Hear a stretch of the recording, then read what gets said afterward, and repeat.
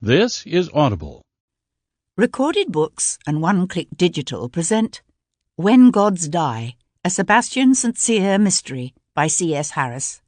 Narrated by Davina Porter. Chapter 1. The Royal Pavilion, Brighton, England. Wednesday, 12th of June, 1811. He knew she'd come to him. They always did. His Royal Highness George, Prince of Wales, and for some 4 months now, Regent of Great Britain and Ireland, closed the cabinet door behind him and let his gaze rove over the swelling curves and exposed flesh of the woman before him. "So you've had a change of heart, have you, madame? A reappraisal of your hasty rejection of my offer of friendship?" She said nothing, the flickering candlelight throwing the features of her face into shadow so that he couldn't read her expression. She lay with one pale wrist curling provocatively over the gilded carving of the settee beside the fire. Most people complained about the warm temperatures at which George habitually kept his rooms, even on such a mild summer night. But this woman seemed to relish the heat, her gown slipping artfully from her shoulders, her feet bare and seductive. George licked his lips. From the far side of the closed doors came the strains of a Bach concerto, mingling with the murmur of his numerous guests' well-bred voices, and from somewhere in the distance, the faint trill of a woman's high-pitched laughter. At the sound of the laughter, George felt his stomach twist with a spasm of uncertainty. Tonight's reception had held a special lure, for the guest of honour was none other than the dethroned French King Louis XVIII. But they came here every night, all the snide, contemptuous ladies and gentlemen of the ton. They drank his wine and ate his food and listened to his music. But he knew what they really thought of him. They were always laughing at him, calling him a buffoon, whispering that he was as mad as his father. They thought he didn't know, but he knew, just as he knew how they would laugh if he allowed this woman to make a fool of him again. Why wasn't she saying anything? Warily, George drew himself up tall, his chest swelling. "What is this, madame? Have you lured me here simply to toy with me? To try to play me for a fool?" He took a step toward her, only to stagger, one plump hand flinging out to grasp the curving back of a nearby chair. It was his ankle, of course. The thing was always giving way beneath him like this. He could hold his wine, better than most men half his age. Everyone said so. The candles in the gilded wall sconces flared golden bright, then dimmed. He didn't remember sitting down, but when he opened his eyes he found himself slumped in the chair beside the fire, his chin sunk deep into the elaborate white folds of his cravat. He could feel a line of spittle trickling from one corner of his mouth. Swiping the back of his hand across his jaw, George raised his head. She lay as before, one bare foot dangling off the edge of the settee's yellow velvet cushion, the shimmering emerald green of her gown sliding seductively from naked shoulders. But she was staring at him with wide, curiously blank eyes. She was such a beautiful woman, Guinevere Anglesey, the gently moulded curves of her half-exposed breasts as white as Devonshire cream, her hair shining blue-black in the candlelight. George slid from the chair to his knees, his voice catching on a sob as he took her cold hand in his. "My lady." George knew a tingle of alarm. He hated scenes, and if she'd had some sort of fit there would be a hideous scene. Slipping his hands beneath her bare shoulders, he drew her up to give her a gentle shake. "Are you... oh my goodness, are you ill?" This new and even more horrifying possibility sent a shudder coursing through him. He was very susceptible to infections. "Shall I call Dr. Heberden?" He wanted to move away from her immediately, but she lay at such an awkward angle, half on her side, that he had a hard time manoeuvring her. "Here, let me make you more comfortable and I'll have someone sent for—" He broke off, his head jerking around as the double doors to the salon were thrown open. A woman's gay voice said, "Perhaps the prince is hiding in here." Caught with the Marquis of Anglesy's beautiful, insensible young wife clasped clumsily in his arms, George froze. Hideously conscious of his ludicrous prose, he licked his suddenly dry lips. "She's fainted, I dare say." Lady Jersey stood with one hand clenched around the doorknob, her cheeks going white beneath their rouge, her eyes wide and staring. "Oh, my God," she said with a gasp. The doorway filled with shrieking women and stern-faced men. He recognised his cousin Jarvis and Lord Hendon's murderous son, Viscount Devlin. They were all staring. It was a moment before George realised they were staring not at him, but at the jewelled hilt of a dagger protruding from the Marchioness of Anglesy's bare back. George screamed, a high-pitched feminine scream that echoed strangely as the candles dimmed again and went out.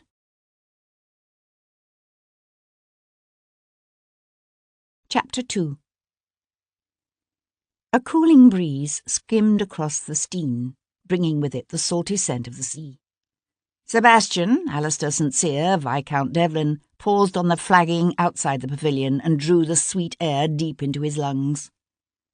All around him the dark streets echoed with panicked shouts for carriages and the running feet of sedan chair-bearers as bejewelled ladies and gentlemen in evening breeches streamed from the pavilion's open doors into the night. A few threw Sebastian frightened, speculative glances, or gave him a conspicuously wide berth.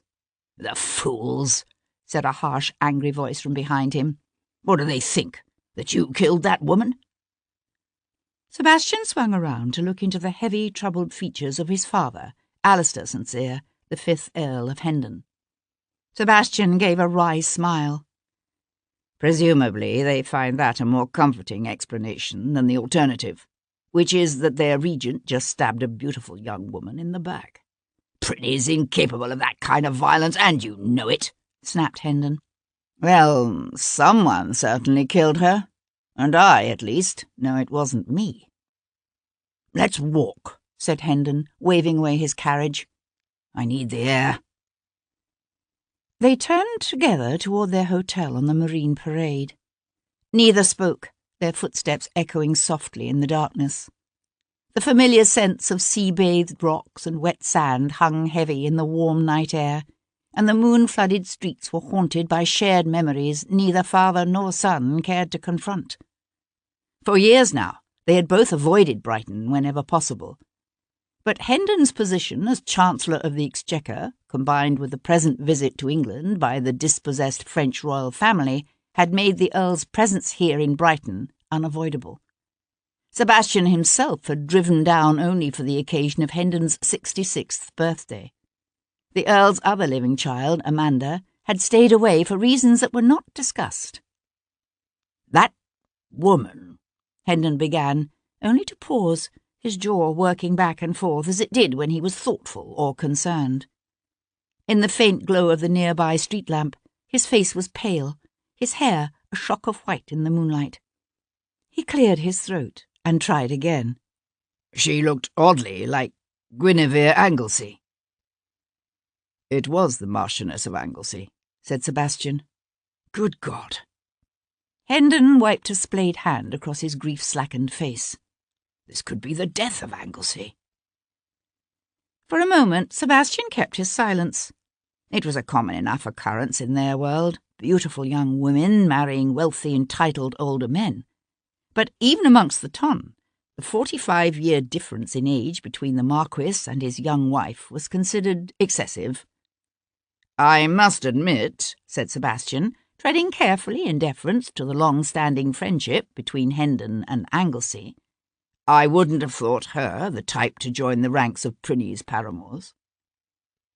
Hendon's eyes flashed. "Don't think it for an instant. She was no easy tumble, not Guinevere. Then what the devil was she doing in his cabinet?" Hendon expelled a harsh breath. "I don't know. But this isn't good. Not for Anglesey, or for Prinny, or for you either," he added. "The last thing you need is to have your name linked with another murdered woman." Sebastian frowned. his gaze caught by the royal crest emblazoning the panel of a carriage drawn up before their hotel. "Believe me, I have no intention of taking the fall for this one." Hendon looked at him in surprise. "What makes you even suspect such a thing?" Wordlessly, Sebastian lifted his chin in the direction of the liveried servant standing beside the carriage's restless team. "What is this?" said Hendon. The footman stepped forward and bowed. His livery was unmistakable. The man, like the carriage, came from the prince's household. "My Lord Devlin, Lord Jarvis would like a word with you, my lord, in his chambers at the pavilion." Officially, Lord Jarvis was no more than a distant cousin of the king, a wealthy nobleman with a ruthless reputation for shrewdness, and a legendary omniscience that came from his wide network of private spies. But in practice, Jarvis was the royal family's brains, a Machiavellian intriguer fiercely devoted to both England and the monarchy, with which he identified it. "At this hour?" said Sebastian. "He says it's most urgent, my lord." Given his previous interactions with Jarvis, Sebastian, at first, wanted to send the servant back to his master with the curtest of messages. Then he thought about Guinevere Anglesey, lying pale and lifeless in the prince's candlelit cabinet, and he hesitated. "Tell your master Lord Devlin will receive him in the morning," snapped Hendon, his jaw working back and forth in annoyance. Sebastian shook his head. "No, I leave for London at first light." Wary, but intrigued, he leapt into the carriage before the steps were let down. "Don't bother waiting up for me," he told his father, and sank back into the plushly upholstered seat as the footman closed the door.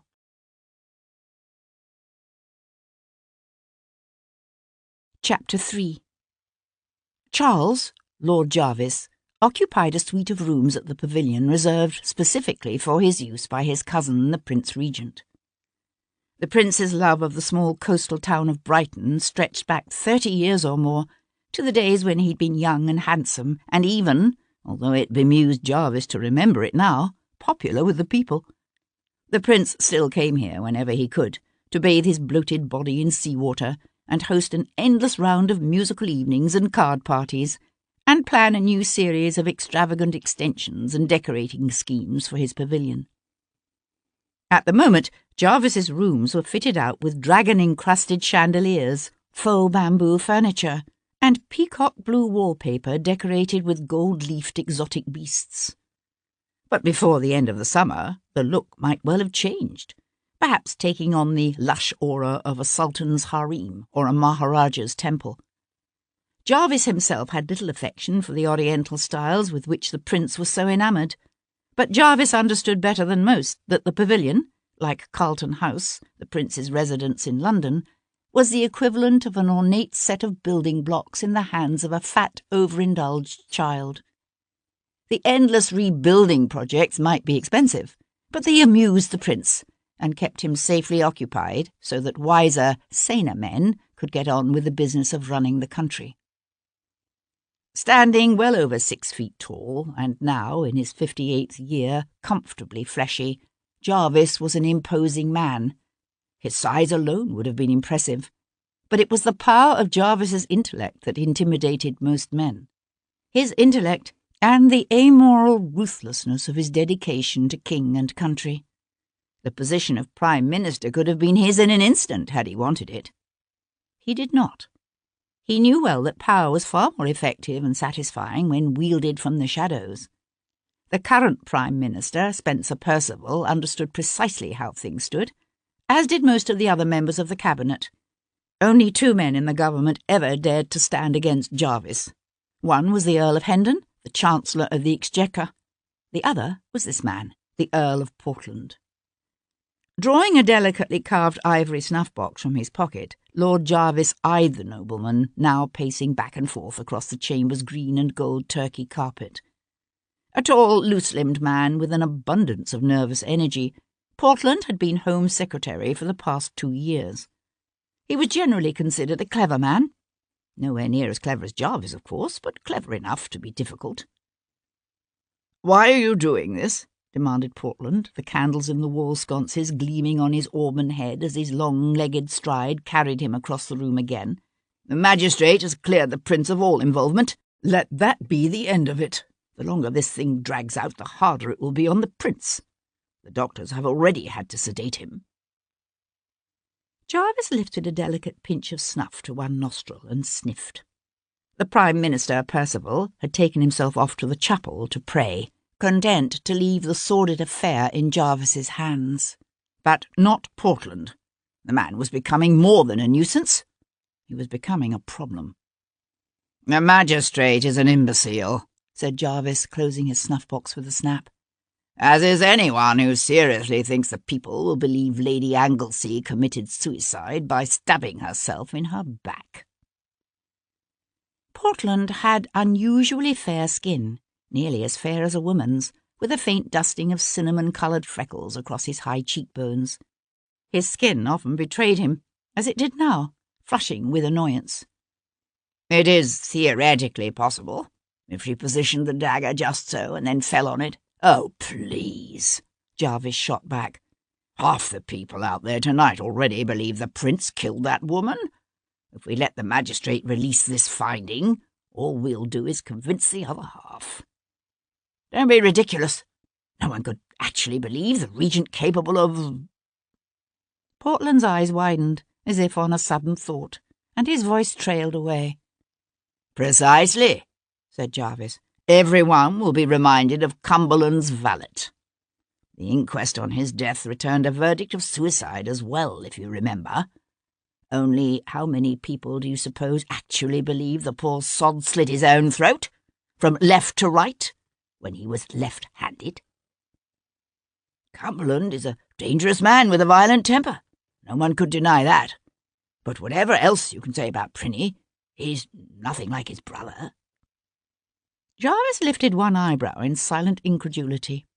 Again, that faint flush of colour showed beneath Portland's pale skin. "Very well. Your point is taken. But why send for Devlin?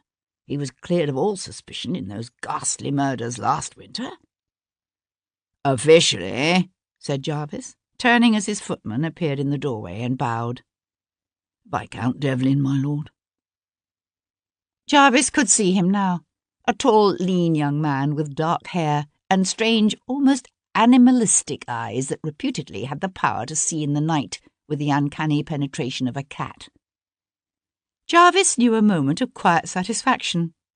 He'd half expected Devlin not to come. He was a most unpredictable man, this Viscount, wild and dangerous and utterly, intriguingly brilliant. Jarvis cast a meaningful glance at the Home Secretary. "If you will excuse us, Lord Portland." Portland hesitated as if tempted to insist he stay. Then he bowed and said curtly, "Of course." He strode toward the door, his lips pressed together in a thin line. But Jarvis caught the unexpected speculative gleam in the man's eyes before he nodded his head and said curtly, "Lord Devlin."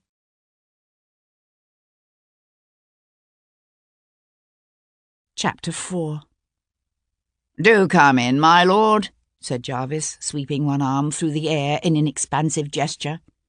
He'd been blessed with a charming smile that was both disarming and often amazingly effective, and he used that smile now as the Viscount paused just inside the chamber's doorway. "You're surprised, doubtless, by the invitation.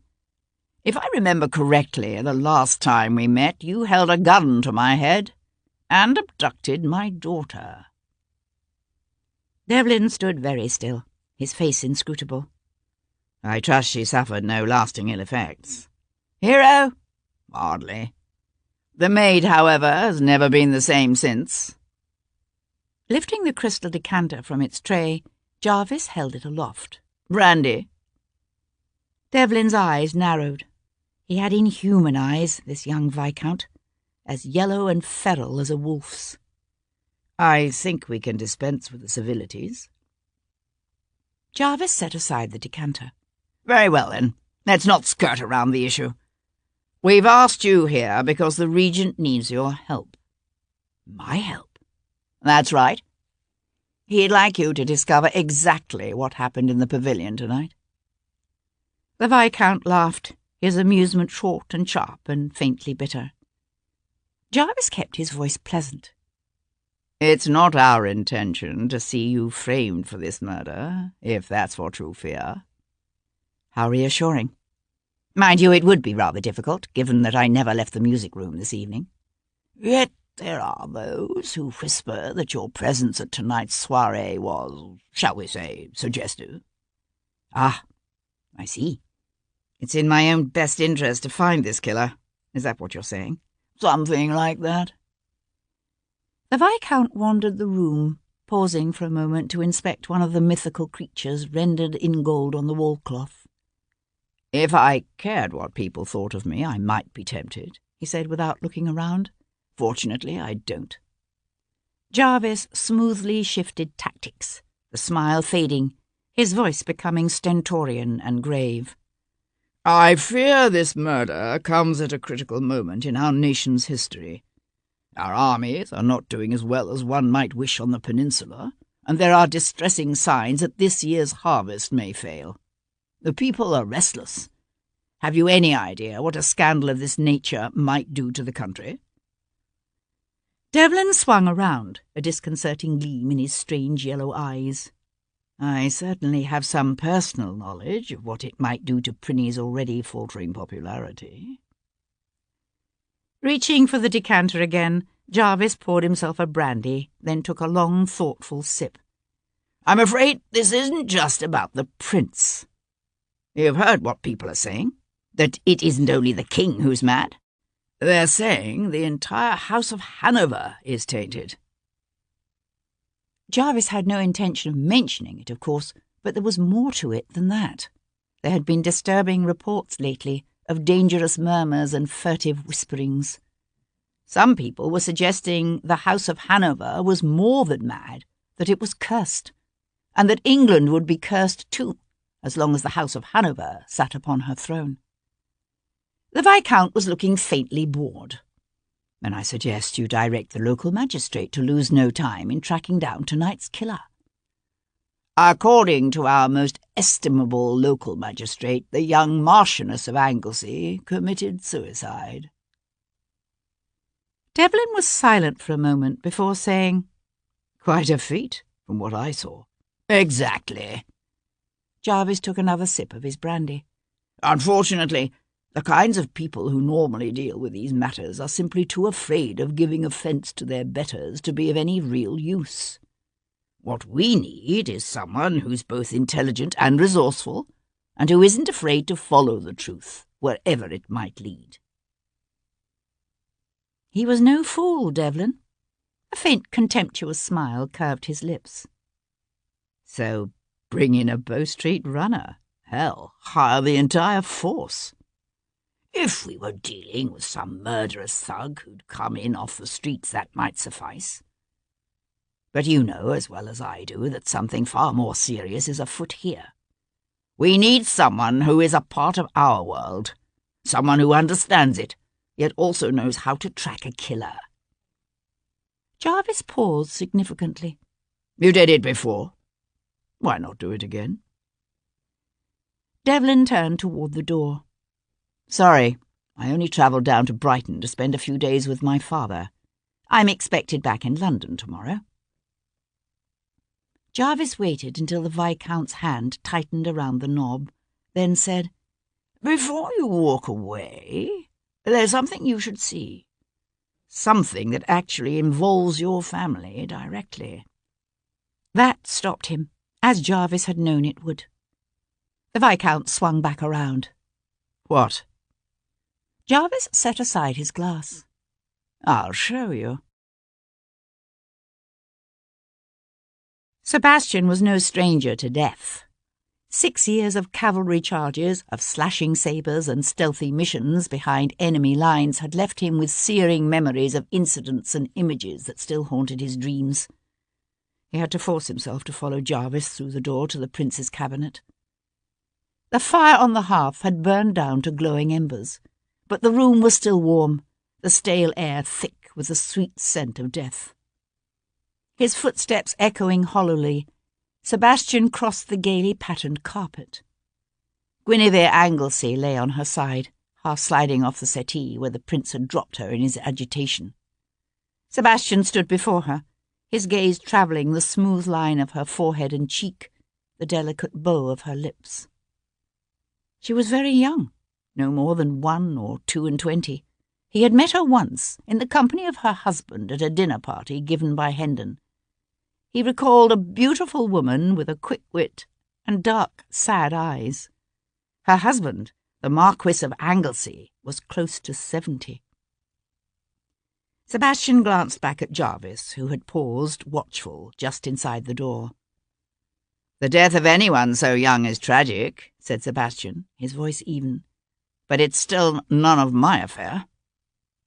"Take a closer look at her, my lord."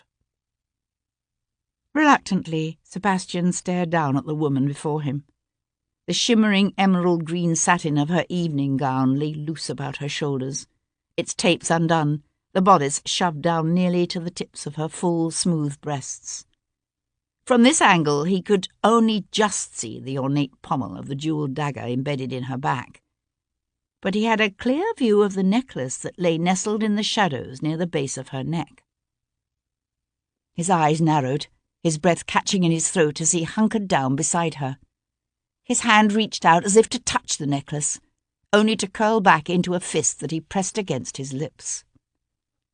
It was an ancient piece, wrought of silver in the shape of a closed triskelion, and set against a smooth disk of the same darkly mysterious blue stone found so often in the enigmatic old stone circles of Wales. There was a legend that this necklace had once been worn by the Druid priestesses of Cronwen. They said it had been passed down through the ages, from one woman to the other, the necklace itself choosing its next caretaker by growing warm and vibrating when the right woman held the old stone in her hand. Sebastian had been fascinated by this necklace as a child. He used to climb up beside his mother and listen to her soft, melodious voice reciting the old tale. He could remember holding the curiously wrought piece in his hand, willing it to turn warm and vibrate for him. He'd last seen the necklace at his mother's throat, its burnished silver shining brilliantly in the sun as she waved goodbye to him from the deck of the neat little 2-masted yacht a friend had hired for a lark one summer's day when Sebastian was 11.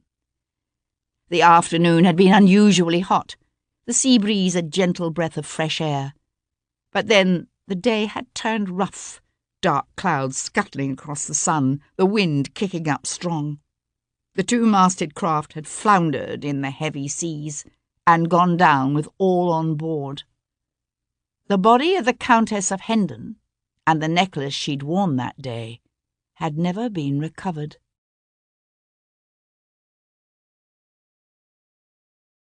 Chapter 5.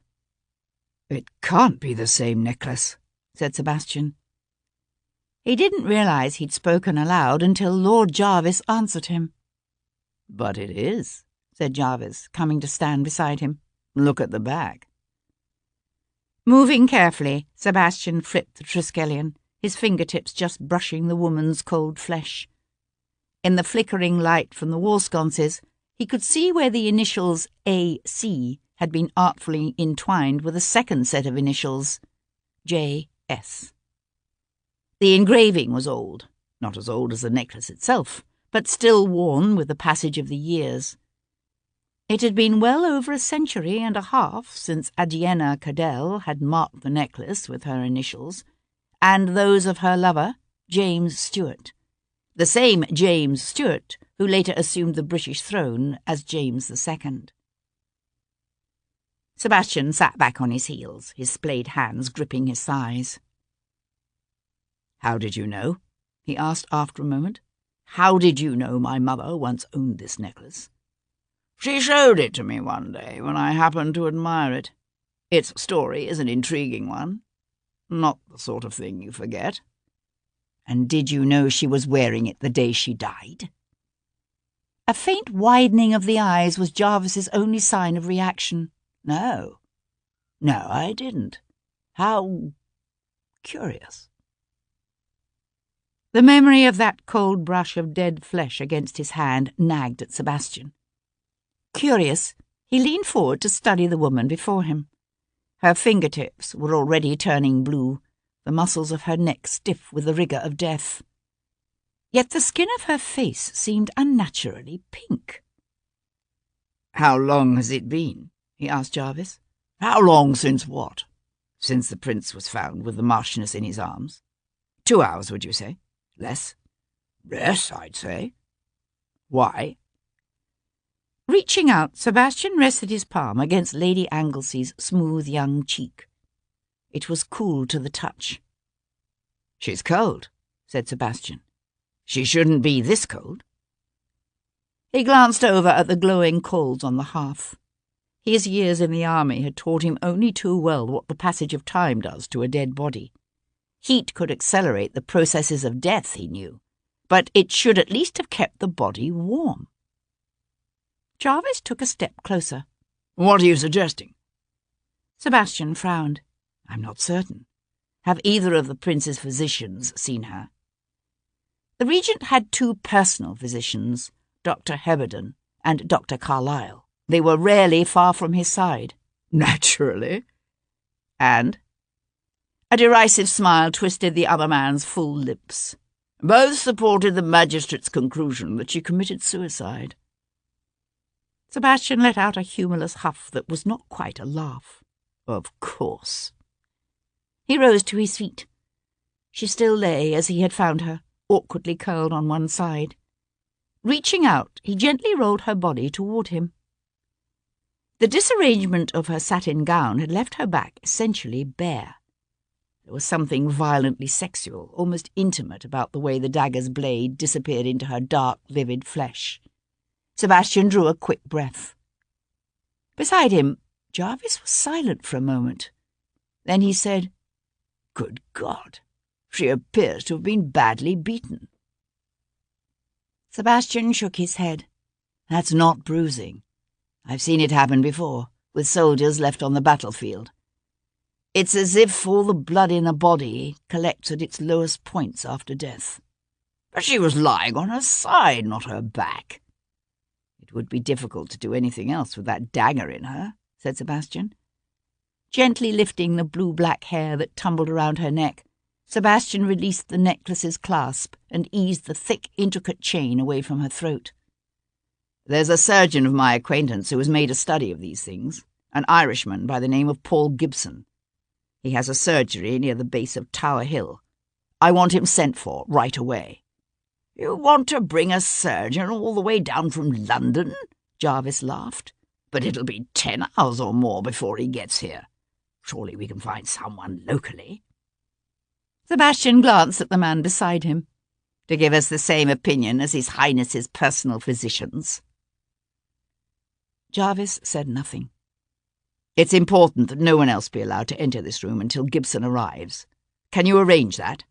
"Naturally." Sebastian turned in a slow circle, his gaze covering the chamber. "Do you notice something else strange?" Jarvis regarded him with vague animosity. The earlier winning smile was long gone. "Should I?" That dagger was well aimed. It would have pierced her heart. Wounds of that nature typically bleed profusely. "Good God," said Jarvis, his gaze lifting from the young marchioness's livid bare back to Sebastian's face.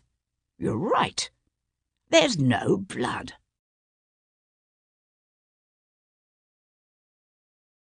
Chapter 6. Half an hour later, Sebastian walked into the private parlour of his father's rooms at the Anchor on the Marine Parade. In a tapestry-covered chair beside the empty hearth, the Earl of Hendon sat with an open book on his lap, his head nodding to one side as he dozed. "You shouldn't have waited up," said Sebastian. His head jerking, Hendon quietly closed his book and set it aside. "I couldn't sleep." Sebastian leaned against the doorframe, one hand absently fingering the bluestone necklace in his pocket. "Tell me about the Marquis of Anglesey." Hendon rubbed his eyes with a spread thumb and index finger. "He's a good man, steady, honourable, who does his duty in the House of Lords, although he has no special interest in government." He paused. Surely you don't think Anglesey had anything to do with what happened tonight? I don't know what to think. How well did you know Lady Anglesey? Hendon let out his breath in a long sigh. Such a beautiful young woman, Guinevere. They married 3, maybe 4 years ago now. There was considerable talk at the time, of course, given the difference in their ages. Some considered it a scandal, a sick old man taking such a young woman to wife. But the marriage was understandable. How's that?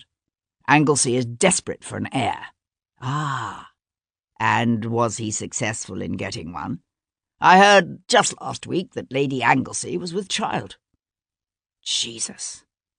Sebastian pushed away from the door and walked into the room.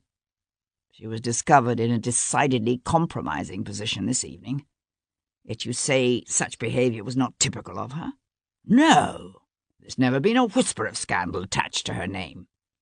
What do you know of her family? Nothing reprehensible there.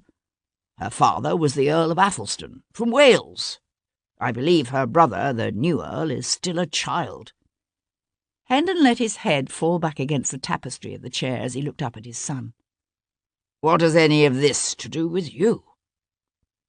Jarvis thought I might find the circumstances of Lady Anglesey's death interesting. Interesting? Hendon shook his head. You? But why? Sebastian drew the silver and blue stone necklace from his pocket and dangled it in the air between them. Because she was wearing this around her neck when she died. Hendon's face went suddenly completely white, but he made no move to take the necklace or even touch it. That's impossible. Bringing up his other hand, Sebastian dropped the necklace neatly into his palm. I would have said so, yes. Hendon sat quite still, his hands gripping the upholstered arms of his chair. Surely they don't mean to accuse you of any involvement in this death? A slow smile curled Sebastian's lips. Not this one. He went to stand with one arm braced against the mantel, his head bowed as he stared down at the empty grate. It has occurred to me that an 11-year-old's memories of his mother's death might easily be distorted, he said slowly. It was not something they had ever spoken of, that long-ago summer day. Not that day, or the endless pain-filled days that followed. Her body was never found, was it? Sebastian looked around. No. Never. Hendon worked his jaw back and forth in that way he had. She wore the necklace often, but I honestly couldn't say if she had it on the day she died. She was wearing it. Of that I am certain. Hendon pushed up from his chair and went to where a tea service and cups rested on a nearby table, but made no move to pour the tea. There is a logical explanation. Her body must have washed up somewhere along the coast. To be found by some desperate soul who stripped the corpse of everything valuable and sold the necklace for his next meal.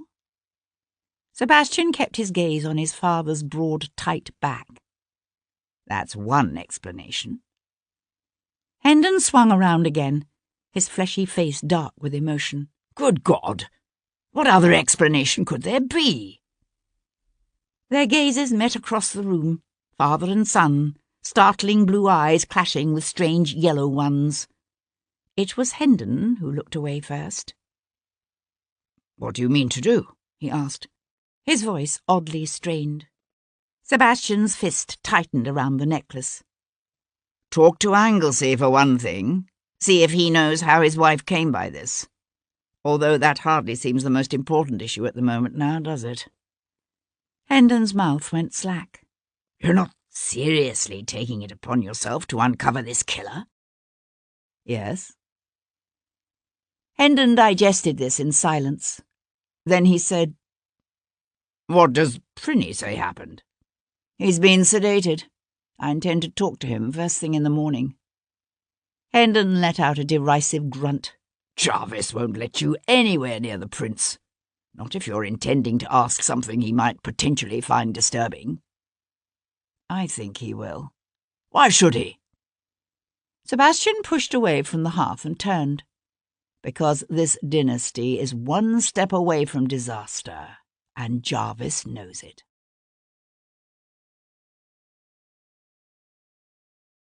Chapter 7. Jarvis was annoyed. He wasn't entirely certain how Devlin had managed to coerce him into agreeing to this early morning meeting with the prince, but somehow the Viscount had succeeded. Even under the best of circumstances, the Regent was rarely coherent before noon. As it was, last night's shock had come close to oversetting him entirely. The prince lay sprawled in silk dressing-gown splendour against the tufted velvet cushions of a sofa placed close to his bedchamber's roaring fire, his pupils narrowed down to pinpoints by laudanum, his lower lip trembling with petulance. The heavy satin drapes at the windows were drawn fast against the morning sun. "You think I don't hear what people are saying? But I do. I do. They're actually suggesting that I might have killed Lady Anglesey. Me?" The fat, princely fingers tightened around his vial of smelling salts. "You must do something, Jarvis. Make them understand they're wrong. Wrong!" Jarvis kept his voice soothing but firm. "We're trying, sir, which is what makes it vital that you tell Lord Devlin precisely what happened last night." Swallowing hard, the prince glanced over to where the Viscount stood, with his flawlessly tailored shoulders resting negligently against the Chinese-papered wall, his arms folded at his chest, his attention seemingly focused on the highly polished toes of his Hessians. George might not understand precisely why Devlin had agreed to be drawn into this nasty little affair. He might even half believe the young Viscount to be guilty of murder himself. But Jarvis knew the prince was shrewd enough to understand that the attempts by his doctors and the magistrate to portray the marchioness's death as suicide had done him more harm than good. George needed help, and he recognized it. Covering his eyes with one hand, the prince let go a shaky breath. "God help me. I don't know." Devlin looked up, his expression one of mild interest rather than the irritation Jarvis had expected. "Think back to earlier in the evening, sir," said the Viscount, pushing away from the wall. "How did you happen to be in the cabinet with the marchioness?" George let his hand fall limply to his side. "She sent me a note, suggesting I meet her." Jarvis knew a quiet flare of surprise, but Devlin, unaware of the implications of this statement, simply asked, "Do you still have the note?" The prince's face went blank. He shook his head. "I don't think so, no. Why would I keep it?" "Do you remember precisely what it said?" The Regent had a reputation for telling tall tales, for boasting of imagined feats on the hunting field, and entertaining guests at his table with fanciful accounts of leading troops into battle, when the only uniforms he'd ever worn were ceremonial ones. But for all his practice, George remained an appallingly bad liar. Now, his lips threatening to curve into a betraying smile, the prince stared back at Devlin and said baldly, "Not precisely, no. Only that she wished to meet me in the Yellow Cabinet." Impossible for Jarvis to tell whether Devlin read the lie or not. The young man had a rare ability to keep his thoughts and feelings to himself. He said, "So you found her there, in the Yellow Cabinet?" "Yes.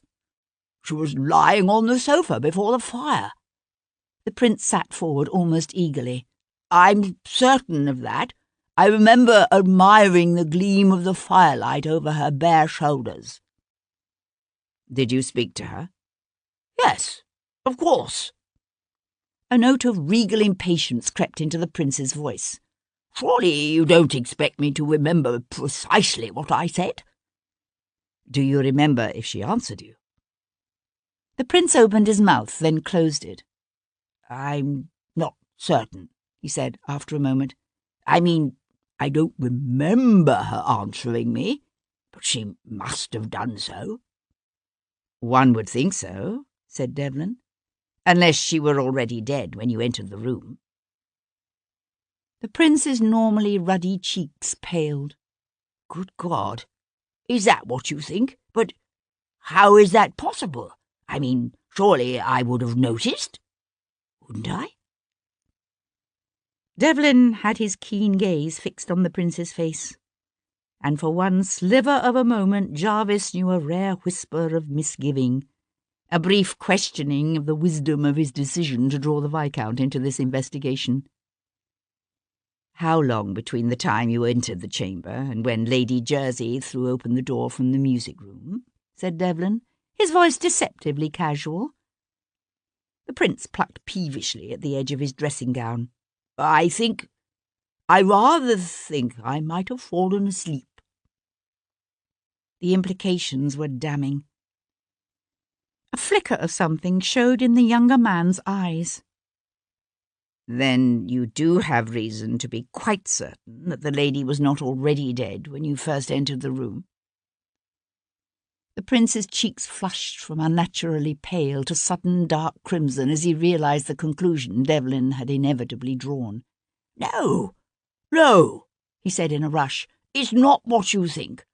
I never touched her. I'm certain I didn't. My ankle gave way as I was crossing the room toward her, and I sat down on one of the chairs. And fell asleep. Yes, I do sometimes, after a heavy meal. Devlin chose, wisely, Jarvis thought, not to respond to that. Pausing before a faux bamboo étagère tucked inside an arched niche, the Viscount ran his gaze over the artfully displayed collection of delicate ivory carvings.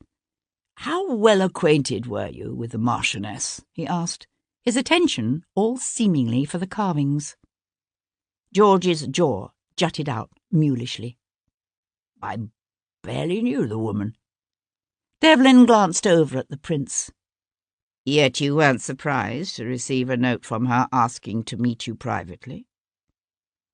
The prince's massive torso jerked with his suddenly agitated breathing. What are you suggesting? It's Anglesey people should be suspecting, not me. I mean, it is usually the husband who's found to be the culprit in this sort of thing, is it not? His moist lips parted, his nostrils flaring as one beringed hand fluttered up to clutch at his chest. Good heavens, I'm having palpitations. Where's Dr. Herberton? Jarvis took a hasty step forward as the doctor appeared suddenly from a curtained embrasure. That's enough questions for now, Lord Devlin, if you'll excuse us, please. For one sharply tense moment, Devlin hesitated. Then he bowed curtly and swung away. You will, of course, be looking into the marquis's possible involvement in all of this? Jarvis asked in an undervoice as he walked with Devlin to the door. Devlin kept his expression bland. It had occurred to me to do so, he said, then added, In the meantime, you might ask the prince's man to go through the pockets of the coat the prince was wearing last night. It would help if that note could be found. Of course, said Jarvis. Pausing at the entrance to the library that served as an antechamber to the Regent's bedroom, the Viscount looked around. A tight smile curled his lips, a smile that told Jarvis he knew bloody well the note would never be found. And perhaps when the prince has recovered sufficiently, you might ask if he remembers exactly who handed him the note from the marchioness. When and if Dr. Herberton considers it safe to bring up the subject again, yes. You understand, of course, that protecting the prince's delicate sensibilities is of paramount importance. More important than discovering the truth about who killed Lady Anglesey. Jarvis held the younger man's hard stare. Don't ever doubt it for a moment. Leaving the prince's suite, Sebastian paused in the overheated corridor, one hand idly fingering the necklace in his pocket. Some of what the prince had told him Sebastian knew was probably the truth. The trick would be to separate the reality from the layers of invention and sheer obstreperousness. He was about to turn toward the stables when someone nervously cleared his throat and said, My lord? Sebastian looked around to find a young, pale-skinned man with dark, bushy eyebrows and gaunt cheeks hovering nearby. A man Sebastian recognized as one of Jarvis's secretaries. Yes? The man bowed. The surgeon has arrived from London, my lord. He's been shown directly to the Yellow Cabinet, as you requested.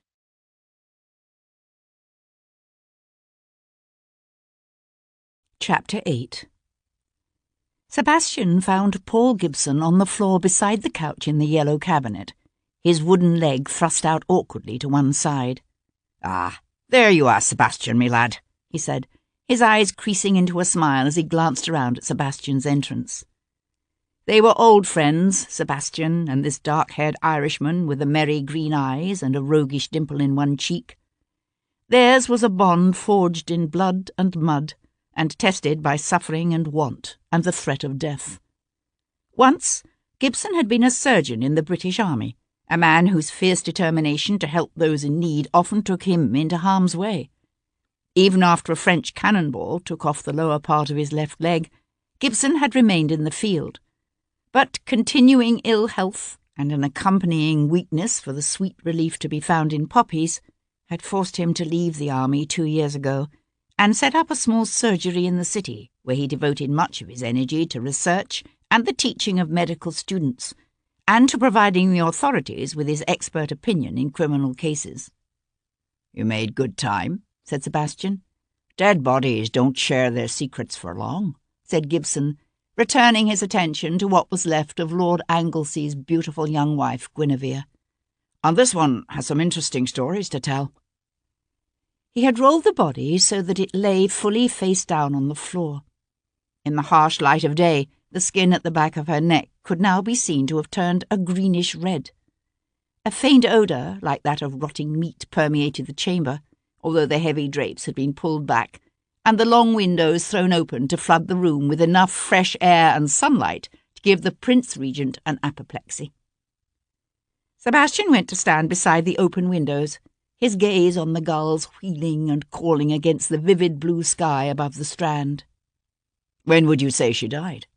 "It's difficult to be precise, but I think early yesterday afternoon is more likely than yesterday morning." Sebastian swung around. "Not last night?" "No, of that there is no doubt. You know what this means, don't you? The servants would have come in this room to build up the fire before last night's performance. There's no way the body could have lain here undiscovered for so long. She must have been killed someplace else and brought here just before the prince discovered her."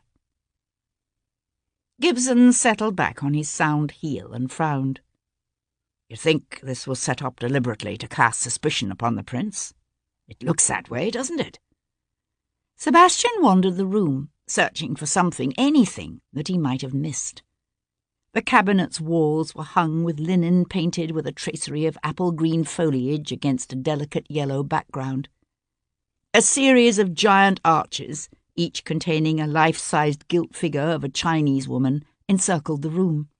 The oriental motif here was strong, with tables and chairs of a pale wood carved to resemble bamboo, and a large lacquered chest decorated with painted dragons that stood between two of the arches.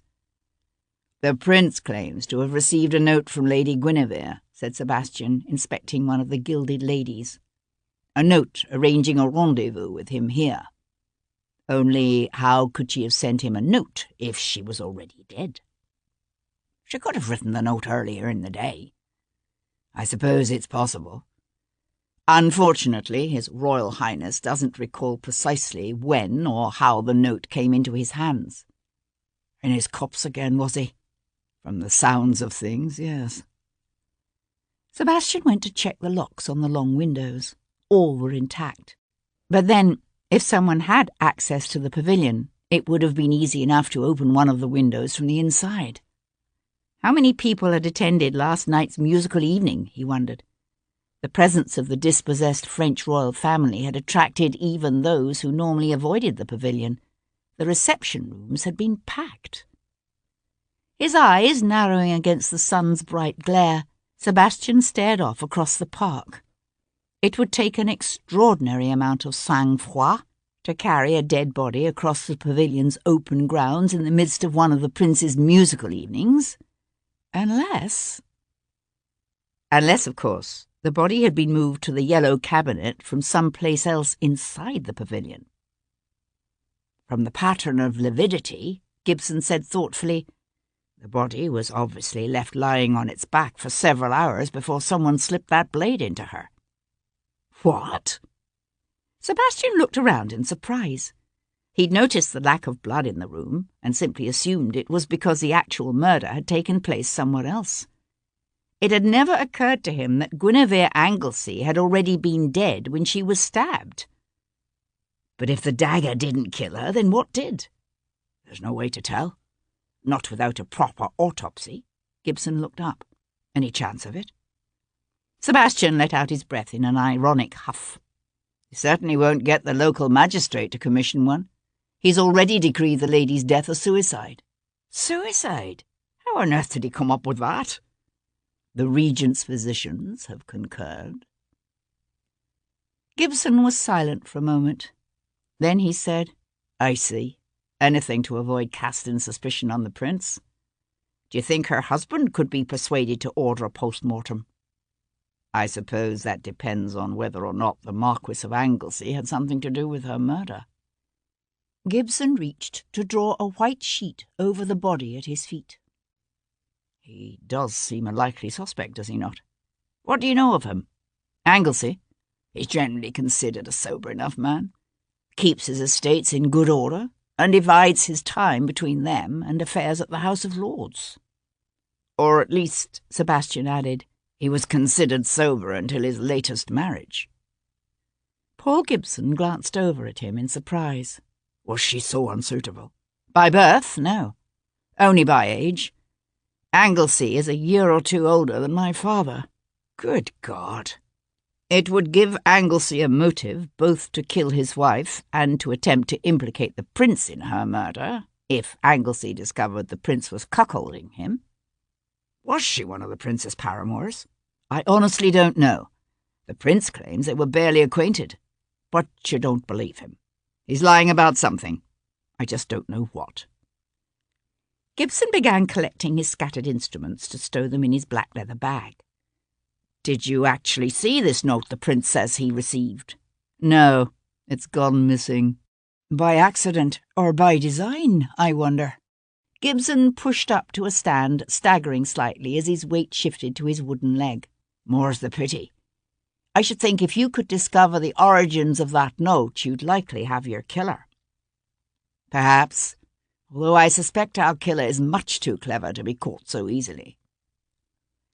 Sebastian became aware of Paul Gibson's intense green eyes studying him. What's any of this to do with you, Sebastian? With anyone else, Sebastian might have dissembled, but the friendship between him and the Irishman ran deep. Sebastian drew his mother's necklace from his pocket. Lady Guinevere was wearing this when she died. A curious piece. Gibson's brows twitched, but again, what has it to do with you? Sebastian held the necklace cradled in his palm. It had always seemed to him that the stones grew faintly warm against his skin. But in his mother's hand he'd seen the stones pulse with so much energy as to become almost hot to the touch. Or, at least, so it had seemed to him as a child. The necklace belonged to my mother, he said simply. Paul Gibson raised his gaze to his friend's face. Something strange is going on here, Sebastian. Something that could be dangerous for anyone involved. If you want to have nothing further to do with it, I'll understand. Gibson made a swift, impatient gesture with one hand. Don't be ridiculous. You're the one I'm worried about. Who brought you into this? Ostensibly, the prince. In reality, Jarvis. And you trust him? Sebastian gazed down at the still, ravaged body of the woman hidden beneath the sheet. Not at all. But someone killed Guinevere Anglesey. Someone slipped that dagger into the livid flesh of her bare back and brought her body here to drape it across that couch in a deliberately suggestive posture. Lord Jarvis's sole intent in all this is to protect the prince. But mine is different. I'm going to find out who killed this woman, and I'm going to see that he pays for it. Because of the necklace? Sebastian shook his head. Because if I don't, no one else will. What does it matter to you? One of Guinevere's slim white hands peeked out from beneath the sheet, its fingers curled lightly in death. Seeing it, Sebastian was reminded of another woman, left to die on an altar's steps, her throat viciously slashed, her body obscenely violated, and another hunted down like an unwary quarry and subjected to the same hideous end. He had few illusions about the world in which he lived. He knew the shocking inequality between its privileged and its poor. He recognized the savage injustice of a legal system that could hang an 8-year-old boy for stealing a loaf of bread, and yet let a king's son get away with murder. Once he'd been so repulsed by the raw barbarism and senseless cruelty of the wars his people fought in the name of liberty and justice that he'd been content simply to let himself drift, aimless and alone. Now that struck him as a reaction that was both self-indulgent and faintly cowardly. Crouching down beside what was left of the young woman named Guinevere, Sebastian tucked the sheet over that pale, vulnerable hand and said softly, "It matters."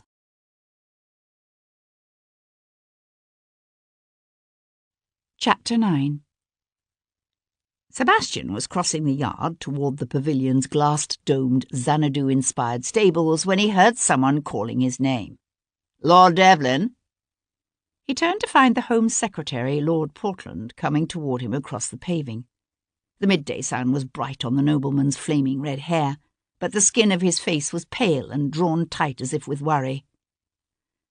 "Walk with me a ways, my lord," said Portland, turning their steps down a path that angled off across the pavilion's wide expanse of green lawn. "I understand you've agreed to help sort out the truth about last night's peculiar incident." Sebastian's acquaintance with the Earl of Portland was slight, although in the year since Sebastian's return from the continent he'd attended several dinner parties and soirees in the man's company. Like Jarvis and Hendon, Portland was profoundly conservative in his politics, dedicated to continuing the war against France and preserving England's institutions in the face of a rising tide of demands for reform. Yet, whatever his opinion of the reactionary quality of the man's beliefs, Sebastian couldn't help but respect him. The Earl of Portland was one of the few men in the government, or out of it, who refused to play the role of one of Jarvis's pawns. But there was something distasteful, almost sordid, about referring to the death of a vital young woman as a peculiar incident. "If you mean Lady Anglesea's murder," said Sebastian, "then yes. According to both the magistrate and the prince's doctors, the death was a suicide." Sebastian raised one eyebrow. "Is that what you believe?" Portland expelled a harsh breath and shook his head. "No." They walked along in silence for a moment, Portland worrying his lower lip with his teeth. At last he said, "I feel somehow as if this were all my fault." "How is that?" "If I hadn't given the prince that note." Sebastian swung to face him. "You gave the prince the note from Lady Anglesey?" "Yes. Although, of course, I'd no notion who she was. She was veiled." "When was this?" "Shortly after the prince's chamber orchestra began playing last night. I was approached by a veiled young woman who handed me a sealed missive and asked that I pass it on to the prince." Portland hesitated, his fair skin colouring. "It's hardly the first time I've been approached in such a way." Sebastian kept his thoughts to himself. Over the years, the prince's paramours had ranged from common opera dancers and actresses such as Mrs. Fitzherbert to some of the grandest dames of the ton, Lady Jersey and Lady Hertford among them. It wasn't uncommon for those close to the prince to find themselves thrust into the role of procurer. "I actually know Guinevere Anglesey rather well," Portland was saying. "She was a childhood friend of my wife, Claire.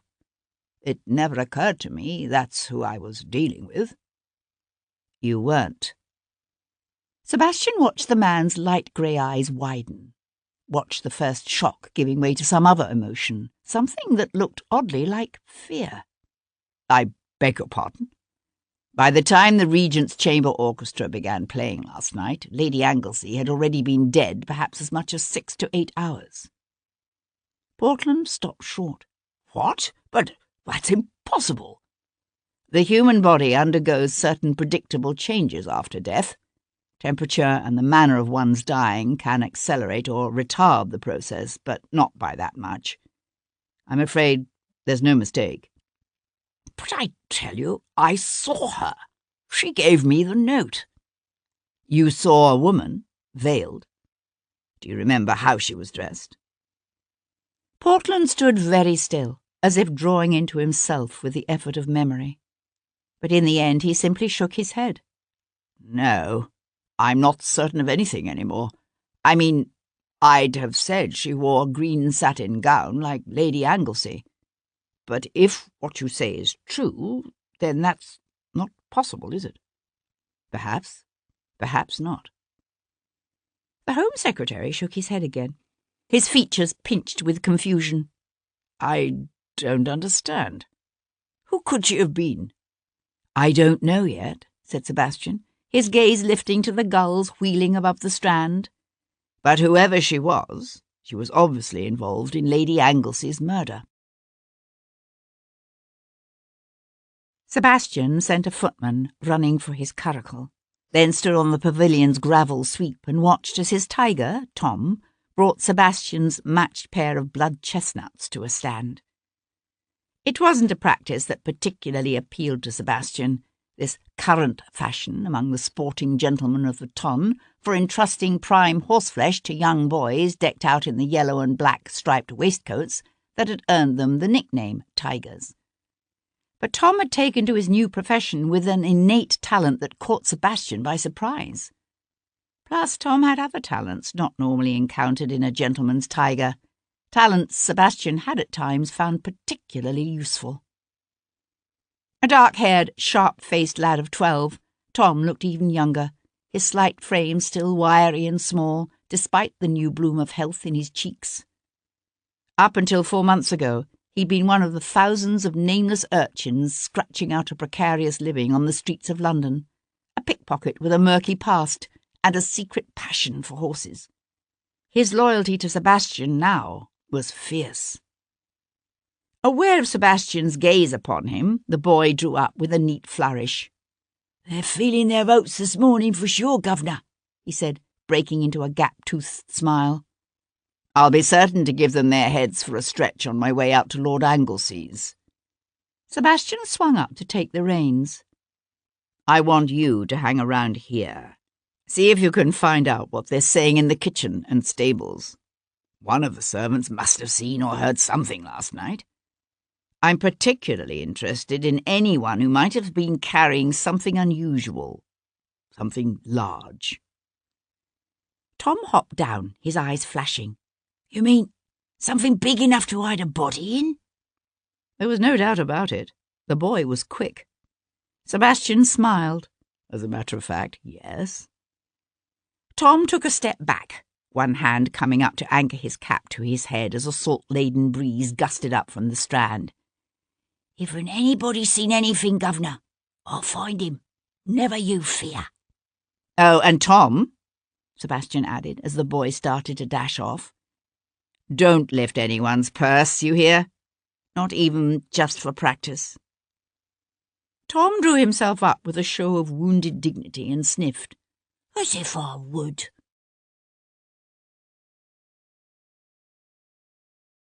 Chapter 10. Unlike most members of the ton who hired narrow townhouses on the streets of Brighton for the summer months, Oliver Godwin Ellsworth, the 4th Marquis of Anglesey, possessed an estate of his own on the outskirts of town. It was one of his lesser properties, and quite small compared to his main seat in Northumberland, but the house was neat and comfortable, and pleasantly situated on a hillside overlooking the clean sweep of the sea, a reasonable distance from the noise and bustle of Brighton's streets. Leaving the chestnuts in the care of a groom, Sebastian found the marquis in a garden of mossy brick paths and carefully tended roses that thrived in the lee of the high walls, sheltering them from the worst of the salty winds blowing up from the sea. At the sound of Sebastian's footsteps, Anglesey turned, an old man with once dark hair, heavily laced now with strands of grey. Only a few years Hendon's senior, he seemed older, his body thin, his face drawn with the lines of ill health, and visibly weighed down by a heavy burden of recent grief. "Thank you for agreeing to see me at such a time," said Sebastian, pausing in a bright patch of June sunlight. "I can't tell you how sorry I am about what has happened." The marquis went back to clipping the spent blooms of a pale pink rose that twined around a stout pillar at the edge of the path. "But that's not why you're here, is it?" The directness of the question took Sebastian by surprise. "No," he answered with equal bluntness. "Lord Jarvis has asked me to look into the circumstances surrounding your wife's death." The marquis's fist tightened around his secretaires. "To protect the prince, of course." He said it as a statement rather than a question. "That's their motive, yes." The marquis looked around, one eyebrow arched. "But not yours." "No." Sebastian met the old man's steady, intelligent gaze. "Do you think he did it? The prince?" Anglesey shook his head and went back to pruning the rose. "Prinny might be a drunken, overindulged, self-coddling idiot, but he's not violent, not like his brother Cumberland." He paused to subject his handiwork to a critical assessment, his jaw hardening in a way that belied both age and infirmity. "But make no mistake about this. If I'm wrong, if I should discover Prinny did have something to do with Gwyn's death, I won't let him get away with it, Prince Regent or not." Sebastian studied that angry, grief-stricken face. The marquis might be old, but there was nothing weak or feeble about either his determination or his powers of understanding. "So who do you think killed your wife, sir?" An odd half-smile touched the old man's lips. "Do you realize you're the first person who's asked me that? I suppose it's because everyone who doesn't think the prince killed Guinevere naturally assumes I did it." The marquis moved on to the next rose. Sebastian waited, the sun warm on his shoulders, and after a moment the marquis said, "They've refused to let me have Guinevere's body. Did you know that? They say there's some surgeon coming down from London. Someone they want to take a look at her." "Paul Gibson. He's very good at this sort of thing. He'd like your permission to do a complete autopsy." Anglesey glanced around. "Why?" Sebastian met the old man's pained, haggard gaze. "Because Lady Anglesey wasn't killed last night. She was killed sometime yesterday afternoon, and her body moved to the yellow cabinet in time for the prince to find her." An angry light flared in the old man's eyes. "What is this? Some trick to throw suspicion away from the prince?" "No. As a matter of fact, the prince's physicians have given it as their opinion that Lady Guinevere committed suicide." "Suicide? With a dagger sticking out of her back?"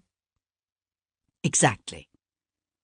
Sebastian hesitated, then added, "Except that the dagger isn't what killed her.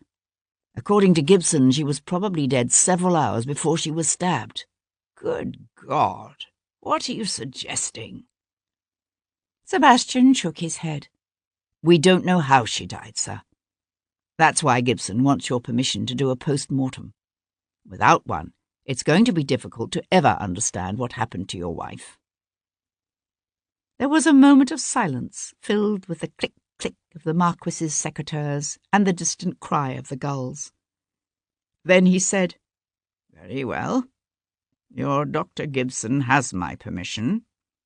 He cast Sebastian a fierce glance over one shoulder. "But I want to be informed of everything. Do you hear me? No holding back out of consideration for my age or my health or any of that nonsense. No holding back. Anglesey pressed his lips together, his nostrils flaring as he sucked in a quick, deep breath. I know what people think of my marriage to Guinevere. An old man like me taking to wife a woman young enough to be his granddaughter. They act like it was something disgraceful, something sordid, as if the 45-year difference in our ages made it somehow impossible for me to love her. He paused, his hands stilling as he stared off toward the end of the garden, his voice becoming hushed. But I did love her, you know. Not because she was beautiful, although God knows she was. But she was so much more than that. It was like a breath of fresh air that came into my life. So full of energy and passion. So bright, so determined to grasp life with both hands and make of it what she wanted. He broke off and had to suck in a quick gasp of air before saying more quietly, I can't believe she's dead. Sebastian waited a moment, then asked again quietly, Who do you think killed her, sir? Anglesey went to sink down on the weathered wooden bench sheltered by a nearby arbour, his hands in his lap. Guinevere was my third wife, he said, his voice once again firm, under control. The first died within hours of presenting me with a stillborn son. The second was barren. Sebastian nodded. There was no need for the marquis to explain further. He and Sebastian belonged to the same world, a world in which everyone understood only too clearly the need for a man in their position to produce a legitimate heir. Even at 28, Sebastian had already felt that pressure brought to bear upon himself, both by his father and by the weight of his own awareness of what he owed his house, his name. Ever since the death of my brother 20 years ago, Anglesey was saying, my heir has been my nephew, Bevan. The implications were inescapable. Sebastian studied the old man's closed, angry face.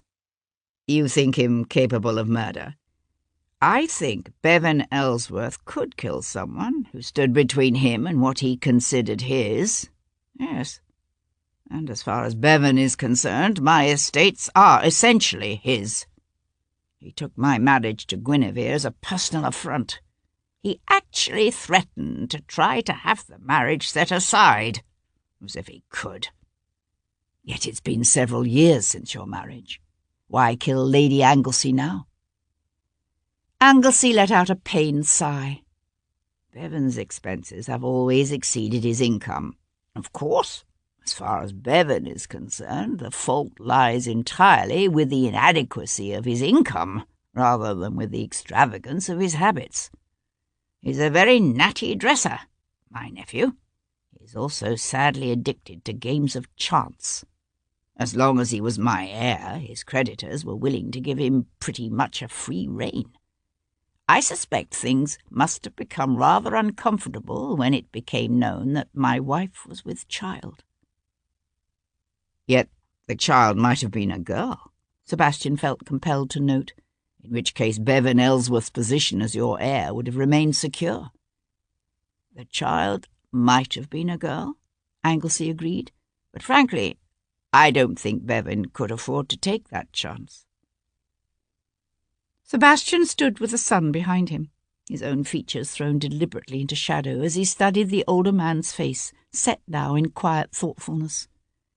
The new lines scoured there by recent grief were easy to read, as was the vacant glaze of pain in the Marquis's pale grey eyes, and the heavy burden of sorrow that weighed down his slim, aged shoulders. There was anger there, too, in the hard set of the jaw and the tight line of the thin lips. Rage at the sudden, unexpected loss of one so loved, at the selfish greed of the nephew he believed had stolen from him one held so dear. And yet, Sebastian couldn't shake the conviction that something else was going on here, too. Something he was missing. When was the last time you saw your wife alive? He asked suddenly. Anglesey looked up, his eyes squinting as he stared into the sun. Nearly 10 days ago now. Sebastian drew a quick, sharp breath. I don't understand. My wife hadn't been well lately. Nothing serious, you understand. A sad, wistful smile played around the old man's lips. It happens, sometimes, when a woman is in the family way. She was planning to come down to Brighton with me. She always enjoyed the weeks we spent here each summer. But in the end she decided she couldn't face all those hours in a closed, swaying carriage. She stayed home. Home? That's right.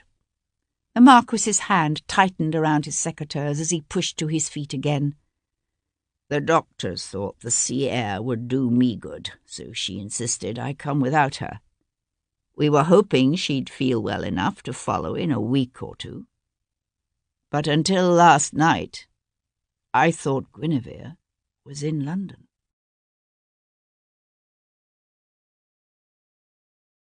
Chapter 11. At first it seemed just one more bizarre twist in a tangled, incomprehensible string of imperfectly understood events that Anglesey should have believed his wife to be in London at the time of her death. But the more Sebastian thought about it, the more it made sense. According to Paul Gibson, Lady Guinevere had been killed some 6 to 8 hours before the Regent was discovered clutching her body in the yellow cabinet. At some point during that long afternoon, she had lain for hours face up, so that the blood had congealed and darkened her flesh to a vivid purple.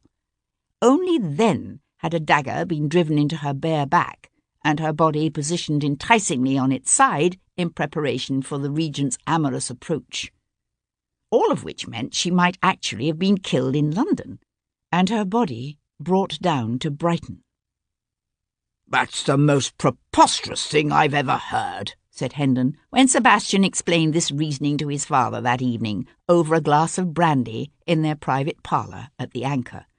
"And just how do you suppose this mythical killer managed to slip the lady's corpse into the yellow cabinet? He could hardly have strolled through the pavilion bearing a lifeless body in his arms now, could he? Or do you imagine he smuggled her inside rolled up in a carpet like some blackguard straight out of a circulating library romance?" Sebastian watched his father walk over to the table beside the empty hearth and pour himself another brandy. "What are you suggesting? That she travelled down to Brighton unbeknownst to her husband, simply to commit suicide by some mysterious means, after arranging to have her dead body fall on a dagger in the Regent's yellow cabinet? Oh, yes, and then lie there unnoticed for another 6 hours or so while the servants built up the fire and cleaned the room around her?" Hendon set the brandy decanter down with a thump. "Don't be ridiculous. What I'm suggesting is that your Irish friend doesn't know what in the bloody hell he's talking about." He broke off, his head turning at the sound of a discreet tap at the door. "Excuse me, my lord," said the Earl's valet, every inch of his body rigid with disapproval as he executed a short bow. "Viscount Devlin's tiger is here to see him. He says he's expected." Sebastian brought up a fist and coughed to hide his smile. Tom was not a favourite with the Earl's staff. "That's right. Please show him in." Not content to be left cooling his heels in the hall, Tom had already appeared in the open doorway, his face pinched and drawn with disappointment. "Well," said Sebastian as the manservant bowed himself out, "what did you discover?" "Nothing, governor," said the boy, his voice heavy. "Not a blessed thing. Nobody could remember seeing nothing out the ordinary. Not till all them knobs started screaming their heads off and running out of there like fleas off a dead dog." Hendon let out his breath in a self-satisfied humph and raised his brandy to his lips. "Any speculation?" Sebastian asked the boy. "Oh, aye, lots of that. The kitchen maids, they're all a-twitter at the thought the Regent done the lady hisself, while the stable lads, they reckon Cumberland's behind it somehow, and they're all talking about this Hanover Tom broke off to cast a quick glance at Hendon. "Go on," prompted Sebastian. Tom sniffed and lowered his voice. "It's said in whispers, of course, but there's some as will have it. The old family isn't just balmy. They're saying the Hanovers is cursed. And England will be cursed too, as long as the Hanovers—" "That's rot nonsense," roared Hendon, surging up from his chair. The boy stood his ground, his eyes narrowed and wary. "It's what they're saying." Sebastian rested one hand on the boy's shoulder and gave him a light squeeze. "Thank you, Tom. That will be all for now." "I'll be damned if I'll ever understand why you brought that boy into your household," said Hendon, after Tom had taken himself off. "You think my gratitude should have been sufficiently served by a simple thank you and the gift of perhaps a gold watch? Tom saved my life, remember? Mine and Cat's." Hendon's jaw tightened in that way it always did whenever Sebastian did something of which Hendon disapproved, or that disappointed him. Once the Earl of Hendon had boasted of 3 strong sons to succeed him, but fate had left him with only Sebastian, the youngest and least satisfactory. "I think most would have considered a small pension more than adequate," said Hendon. "The boy is useful. Good God! And in what way might a pickpocket be of use to a gentleman of quality?" "To survive on the streets requires agility, a talent for keen observation and quick wits. All abilities I can use. Besides, the boy always wanted to work with horses," Sebastian thought, although he didn't say it. Hendon would only have scoffed. "He seems to have managed to control his larcenous activities these last 4 months." "Or so you think." Sebastian drained his brandy and set the glass aside. "I'd best say good night. I plan to start for London at dawn." "London?" Hendon's lips pursed in disapproval. "I thought the business with this murder would at least keep you away from there for a while." Of course, it wasn't London itself Hendon found objectionable. What troubled the Earl was the beautiful young actress he knew Sebastian would be seeing there. Refusing to be drawn into an argument on that score, Sebastian turned toward the door. "I don't see what else I can do here. Anglesey has agreed to allow Paul Gibson to transfer the marchioness's body to his surgery for a post-mortem. Even if Lady Guinevere wasn't killed in London, someone there might be able to tell me where she went and why." The next morning dawned cool, with a fine mist that drifted in from the sea in heavy, salt-laden patches of white swirling dampness to collect between the rows of tall, stately townhouses and in the narrow, winding alleyways of the lanes. Sebastian held the chestnuts in check until they were clear of the last straggling hamlet. Then he gave the big blood geldings their heads and let them run with the wind before easing them down to an even trot that ate away at the miles. By the time they reached Edburton, the strengthening sun had begun to burn away what was left of the fog. On the far side of the village, the rolling expanses of the South Downs could be seen quite clearly, stretching out in all directions. It was there Sebastian's growing conviction that he was being followed solidified into a certainty.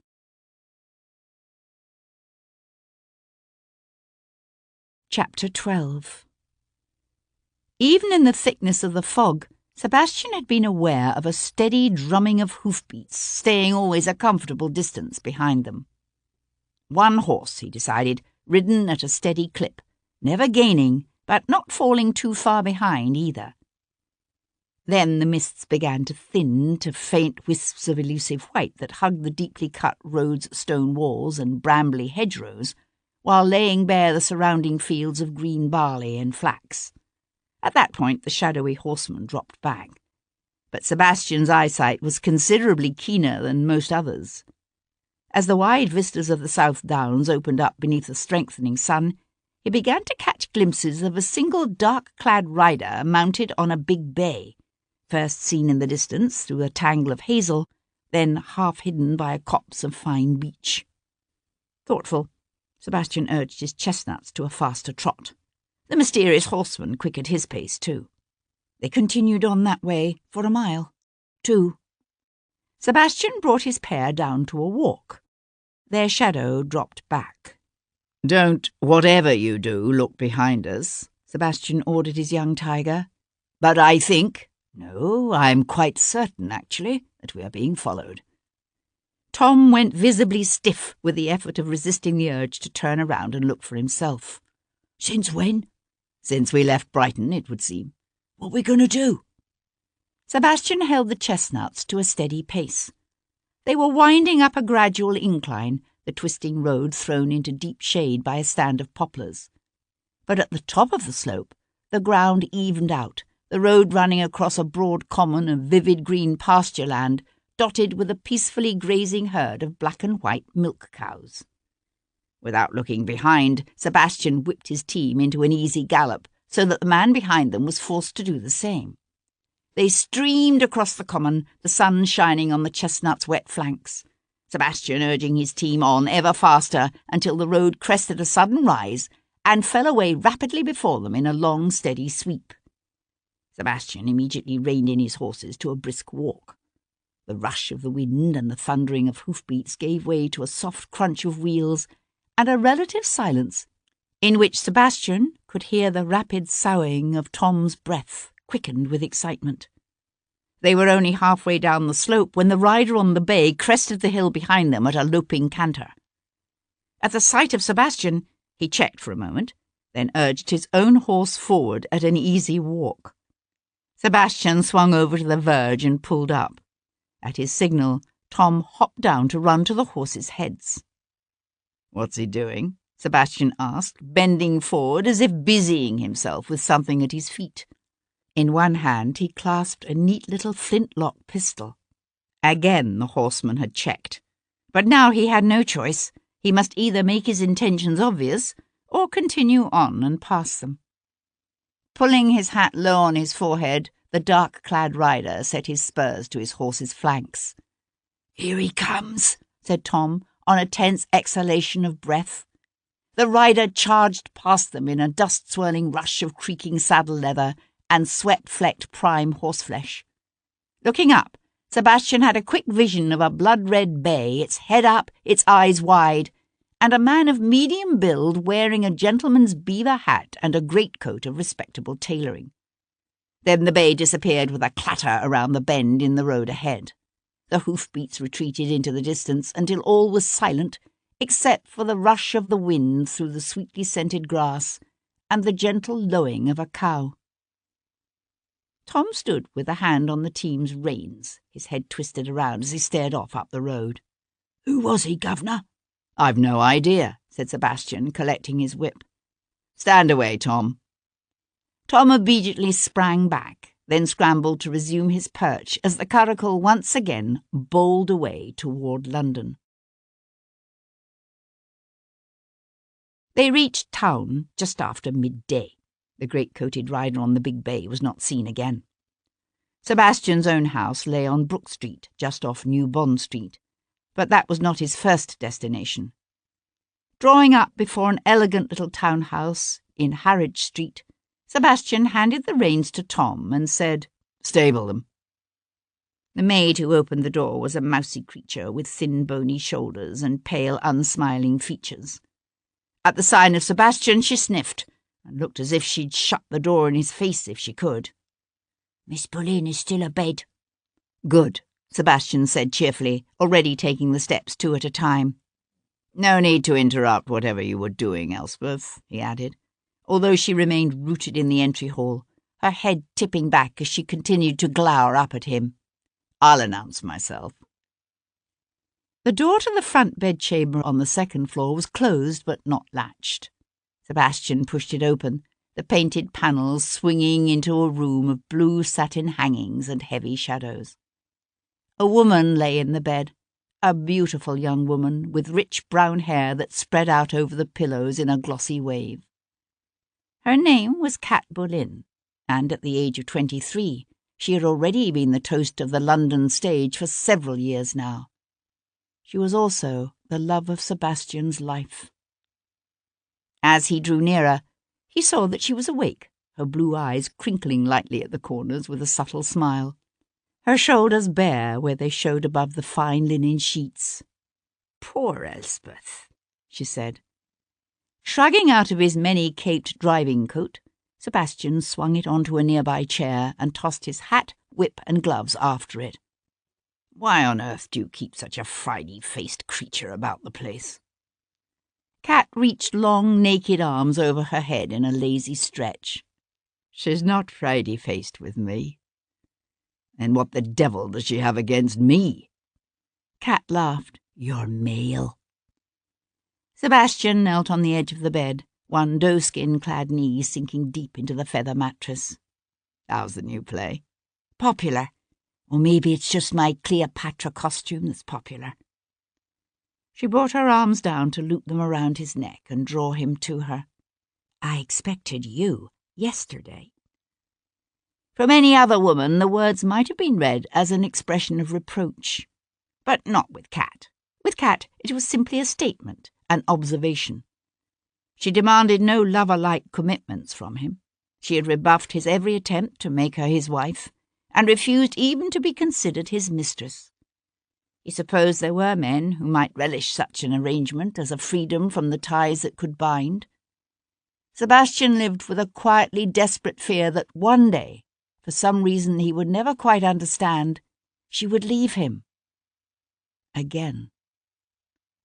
He slid his hands down her naked back, heard her breath catch in that way it always did when he touched her.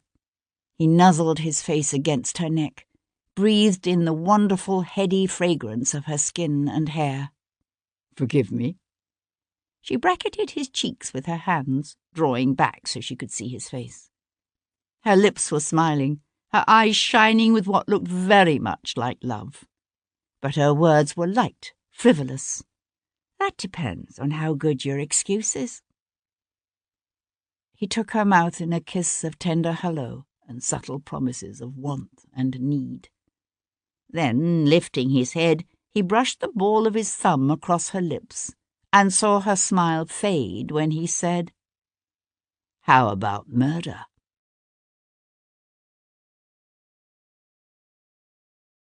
Chapter 13.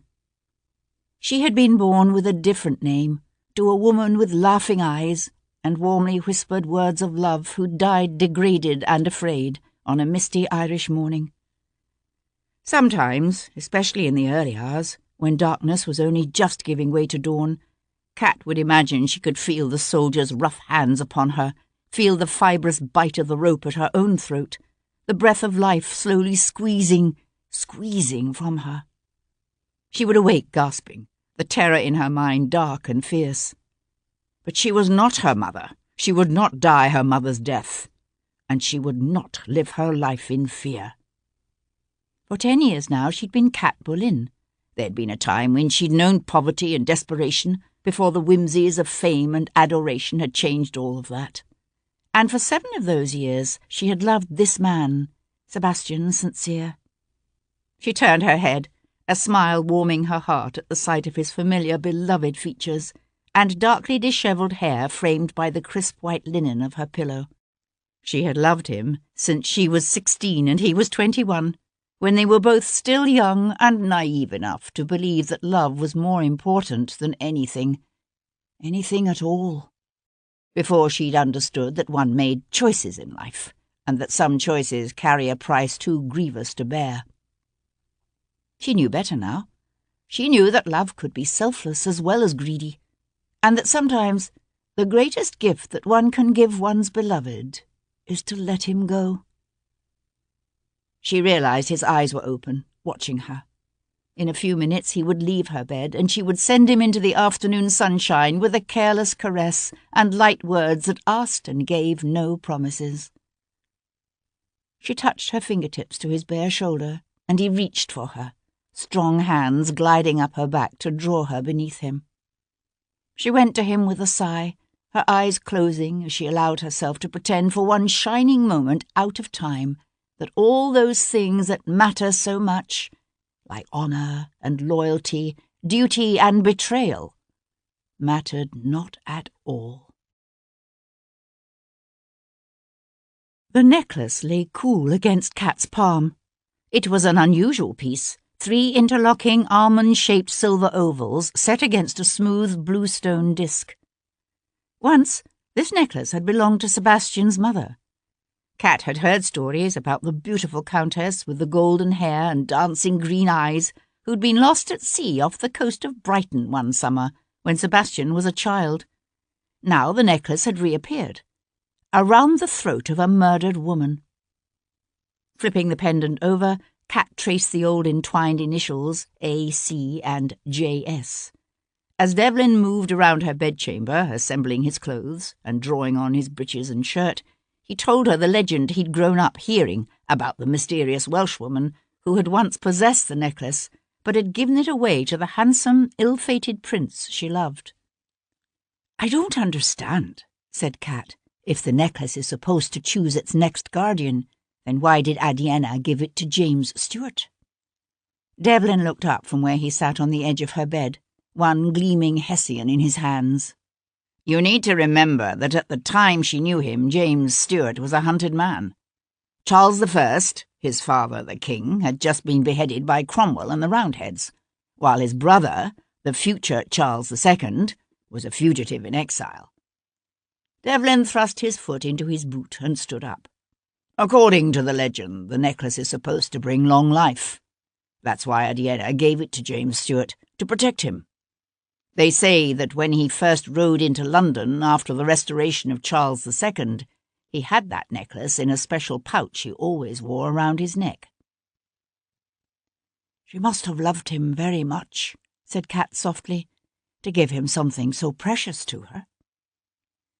Devlin went to tie his cravat in front of her dressing-table mirror. "I think so, yes. Although he was hardly faithful to her. He went on to marry 2 different wives and have over a dozen children." Kat closed her fist around the Triskelion. "He was destined to be king. He needed a wife the people would accept, not some wild Welshwoman from the fields of Cronwyn. If she loved him, she would understand that." His eyes met hers in the mirror. She turned away to pick up his coat of Bath superfine. "Only it didn't work, did it?" she said over her shoulder. "He didn't know long life. He lost his throne and died in exile." "Ah, but by then he no longer possessed the necklace. According to the story, James II had a child by Adiana Cadell, a girl by the name of Guinevere. Guinevere Stuart." "Guinevere?" Kat swung round in surprise. What a strange coincidence. "It is, isn't it? As I understand it, Guinevere Stuart's father acknowledged her. In addition to giving her his name, he arranged an advantageous marriage for her, and he gave her the necklace as a wedding present." "So how did your mother come to have it?" Devlin shrugged his shoulders into the coat she held out for him. "It was given to her by an old crone she met in Wales one summer. The woman claimed to be the granddaughter of James II, said she was 101 years old, and that her mother had given her the necklace shortly before dying at the age of 102. Kat studied his face. He seldom spoke of the Countess, although Kat knew the loss of his mother at such an early age had affected Sebastian deeply, particularly coming, as it did, so soon after the death of his last surviving brother. "But why give the necklace to your mother?" A shadow shifted in the depths of his tawny eyes. He turned away abruptly. "She said it would keep my mother safe." Kat came to slip her arms around his waist and press her cheek against his broad back, hugging him close. "It didn't keep Guinevere Anglesey safe either, did it? She was wearing it when she died." His hands gripped hers where they lay entwined against his satin waistcoat.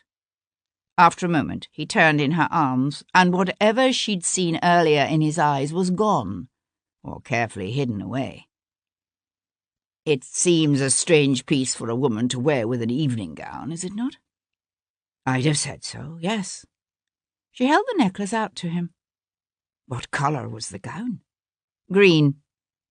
He took the necklace and slipped it into his pocket. That makes it even more strange. How does Anglesey say his wife came to have the necklace? Somehow it didn't seem the right time to ask. Cat nodded. I remember when she married him. It caused quite a stir. She was so young and beautiful. Devlin's lips curled up into an ironic smile, whereas he was simply very rich, and a marquis, of course. Do you think he killed her, or had her killed? If she was playing him false with the regent, it would seem to give him a motive, not only to murder his wife, but to leave her body in a way that would implicate the man who was cuckolding him. If she was playing him false with the regent. Or if he thought she was. Anglesey didn't need to agree to allow Paul Gibson to perform an autopsy on his wife's body, Cat pointed out.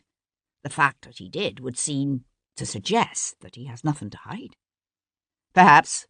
We'll know more when Gibson's had a chance to do a thorough post-mortem. Devlin went to pick up his driving coat. Anglesey himself claims to suspect his nephew, Bevan Ellsworth. Now there's a man who's capable of murder. He glanced at her in surprise. You know him? He had one of the chorus girls from the theatre in keeping last year. She found him charming and unpredictably vicious. That sounds like Ellsworth, all right. He threw his coat over his arm, then hesitated in a way that was unusual for him. Cat tipped her head, a smile playing about her lips as she studied his face. Out with it. His eyes widened in a parody of innocence. Out with what? She came to take his hat and set it at a rakish angle on his head. Whatever it is you're circling around to asking me to do. He smiled and caught her to him to nuzzle her neck in a way that made her laugh. Well, there is one little thing.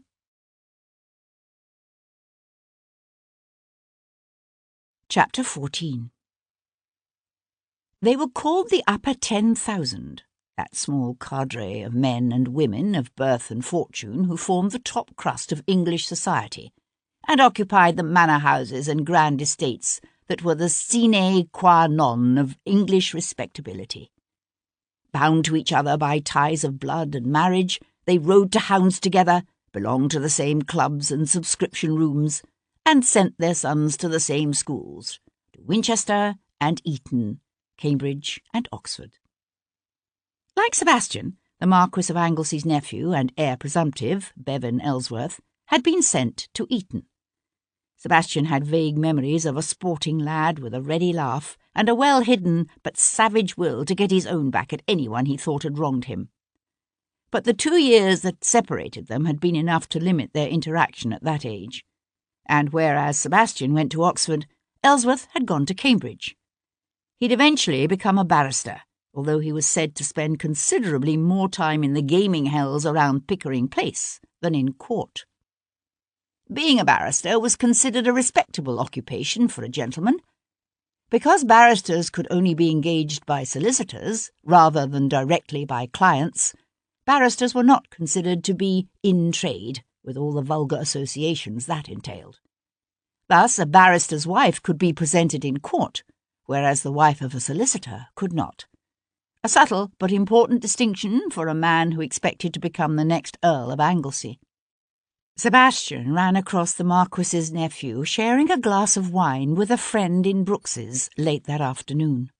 Pausing just inside the entrance to the club's red drawing-room, Sebastian took a moment to study the man Bevan Ellsworth had become.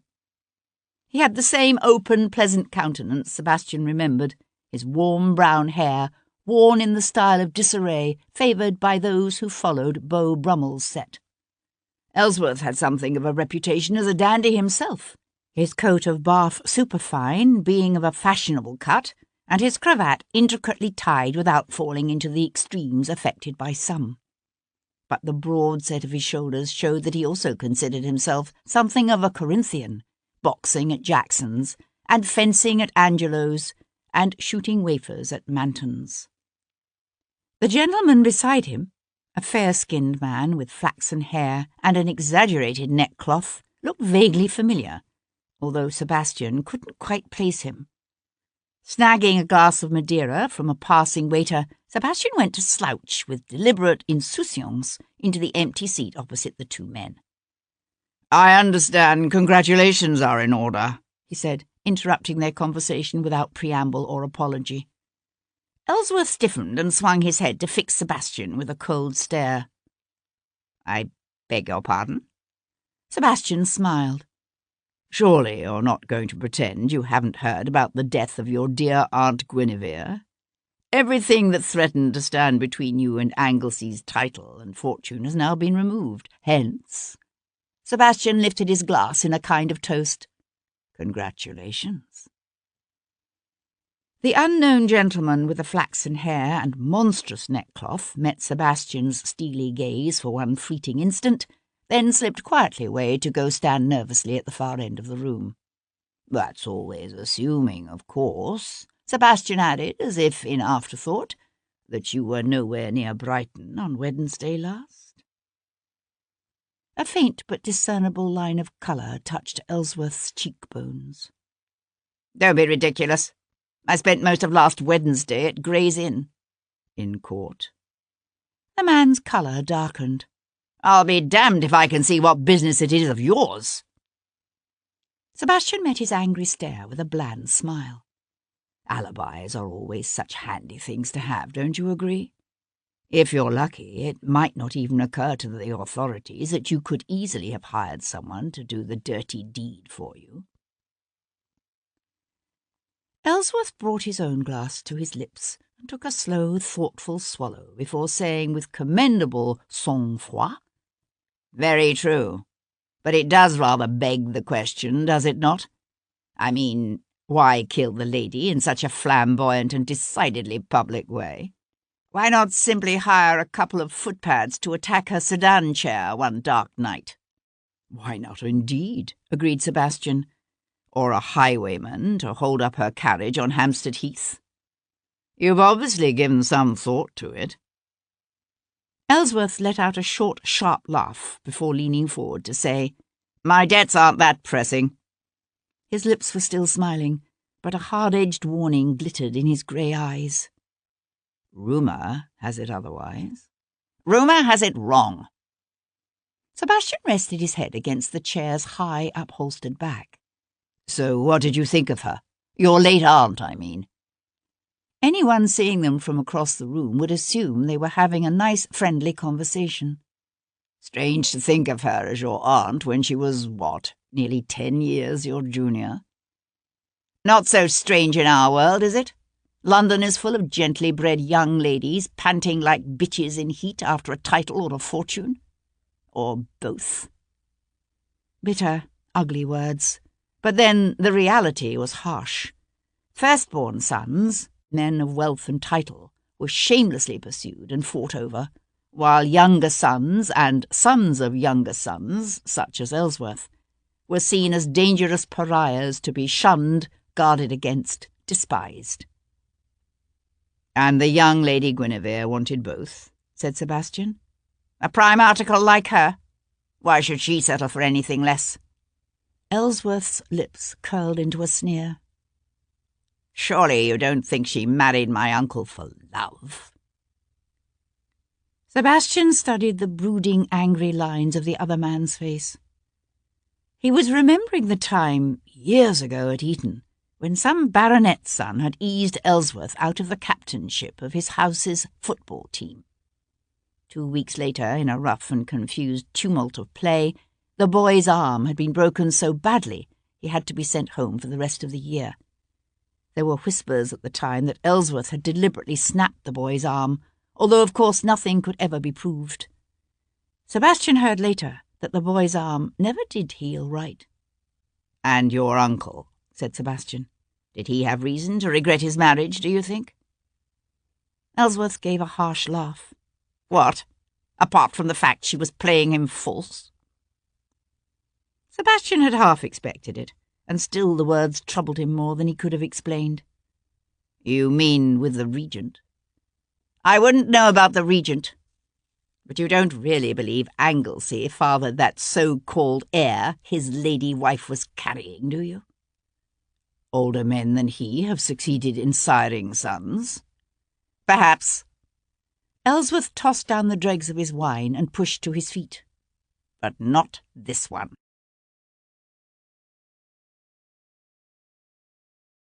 Chapter 15. The breeches were of the finest plush velvet, with a coat of satin-trimmed blue velvet to match. Together with the silk stockings and snowy white shirt, they formed a livery fit for the footman of a duke, or at least for the boards of a Covent Garden theatre, which is where the costume was normally seen. Twitching uncomfortably in his starched shirt, Tom supposed there were some fellows who might find the ensemble attractive, but as far as he was concerned, the rig made him look like a popinjay. "Stop fidgeting," said Kat, her normally precise diction slurred by the need to speak around a mouthful of pins. Tom fell obediently still. His back itched unmercifully, but he didn't move.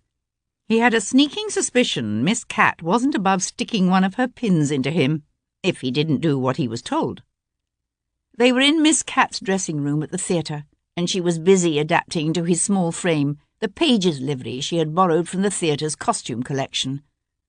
"I don't see why we're doing this," Tom grumbled.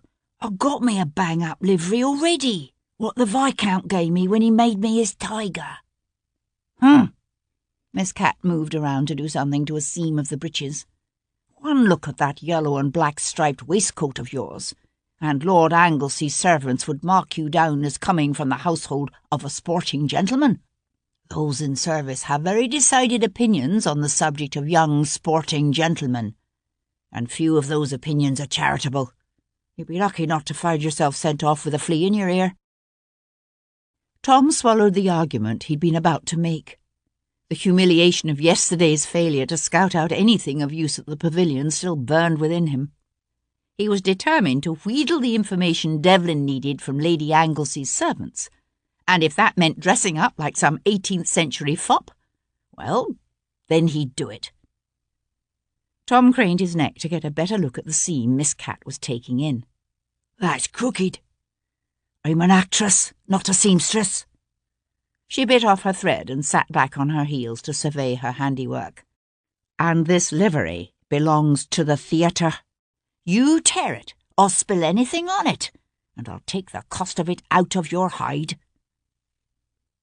Tom stepped off the low box she'd had him standing on. "How would I tear it?"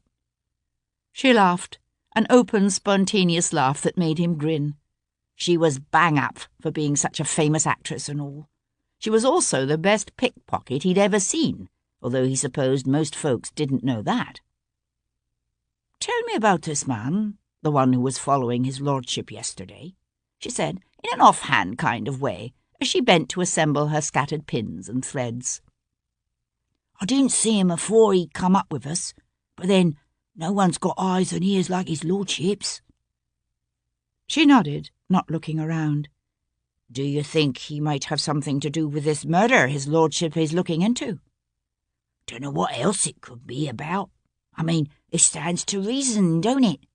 You go poking around in a murder, you're liable to stir up some very desperate people." Tom thought it was all pretty exciting, but then he got a look at Miss Cat's face and he suddenly regretted having said so much. He snatched up the ridiculous scrap of satin and velvet that was supposed to serve him as a hat. "Well, I'm off then." Her face cleared so suddenly he was left wondering if he'd simply imagined the troubled shadows he thought he'd seen there. "Remember," she told him, as he balanced the tricorn on his head and started to dash off, "no scuffling with the Link boys." She raised her voice to shout after him, "And no eating or drinking." The Marquis of Anglesey's townhouse was an enormous pile on Mount Street. Tom stood on the flagged sidewalk, his neck aching as he tipped his head to look up 4 stories and more to the stately house's pedimented grey slate roof. The Marquis himself was obviously still in Brighton, for the knocker was off the door. But his servants had already draped the house in mourning, festooning the tall, silent windows with crape and hanging a black wreath on the entrance. Adjusting his starched stock, Tom marched up the short flight of steps and used his fist to beat a lively tattoo on the shiny black-painted panels of the front door. When there was no answer, he pounded harder. Beside him, an iron railing separated the main front door from the area steps that led down to the service entrance. When Tom knocked a third time, the service door jerked open, and a middle-aged woman with a bulbous red nose, plump cheeks, and wiry grey hair covered by an old-fashioned mob cap stuck out her head and peered up at him. "What you doing there, lad? Can't you see the knockers off the door?" Tom held up the folded, sealed letter Miss Cat had prepared for him. The letter was empty, of course, but then he had no intention of giving it to anyone. "I've got a message here for Lord Anglesey from Sir James Aston. He says I'm to give it into Lord Anglesey's hand and no one else's. Only how am I supposed to get anyone's attention when there's no knocker?" The woman let out a snorting laugh. "You're new to service then, aren't you? Don't you know what it means when the knocker's down? It means the family ain't in residence. You'll either have to leave your message or take it back to your Sir James and tell him the marquis ain't expected till nightfall." Tom blew out a long breath and lifted his page's cap to swipe one forearm across his brow. He didn't need to pretend to sweat. The velvet was fiendishly heavy, and the sun was out in earnest now, blazing down unnaturally hot for a June day. "Oh, Lordy," he said, making his voice pregnant with weariness. "I was hoping to be able to sit a spell and maybe get something to drink while his lordship was writing his answer." The woman's pleasant face puckered with motherly concern. "Oh, poor ducky. It is mortal hot today, isn't it?" She hesitated a moment, then said, "Why don't you come down here and have yourself a nice glass of lemonade before going back?" Tom made a show of hesitating. "Well, I don't know. Come on, then." She swung the door in wide and beckoned him with one hand. "I got a son just about your age in service with Lord McGowan. I'd hope if he was standing all hot and thirsty on some gentleman's doorstep, that cook would be kind enough to bring him in and give him something and let him sit a spell." Tom figured it wouldn't do to give her a chance to change her mind, and clambered quickly down the steps. He found himself in a white-tiled room with stone-flagged floors and big old wooden dressers laden with massive copper pots. Mrs. Long, as she identified herself, led him to a bench beside the kitchen table and sent one of the scullery maids scurrying to bring him a tall, frosty glass of lemonade. Mindful of Miss Cat's dire warning, Tom thrust his neck out and drank very, very carefully. "You said the marquis won't be in till nightfall," he said, eyeing her over the lip of his glass. "That's what we're expecting." She heaved a great sigh and swiped at one eye with the corner of her apron. "He's coming to bury that beautiful young wife of his, poor man." Lined up along the stone windowsill to cool stood 3 freshly baked pies. "Cherry," Tom figured, sniffing longingly at the afternoon breeze, "and maybe apple." He jerked his attention back to Mrs. Long's plump face. "She died, did she?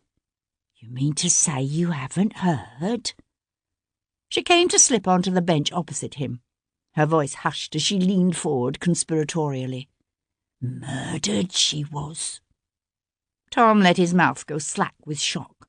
"No, that's a fact. They found her all the way down in Brighton, in the pavilion no less, with a dagger sticking out her back. Although what she was doing there is more than I can understand." "But I thought you just said his lordship was in Brighton." "Aye, so he was, but she weren't. Stayed here, she did, this last week and more. Why, she sat up there in the morning room the very day she was murdered, eating the salmon with dill mayonnaise I'd fixed for her nuncheon. Not that she'd had much of an appetite lately, poor thing." "When was the last time you saw her?" Mrs. Long propped her elbows on the table, her chin sinking onto her fists as she thought about it. Why, must have been just an hour or two after that. One of the footmen called her a hackney and she went off. A hackney? Tom had to work excessively hard to keep the thrill of triumphant excitement off his face. Here was exactly the sort of information Devlin needed. Just goes to show, don't it? Tom said, keeping his voice slow and casual. I mean, who'd have thought a lady what lived in a swell establishment like this couldn't afford to keep her own carriage? Mrs. Long let out a peal of laughter that rocked her back in her seat. Get away with you! Lord Anglesea's warm enough he could set up 100 carriages, if he had a mind. Don't you know nothing, lad? She leaned forward suddenly and dropped her voice to a whisper, as if imparting a secret. A lady takes a hackney when she doesn't want her lord to know where she's going. Oh! Tom nodded with wide-eyed comprehension, as if this were all new to him. Did she do that often? Often enough these last few months, that's for sure. Spreading her palms flat on the table, she pushed up from the bench as if she suddenly regretted having said so much. Now then, ducky, how about a piece of pie to go with your lemonade? Tom wanted that pie so badly his mouth was watering, but he dutifully swallowed and shook his head. Oh, no. Thank you, ma'am. Reaching down, she patted his cheek with one plump hand. Your mamma taught you real good, ducky, but there's no use you trying to pretend you don't want it, because I seen you eyeing them pies, sure enough. Now, what kind you want, apple or cherry?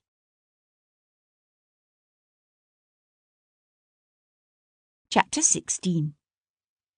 Sebastian spent what was left of the afternoon at the Inns of Court and the seedy gambling establishments around Pickering Place. It didn't take him long to discover that Bevan Ellsworth had indeed put in a rare appearance in the legal district on Wednesday. But his activities that day had been erratic, culminating in an evening spent at a hell just off Pickering Place. In the end, Sebastian decided the man could, conceivably, have slipped away from Gray's Court long enough to have killed Guinevere Anglesey somewhere in London. But there was no way he could have hauled her body down to Brighton and still made it back to Pickering Place by 10 o'clock, at which time he was deep in a game of faro from which he had not arisen until 4 the next morning. Sebastian arrived at his own neatly stuccoed townhouse at number 41 Brook Street, just as the last streaks of orange and pink were slowly leaching from the sky, and the lamplighters were beginning to make their rounds. Changing into evening dress, he directed his carriage to an imposing mansion on Park Street that belonged to his only surviving aunt, the Dowager Duchess of Claiborne. Technically, the house was owned by the eldest of Aunt Henrietta's 3 sons, the current Duke of Claiborne, but she had the poor sod so thoroughly terrified that he had meekly left her in possession of the place and moved his own growing family into a small house on Half Moon Street. Sebastian found his aunt descending the house's grand staircase, the famous Claiborne rubies at her throat, a massive lavender turban decorated with red feathers swaddling her grey head. She paused halfway down the steps, one white-gloved hand groping to raise the quizzing glass she always wore on a gold chain around her neck. "Good heavens, Devlin, what are you doing here?" "Hello, Aunt Henrietta," he said, running lightly up the steps to kiss her cheek with genuine affection. "What a shockingly extravagant hat." "Yes, it is, isn't it?" she said gaily. "Claiborne would have loathed it." Hendon's senior by 5 years, she had been married, at the tender age of 18, to the heir to the Duke of Claiborne. It was considered quite a feat of matrimonial manoeuvring at the time, for the former Lady Henrietta St. Cyr had never been a particularly attractive female, even when young. She had Hendon's broad, fleshy face and barrel-like body, and the same belligerent habit of staring people out of countenance. She made a grand duchess. "I was just on my way to the Seatons' dinner party," she said, leaning her weight on the silver-headed cane she carried mainly for effect. "As of my last reckoning, Claiborne has been dead 2 years and 6 hours. I gave the man 4 children, 51 years of marriage and 2 full years of mourning. And now I intend to enjoy myself." "I wasn't aware of the fact you ever did anything else," said Sebastian, following her into the drawing-room. She gave a delighted chuckle. "Pour me some wine." "No, not that paltry stuff," she directed when he reached for the ratafia. "The port." She took an enthusiastic sip of her wine and fixed him with a steady stare over the top of her glass. "Now, what's this Hendon tells me about you involving yourself in the death of that poor unfortunate woman down in Brighton?" Sebastian nearly choked on his own wine. "When did you see my father?" "Today, in Pall Mall. They've all come back to London. Percival and Hendon, Prinny and Jarvis, even that ridiculous Comte de Lille, as he calls himself. Although how he could expect anyone to consider him the rightful King of France when he hasn't even got the gumption to call himself Louis XVIII is more than I can see. Anyway, it seems Prinny's taken such a turn over what happened in the pavilion that his doctors thought it best to remove him from Brighton for a time. Not that he's likely to get much rest at Carlton House, what with all the preparations for this grand fête he's giving next week. Imagine giving a grand dinner to celebrate your ascension to the Regency. Might as well celebrate the poor old king's descent into madness. I've a good mind not to go." It was an idle threat, as Sebastian well knew. The Prince Regent's grand fête was certain to be the most talked-about social event of the decade. Aunt Henrietta would never miss such a spectacle.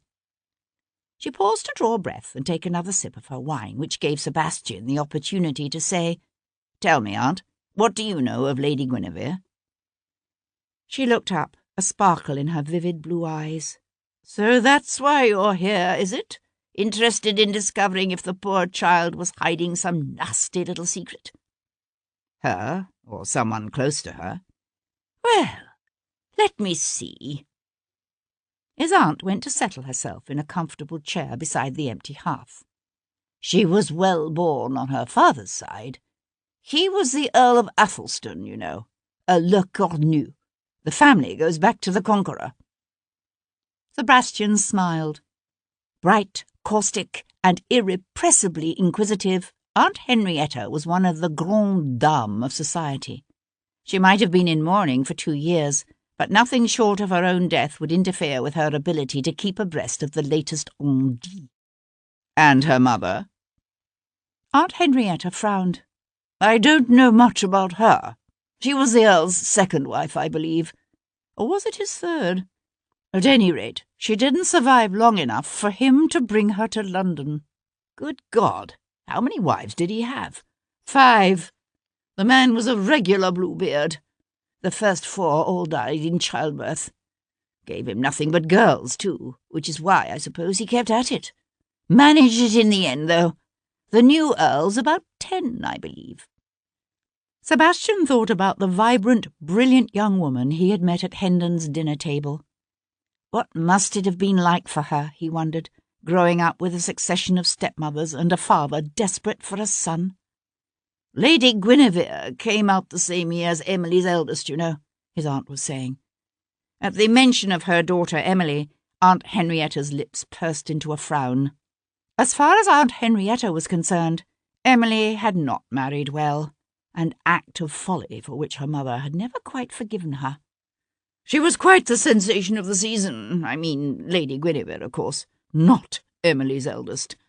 I'm afraid that poor child takes after Emily far too much to ever have had much of a chance of going off well, even if she had been well dowered, which of course she was not. But Guinevere, she was quite the toast of the town. Not much of a fortune there either, I must admit, but the girl was a regular diamond of the first water with plenty of spirit. A bit too wilful, perhaps, for some.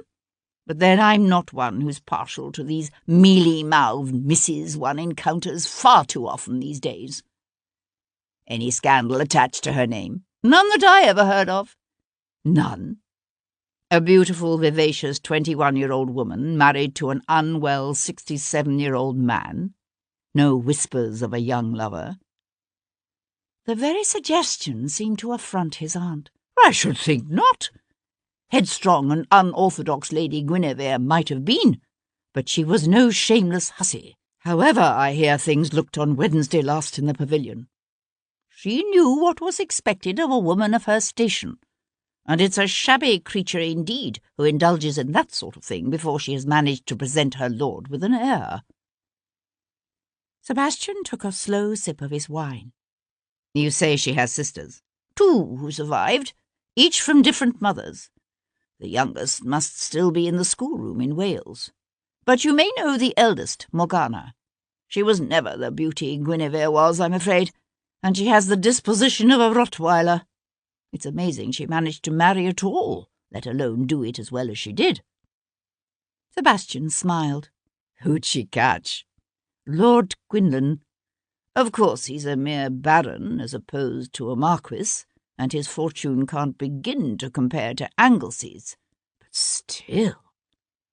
Until Guinevere married so splendidly, Morgana was considered to have done quite well for herself. Athelstan's estates were never particularly extensive, and he didn't manage them as well as he might have. Neither of the girls had much in the way of a dowry. I believe Athelstan settled everything he could on the boy." Again, her words hinted at a less than idyllic childhood. What kind of animosities must have brewed in the schoolroom of that death-haunted estate on the coast of Wales, Sebastian wondered. 3 girls from 3 different mothers, the eldest plain and ill-natured, the middle one beautiful and appealing. He suddenly wanted very much to hear what Morgana might have to say about her sister. "Where would I be likely to find her tomorrow?" he asked. "Lady Quinlan, I mean." Aunt Henrietta drew her chin back against her fleshy neck in a way that made her look more like Hendon than ever. "Well, let's see. Morgana considers herself something of a blue-stocking. She is forever attending lectures at the Royal Academy, prosing on about electrical currents and steam engines and such nonsense. I should think she'd be likely to attend this balloon ascension we've been hearing so much about." "Balloon ascension? Where?" "Good heavens! As if I would know." Draining her wine, she set the glass aside and pushed to her feet. "Now, you must be off. I've a party to attend." Sebastian stood in the shadows of his empty box at Covent Garden Theatre and watched as Cat, splendid in the regal diadem and filmy trappings of Shakespeare's Cleopatra, swept onto the stage below. He knew she couldn't see him. Yet somehow she must have sensed he was there, because for a moment she paused, her head turning toward him, and a brilliant smile flashed across her face. A smile meant just for him. He stayed some minutes simply for the pleasure of watching her. But before the curtain came down for the entr'acte, he turned to make his way backstage. He was starting to worry about Tom, and he wanted to ask Kat if she'd seen the boy. But as he pushed his way past the fashionable impures and the groups of town bucks ogling them, he spotted a small boy in tiger's livery hovering near the corridor. "Where the devil have you been?" demanded Sebastian, collaring his tiger.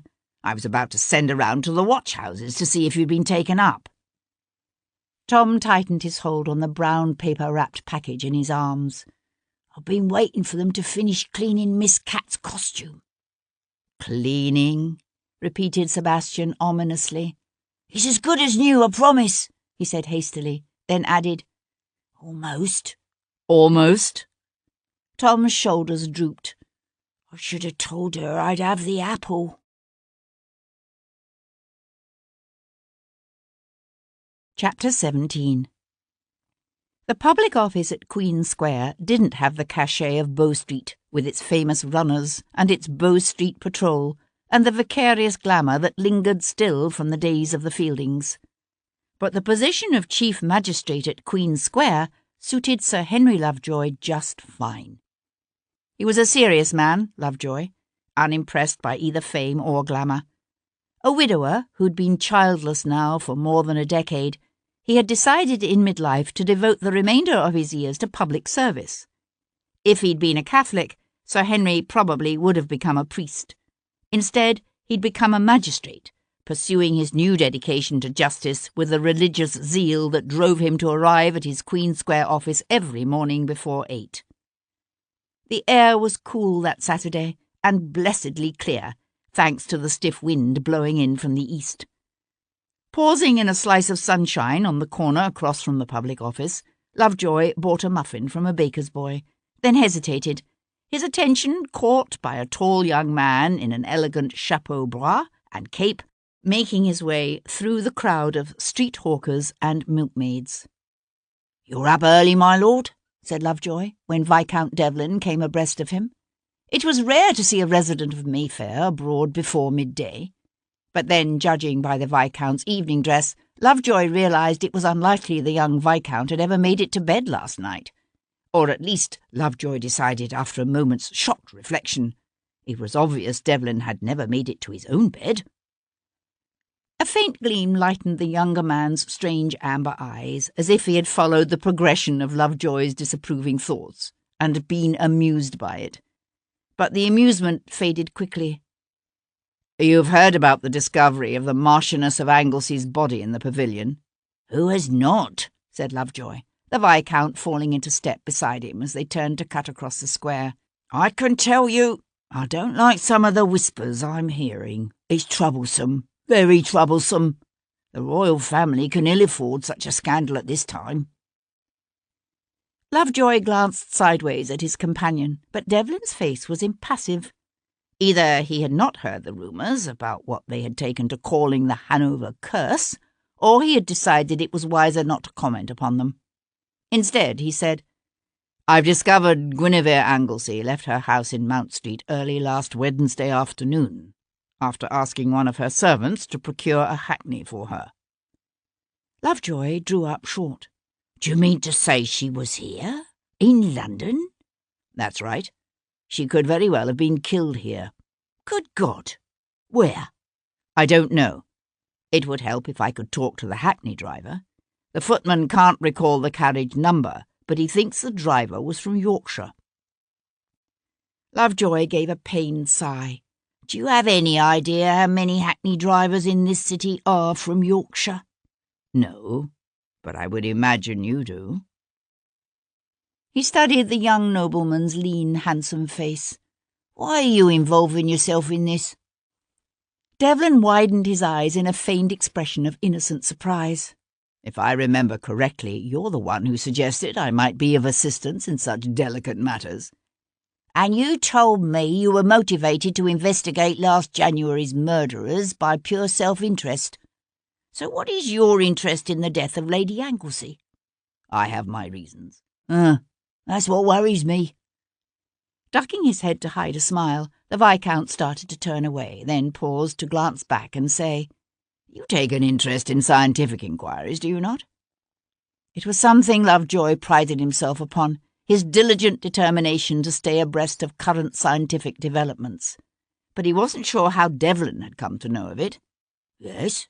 Why?" "You wouldn't happen to know where there's to be a balloon ascension today, would you?" The balloon ascension was scheduled for 11 o'clock that morning in St. George's Fields on the south side of the Thames.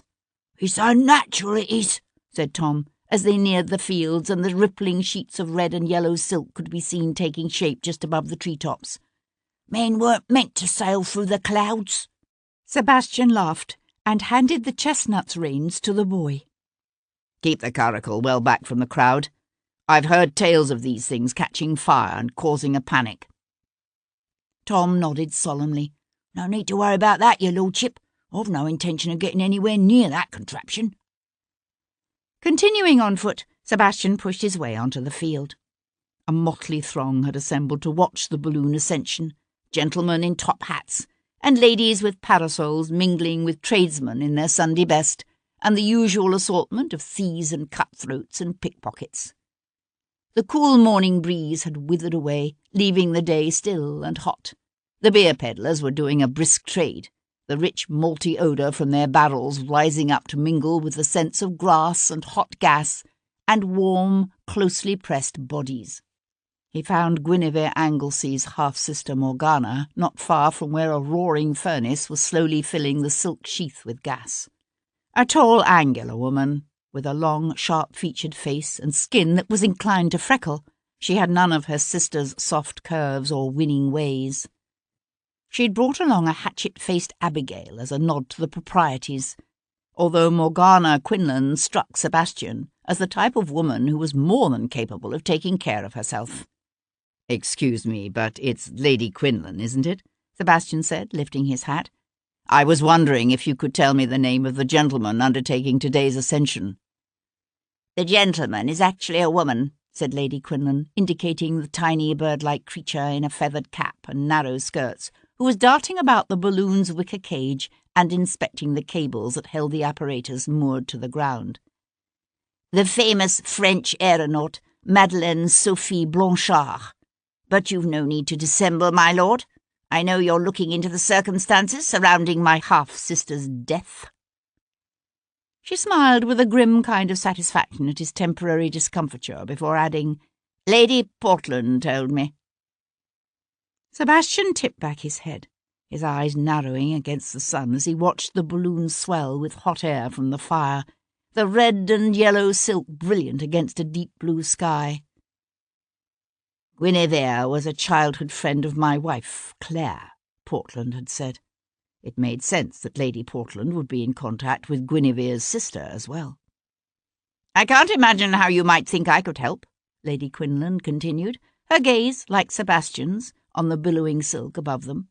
"Guinevere and I were never close, even as children." He glanced over at her. "Were there so many years between you?" She shrugged. 3, which can be significant when one is dealing with children. But even if we had been born nearer together, I doubt we would have been close. We had little in common. I was always interested in my studies, whereas Guinevere—" She hesitated, then ended dryly, "Guinevere was not." "What interested Lady Guinevere?"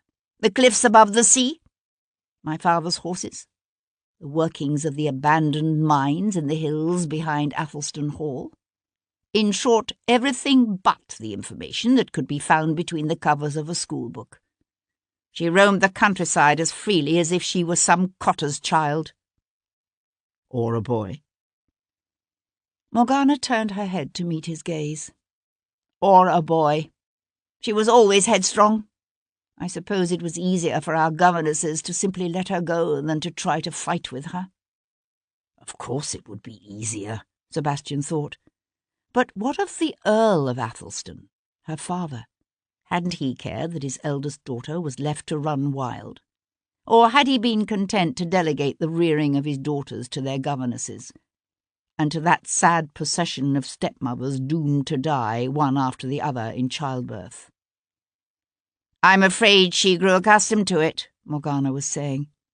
"Accustomed to doing as she pleased, and thinking she could order her life as she chose, marry as she liked." Whom did she wish to marry? Morgana let out a huff of scornful laughter. "Someone most unsuitable. Such a fit she threw when she learned Papa meant to send her to spend the season with her aunt here, in London. Guinevere swore she'd never speak to him again, and she didn't either. Even when Papa lay dying and was asking for her, she refused to go to him." Because he forced her into marriage with Anglesey? "No one forced her. Anglesey was her own choice." Lady Quinlan gave the black skirt of her Mantua walking dress a little shake.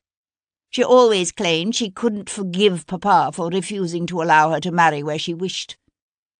But if truth were told, I think what she really couldn't forgive him for was favouring Gerard over her.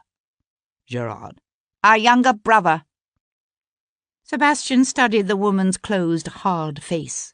It didn't trouble you? A confused frown creased her forehead. Of course not. Why would it? All men favour their sons. It's the way of the world. But Guinevere could never accept that. She was so naive, so idealistic. Her lips quivered with disdain. A fool.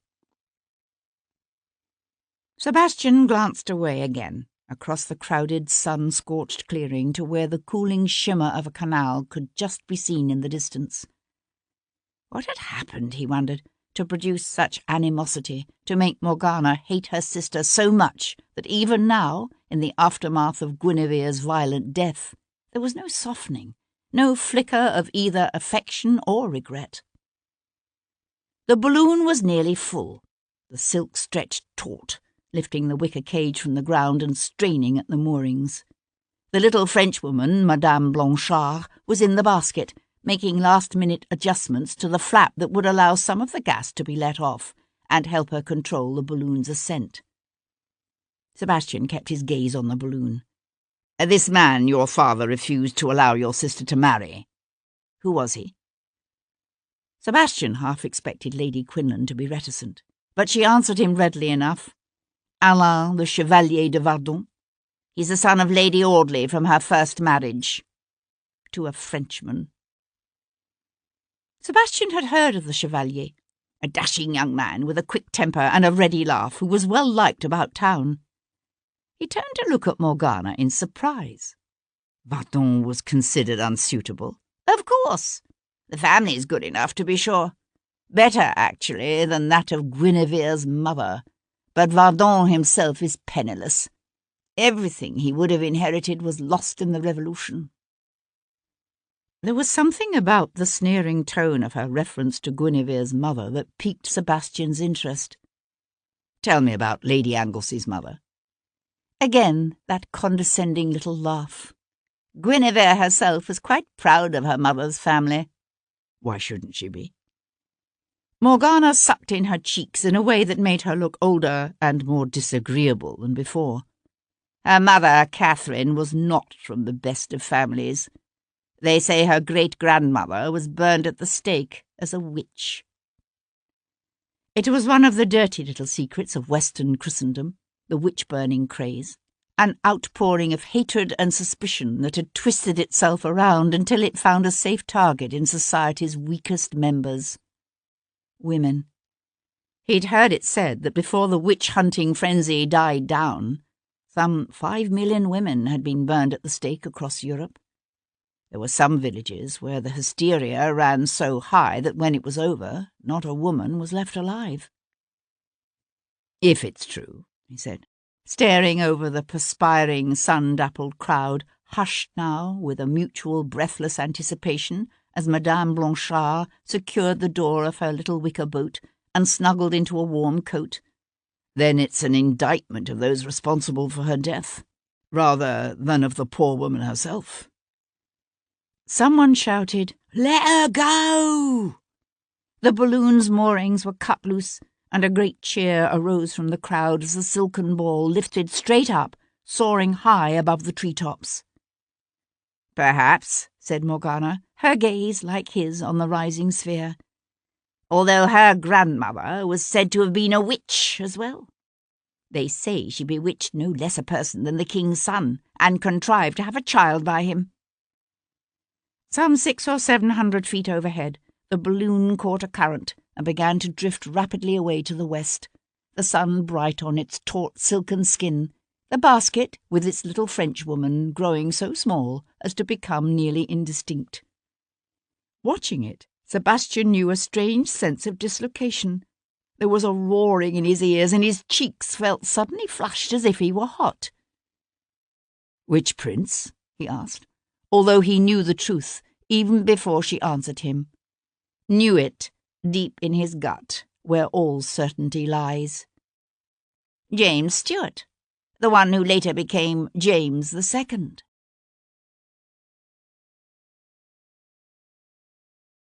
Chapter 18.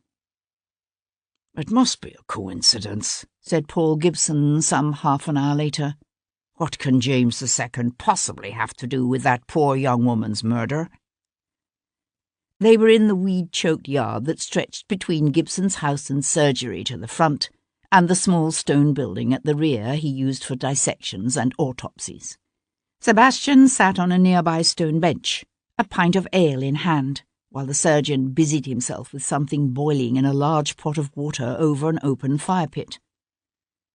"When it comes to murder, I'm not sure I believe in coincidences, said Sebastian, dubiously eyeing the contents of that iron cauldron. Gibson gave the pot a brisk turn with a ladle, and something surfaced, something that looked suspiciously like a human arm bone. Please tell me that's not. Gibson looked up and laughed. Good God, no. This is a sheep's skeleton I'm rendering for a lecture in comparative anatomy. What did you think? That I'm boiling your murder victim? Anglesey came early this morning to claim his wife's body. I think he was planning to bury her today rather than wait for this evening. Gibson reached to throw another scuttleful of coals on the fire, then wiped his sleeve across his forehead. None too soon. It's bloody hot for June. Too bad you didn't get here sooner. There were several things I'd like to have shown you. Sebastian had seen enough dead bodies during the war. Given a choice, he decided he'd rather try to remember Guinevere Anglesey as the beautiful, vibrant woman she'd once been, without having to reconcile that with images of a dissected cadaver some 72 hours dead. The fire began to smoke, and Gibson knelt awkwardly beside it to poke at it with a stick. If, as you say, the marchioness left her house in Mount Street by Hackney just after luncheon on Wednesday, then she must have been killed here in London, or someplace very near.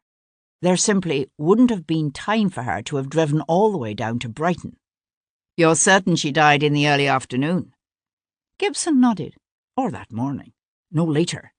My guess is that after she was killed, someone packed her body in ice and loaded it in a cart or carriage and hauled her down to Brighton. After death, the blood in a body responds to the pull of gravity. If a body is left lying on its back for hours immediately after death, then all the blood will pool in the back and on the undersides of the arms and legs, making them appear purple. As happened with Guinevere, yes. Sebastian stared across the yard to where a neglected old rose was blooming its heart out in a sun-spangled froth of delicate pink. The sound of bees could be heard, a low hum that mingled with the whisper of the wind through the chestnut tree overhead. Was she with child? He asked. I'm afraid so. The child would have been born sometime in November. Gibson sat back on his heels. It was a boy, incidentally. Sebastian nodded. And the dagger in her back was placed there some hours after she was poisoned. Sebastian drew in a quick breath. Poisoned? I think so. We've no test to detect it after death, but I suspect cyanide. Her skin was very pink, if you'll remember.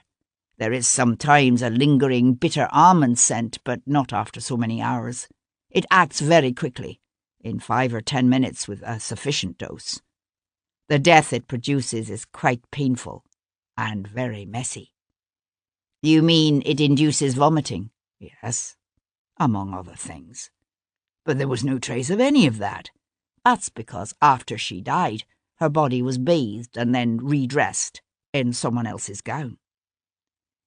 Sebastian shook his head, not understanding. How do you know it wasn't her gown? That's easy. It was too small. Laying aside his stick, Gibson rose with a lurch to disappear into the small stone building. He reappeared again a moment later, with the gown in his hands. Guinevere Anglesey was an unusually tall woman, 5'8" at least. He shook out the folds of green satin and held it up. This dress was made for a slightly smaller woman, still tall, but probably no more than 5'5" or 6 and less buxom. That's why the tapes were undone and the sleeves shoved down on her shoulders. It simply didn't fit. Sebastian reached to take the evening gown into his hands. And her undergarments? There weren't any. Sebastian looked up at his friend. It wasn't unknown for courtesans, or even ladies such as the scandalous Caroline Lamb, to dispense with the light stays and thin chemise typically worn beneath their filmy gowns. But Lady Anglesey was not of that set.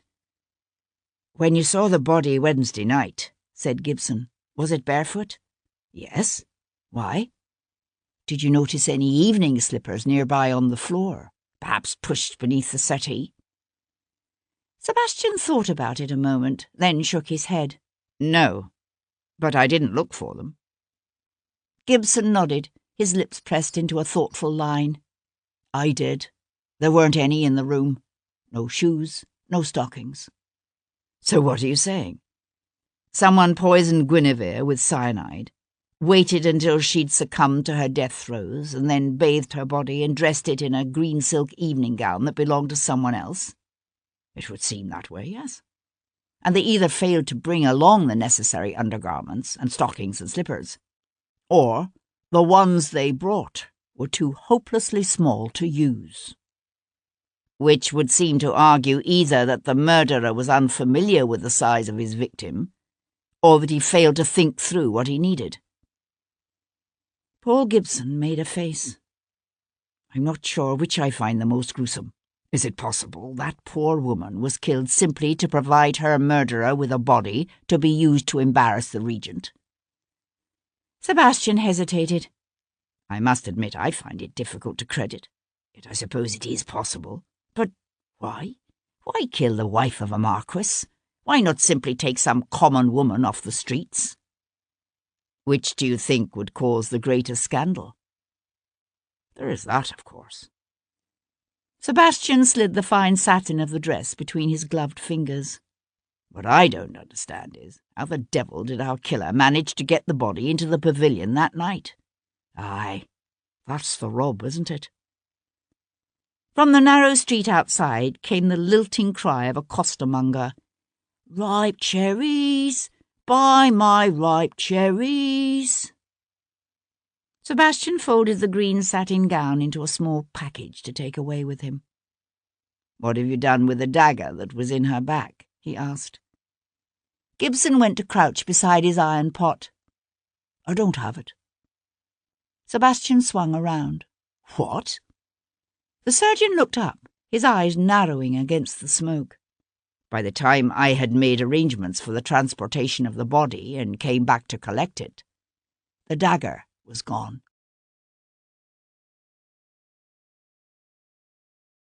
Chapter 19.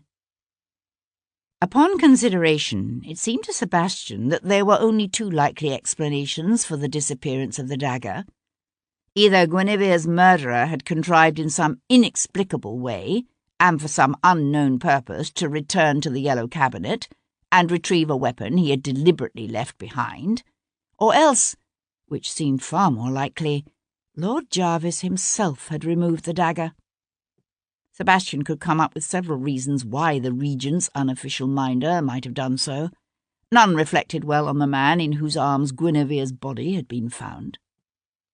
Determined to confront Lord Jarvis, Sebastian drove to Carlton House, where Jarvis's frightened, pale-skinned clerk insisted his lordship was at home. But when Sebastian arrived at Grosvenor Square, it was to be told by the fey, half-mad Lady Jarvis that she rather thought her lord might be at Watier's. Watier's was still under the impression his lordship was out of town. Temporarily balked of his quarry, Sebastian decided to pay a visit to the Chevalier de Vardon. Alain, the Chevalier de Vardon, was a young man of 22, not long down from Oxford. He was well liked about town, although his dashing good looks and tragic history were enough to cause considerable trepidation in the breasts of the mothers of young ladies of a marriageable age. A foreign title was all well and good, but only if there were extensive lands to go with it. The vast estates the young Chevalier was to have inherited from his dead father had all been lost in the Revolution.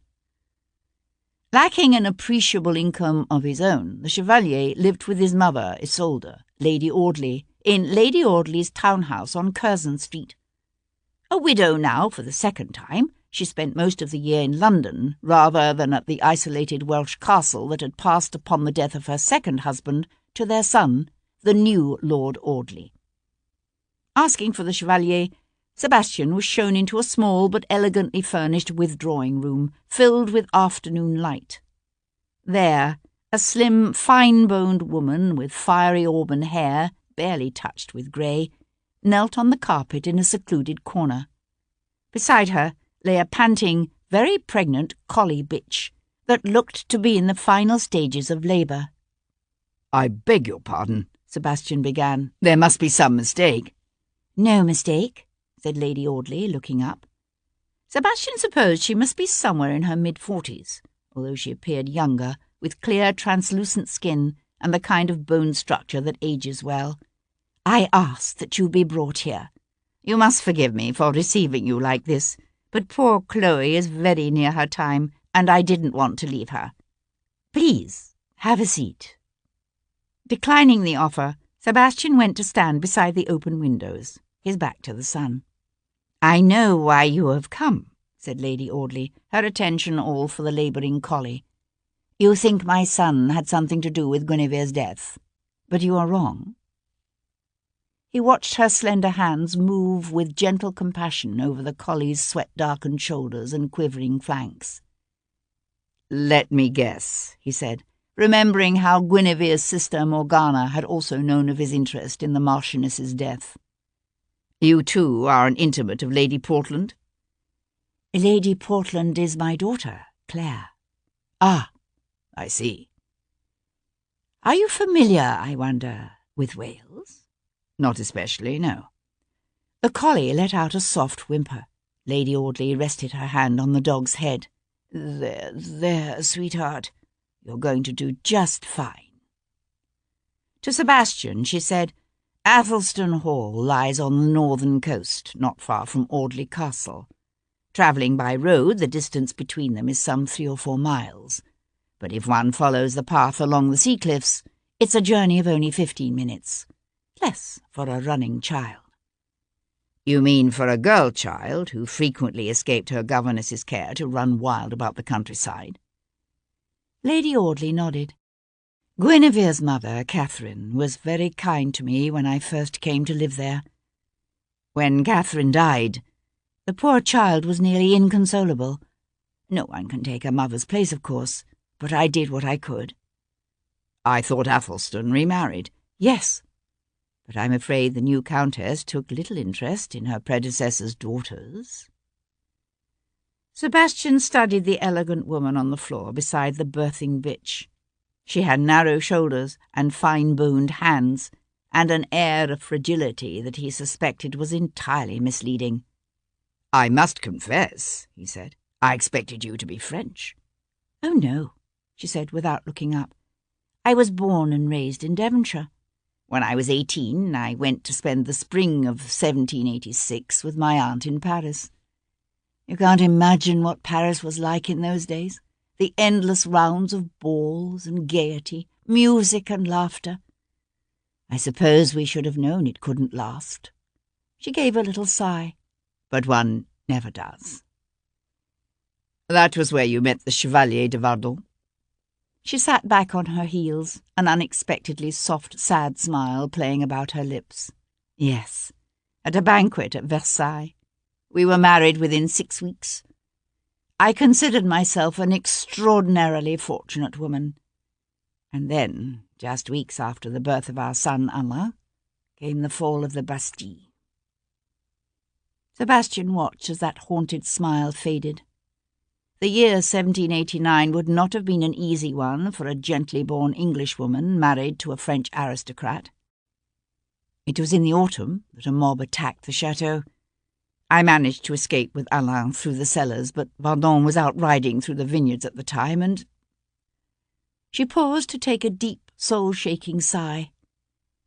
"They pulled him from his horse and tore him to pieces."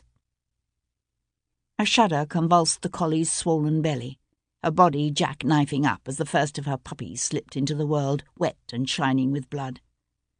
Lady Audley stared down at it, but Sebastian thought she was seeing something else. A memory she would never forget. Once, in the peninsula, Sebastian's colonel had ordered a Portuguese peasant tied between 2 horses, and then had the horses whipped in opposite directions. Just for fun. He blinked away the memory. "You were fortunate to make it back to England." "Fortunate? Yes, I suppose we were. One does what one must." At their feet, Chloe went about the task of severing the umbilical cord and cleaning her pup. Lady Audley was silent for a moment, stroking the bitch's head. Then she said, her voice flat, "I married Audley the following year." Sebastian watched the elegant woman before him help with the collie's birthing. Lady Audley was beautiful even now in middle age. 20 years ago she must have been stunning as a young, grieving widow. Did marrying the late Lord Audley fall into the category of things one did because one must? "Tell me about Lady Anglesy's mother," he said aloud. "Catherine?" The question seemed to surprise her. She looked much like Guinevere, although she was a tiny thing, whereas Guinevere was tall, like her father. They had the same blue-black hair and those eyes that made you think of a fern-filled mountain glen in spring. She smiled softly, and the same passionate, not always wise nature. "I've heard it said Lord Athelstan lost 4 wives in childbirth. Is that true?" "Not exactly. I believe the first died of consumption when her daughter Morgana was a year or 2 old. But the other 3 died in childbirth, yes. Lord Athelstan was a bear of a man. All 3 of his daughters were unusually tall, and one assumes the sons would have been even larger. I gave it as my opinion that it was like mating a Yorkie bitch to a Great Dane. His boy babies were so big they were literally killing his wives. And it's certainly true that he only succeeded in getting a son when he finally had enough sense to take to wife a woman nearly as big as he." Chloe was cleaning her pup now, licking it roughly, nudging it with her muzzle. It would be another hour, perhaps more, before a second pup was born. Sebastian said, "Why did you want to see me?" Lady Audley wiped her hands on the apron she tied over her muslin dress and stood. There was a sudden fierceness about her, the aura of a mother willing to do battle to protect her young. "Vardon was here with me all last Wednesday afternoon. If you seek to deflect suspicion from the Prince Regent onto my son, I will not allow you to succeed." Sebastian met her hard gaze. "What I seek is the truth." She gave an unexpectedly bitter laugh. "The truth? How often do you think we ever really know the truth?" "According to Lady Quinlan, her sister Guinevere grew up expecting to marry Vardon." Lady Audley pressed her lips together, then nodded almost reluctantly. "In some ways it was my fault, I suppose. There was only a year between them. I always thought of them much as brother and sister. I never imagined for a moment that Guinevere saw them as something else entirely. But it was a child's dream, nothing more. They were children. Why, Vardon wasn't even up at Oxford yet when Guinevere married." "That was 4 years ago. Much has changed since." Her head drew back, her eyes sparkling. "I know what you're implying, but you're wrong. Guinevere had a passionate nature, but she was also fiercely loyal. She would never have played Anglesey false, never." He wondered if it was significant that her anger flared in defence of Guinevere's honour and not that of her son. Or was she simply reflecting her society's very differing attitudes toward male and female sexual adventuring? "I'd be interested to hear what your son has to say." Isolde sucked in a deep breath, and for one telling moment her mask of calm control slipped. He realized that behind this woman's concern for the labouring collie at her feet lay another fear, deeper and far more troubling. "My son isn't here," she said, suddenly looking tired and much, much older. "I'm afraid he has taken Guinevere's death quite badly. I haven't seen him since Thursday morning, when we heard what had happened to her."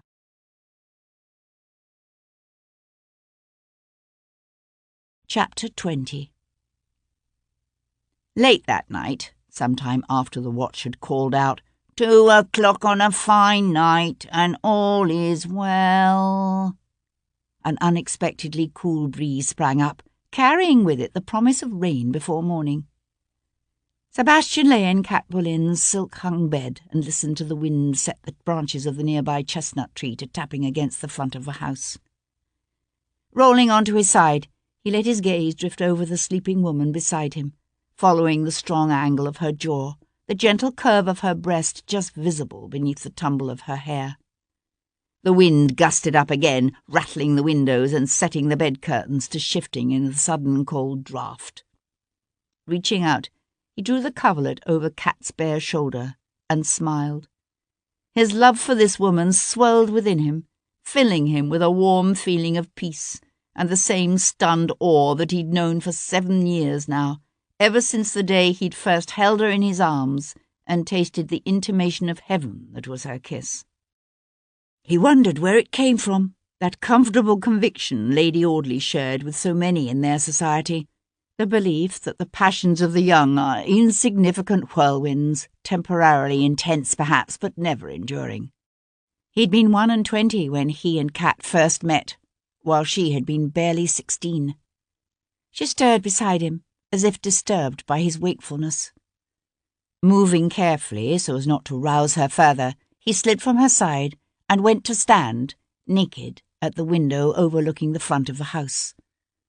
Drawing back the drapes, he stared down at an empty street, lit only fitfully by a half-moon already disappearing rapidly behind a scuttling of clouds. He heard a whisper of movement as she came up behind him. "Why can't you sleep?" she asked, slipping her arms around his waist. He turned in her embrace, holding her close. "I was thinking about Guinevere Anglesey, about the life she must have known growing up in Wales." "It can't have been easy," Cat said softly, "losing her mother so young." Sebastian drew her closer, his cheek resting against her hair. They were all marked in an unseen but hurtful way, he thought, the motherless children of the world. Guinevere had been little more than a babe when she lost her mother. Sophie Hendon had sailed away to a watery grave the summer Sebastian was 11, while Cat had been 12 or 13 when her own mother and stepfather had been killed. He knew some of what had happened on that dark day, but not all of it. "At least she still had a home," said Sebastian, thinking of all Cat herself had lost on that misty Dublin morning. "And her father. He doesn't seem to have concerned himself overly much with her." Sebastian was silent for a moment, remembering his own father's bitter withdrawal on that long-ago summer of death. Perhaps, yet he cared enough not to want to see her married to a penniless young man. Cat tilted her head to look up at him. "Yes, but for her sake, I wonder. Or his." "Morgana claims Athelstan didn't force her sister to marry Anglesey, that the marquis was Guinevere's own choice. Perhaps she decided that if she couldn't have the man she loved, she might as well marry for wealth and a title." Sebastian felt the shiver that ran through her as she spoke. He rested his hip against the windowsill so that he could circle her with the warmth of his body, the warmth of his love. "I wonder how Vardon felt about that," he said softly. She rested comfortably against him. "It doesn't seem to have blighted his life. He's often at the theatre, with a group of other young bucks, laughing and eyeing the dancers. Watching him, one would say he hadn't a care in the world. He seems to have taken Guinevere's death hard enough." "Well, he would, wouldn't he? They were childhood friends." He ran his hands up her sides, enjoying the feel of her bare flesh beneath his touch. "They might very well have been more than that. Still."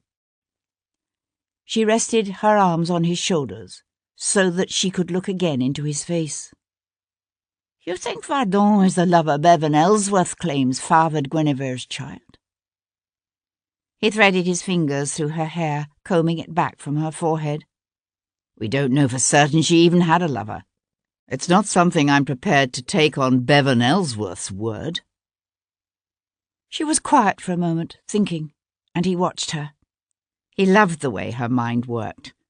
In a world where women learn from an early age to affect an air of helpless ignorance, Cat was a strong, intelligent woman, and she wasn't afraid to show it. At least, Not with him. Finally, she said, "What I don't understand is, where does the Prince Regent fit into any of this?" Sebastian blew out a long breath. "I suppose it's possible her murder was completely cold-blooded, that her killer's sole purpose was simply to use her to cast suspicion upon the Prince Regent and increase his unpopularity. But if that were true, then why select Guinevere Anglesey as the victim? Why not Lady Hertford, or one of the other women with whom Prinny has been closely linked? Perhaps she was simply convenient." Sebastian ran his hands up and down her arms, his gaze on the night-darkened window beside them. Somewhere out there, somewhere, in some corner of this sprawling, dangerous city, lay the answer to what had happened to Guinevere Anglesey and why. If he only knew where to look. It would help if Lovejoy could find out where she went in that hackney. Her Abigail might know. By now, the clouds had completely covered the moon, plunging the street below into a gloomy darkness, only faintly illuminated by the feeble glow of the street lamps. A shadow seemed to detach itself from the house at the corner, a phantom of a shape that was there and then gone. "What is it?" Kat asked when Sebastian leaned forward, his hand tightening on the drapes beside them. "I thought I saw something. A man watching the house." "It's just shadows. The trees moving in the wind." She pressed her chilled body close to his. "Come back to bed." He wrapped his arms around her, lending her the heat of his own body. He nibbled at her neck, breathed softly against her ear. But what he said was, "I need to go home. It's late." "Stay," she whispered, her naked body moving suggestively against his, her hands roving over him with a lover's familiarity. "I like waking up to find you still beside me." "You could wake up beside me every morning, if you'd marry me." He felt her stiffen in his arms. She drew back to meet his gaze, the playful eroticism fading from her eyes to be replaced with something stark and painful. "You know why I can't do that." He knew why she thought she couldn't do that. They'd been through it all 1,000 times before, yet he still couldn't stop himself from saying, "Why?" "Because I'm a viscount, and you are an actress." "Yes," she said simply. He pushed out a harsh, frustrated breath. "You realize, don't you, that if Guinevere had been allowed to marry the man she loved, she'd probably still be alive today?" "You can't know that." "I know that I—" She silenced him with her kiss, taking his face between her hands, her fingers digging into his cheeks as she moved her mouth over his in desperate gulps. "Don't," she said, her voice rough, her breath warm against his face. He knew she loved him. It shone in her eyes, was there with each trembling breath. And it struck him as the cruelest of ironies that if she had loved him less, she would have married him. Wordlessly, she threaded her fingers through his, drawing him away from the window toward the warm embrace of her bed.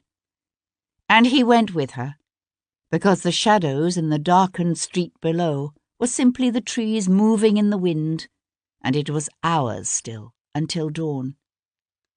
He had time to convince her that she was wrong, that far from ruining his life by marrying him, she was the only thing that could save him. He still had time. He told himself they had all the time in the world. His sleep was often troubled by dreams, haunting, recurrent images of red-coated phalanxes of soldiers, their faces coated with dust, their lips tightly set as they marched toward death. Of stone walls battered and blackened by the howling shriek of artillery, a child's cry, a woman's scream, the buzzing stench of death, the remains of men and horses so dismembered as to become indistinguishable. But that night he dreamed of Kat. She lay upon his bed, dressed in her bridal finery. The golden light of the bedside candle cast flickering shadows across the pale perfection of her features, the delicate flesh of her closed eyelids. He knelt beside her, the silken hangings of his bed whispering softly around him. Yet he knew no joy, only the pain of tears that swelled his throat but refused to fall. Confused, he reached out to close his hand over hers, and then he understood, because her hands were cold beneath his, and when he kissed her, her lips did not respond, her eyes did not open. Her eyes would never open again, and he knew then that her wedding finery had become her shroud. He awoke with a jerk, his breath coming hard and fast, his heart pounding uncomfortably in his chest. Turning his head, he found her asleep beside him, her hair spilling dark and beautiful about a cheek flushed with life, her breath sweet against his face.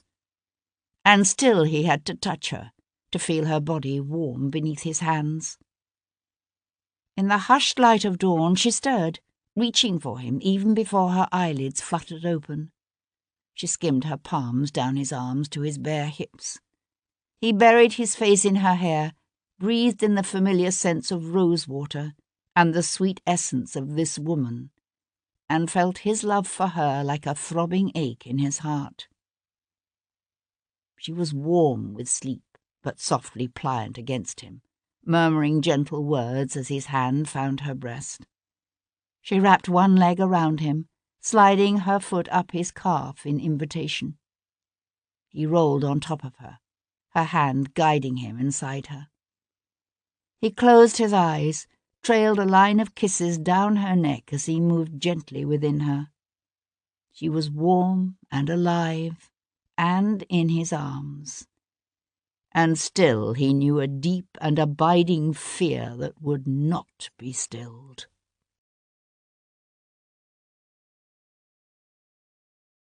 Chapter 21.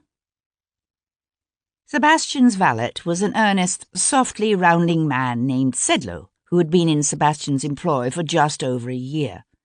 The man was a genius at repairing the ravages a night on the town could wreak upon a gentleman's coat, and could coax an enviable shine from top boots worn hard on the hunting field. But when Sebastian appeared later that morning with a brown paper-wrapped parcel containing a pair of badly cut trousers and an old-fashioned greatcoat such as a Bow Street runner might wear, Sedlow paled and recoiled with horror. "My lord, you can't seriously mean to appear in those rags in public?" Pausing in the act of tying an unfashionably dark and coarse neckcloth, Sebastian glanced over at his valet. "They're hardly rags, and I don't intend to drop into whites in this rig, if that's what you fear. But someone could still see you." Sebastian raised one eyebrow. "Do you fear such a sighting might do irreparable damage to my reputation?" Sedlow sniffed. "Your reputation? No, my lord. Noblemen are allowed to be eccentric." "Ah, I see. It's the repercussions on your reputation that trouble you." Sedlow started to open his mouth, then closed it. "Wise," said Sebastian, and shrugged into his badly tailored coat. The rain had begun early that morning, a steady downpour that brought with it a bite of North Sea air and made the unseasonable heat of the past few days seem like a dim, distorted memory. Hailing a hackney carriage on New Bond Street, Sebastian directed the Jarvey toward Mount Street. Then, slumping in one corner, he watched the raindrops chase each other down the window pane and slowly allowed himself to sink into the personage he'd chosen to assume. It was an actor's trick, something Kat had taught him to do in those early heady days when he'd just come down from Oxford, and she was still only beginning to make her mark upon the stage. He'd perfected the technique in the army, where his very survival had at times depended upon his ability to submerge himself in a character until he wore the assumed posture and mannerisms as comfortably and effortlessly as an old coat. By the time he arrived at the service entrance of the house on Mount Street, the Earl's son was gone, and he had become Mr. Simon Taylor, one of Bow Street's finest. It occurred to Sebastian that you could tell a great deal about a woman by the abigail she chose to employ. Some ladies' maids were haughty, affected creatures, as fashion-conscious and condescending as their mistresses. Some were cheerful, fresh-cheeked countrywomen who'd served their mistresses since they were in the schoolroom, while others were timid and apologetic things, forever quivering in terror of being dismissed. Lady Anglesea's Abigail was a thin, slight woman in her late 20s or early 30s, named Tess Bishop. She had straw-coloured hair and a sallow complexion, and at first glance one might easily take her for the meek, brow-beaten variety of Abigail. But her grey eyes were clear and intelligent, her step firm as she entered the housekeeper's room Sebastian had commandeered for their interview. She wore black, as befitted the servant of a household in mourning. It was Sunday, her day off, but she had an apron tied over her bombazette dress. She had obviously been working, and it occurred to Sebastian that she might very well be packing up her own things. After all, a widower would have no need for a lady's maid. She paused in the doorway to eye Sebastian with undisguised suspicion. "I don't see no baton," she said, referring to the emblem of office traditionally carried by runners. A real runner would probably have snapped, "We'll have none of your impertinence, girl," and ordered her to sit down. But in Sebastian's experience, most people cooperated best when their dignity was respected. So he simply said, "Please, have a seat," and steered her toward the ladder-backed chair he had placed beside the window overlooking the rain-drenched rear gardens. She hesitated a moment, then sat, her hands folded in her lap, her spine as straight and uncompromising as a nun's. "I'd like to ask you a few questions about Lady Anglesey," said Sebastian, leaning his shoulders against the wall. "We understand her ladyship left the house in a hackney on Wednesday afternoon, and we're hoping you might know where she went." "No," said the Abigail baldly, "I don't." Sebastian gave her a coaxing smile. "No idea whatsoever?" There was no answering smile to lighten the woman's pinched, unremarkable features. "No, sir. She didn't say, and it's not my place to pry into the activities of my employers now, is it?" Sebastian crossed his arms at his chest and rocked back on his heels. "Very commendable, I'm sure. But a lady's maid often knows things about her employers without needing to be told, and without prying. Are you quite certain, for instance, that Lady Anglesey didn't let drop some sort of a hint? Perhaps when she asked you to get out her gown for the afternoon?" "She selected the gown herself. A simple walking dress with a matching pelisse, as would be suitable for a lady of fashion going out for the afternoon." Deciding to take another tack, Sebastian went to sit in the chair opposite her. "Tell me, Miss Bishop, how would you say his lordship and Lady Anglesey got along?" Tess Bishop gave him a wooden stare. "I'm sure I don't know what you mean." "I think you do." He rested his forearms on his thighs and leaned forward as if inviting confidences. "Did they quarrel, for instance?" "No." "Never?" Sebastian raised one eyebrow in a show of disbelief. Man and wife for some 4 years and no quarrels? No minor disagreements, even? "If they quarrelled, sir, it wasn't in my hearing." "Do you know if she ever met a man named Alain the Chevalier de Vardon?" Something flared in her eyes, something she hid by staring down at hands now clasped so tightly they showed white. "I never heard the name, no." Sebastian studied the Abigail's stiff, hostile face. He supposed it said something about Guinevere Anglesey, if even after death she could inspire this kind of loyalty in a servant. "How long have you been with her ladyship?" Sebastian asked suddenly. 4 years, said Tess Bishop, relaxing slightly. "I came to her just before she married his lordship." Sebastian leaned back in his chair. "I suppose it's natural for a young lady about to make such a brilliant alliance to want to provide herself with a more experienced Abigail than the one she'd brought with her from the country." "That's not the way it was at all. This was my first position." "Your first?" "That's right. I used to be a seamstress while my David was a carpenter. But he was pressed into the Navy, right before the bombardment of Copenhagen." She paused. "He was killed." "I'm sorry," said Sebastian, although it seemed a pathetically lame sop to offer her. "After that, I supported us as best I could, but—" Her voice trailed off, as if she regretted having said so much. "Us?" Sebastian prompted. "We had a baby. A girl." Tess Bishop turned her face slightly toward the window so that she was no longer looking at him. "I took sick. When I couldn't make my quota, they let me go. And then my baby took sick too." Sebastian watched her slim throat work as she swallowed. It was a familiar enough story, a tragedy enacted 1,000 times or more a year in London, Paris, in every city across Europe. Women barely eking out a subsistence wage, caught by illness or a downturn in the fashion industry, and thrown onto the streets. Most turned to prostitution or theft, or both. They had no choice, but that didn't stop the moralists from condemning them as sinful women and railing against them as the source of all corruption and decadence. As if any woman in her right mind would willingly embark upon a path certain to lead to disease and death, and an unmarked grave in some noisome churchyard's poor hole.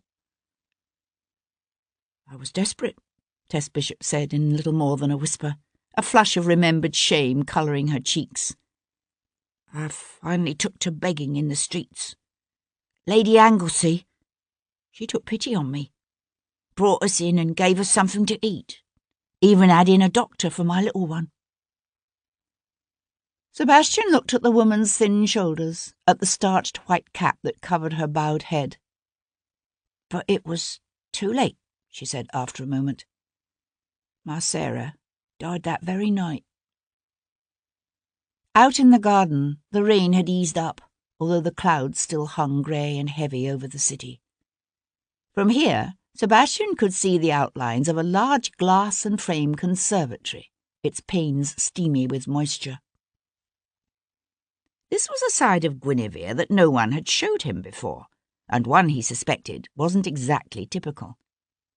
He wondered what had moved her to extend the hand of salvation to this woman. A chance meeting of the eyes, perhaps? Some intuitive recognition by the young, heartsick Earl's daughter that this other woman, this widowed mother of a dying babe, knew a despair far, far greater than her own. "I wanted to die too," said Tess Bishop, her voice little more than a whisper. "But Lady Guinevere, she said I mustn't. She said, if we're given a hard road to walk in life, we just have to fight to find some way to make what we want out of what life has given us."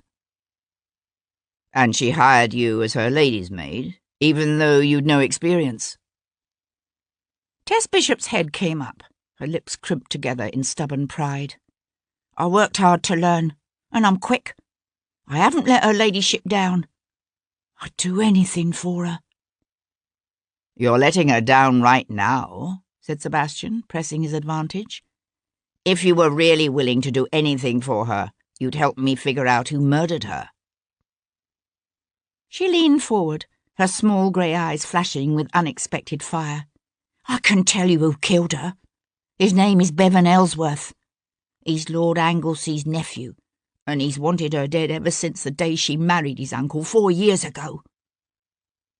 Wanting someone dead and actually going so far as to kill them are two very different things.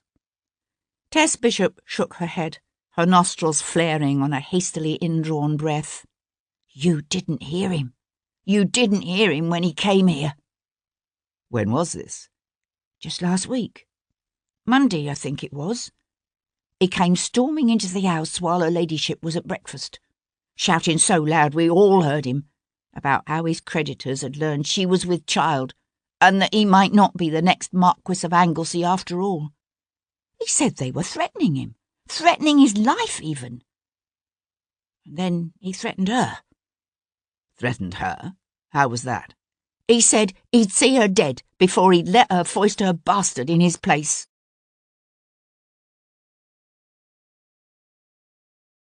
Chapter 22. A sampler hung on the wall just behind the Abigail's head. A sampler worked in silk thread against a linen background. Sebastian stared at it, at the neatly stitched flowers intricately entwined around the letters of the alphabet. But he wasn't really seeing it. He was remembering the glitter of hatred in Bevan Ellsworth's eyes, and the sound made by a boy's arm breaking on the playing fields of Eton. "What did her ladyship do?" Sebastian asked. "She told him to get out. And when he said he'd go all right and tell everyone who'd listen that she'd been playing the whore, she—" The Abigail's voice trailed off. "She what?" Tess Bishop's colour was high. She hesitated, then said in a rush, "She laughed. She said he'd only show himself to be the fool he was, because her son would be the next marquis, even if he'd been begotten by a hunchback in the gutters." It was a legal principle that had come down to them from the Romans, a doctrine known as pater est quem nupitae demonstrant. As far as the law was concerned, a woman's husband was the father of her child, whether the man actually sired the child or not. Guinevere's statement didn't necessarily mean anything, of course. Scornful words flung in anger, but still. "You'll have to excuse me now, sir," said the Abigail, pushing to her feet. "His lordship has asked me to help with organising the staff's mourning clothes." Sebastian rose with her. "Yes, of course." He kept his voice casual, although deep within his breast his heart had begun to beat uncommonly fast. "There's just one other thing I want to ask. You wouldn't happen to know where her ladyship got the necklace she was wearing the day she died, would you?" "Necklace?" Tess Bishop wrinkled her forehead in a frown. "What necklace?" Slipping the blue stone triskelion from his pocket, Sebastian held it out in the palm of his hand. "This one." She studied it for a moment, then shook her head decisively. "That's not her ladyship's." For an instant, Sebastian imagined he could feel the necklace burning his flesh, although the stone was cold in the dreary light of the rainy day. "She died wearing it." "But that's impossible." "How is that?" "Because she was wearing the Pompeian that afternoon." "I beg your pardon?" said Sebastian, not understanding. "The walking dress of Pompeian red. It's made high at the neck, with an upstanding collar and raised epaulets, and worn with a goffered lawn phrase." "A what?" "A phrase. It's a kind of neck ruff with 3 tiers," said Tess Bishop, impatient with his ignorance and anxious to be gone. "Her ladyship could never have worn a necklace with that dress." Bevan Ellsworth, nephew of the Marquis of Anglesey and heir presumptive of all his lands and titles, kept a small suite of rooms 2 floors above an exclusive shop on St. James's Street.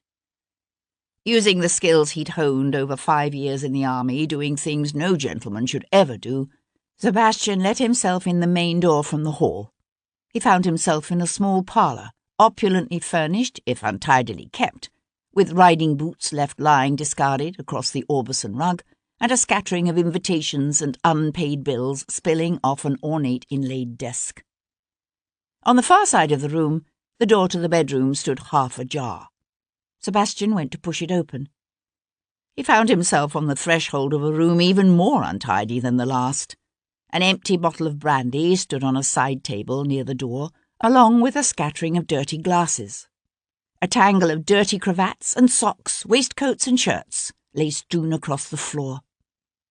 Sebastian wouldn't have been surprised to find a naked Cyprian sprawled beneath the hangings of the silk-draped bed. But Ellsworth slept alone, flat on his back, with the tangled sheets and covers shoved down around his hips. A heavy odour of brandy and sweat and stale air permeated the room. Pulling up a delicate, lyre-backed chair to the side of the bed, Sebastian straddled the seat backward and drew a small French flintlock pistol from his coat pocket. A half-empty glass of brandy sat on the bedside table at his elbow. Reaching over, he dipped the fingertips of his free hand into the liquid and calmly flicked a scattering of cold drops onto Bevan Ellsworth's gently snoring face.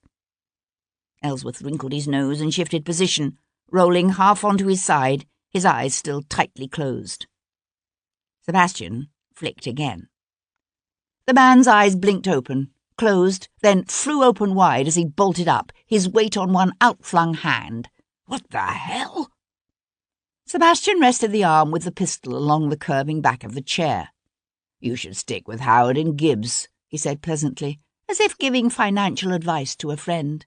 Their interest rates might be ruinous, but unlike some of their more ruthless brethren on King Street, they don't pollute the Thames with the bodies of those customers who make the mistake of falling behind on their interest payments. Ellsworth cleared his throat, the back of one hand rubbing across his mouth as he sat up straighter, his gaze on the little flintlock. How do you know about that? Of course, continued Sebastian conversationally, as if the man hadn't even spoken. The problem with Howard and Gibbs is that they typically require some sort of surety, particularly when there's a chance the individual involved might not be the heir to a comfortable estate after all. Ellsworth's gaze slipped away to the open door behind Sebastian, then back again. What are you doing here? And why the hell are you dressed like some bloody Bow Street runner? Sebastian simply smiled. You said your debts weren't pressing. You lied to me. That was not wise. His jaw tightening, Ellsworth extended one arm in a wide arc that took in the small room, the bed's dirty hangings. Look at this place. Look at how I'm forced to live. Spending my days at the Inns of Court. Bloody hell, I'm a heartbeat away from being the next Marquis of Anglesey, and the paltry allowance my uncle grants me isn't even enough to pay my tailor's bills. Especially after settling day at Tattersall's. Ellsworth moistened his lower lip with his tongue. In the harsh light of morning, his skin looked sallow and slack with dissipation, his eyes bloodshot. I didn't kill her, he said, his voice unexpectedly calm and even. But you threatened to. Ellsworth threw back the sheets and stood up. He was naked to the waist, a pair of drawstring underdrawers slung low on his hips, his feet bare. Who wouldn't want to kill her in my position? He demanded. She was going to take away what is mine. He leaned forward, his curled knuckles thumping against his bare chest. Mine! And hand it all to some ill-begotten bastard. You can't know that. A tight smile curled the man's lips. Can't I? Some things are hard to keep a secret. And servants do talk. He swung away to go splash water from the pitcher into the bowl on the washstand. So who's the father? Ellsworth shrugged, not bothering to turn around. How should I know? I saw half a dozen or more young bucks at the funeral yesterday. For all I know, Guinevere herself couldn't have told you the father's name. Sebastian rose to his feet as a sudden thought occurred to him. Where is she buried? At St. Anne's. Why? Sebastian shook his head, his lips curving into a hard smile. What I don't understand is why you went through all the risk of transporting the marchioness's body from London down to the pavilion. Jesus! Ellsworth swung around, his face flushing with anger and what may have been a trace of fear. You still think I did it? You still think I killed her? I made some discreet inquiries around the Inns of Court. You arrived late that day and left early. Sebastian expected the man to deny it. Instead, his eyes narrowed, and he leaned forward to say provocatively, You think I killed her? All right. Then let's see you prove it. The narrow staircase leading down to the street door was dark in the rainy day gloom. Halfway down the second flight, Sebastian passed a fleshy young dandy labouring up the steep steps. The man with flaxen hair and a florid complexion he remembered having seen with Ellsworth at Brooks's. Studying the man's protuberant eyes, his moulded, almost feminine lips and weak chin, Sebastian thought the man's sense of familiarity might come from his unfortunate resemblance to the portly, ruddy-faced princes of the House of Hanover. Then, as the man reached the first floor and turned, his profile was silhouetted against the grey light above in a way that made Sebastian realise he did know this man after all. He was Fabian Fitzfrederick, natural son of Frederick, Duke of York, second son of George III, and next in line behind Princess Charlotte to the thrones of England, Scotland, and Wales. The friendship might mean nothing, of course. Legitimate heirs to the throne were dangerously scarce, but over the years, George III's 7 sons had sired scores of illegitimate children. If Guinevere Anglesea's body had been found any place other than in the private apartments of His Highness the Prince Regent, Bevan Ellsworth's friendship with an illegitimate member of the royal family would have been insignificant. It still might be insignificant, although Sebastian decided it wouldn't hurt to look into Fabian Fitzfrederick's activities on Wednesday last. But first, Sebastian intended to pay a visit to St. Anne's churchyard. Chapter 23. The bells in the church tower were ringing, calling the last stragglers to late morning service, when Sebastian jumped down from a hackney in front of St. Anne's churchyard. The rain still came down hard, in big drops that dripped from the sodden leaves of the gnarled old oak trees overhead, flattened the rank grass between the graves, and darkened the granite headstones to near black. The churchyard was not large, a collection of tombs and monuments hemmed in by tightly packed buildings that had risen up around the old stone church. Standing at the gate, Sebastian could see only 2 recent burials, their freshly turned mounds of dark brown earth heaped with funeral lilies and mums, beaten and bruised now by the rain. Winding between rusting iron railings and moss-covered statues, he worked his way toward the only other person in the cemetery, a man who stood beside one of the new graves, his head bowed, his collar turned up against the driving rain. At the sound of Sebastian's footfalls on the flagged path, the man turned, and Sebastian recognized Alain, the Chevalier de Vardon.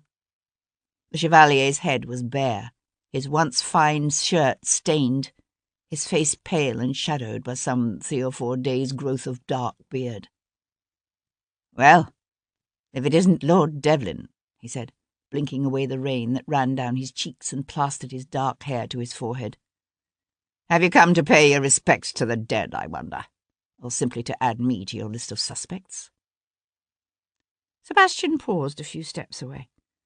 Around them the rain poured, beating on the leaves of the oaks and chestnuts overhead, and shooting in noisy torrents from the slanted roofs of the surrounding tombs. "You've been talking to your sister Claire?" "That's right." The Chevalier's speech was flawlessly precise, his movements fluid and graceful. Only the icy glitter in his blue eyes betrayed the fact that he was profoundly, dangerously drunk. "She thinks Bevan Ellsworth did it." "And you?" Vardon threw back his head to let out a harsh, ringing laugh that ended in teeth-clenching scorn. "Only Prinny could be found with the woman he'd murdered still clasped in his arms, and yet managed to set everyone around him to scrambling in an effort to find someone else to blame." Sebastian shook his head. "You're wrong. The Regent didn't kill her. He couldn't have. She was dead some 6 or 8 hours before he found her in the yellow cabinet in the pavilion." The wind gusted up, bringing with it the smell of damp earth and wet stone and death. Vardon stood very still, only his chest jerking with each indrawn breath. "What are you saying?" "Guinevere Anglesea was killed Wednesday afternoon, probably someplace here in London, given that she left her home in a hackney just after luncheon." "A hackney? Going where?" he demanded with a sharpness Sebastian hadn't expected. "I don't know." Sebastian kept his gaze on the other man's face. He saw grief there, and anger, and some of the guilt that can so often bedevil those left alive. But there was no sign of subterfuge, none of the consternation and fear one might expect from a murderer watching his elaborate stratagems of concealment beginning to unravel. "I thought perhaps you might be able to tell me." Vardon raked his fingers through his dark, wet hair, his eyes squeezing shut as a spasm of pain contorted handsome features. I hadn't seen her since last week. Saturday. On the street behind them, a carriage went by, driven fast, its iron-rimmed wheels flying, the sound of its horses' hooves clattering dully in the wet air. The heaviness of the clouds had brought an unnatural darkness to the day, making it seem far later than it actually was. Lady Quinlan tells me you and her sister were good friends, said Sebastian. Vardon dropped his hands to his sides, his eyes open and alert, his body tense.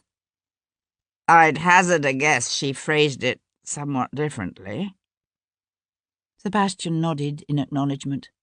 There was no love lost between the two sisters, was there? That's one way of putting it.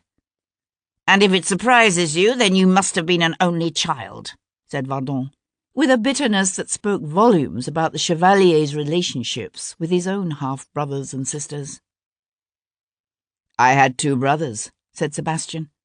Both were long dead, but he saw no need to add that.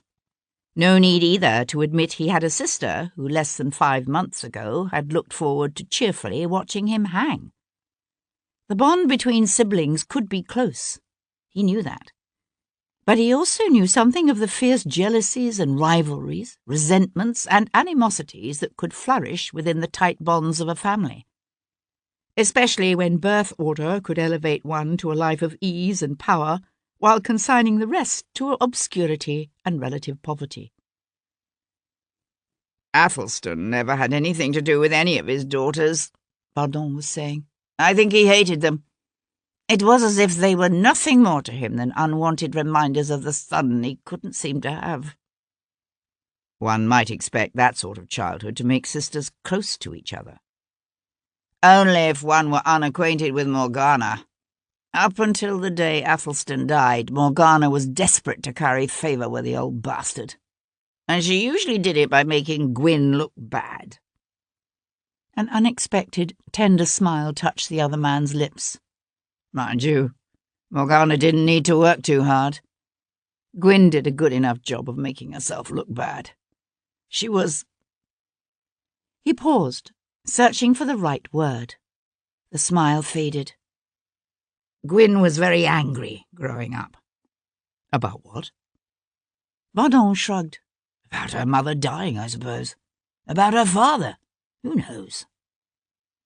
He went to stand beside the muddy wound of her grave, his head bowed, his fists clenched at his sides. Around them the rain poured, splashing into the puddles in the sunken hollows of old graves, and drumming on the domed roof of a nearby tomb. Suddenly he looked up, his eyes narrowing against the driven rain. He did it, you know. Prinny, I don't care what you say. There's no doubt in my mind. What possible reason could the Prince Regent have for killing the Marchioness of Anglesey? Madness needs no reason. And they are all mad. You know that, don't you? Every last member of that god-rotted family. The king might be the only one actually raving, but the taint is there in each and every one of them. Whether it's Clarence roaring around on imaginary quarterdecks, or old one-eyed Cumberland betraying the overzealous nature of his affection for his sister Sophia. Sebastian held himself very still, his silent gaze on the other man. Vardon used the palm of his hand to wipe the rain from his face. My sister Claire is right in one sense. Bevan Ellsworth must bear much of the blame for what happened to Guinevere. None of this would have occurred if it hadn't been for all the nasty lies he's been spreading about Guinevere ever since her marriage. That's what made Prinny think her the kind of woman who would welcome his ridiculous advances. Sebastian knew a quickening of interest. The Prince Regent made advances on her. When was this? It began at Carlton House sometime last spring. She and Anglesey were attending a state dinner, and the Regent pressed her to allow him to show her his conservatory, where he became overly familiar. Is that what you're saying? Vardon's lip curled. He put his hand down the front of her dress. Sebastian stared off across the rain-drenched churchyard. It wasn't the first time the regent had done such a thing, Sebastian knew. A spoiled prince, handsome when young and accustomed to a lifetime of flattery and sycophancy, the regent frequently overestimated his appeal to women. Yet he'd claimed, when asked, that he'd barely known the young marchioness. Sebastian brought his gaze back to the chevalier's pale, grief-stricken face. What did she do? She tried to pull away from him. He laughed, said he enjoyed a spirited woman. So she took more drastic measures. Such as? She slapped his fat, self-satisfied face. Was he in his cups? No more than usual. You'd think that sort of reaction would have quenched his desires, but it seemed to have the opposite effect. He wouldn't leave her alone. Kept soliciting her hand at balls, arranging to sit next to her at dinners. And then, just last week, he sent her a trinket. A small token of his affection, he called it, from Rundle and Bridge on Ludgate Hill. They were the prince's favourite goldsmiths and jewellers, Rundle and Bridge. It was grumbled in some quarters that he spent enough every year on jewellery to feed and clothe the entire British army. He was always buying trinkets, as he called them, to shower upon his favourites and lady friends. Ivory snuff-boxes and jewelled butterflies, amethyst and diamond bracelets, and rare, unusual necklaces. Sebastian squinted up at the rain. Silhouetted against the dark grey sky, the leafy branches of the oaks and chestnuts overhead looked black. What kind of trinket? I didn't see it. She sent it back to him, along with a note stating in no uncertain terms that his advances were unwelcome. And Anglesey, did he know any of this? A strange flush darkened the other man's pale, gaunt cheeks. It's hardly the sort of thing a woman would tell her husband now, is it? Yet she told you, said Sebastian, and watched the colour drain slowly from the chevalier's face. Charles, Lord Jarvis, maintained a fervent respect for the institution of the Church of England. The Church, like the monarchy, was a valuable bastion of defence against the dangerous alliance of atheistical philosophy with political radicalism. The Bible taught the poorer orders that their lowly path had been allotted to them by the hand of God, and the Church was there to make quite certain they understood that. And so Jarvis took pains to be seen at church every week. That Sunday, his head bowed in due respect for his Maker, Jarvis attended services at the Chapel Royal in the company of his aged mother, his half-mad wife Annabel, and his tiresome daughter Hero, whom he believed to be in serious need of remembering what the Bible and St. Paul had to say about a number of things, particularly the role of women in society. During the second reading, when the clergyman loudly proclaimed, "Let your women keep silence in the churches, for it is not permitted unto them to speak, but they are commanded to be under obedience, as also saith the law," Jarvis emphasized the point by quietly elbowing Hero in the side. Her gaze fixed so properly on the pulpit, she leaned toward him to whisper maliciously, "Careful, Papa, you're setting a bad example for the ignorant masses." She was always saying that sort of thing, as if the canker of social discontent spreading across the country were a subject for jest. Yet he knew she took what she referred to as the dreadful situation of the nation's poor very seriously indeed. There were times when he almost suspected his daughter of harbouring radical principles herself, but it was an idea too disconcerting to be entertained for long, and he quickly dismissed it. After the service, they walked out of the palace into a grey day, still dripping rain. A man stood across the street, a tall young man whose rough greatcoat and round hat did nothing to disguise his aristocratic bearing, or the dangerous glitter in his strange yellow eyes. Jarvis rested one hand on his daughter's arm. "See your mother and grandmother home in the carriage," he said, keeping his voice low. He expected her to argue with him. She was always arguing with him. Instead, she followed his gaze across the street. For one oddly intense moment, Hero's frank grey eyes met Devlin's feral stare. Then she deliberately turned her back on him to shepherd her mindlessly babbling mother and frowning grandmother toward the carriage. Stepping wide to avoid the filthy, rushing gutter, Jarvis crossed the street to the waiting Viscount.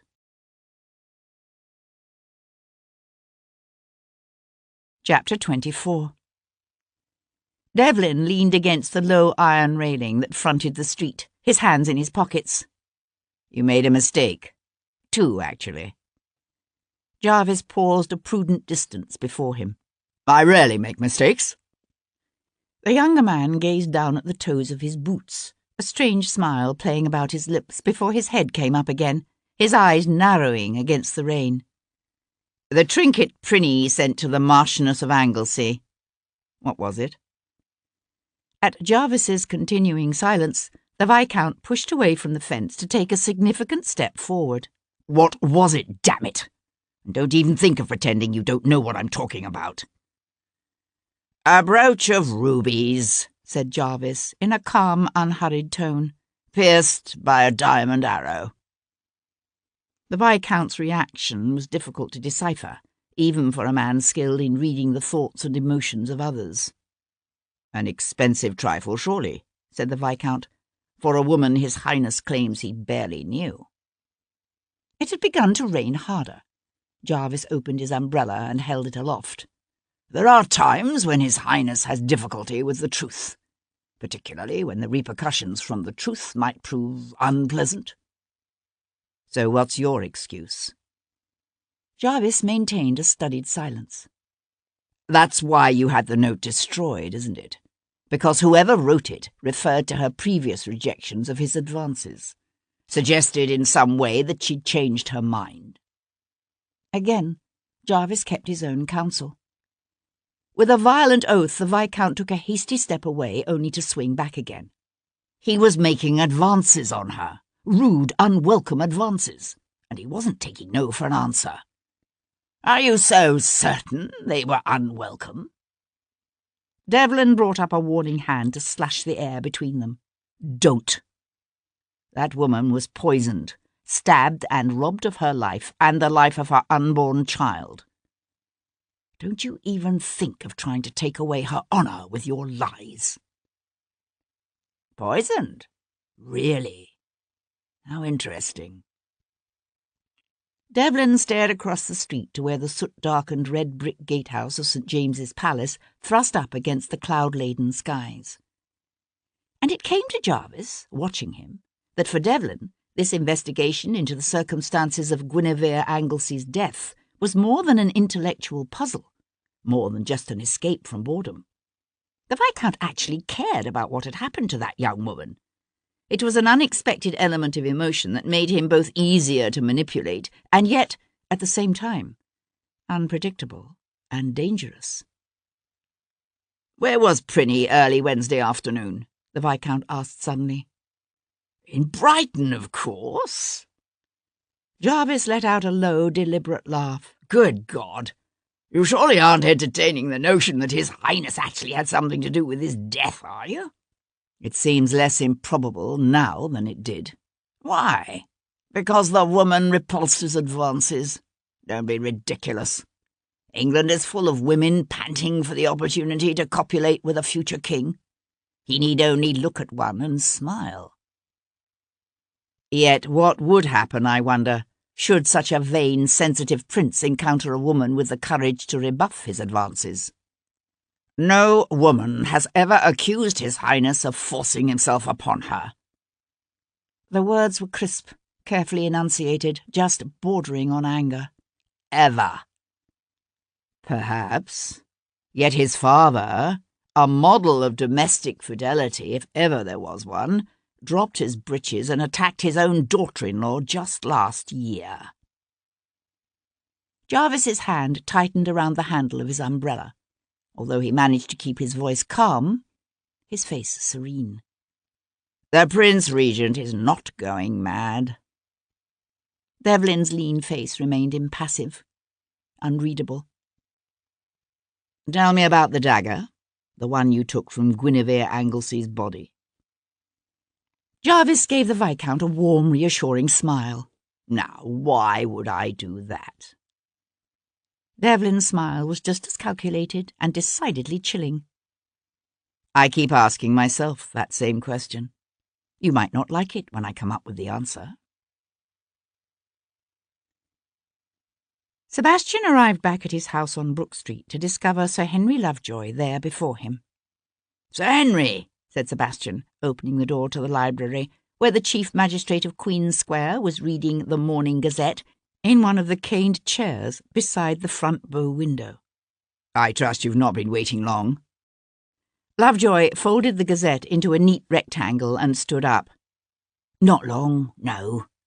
He was a tiny man, barely 5 feet tall, with a high-pitched voice, thick eyeglasses, and a serious demeanour. He was also, Sebastian knew, passionately devoted to what he did. Tossing aside his greatcoat, hat, and gloves, Sebastian crossed to the brandy decanter on the table beside the empty hearth. "A glass of wine with me?" "Thank you, but no." The little magistrate clasped his hands behind his back, cleared his throat, and said, "I heard the strangest story this morning about some fellow impersonating a Bow Street officer. A handsome young man with what were described as almost animalistic eyes." "How odd." His face deliberately bland, Sebastian flicked an imaginary speck of dust from his rough-cut coat. "Is that why you've come? Did you think this fellow might be a relative of mine?" The faintest hint of a smile lifted the little magistrate's thin mouth. "No, actually. I've come because we've discovered your Yorkshire Jarvey."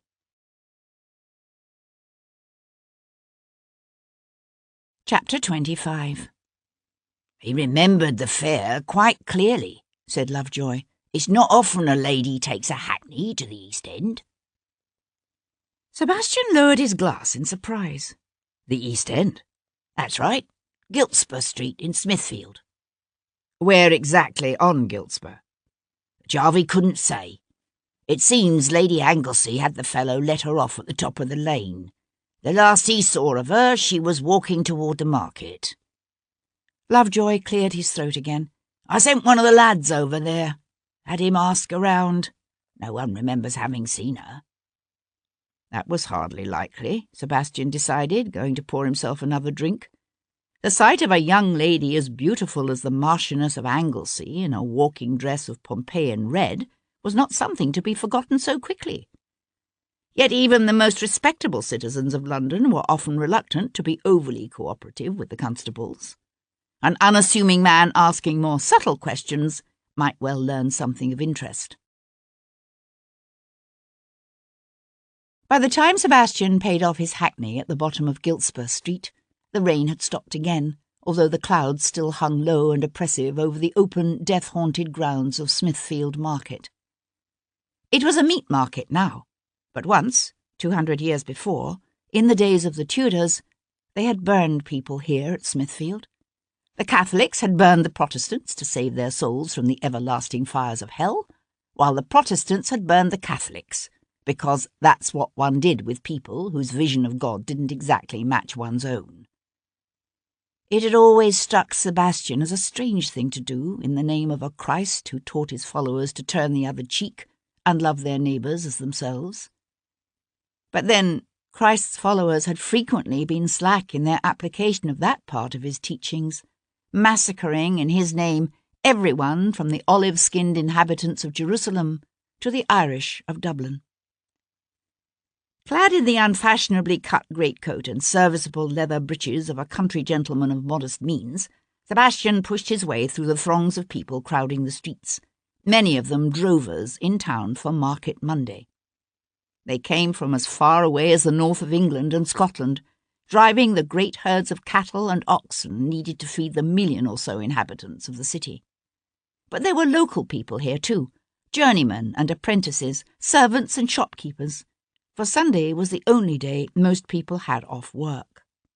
The atmosphere was relaxed, jovial, the street filled with glad voices and laughter, the rich aromas of broiling meat and fermenting ale mingling with the ever-present smells of mud and unwashed bodies, and urine.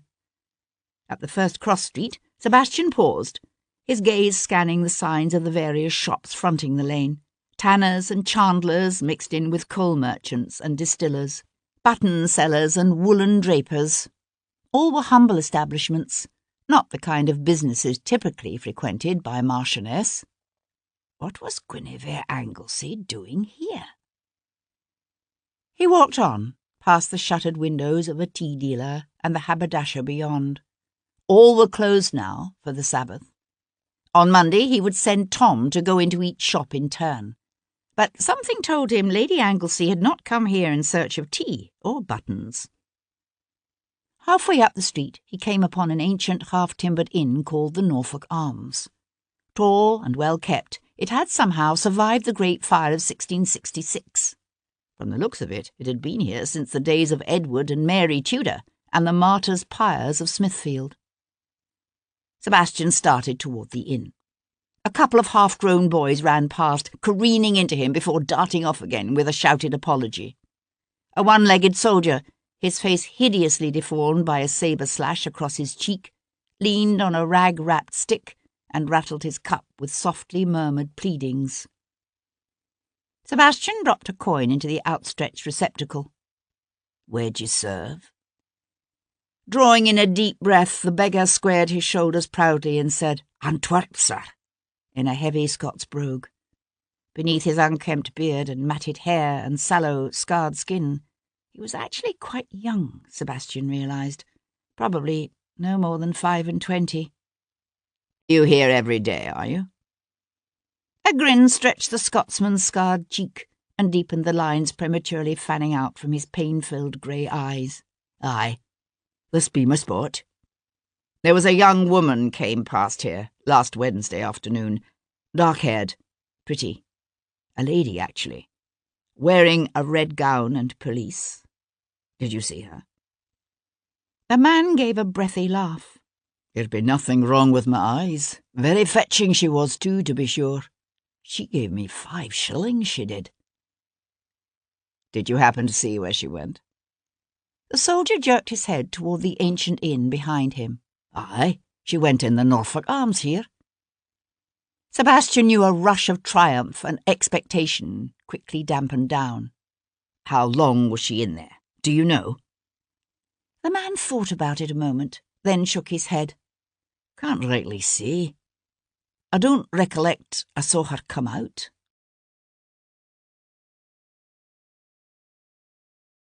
Chapter 26. Sebastian stayed talking to the ex-soldier for some time. He brought some beef roasted on a spit and some ale, and they ate it together, and discussed in soldier-like detail the Portuguese campaign and the hardships of the last winter, and Colonel Trant's daring exploits in Coimbra. It was another 10 minutes or more before Sebastian slowly brought the conversation around, again, to the dark-haired beauty in the red pelisse. The soldier was convinced the lady had been alone, but he still could not remember seeing her leave, nor could he remember any of the other visitors to the inn that day. Sebastian slipped another coin in the man's cup and turned toward the inn door. Ducking his head to avoid the low lintel, Sebastian pushed into a common room thick with the smell of ale and warm, closely packed bodies. A roar of boisterous male voices mingled with the clatter of plates and the clink of pewter tankards. Then one man's voice, louder than the others, carried clearly. "If you ask me, they ought to let the poor old king out and lock up his son. That's what they ought to do." There was a moment's hush, as though everyone in the room had paused at once to draw breath. Then another man, this one from the shadowy recesses of the darkly panelled room, grumbled, "Lock up the lot of 'em, you mean? They're all as daft as me granny gimlets, every blasted one of 'em." A chorus of laughter and hear-hears swelled around the room as Sebastian worked his way toward the bar. As unassuming as a shy young man just up from the country, he ordered a pint.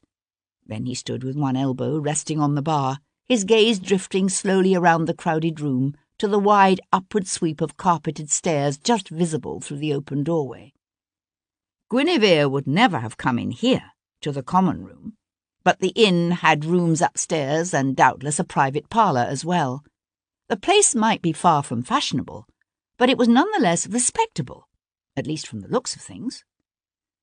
As for what a lady such as the Marchioness of Anglesey was doing here, in Smithfield, it seemed to Sebastian that the number of possible explanations was rapidly narrowing.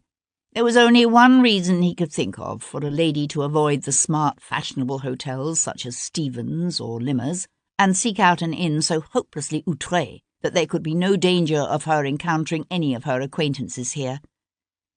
But it was a reason Sebastian found himself oddly reluctant to credit. Still sipping his ale, he shifted his attention to the innkeeper.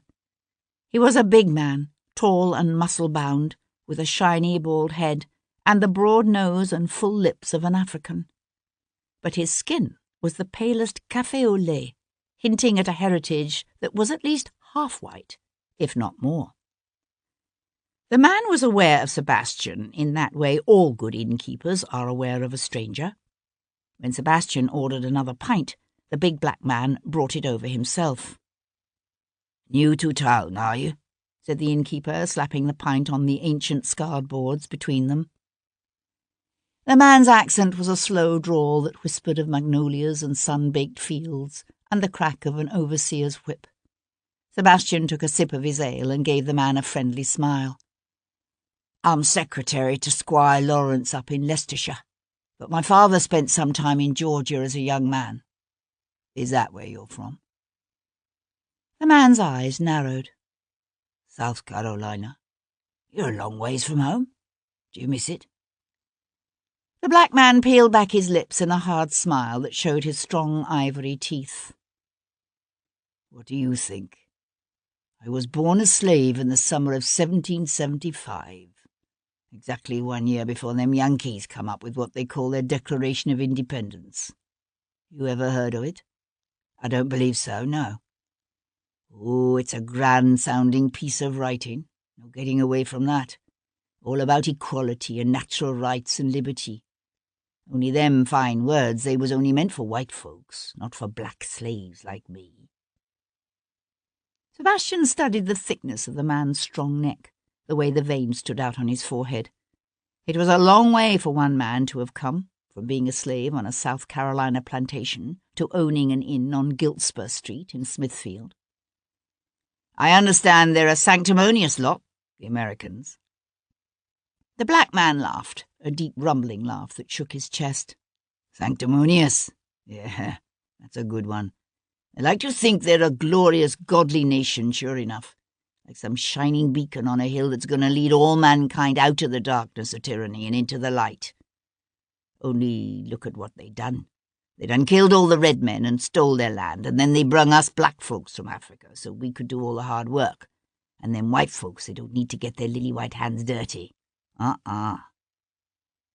Squire Lawrence always says the Americans really fought their revolution because the king refused to allow them to disavow their treaties with the red men.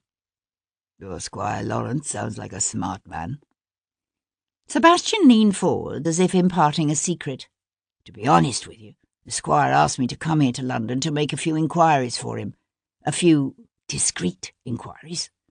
Sebastian added with emphasis, clearing his throat and glancing hurriedly around as if to make certain no one could overhear. "It's his sister, you see. She left the protection of her home last week. We believe some folks from the village gave her a ride to Smithfield, and I'm hoping she might have come here for a room." The big man's broad African features remained impassive. "We don't get a lot of ladies around here. You might try the Stanford, over on Snow Hill. I checked there already. The thing is, you see, I've discovered that a lady was seen entering the Norfolk Arms just last Wednesday. A young lady with dark hair and a red pelisse. Now, as far as I know, Miss Eleanor's pelisse is green, but she certainly has dark hair, and she could always have brought herself a new pelisse, couldn't she?" Sebastian paused, as if reluctant to divulge the truth. "I hesitate to say it, but we fear a man may be involved." The innkeeper wiped a cloth over the ring-marked surface of the bar. Last Wednesday, you say? Yes, said Sebastian, all effusive eagerness. Have you seen her? Nah. I don't know who told you such a daft thing, but we've had no ladies here. Must have been some farmer's wife he's seen, up for last week's market.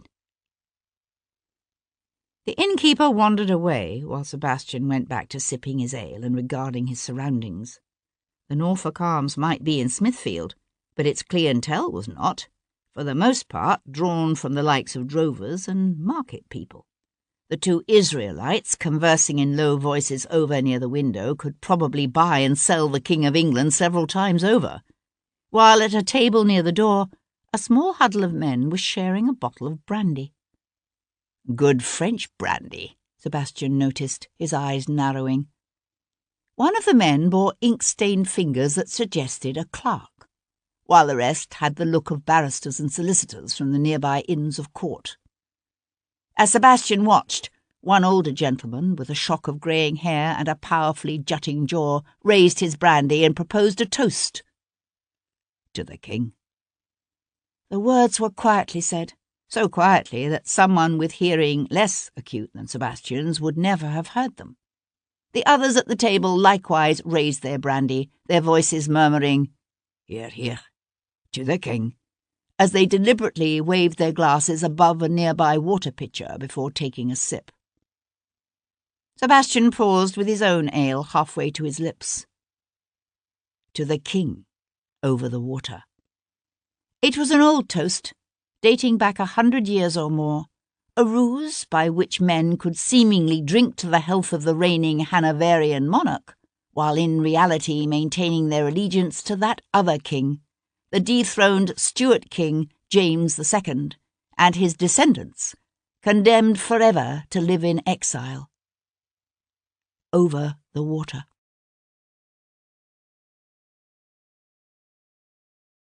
Chapter 27.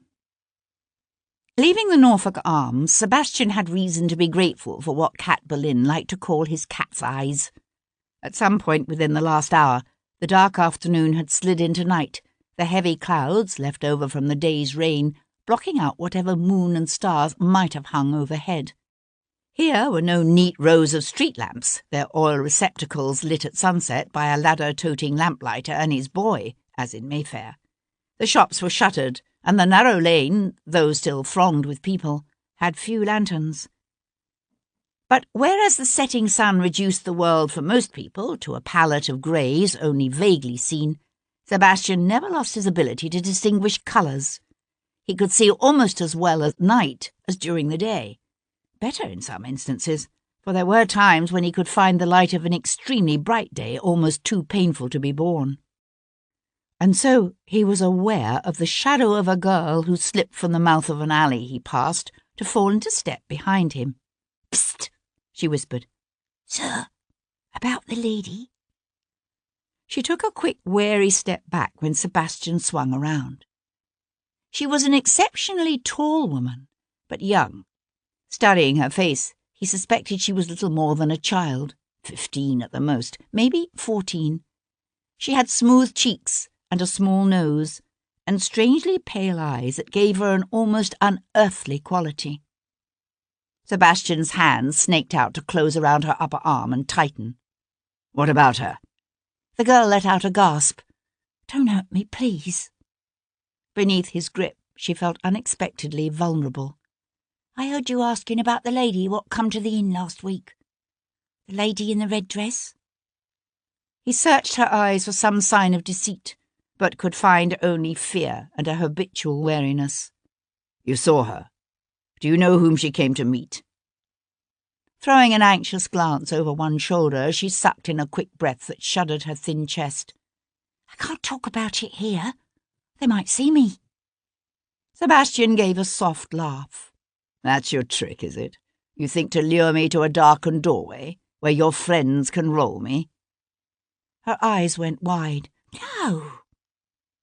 Around them, the crowd in the streets was thinning.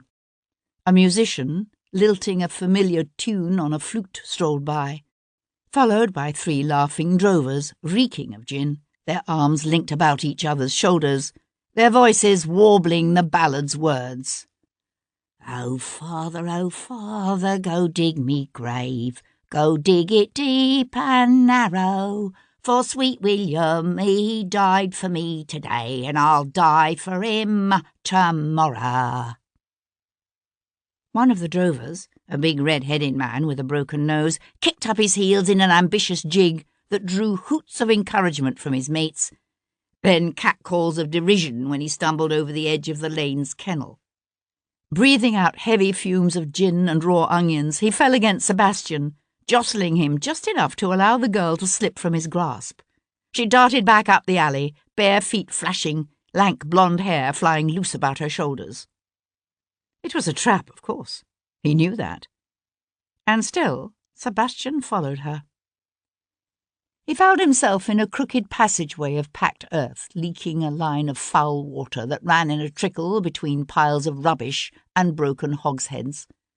The buildings here were of red Tudor brick, old and crumbling, the air dank and heavy with the smell of wet mortar and the pervasive stench of blood from a nearby butcher's shop. 100 feet or so down the alley, the girl ducked into a low doorway just as 3 men rose up from behind a pile of crates and ranged across the narrow space. They were dressed roughly, but not, Sebastian noticed, in rags. "Looks like you made a mistake," said one of the men, taller and better dressed than the others.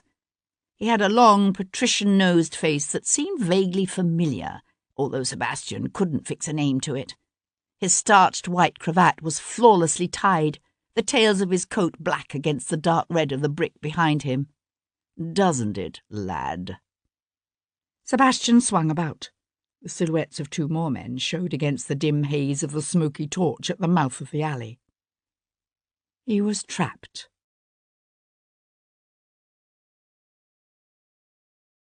Chapter 28. The extent of the preparations for Sebastian's reception surprised him. He'd been expecting 1 man, perhaps 2. His questions in the neighbourhood had obviously touched a raw nerve, and it occurred to him as he lowered himself into a crouch that there was more involved here than the death of 1 young woman. He kept a dagger hidden in his boot, its handle cool and smooth against his palm as he slipped it surreptitiously into his hand. He felt no fear. Fear came when one had time to reflect or was helpless to fight back. What he felt now was a heart-pounding flow of energy, a heightening of all senses and skills. With a speed and competence honed by 6 years of operating in the mountains of Portugal and Italy and in the West Indies, Sebastian summed up the danger he faced. He could stay where he was and let the men close in on him, forcing him to fight all 5 at once. Or he could charge one of the 2 groups of men and try to escape before they joined forces. With 3 men ahead and only 2 blocking his return to the lane, the choice was simple. For a moment, both groups of adversaries seemed content to hold their distance. "Who sent you here?" asked one of the men near the mouth of the alley, a dark-haired man with a thickening waist and heavy jowls of middle age. He held a cudgel, a stout length of wood he tapped threateningly against the palm of his free hand. His red-headed companion, big and broken-nosed and quite sober, had a knife. In the street earlier there had been 3 of them, Sebastian remembered, which meant that somewhere 1 more drover and perhaps a flute player awaited Sebastian. Licking his lips in a show of nervousness, Sebastian made his voice go high-pitched and quivery. "Squire Lawrence, up in Leicestershire?" "Uh-huh," said the man with the cudgel. "Think about this. A man can die quickly, or he can die by inches, screaming for mercy and rueing the day he was born. The choice is yours." Sebastian gave the man a grim smile. Oh, father, go dig me grave," he said, and hurled himself forward. He chose the man on his right, the big redhead with the nimble feet, and the knife that could kill quicker than a cudgel. Redhead held his ground, his knife low, waiting to absorb Sebastian's attack. But by switching his dagger to his left hand at the last instant, Sebastian was able to circle his right forearm beneath the big man's lunging blade, knocking the freckled hand holding the knife up and away, long enough to drive his own dagger through the waistcoat and shirt of the drover's broad chest deep into the flesh and sinew beneath. He was close enough that Sebastian could see the pores in the man's skin, the sheen of nervous sweat on his forehead, smell again the reek of the gin with which he doused the coarse wool of his coat. The man let out a whooshing gurgle, blood and spittle spewing from his mouth, his eyes rolling back in his head. Wrenching the blade free, Sebastian swung quickly to face the man with the cudgel. Not quick enough. A blow meant to dash in the back of Sebastian's head fell on his shoulder, bruising hard. Pain exploded across his collarbone, reverberated to his left arm. He went down on one knee, a grunt escaping his clenched teeth. A shadow loomed over him. Twisting, Sebastian had a vision of heavy jowls dark with anger, lips peeling back from yellow, crooked teeth, gritted in determination as the man raised the cudgel to strike again. Sebastian drove his dagger up, deep into the man's stomach. The man screamed, then screamed again when Sebastian tried to jerk the blade free, only to have it catch on the stout cloth of the man's waistcoat. Someone shouted. He heard the pant of breath, the pounding of feet as men from the other end of the alley drew near. Abandoning the dagger, Sebastian pushed up. He could see in the mouth of the alley, an eddy of movement and shadow framed by the darker shadows of looming brick walls. He took one running step, two, just as the explosive percussion of a pistol reverberated up the narrow passage. He saw the yellow-white flash of the burning powder, smelled the pungent odour of sulphur, and felt a stinging line of fire plough across the side of his head.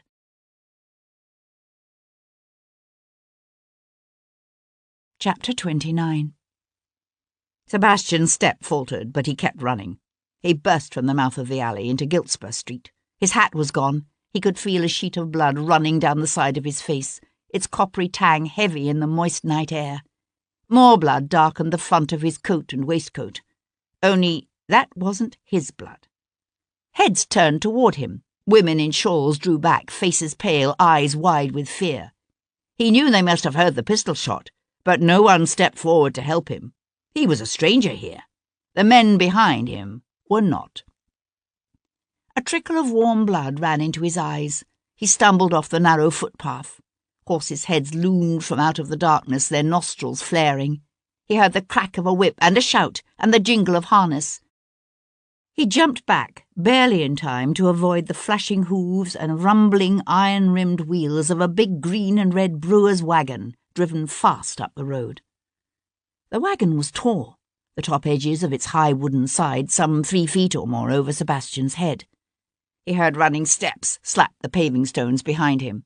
Without looking back, Sebastian leapt at the wagon's high back, trying to catch the top of the tailgate with both hands.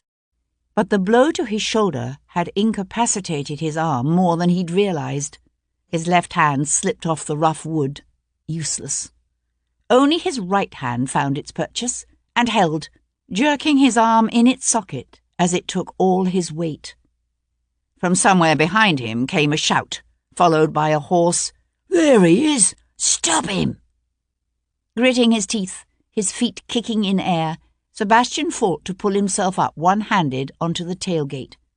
He just managed to hike his elbow over the side when one of the men threw himself forward, his arms wrapping around Sebastian's legs. The jolting weight of the man's body swung Sebastian around, dragged him back down toward the rushing road. Sebastian had a pain-filled vision of a craggy-faced man with thick, straight brows and a thin nose, his lips twisting into a snarl as he said, "I've got you, you son of a bitch." Freeing one leg, Sebastian drew up his knee and kicked out hard. His foot landed square in the man's face. He heard the crunch of cartilage and bone, saw the spurt of blood as the force of the blow sent the man reeling back. For one moment he clutched wildly at Sebastian's booted foot. Then the boot slipped off with a sucking plop, and the man fell back to land with a breath-robbing thump in the gutter, the rough country boot of Squire Lawrence's secretary still clasped like a trophy in his hands. "One of these days," said Cat Boleyn, dabbing a cloth dipped in witch hazel against the side of his head, "someone's going to shoot at you, and they're not going to miss." Sebastian drew in his breath in a pained hiss. They didn't exactly miss this time. He was sitting on a low stool beside the kitchen table in Cat's house in Harwich Street. Elspeth and the rest of Cat's small staff had withdrawn to spend their evening off in their rooms in the attics high above, leaving the house dark and quiet. In the distance, he could hear the faint, mournful tolling of a death knell. Bringing up one hand, he explored the open gash that parted the hair just above his ear. She batted his hand away. "Don't touch!" She was busy for a moment, mixing crushed herbs from the apothecary into a salve. Then she said, "You knew it was a trap. Why walk into it?" "I thought I might learn something. I wasn't expecting 5 men, or a pistol." "So, what did you learn? That your questions are making someone uncomfortable? You knew that? Someone's been following you for days." "I don't think my shadow was amongst the men who attacked me." "Would you recognize him if you saw him?" "No, but the men today didn't know who I was. If they had, my friend with the cudgel wouldn't have been so anxious to find out who sent me." She finished smearing the open wound with a salve and went to pack a clean cloth with a mixture of grated raw potatoes and cold milk. "Are you going to tell Sir Henry about this?" Sebastian looked up from peeling his shirt off over his head.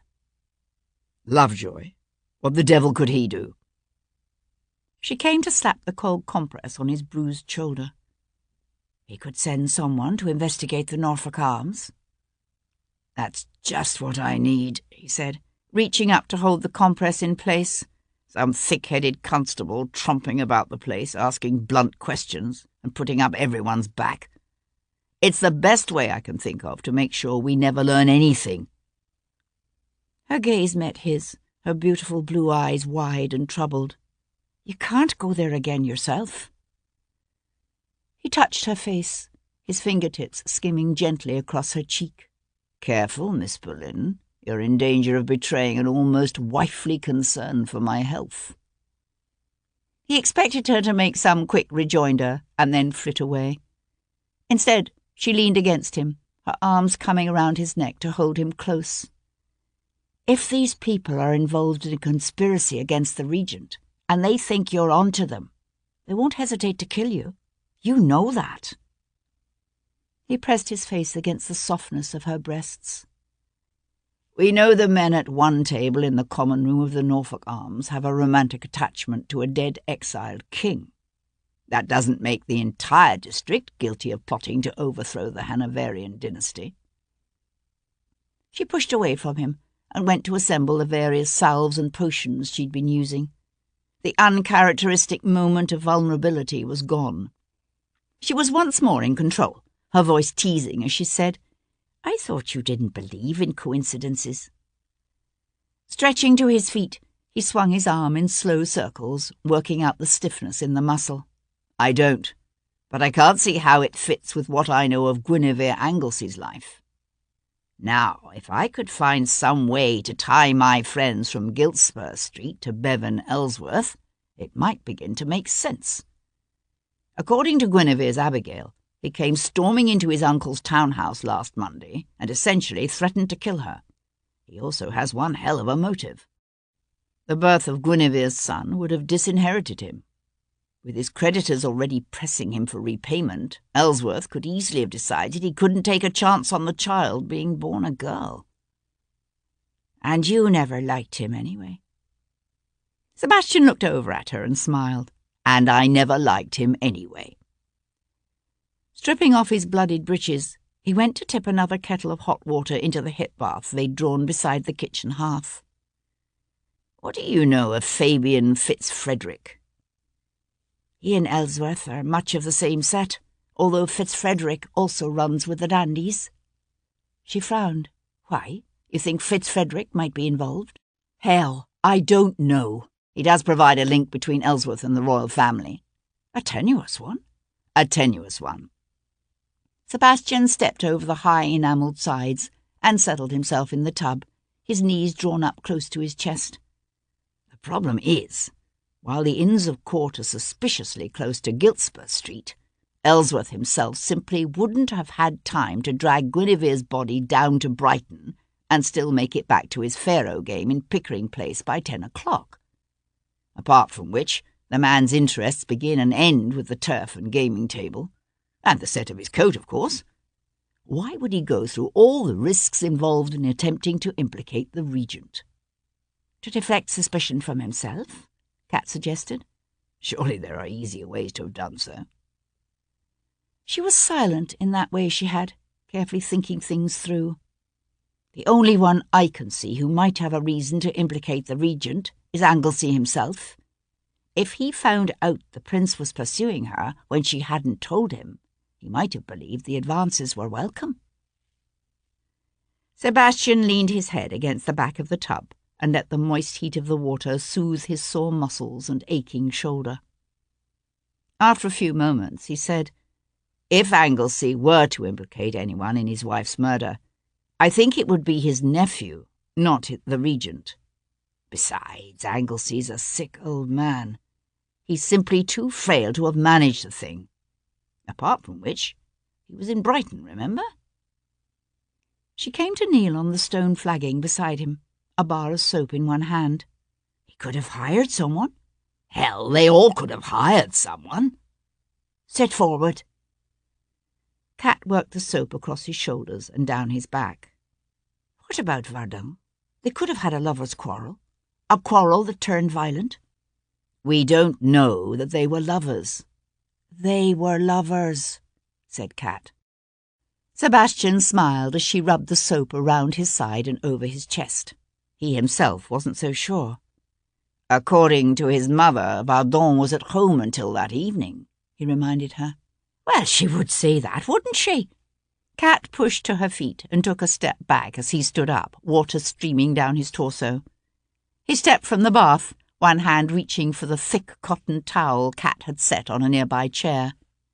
I'm obviously missing something I should be seeing. She came to help him shrug into the silk dressing gown she kept for him. If it's there, you'll see it, she said simply. He turned toward her. In the soft light of the kitchen fire, she looked so peaceful, so sure of his abilities, that for a moment he felt humbled. He reached to comb the loose tangle of her heavy, dark hair away from her face. Sometimes I find myself wondering, what's the point? Even if I do find who killed her, and why, it won't change anything. She'll still be dead. I think she would want to know that the man who killed her and her child didn't get away with it. Is that what this is all about? Revenge? She pressed her cheek against his chest, her arms warm around his waist. No, I don't think it's simply a matter of avenging her death. It's also about protecting the memory of who she was by not letting people distort the truth to protect themselves, and about making sure that whoever did this won't have a chance to do it again. He took her face between his hands, felt the pulse in her neck beat against his palm. She seemed so fragile beneath his touch, so vulnerable, that for a moment his heart caught with fear, and he knew the urge to sweep her into his arms and hold her close. Hold her safe. Forever. Marry me, Kat, he said suddenly. There isn't a reason you can come up with for refusing me that doesn't sound weak and absurd when you think about how quickly death could take either of us. Her lips parted, her intense blue eyes widening with pain as she looked into his face and shook her head. We can't live our lives as if we were to die tomorrow. Perhaps we should. And spend a lifetime in regret? I wouldn't regret it. A smile touched her lips, then quickly faded. You think that now? He touched his forehead to hers and said again, I wouldn't regret it. Chapter 30. Waking early the next morning, Kat lay for a moment with her eyes closed and listened to the gentle rhythm of Devlin's breathing beside her. A smile touched her lips. He had stayed the night. Pushing herself up on her elbow, she let her gaze drift over him. She knew every line and sinew of his body, the rare brilliance of his mind, and the even rarer nobility of his soul. And she knew, too, what it would eventually do to him if she followed the aching longings of her heart and married him. The smile faded. She had loved him since she was 16, when she was an unknown chorus girl, and he a wild young buck not long down from Oxford. He'd asked her to marry him then, too. And because she'd been young and so desperately hungry to keep him in her life forever, she'd said yes. It was only later, after his father and her own conscience had made her realize what such a marriage would mean for him, that she'd sent Devlin away. What she'd seen in his eyes that night, the agonized disbelief of betrayal, had cut her heart in two and ripped out her soul. She could remember wandering the fog-shrouded streets of the city, tears hot on her cheeks, heartsick with all the grief of youth, and looking for death. But death hadn't come, and those who told her that time lessens pain had in part been right, because in time she'd found a reason to live and a cause to fight for. That was part of the problem now, but only part. She told herself that the choices she'd made these last few years didn't make any difference, that she would still have the strength to resist the treacherous weakness of her heart. It was a wonder to her that despite all Devlin had seen and done in the last 7 years, in this way at least, he hadn't changed. He still believed he could count the world well lost for love. She knew better. She knew what it would do to him to find himself cut off from those of his own class, an object of contempt and scorn, pity and ridicule. Marriage to her would be a social solecism for which neither his father nor his sister Amanda would ever forgive him. She didn't suppose Devlin would suffer overly much from an estrangement from his only surviving sibling. But the ties binding the Earl and his heir ran strong and deep. She knew that. And still she was tempted. That's when she reminded herself that you can't build a marriage on lies, and that while Devlin might know the sordid truth of her childhood years on the streets, he didn't know about the other years, the years after she'd sent him away from her, the years she'd spent seducing important men and passing the secrets they spilled to the French. In her weaker moments, a treacherous voice whispered that he need never know about those years. She'd had no dealings with the French since Pierpont's disappearance from London 4 months ago. And while she'd been told a new spy master would contact her, the message she'd been dreading, a 2-toned bouquet of flowers accompanied only by a biblical quotation, had never come. Besides, her allegiance had never been to France, but to Ireland, to the tragic land of her youth and the scene of her mother's death. Yet in her heart of hearts, she knew that was mere quibbling. If Devlin knew the truth, if he knew she had aided the enemy he spent 6 long years fighting, he would turn away from her in disgust, or condemn her to the ignoble death of a spy. She realized his eyes were open, watching her. He had the most extraordinary eyes, the color of amber, with an almost inhuman ability to see not only great distances, but also in the dark. His hearing was abnormally acute as well. She liked to tease him, to tell him he was part wolf. Yet she knew that his preternatural abilities unsettled him, for there was no history of such gifts in either his mother's family or his father's. "Darling," he said softly, reaching for her. She went into his arms, a smile on her lips when she bent her head to taste his kiss. She loved it when he called her darling. He tightened his arms around her, rubbed his cheek against her hair, and she pushed aside all her doubts and fears and impossible dreams, and gave herself wholly to the man and the moment. For as long as Sebastian could remember, the Earl of Hendon had begun each day he was in London with an early morning ride in Hyde Park.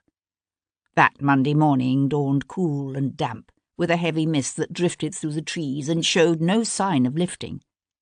But Sebastian knew his father. By 7 o'clock, the Earl would be in the park, trotting his big grey gelding up and down the row. And so that morning Sebastian mounted the dainty black Arabian mare he kept in London and turned her head toward the park. "Don't usually see you abroad until mid-afternoon," groused Hendon, when Sebastian brought his mare Lila into line beside the Earl's big grey. "Or haven't you made it to your bed yet?" Sebastian smiled softly to himself, because the truth was that as much as Hendon grumbled, he was actually secretly proud of what he called his son's wildness, just as he was proud of Sebastian's skill with sword and pistol, and as a horseman. Drinking, womanizing, and even gambling were just the sort of manly activities a gentleman expected of his son, excesses of youth to be indulged, as long as they weren't carried to an extreme. It was Sebastian's love of books and music, his interest in the radical philosophies of the French and Germans that Hendon had never been able to abide or understand. "I wanted to hear your opinion on something," said Sebastian. He trotted beside his father in silence a moment, then asked bluntly, "How much sympathy do you think there would be in this country for a restoration of the Stuarts?" Hendon's answer was so long in coming that Sebastian began to wonder if his father had even heard the question. But Hendon, like Cat, was given to thoughtful silences before he spoke. "A year ago, I'd have said none whatsoever." He squinted off across the park to where a flock of ducks could be seen rising up, dark wings outstretched as they took flight into the mist and filled the morning with their plaintive calls. "The Stuarts have always had a certain nostalgic appeal to the likes of Walter Scott and the Highland Tories, but that's the stuff of romance. Beyond the romance lies the reality of a very foolish king who lost his throne because he insisted on trying to thwart the will of a nation." "And now?" He threw Sebastian a quick sideways glance. "Now we have a mad king, a licentious, debt-ridden regent who spends more time with his tailors than with his ministers, and a Hago-mad 15-year-old princess whose own father calls her mother a whore. The other day I heard someone, I think it was Brougham himself, say that what went on under the Stuarts was nothing compared to what is happening today." "But there is no Stuart heir. James II had 2 grandsons, bonny Prince Charlie and his brother Henry. Prince Charlie left no legitimate children, while Henry became a Catholic priest who died, when, 4 years ago?" Hendon nodded. "Henry IX, he called himself. The Stuart claim has now passed to the descendants of Charles I's daughter, Henrietta. Strictly speaking, the throne should have gone to them after the death of James II's daughter, Anne, in 1714, rather than to the Hanoverian George I. But they were Catholics." "So who is the current pretender?" "Victor Emmanuel of Savoy." "A king without a kingdom," said Sebastian thoughtfully. Once the kings of Sardinia and Piedmont, the men of the House of Savoy had been forced by the armies of the French Revolution to abdicate all their territories on the Italian mainland. Hendon pressed his lips into a thin smile. "Exactly." "But Savoy is a Catholic, which is what got James II into trouble over 100 years ago. England won't even allow a Catholic to sit in Parliament. They're hardly likely to accept one on the throne." "True, but Savoy wouldn't be the first man willing to change his religion for the sake of a throne now, would he?" "Is he willing?" "I don't know. I've been hearing things lately that disturb me. All this talk about a curse, for instance. People saying the House of Hanover is cursed, and that England will be cursed too as long as a usurper sits upon her throne. Where do you suppose that came from?" "You think the Jacobites started it?" "Who knows how these things start? But it seems to have fallen on very receptive ground. If there is still an organised conspiracy to replace the Hanovers, now would be the time for them to make a move." Hendon rode in silence for a moment, his gaze fixed on some point beyond his horse's ears. The silence filled with the creak of saddle leather and the rhythmic pattern of their horses' hooves on the soft earth. "I was born the year after the 45, he said in a tight voice. "I grew up with the tales of what those times were like. I wouldn't want to see some fool visit such horrors upon us again." Sebastian studied his father's closed face. It was the stuff of legends, the Highland Rising of 1745 in support of bonny Prince Charlie. Sebastian had heard the stories too, from his grandmother, Hendon's mother, who had been a grant from Glenmoriston. Stories of unarmed clansmen dragged out of crofts and slaughtered before their screaming children, of women and children burned alive or turned out of their villages to die in the snow. What was done to the Highlanders after Culloden would forever be a dark stain on the English soul. Everything from the pipes to the plaids to the Gallic language itself had been forbidden, obliterating an entire culture. Who would support a restoration now? Sebastian asked. The Scots? Hendon shook his head.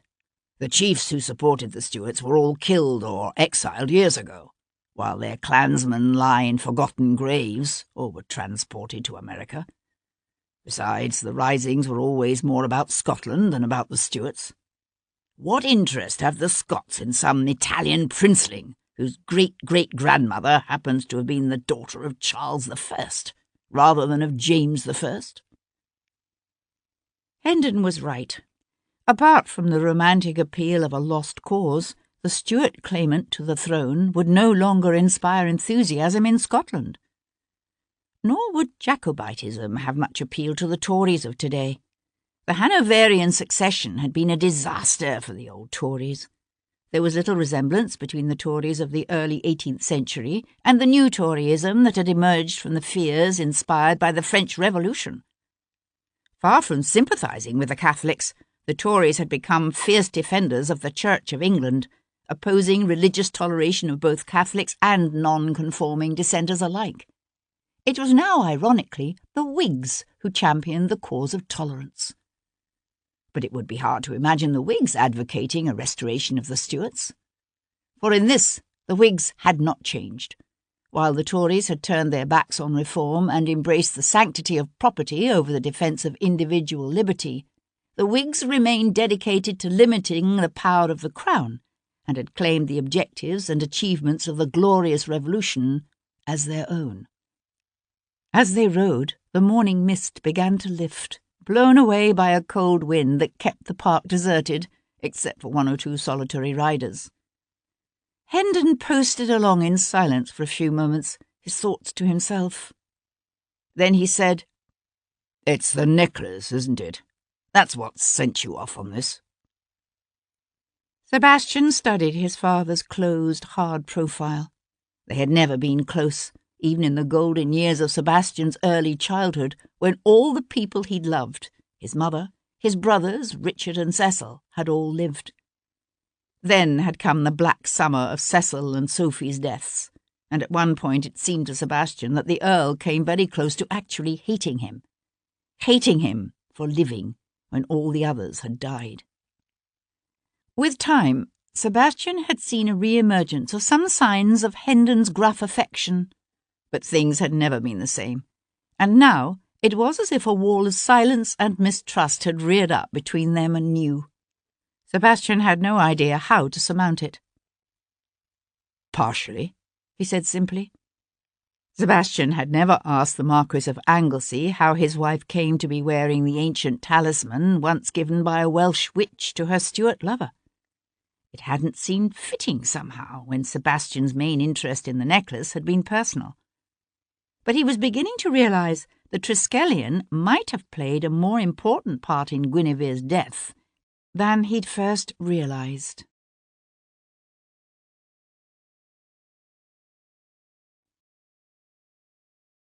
Chapter 31. "I'm dying, Egypt. Dying. One word, sweet queen. Of Caesar seek your honour with your safety." Mark Antony looked at his Cleopatra expectantly. Kat, her theatrical costume covered with a pinafore to protect it during rehearsal, stared off across the darkened pit to where a gentleman stood in the shadows, his hat pulled low on his brow. The pit was empty in the afternoon light, the theatre silent except for a distant hammering and the swish of the cleaning lady's broom sweeping up the orange peels that littered the floor from last night's performance. The gentleman should not be here. "Of Caesar seek your honour with your safety," repeated Mark Antony, his voice sharp with exasperation. "Would someone please wake up this sweet queen of Egypt?" Cat jerked and swung back to face her Mark Antony. "They do not go together," she said, then mouthed, "Sorry." After that she was careful not to miss any more cues, but she remained aware of the gentleman in the shadows. She thought she recognized him. He was the Duc de Royan, one of the noblemen who had come to London in the train of the dethroned Louis XVIII, or the Comte de Lille, as he called himself. Royan professed to be a fierce opponent of Napoleon's regime, but then Leon Pierpont had also claimed to be an enemy of Napoleon, all the while serving as the French spymaster in London. "Come, thou mortal wretch," said Cat, applying a papier-mâché asp to her breast. "With thy sharp teeth, this knot intrinsicate of life at once untie." When she turned around, the Duc de Royan was gone. As soon as rehearsal ended, she hurried down the corridor to her dressing-room. Heart beating uncomfortably fast, she thrust open the door. A bouquet stood upon her dressing-table, a lavish confection of white lilies and pink roses in a cloud of baby's breath. A two-toned bouquet. Cat snatched up the note she found balanced amidst the stems and tore open the seal. "His Highness the Comte de Lille presents his compliments and begs you to accept these paltry blossoms as a token of his admiration." No biblical quotation, no secret message, no appointment for a rendezvous with danger. Cat leaned her forehead against the wall, drew in a shaky breath, and let it out in a soft laugh of relief. Sebastian spent the next several hours asking some discreet questions about Bevan Ellsworth's boon companion, Fabian Fitzfrederick, illegitimate son to Prince Frederick, the Duke of York. But Fitzfrederick's movements on that fatal Wednesday proved to be as innocuous as Bevan's. After a day spent at Tattersall's, Fitzfrederick had whiled away the evening at the same Pickering Place gaming hell frequented by his friend Ellsworth. Thoughtful, Sebastian sent Tom off to canvass the shops of Giltspur Street in Smithfield, then turned his own steps toward the Marquis of Anglesy's Mount Street townhouse. He found the Marquis in the tile-floored conservatory built onto the back of the house. Pausing beneath a gently drooping tree-fern, Sebastian looked at Guinevere's husband and saw an old man, his once sturdy frame now gaunt, his grey head bowed as he tended a yellow-blooming jasmine. Then the Marquis looked up, and the impression of age and infirmity was dispelled by the power of the intelligence and sheer force of personality shining in his eyes. "I was wondering if you would come today," said the Marquis, jerking off his gardening gloves and laying them aside. Sebastian glanced around the humid room, crowded with ferns and orchids and tender leafy tropicals. The warm air smelled of moist earth and green growing things, and the sweet perfume of the Cape gardenia blooming over by the door. He had something of a reputation as a connoisseur of exotic plants, the Marquis. They said that when he was young, he'd sailed on a naval expedition to the South Pacific, collecting botanic specimens. "Paul Gibson tells me he gave you the results of your wife's autopsy," said Sebastian. Anglesey nodded. "He thinks Gwyn was poisoned." He brought one hand to his face and rubbed his closed eyes with a spread thumb and forefinger. "The dagger would have been a far kinder death. Quick, relatively painless. But cyanide. God help me, how she must have suffered. She'd have had time to know she was dying. I can't imagine what her last thoughts must have been." His hand fell to his side, his eyes open wide and hurting. Who did this? Who could have done such a thing to her? Sebastian held the old man's tortured gaze. "Bevan Ellsworth claims the child Lady Anglesey carried was not yours." The words were blunt and brutal, but necessary. The Marquis's head snapped back, his jaw going slack with shock and anger. He tried to take a quick step forward, only to stumble over an uneven tile so that he had to fling out one hand and catch the edge of a nearby iron table for balance. "You dare say such a thing to me? I've called men out for less." Sebastian kept his own voice calm. He's not the only one saying it. The assumption on the streets is that she was the Regent's mistress. The Marquis's face had gone white, his thin chest jerking so hard with each breath that for a moment Sebastian was afraid he might have pushed too far. "It's not true." Sebastian met the old man's furious gaze and held it. "Then help me. I can't find out what really happened to your wife if I don't know the truth." Anglesey swung away. He suddenly seemed older, shrunken. Picking up a long-spouted watering can, he went to fill it at the pump. Then he simply stood there, his head bowed. When he finally spoke, his voice sounded tired, resigned. "It's no easy thing, facing the final years of your life with the knowledge that everything you've dedicated yourself to preserving will be destroyed after your death by another man's dissipation." Sebastian was silent, waiting. After a moment, Anglesey took a deep breath and continued. "Guinevere and I both went into marriage with our eyes wide open. She knew I wanted a young wife to give me an heir, and I knew that her heart already belonged to another." "She told you that?" "Yes. She thought I deserved to know. I respected her for it. It was my hope that we would at least become friends, and in that, I think, we succeeded." Friends? A lukewarm enough ambition for husband and wife. Yet it was a status achieved by very few married couples of their society.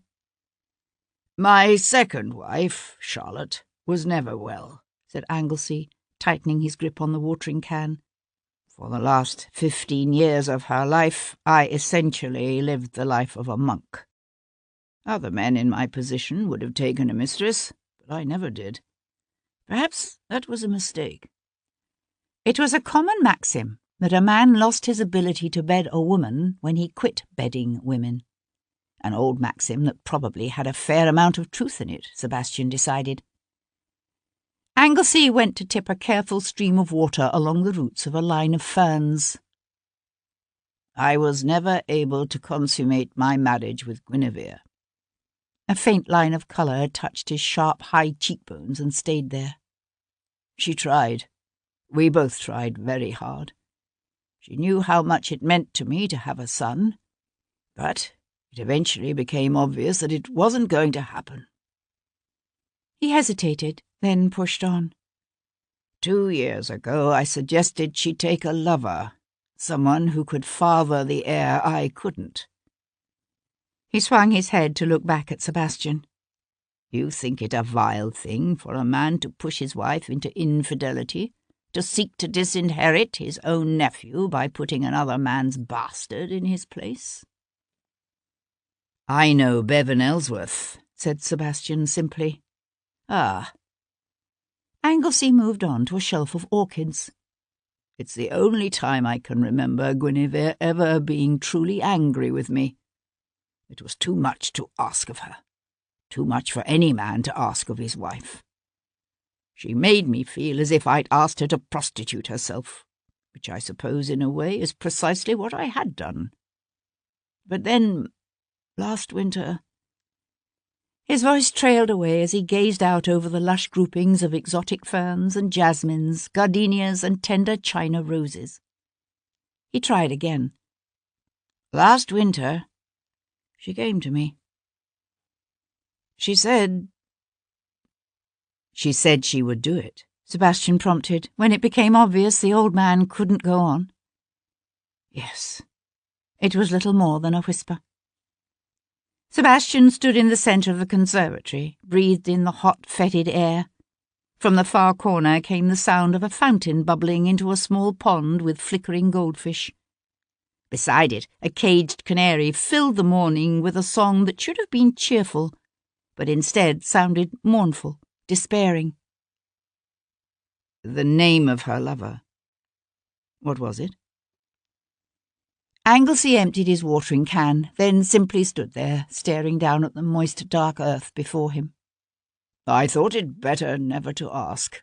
I didn't want to know. Could it have been the man she was in love with before you married? He was silent for a moment. It was obvious the possibility had occurred to him. Perhaps, but I honestly don't know.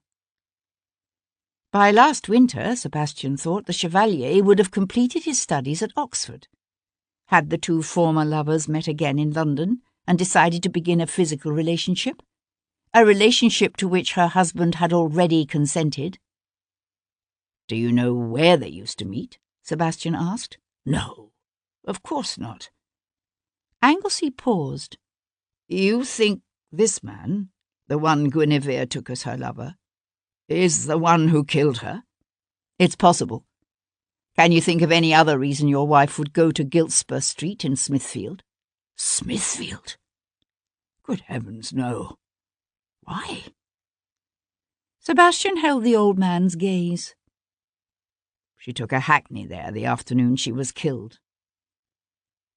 There was no sign of dissembling, no indication that Anglesey had known of his wife's visit to Smithfield, but had hoped to keep it concealed. Sebastian tried another tack. Did your wife have much interest in the affairs of government? Gwyn? A faint smile touched the old man's lips. Hardly. Gwyn was passionate about many things, but government wasn't one of them. As far as she was concerned, one crowned puppet is pretty much the same as the next. It's the sycophants and thieves with which they surround themselves that you need to watch out for. His smile deepened as he studied Sebastian's face. Does that surprise you?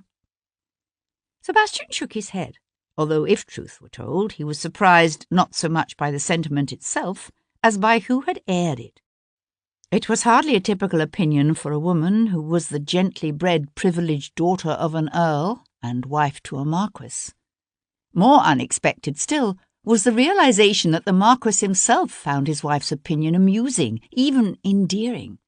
Such an expression of heresy would have thrown Hendon into an apoplectic fit. What about your nephew, Bevan Ellsworth? What are his politics? I would be seriously surprised if Bevan has ever given a thought to politics in his life. His mind is occupied with far weightier matters, the chief amongst them being women and wages and the set of his coat. Why? Sebastian walked over to where the marquis stood, the watering can hanging empty at his side. What can you tell me about this necklace? Anglesey's gaze dropped from Sebastian's face to the silver and blue stone pendant he now held in his hand. Nothing, said Anglesey, his age-spotted brow wrinkling as if the sudden change of topic confused him. Why? Where did it come from? Your wife was wearing it when she died. Do you know where she got it? Confusion had given way to mild puzzlement, and a blank stare of ignorance that was utterly convincing. No, I've no notion. I've never seen it before in my life. Sebastian walked the streets of London, from Oxford to Edgware Road, and beyond, to where the neat townhouses and paved streets gave way to massive construction sites, and, beyond that, the green fields and market gardens of Paddington. As incredible as it seemed, he'd found no one who'd known Guinevere Anglesey who would admit to ever having seen the Triskelion. Not only that, but according to her Abigail Tess Bishop, the gown chosen by the marchioness on the afternoon of her death had sported a neckline that would have made the wearing of the ancient piece impossible. Obviously, like the satin gown, the necklace had been clasped around Guinevere's neck after her death. But why? And by whom? Although Sebastian doubted it, he supposed it possible that Charles, Lord Jarvis, had dangled the necklace before Sebastian, simply to entice him into the investigation. Yet even if that were so, it still begged the question, how had a necklace that should have been at the bottom of the English Channel suddenly reappeared? The explanation suggested by Hendon, that the necklace had been sold by some peasant who'd found the Countess's body washed up on a distant beach, remained plausible. But Sebastian could not avoid confronting the more likely explanation, that Sophie Hendon had not died in that long-ago boating accident, but had simply sailed away, leaving a husband, a married daughter, and an 11-year-old son to mourn her. Sebastian stared off across a mist-filled meadow to the line of elms that could be seen edging a stream in the distance. Even as a child, he had nourished few illusions about his parents' marriage. It was the way of their world, husbands busy with Parliament and their clubs, while their wives were left to amuse themselves with other things. In Sebastian's memories, Sophie Hendon was a golden presence, her touch soft and loving, her gay laughter still echoing to him down through the years. Yet his school days had been punctuated with fisticuffs fought to defend his mother's honour. For in a society where infidelity was commonplace, the Countess of Hendon had been known to be particularly promiscuous. A crow rose from a nearby field, its voice raucous, its wings dark against the cloudy sky. Sebastian paused, then turned his steps toward the new road. He had never thought of his mother as unhappy, yet he realized now, looking back, that it might well have been unhappiness that drove her restlessness, that brought that brittle edge to her smile. Had she been unhappy enough to simply sail away and leave them all? To leave him? He remembered the aching loss of that summer. He hadn't believed it when they'd told him of the tragic end to the Countess's pleasure outing. He thought about the endless hot hours he'd spent on the cliffs overlooking the sea. Day after day he had stood there, his eyes dry and hurting as he determinedly scanned the sun-sparkled horizon for sails that would never come. He thought about the possibility that it had all been a lie, and he knew a surge of bitter rage and a deep, abiding hurt.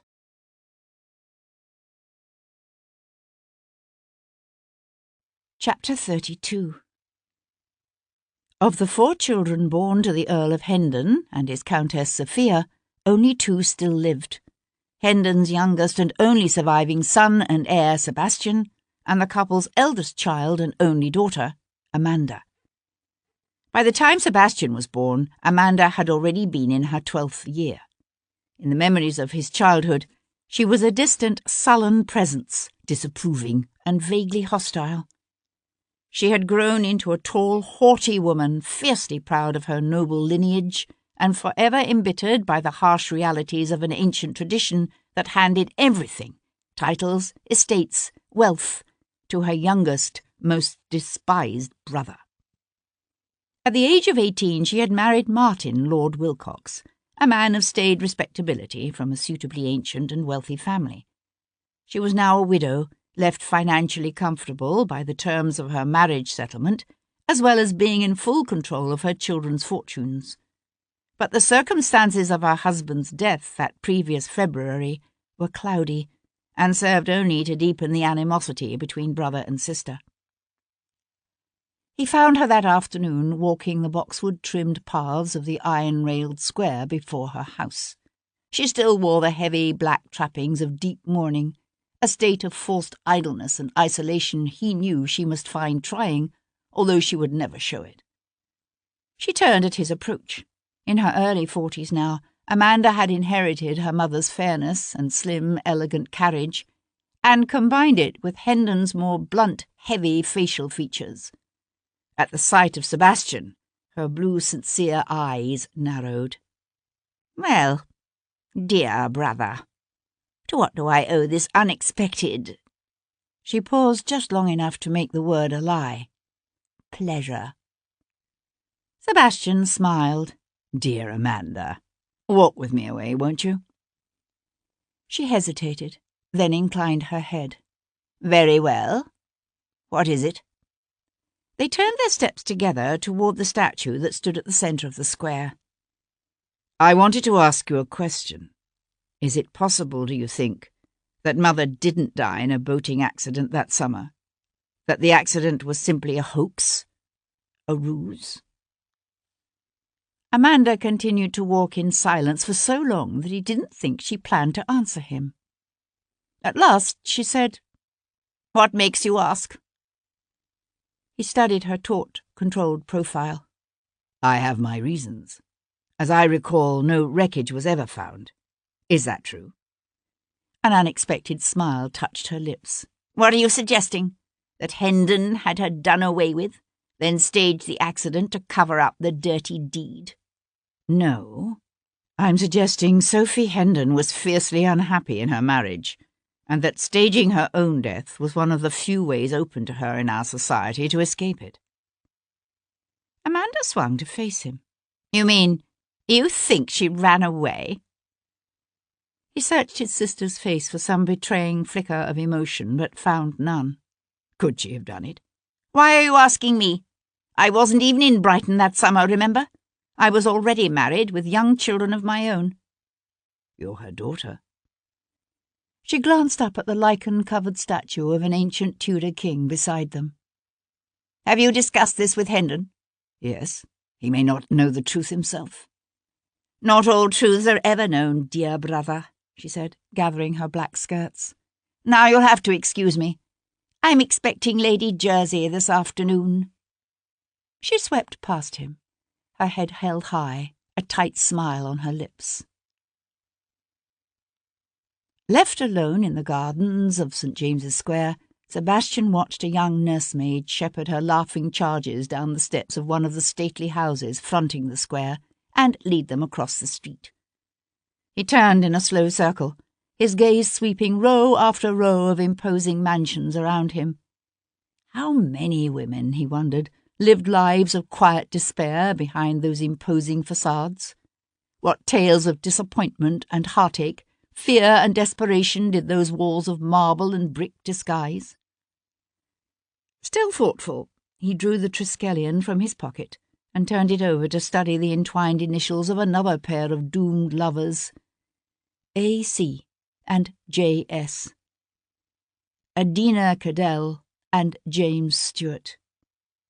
Was the ancient Welsh necklace that had once belonged to Sophie Hendon a clue to what had happened to Guinevere Anglesey, Sebastian wondered, or simply a distraction?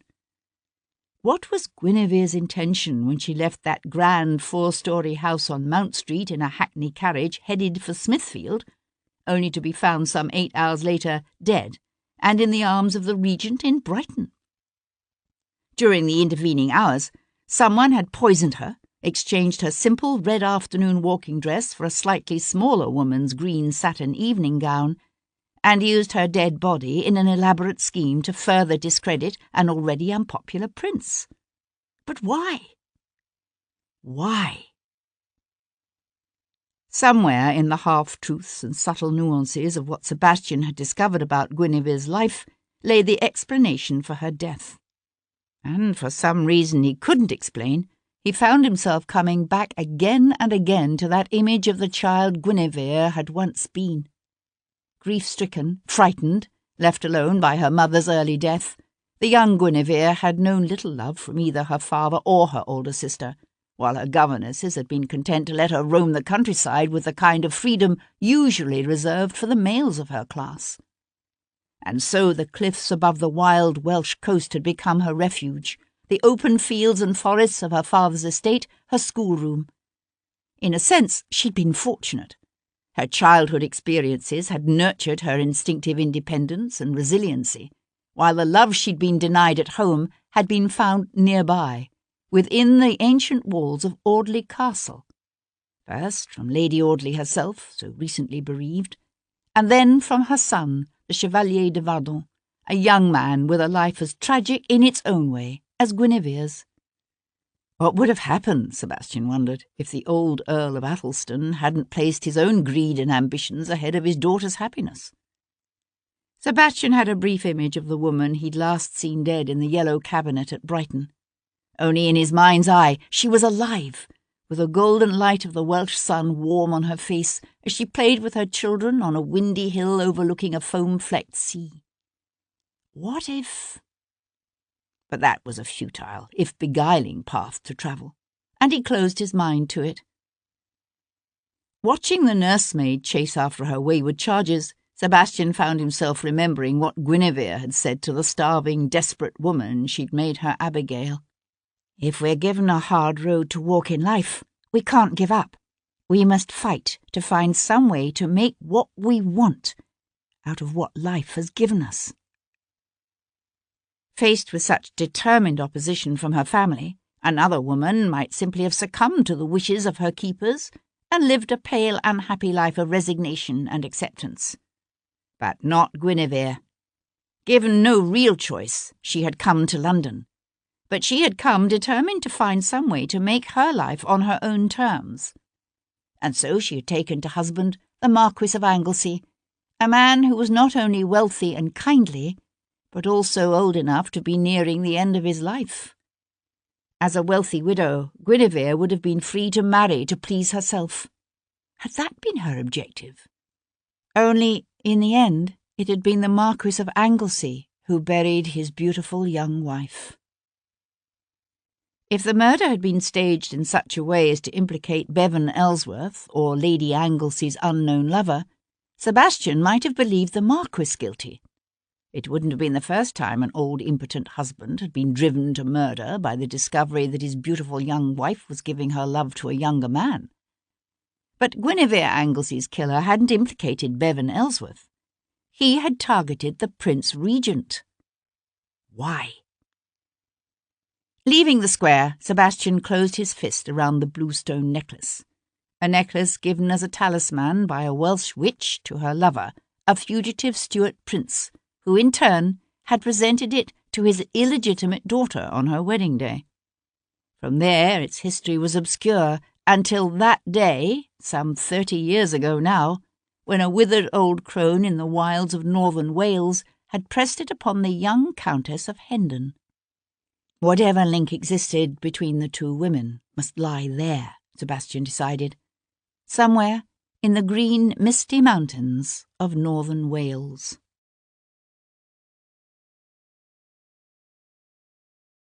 Chapter 33. They were referred to as morning calls, that endless round of formal visits that took place daily amongst the members of society in residence in London. But the truth was that no gentleman or lady with any pretensions to breeding would dream of appearing on the doorstep of any but his or her most intimate of friends before 3 o'clock. And so Sebastian spent the next several hours in Jackson's saloon, working the soreness out of his muscles. It wasn't until 3:30 that he arrived at the home of Guinevere's sister, Morgana, Lady Quinlan. After the thinly veiled hostility of their encounter at the balloon ascension, he half expected to be told she was not at home.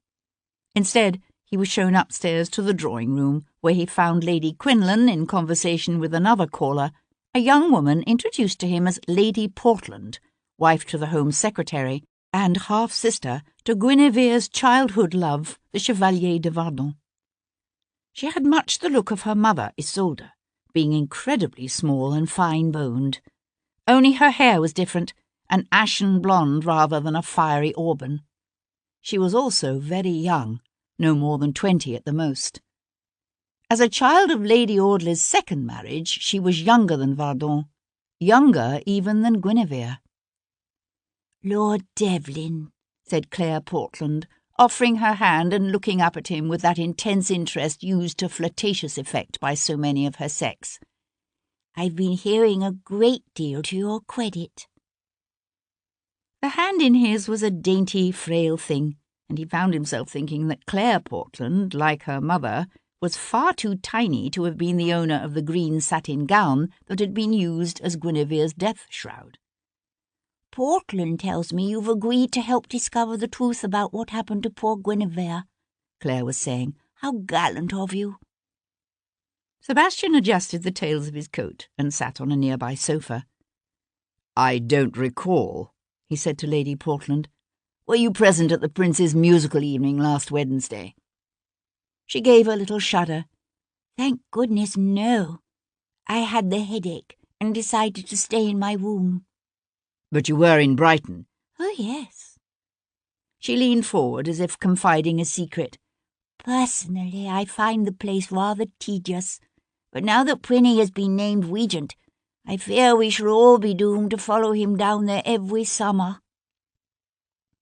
Leaning back again, she fixed him with an intense gaze and said, Is it true what Portland says, that the people on the streets actually believe the prince killed poor Gwyn? Sebastian glanced at Morgana, who sat quietly beside the empty hearth. It's been my experience that most people tend to believe what they are led to believe, he said. Lady Quinlan's features remained inscrutable, while Claire Portland tipped her head sideways, her expression quizzical, as if she were not quite sure how to take that. Looking into her clear, cornflower blue eyes, Sebastian found himself wondering just how much Lord Portland confided in his pretty young wife. She projected an image of innocence and gaiety, of disingenuous superficiality, and the mindless helplessness most men found appealing. But Sebastian knew it was an impression deliberately created by many of her sisters, a consciously deceptive facade that often hid a sharp and calculating mind. Claire Portland was, after all, Lady Audley's daughter, and Lady Audley was neither mindless nor helpless. Lord Portland's pretty young wife stayed chatting a few minutes more, then very correctly rose, as required by custom, to take her leave. Yet as she made her adieus with sweet effusiveness, Sebastian caught the furtive glance she shared with their hostess.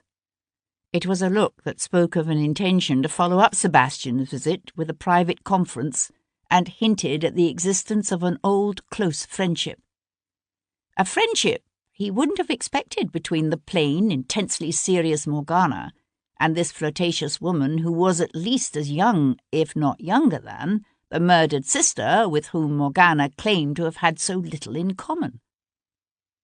"Why are you doing this?" Morgana asked, fixing Sebastian with a thoughtful stare as soon as the footman had shown her other guest out. "It's not for the love of the Prince Regent, whatever Claire might think." Sebastian raised his eyebrows in a simulation of surprise. "Does Lady Portland indeed think that?"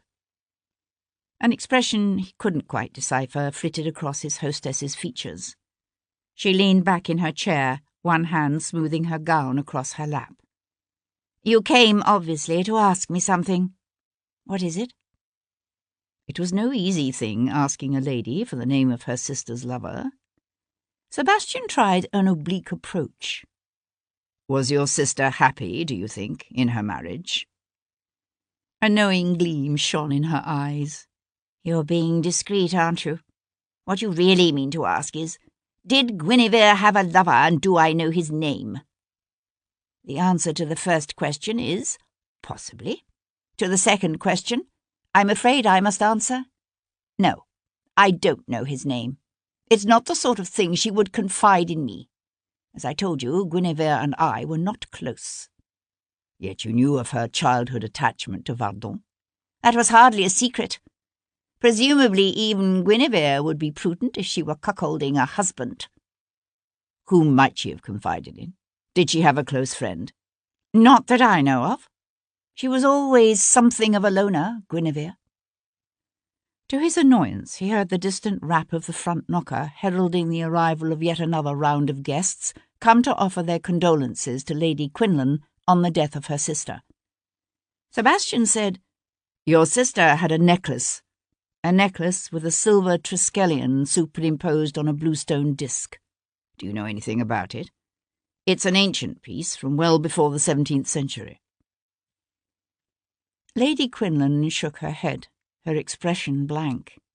Either she knew nothing of the necklace, or she was even better at hiding her thoughts and feelings than he would expect. "No. As a child she had a pearl necklace and 1 or 2 small pins that once belonged to her mother, but nothing else I ever knew of. You say it was silver? It seems a strange thing for Anglesey to have given her, unless, of course, it was a family piece." A faint smile touched her lips. "Although, if that were the case, you wouldn't be asking me about it now, would you?" The new visitors were on the stairs. Sebastian could hear the ponderous tread of a matron, along with the lighter step of a younger woman, probably her daughter. "You wouldn't happen to know what took your sister to Smithfield last week, would you?" Sebastian asked, rising to take his leave. Smithfield? She rose with him. Of all the unfashionable places, good heavens, no. Standing beside her, Sebastian was reminded again of the unusual height that Morgana Quinlan, like her sister Guinevere, had inherited from their father. If anything, Morgana was even taller, and certainly more robust, than her sister had been. The green satin evening gown could no more have come from this woman's wardrobe than from that of Claire Portland. That green satin gown was beginning to bother him. Returning to his house on Brook Street, Sebastian decided to take the gown to Kat and hear what she might be able to tell him about it. "Have Tom bring the curricle around," said Sebastian, handing his hat and walking stick to Maury, his majordomo. "I'm sorry, my lord," said Maury, "but young Tom has not yet returned." Sebastian frowned. The sun was already low in the sky, and he'd warned the tiger not to linger in Smithfield after dusk. Sebastian turned toward the stairs. "Then have Giles bring the curricle round." Maury gave a stately bow and withdrew. Some half an hour later, clad in evening dress and with the groom Giles sitting up behind him, Sebastian stuffed the brown paper package containing the green satin evening gown beneath his curricle seat and turned the chestnuts' heads toward Covent Garden. Already the setting sun was painting long streaks of orange and vivid pink across a fading sky. The traffic in the streets was heavy, the ponderous wagons of the carters and coal sellers mingling with the elegant landaus and barouches of the ton as the fashionably idle set out for the opera and theatre, and endless round of dinner parties, card parties, and soirees with which they filled their evenings. There were single horsemen, too, fashionable bucks in leather breeches and white-topped high boots, their blood mounts stepping high and proud, country gentlemen in old-fashioned frock-coats, their horses sturdy and serviceable, and one brown-coated gentleman on a nondescript grey, who was still trailing a steady distance behind as the more fashionable districts faded away, and Sebastian swung the curricle into St. Martin's. Ignoring the turning that would have taken him to King Street and Covent Garden beyond, Sebastian simply continued on south toward the river. The horse was different, of course, a grey in place of the more noticeable bay, but there was something instantly recognisable about the set of the man's shoulders, his easy seat in the saddle. It was the shadow from South Downs. Alert now, Sebastian swung left onto Chandos Street. Following at a judicious interval, the brown-coated horseman kept pace with him. Ahead, the street formed a lopsided Y around the sharply pointed corner of an ancient brick building whose ground floor housed an apothecary, its rotting sign peeling paint, its small windows shuttered now with the coming of night. Most of the traffic here veered left toward Bedford Street. Sebastian guided the chestnuts into a narrow opening to the right, then turned a second hard right into an even narrower lane that angled off toward the river. A heavy odour of age and damp closed in around them. High sagging walls rose up steeply on either side, cutting off the dim light of the dying day. Most of the shops here were shuttered as well, or simply boarded up, the narrow, nearly deserted footpaths edging a lane of old cobbles half lost in a thick, noisome mud. "Here, take them," said Sebastian, passing the reins to his groom. "Keep going and wait for me at the theatre." Giles scrambled slack-jawed into the seat. "My lord?" "You heard me." One hand braced against the high seat iron beside him, Sebastian vaulted lightly to the cobbles. He was aware of heads turning. Ignoring them, he sprinted back to the ironmonger's that stood on the corner. Beside it, a pile of scrap metal and old timbers blocked the footpath and spilled out into the lane. Sebastian scrambled to the top, the boards creaking and shifting precariously beneath him. From the street came the passing whirl of a lightly sprung phaeton, mingling with the ponderous rattle of a heavy wagon's iron-rimmed wheels and the even clip-clop of a single approaching horse. Throwing a quick glance toward the bottom of the lane, Sebastian could see his curricle quite clearly, the solitary figure of the blue-coated groom silhouetted against the brick of the ancient Tudor buildings. But for most people, the curricle would be a dark blur, the number of men it carried impossible to discern in the gathering darkness. The clatter of hooves came closer. Sebastian returned his attention to the corner beside him. An old woman walked past, bent nearly double beneath a bundle of what looked like rags. Sebastian settled himself into a crouch. A rat, its nose twitching, its eyes shining in the darkness, crept out from beneath the rotting board at Sebastian's feet, just as the brown-coated rider turned the corner. The flickering flambeau, thrust into a holder fixed high up on the wall of the building opposite, revealed a man with a top hat pulled low on his forehead. His gaze narrowed as he studied the curricle at the bottom of the lane. Sebastian could see the man's powerfully jutting nose and sweeping side whiskers, the rest of his face clean-shaven and utterly unfamiliar. The rat squealed in alarm and scampered off just as Sebastian leapt.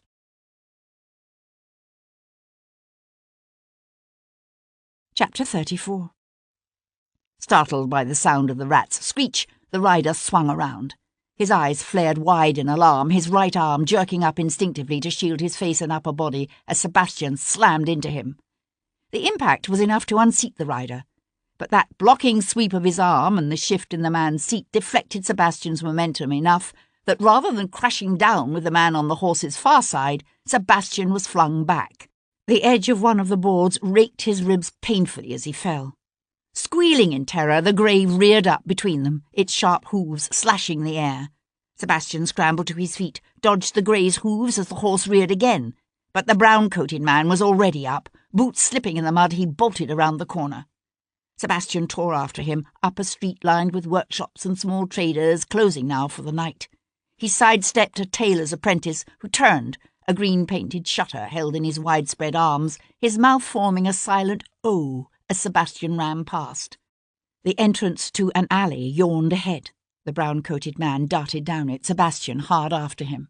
They were in an old mews, the high bulging walls propped up by rotting beams that thrust out to trip the unwary, the former yards filled now with a hodgepodge of illegal shacks and grim hovels.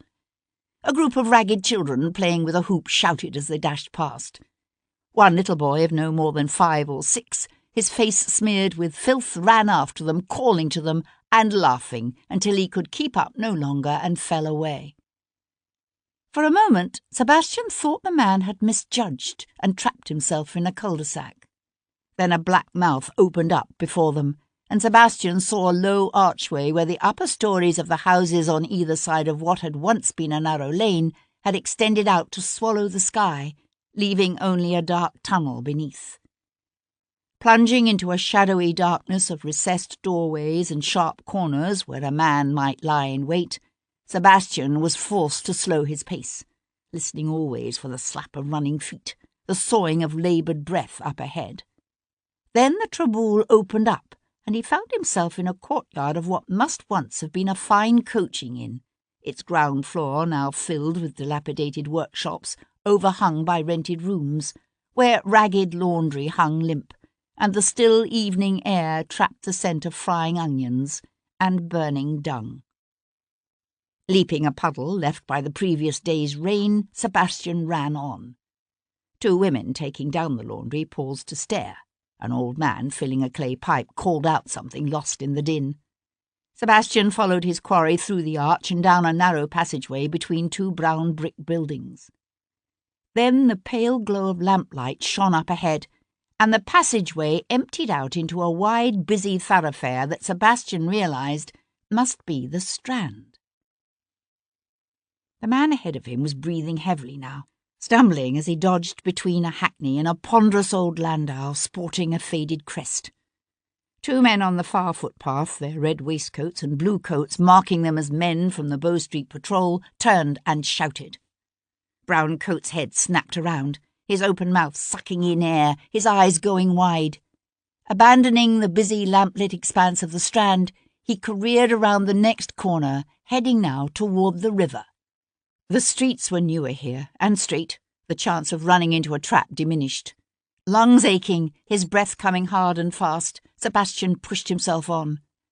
They were halfway across the open square of Hungerford Market when Sebastian caught him. Reaching out, Sebastian closed his hand on the man's shoulder and spun him around. They lost their balance together, the man pulling back, Sebastian practically running over him as, legs tangling, they sprawled across the pavement. Browncoat's back hit the ground hard, driving the wind out of him. "Who are you?" Sebastian demanded. The man heaved up against him once, then lay still, panting, his face ashen with pain. "Damn you!" Sebastian closed his fist on the cloth of the man's coat to draw him up, then slam him back down again.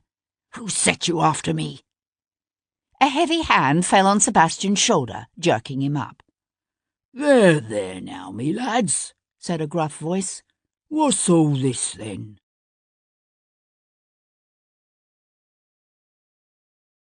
Chapter 35. His hold on Browncoat broken, Sebastian found himself staring into the broad, whiskered face of one of the men from the Bow Street patrol. Sebastian shook his head to fling the sweat from his eyes. "Bloody hell. Now then, let's have none of that," chided the second Bow Street man, grabbing Sebastian's other arm.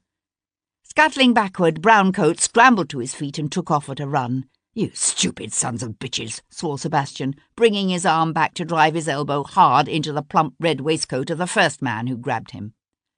Air gusting out of a painfully pursed mouth, the runner let go of Sebastian and hunched forward, his hands pressed to his gut. "I say," began the other runner, just as Sebastian drove his fist into the man's face and wrenched his left arm free. By now, Browncoat had made it to the end of the market. Sebastian pelted after him, the shriek of the Bow Street men's whistles cutting through the night. Up ahead, he could see the wide-open expanse of the Thames. The river-bank here had been built up into a stone-faced terrace fronted by a low wall. Dodging across the open space, Browncoat leapt up onto the flat top of the wall, meaning perhaps to avoid the traffic clogging the street fronting the river, by running along the wall to the top of the steps. But the wall was old, the weathered stone damp and crumbling. His feet shot out from beneath him. For a moment the man wavered, his arms windmilling through the air as he sought to regain his balance. With a sharp cry, he toppled backward. There was a dull thump. Then all was silent, except for the insistent blowing of the runners' whistles and the lapping of the water at the river's edge. Leaning his outstretched arms against the top of the wall, Sebastian hung his head and gasped for breath. On the rocks, far below, the man lay sprawled on his back, his arms outflung, his eyes wide and unseeing. "Bloody hell," said Sebastian, and pushed away from the wall to swipe one muddy forearm across his sweat-drenched forehead. "If your main purpose was to find out who he is," said Sir Henry Lovejoy, staring down at the body at their feet, "then why did you kill him?" Sebastian grunted. "I didn't kill him. He fell." "Yes, of course." Moving gingerly across the wet rocks, Lovejoy hunkered down beside the man's still form and peered at the upturned face, ashen now in the moonlight. "Do you know who he is?" "No. Do you?" The little magistrate shook his head. "Any idea why he was following you?" "I was hoping you might be able to help me discover that." Lovejoy threw him a pained look and stood up. "Have you seen this morning's papers?" "No. Why?" Even though he had not touched the body, the little magistrate drew a handkerchief from his pocket and wiped his hands. "A park woman found a body in St. James's Park, just before dawn." A wind had kicked up and set a series of small waves to lapping against the rocks at their feet. The air was thick with the smell of the river and mud and ever-pervasive stench of sewage. Sebastian stared out at the dark hull of a wherry cutting through the dark water. In a city crowded with courtesans and prostitutes, the park women were the lowest of the low, pitiful creatures so disfigured by disease that they could only ply their trade in the dark, usually in one of the city's parks. "Is that so unusual?" said Sebastian. It is, when the body in question has been butchered. Lovejoy stuffed his handkerchief back in his pocket. In the pale moonlight, his face looked nearly as pallid as the corpse at their feet. I mean that literally. Carved up like a side of beef. Who was he? Do you know? Lovejoy nodded for the constables to remove the body and turned away. That's one of the more troublesome aspects. He was Sir Humphrey Carmichael's eldest son, a young man of but 25. Sir Humphrey Carmichael was one of the wealthiest men in the city. Born the son of a weaver, he now had a hand in everything from manufacturing and banking to mining and shipping. Until his son's murderer was caught, the city's constables and magistrates would be expected to concentrate on nothing else. Incidentally, one of the Bow Street men is talking about laying charges, Lovejoy said, climbing the steps. You broke his nose. He ripped my coat. Lovejoy turned to run an eye over Sebastian's exquisitely tailored coat of Bath superfine, now muddied and scuffed beyond repair. A faint smile played about one corner of the magistrate's normally tense mouth. I'll tell him that.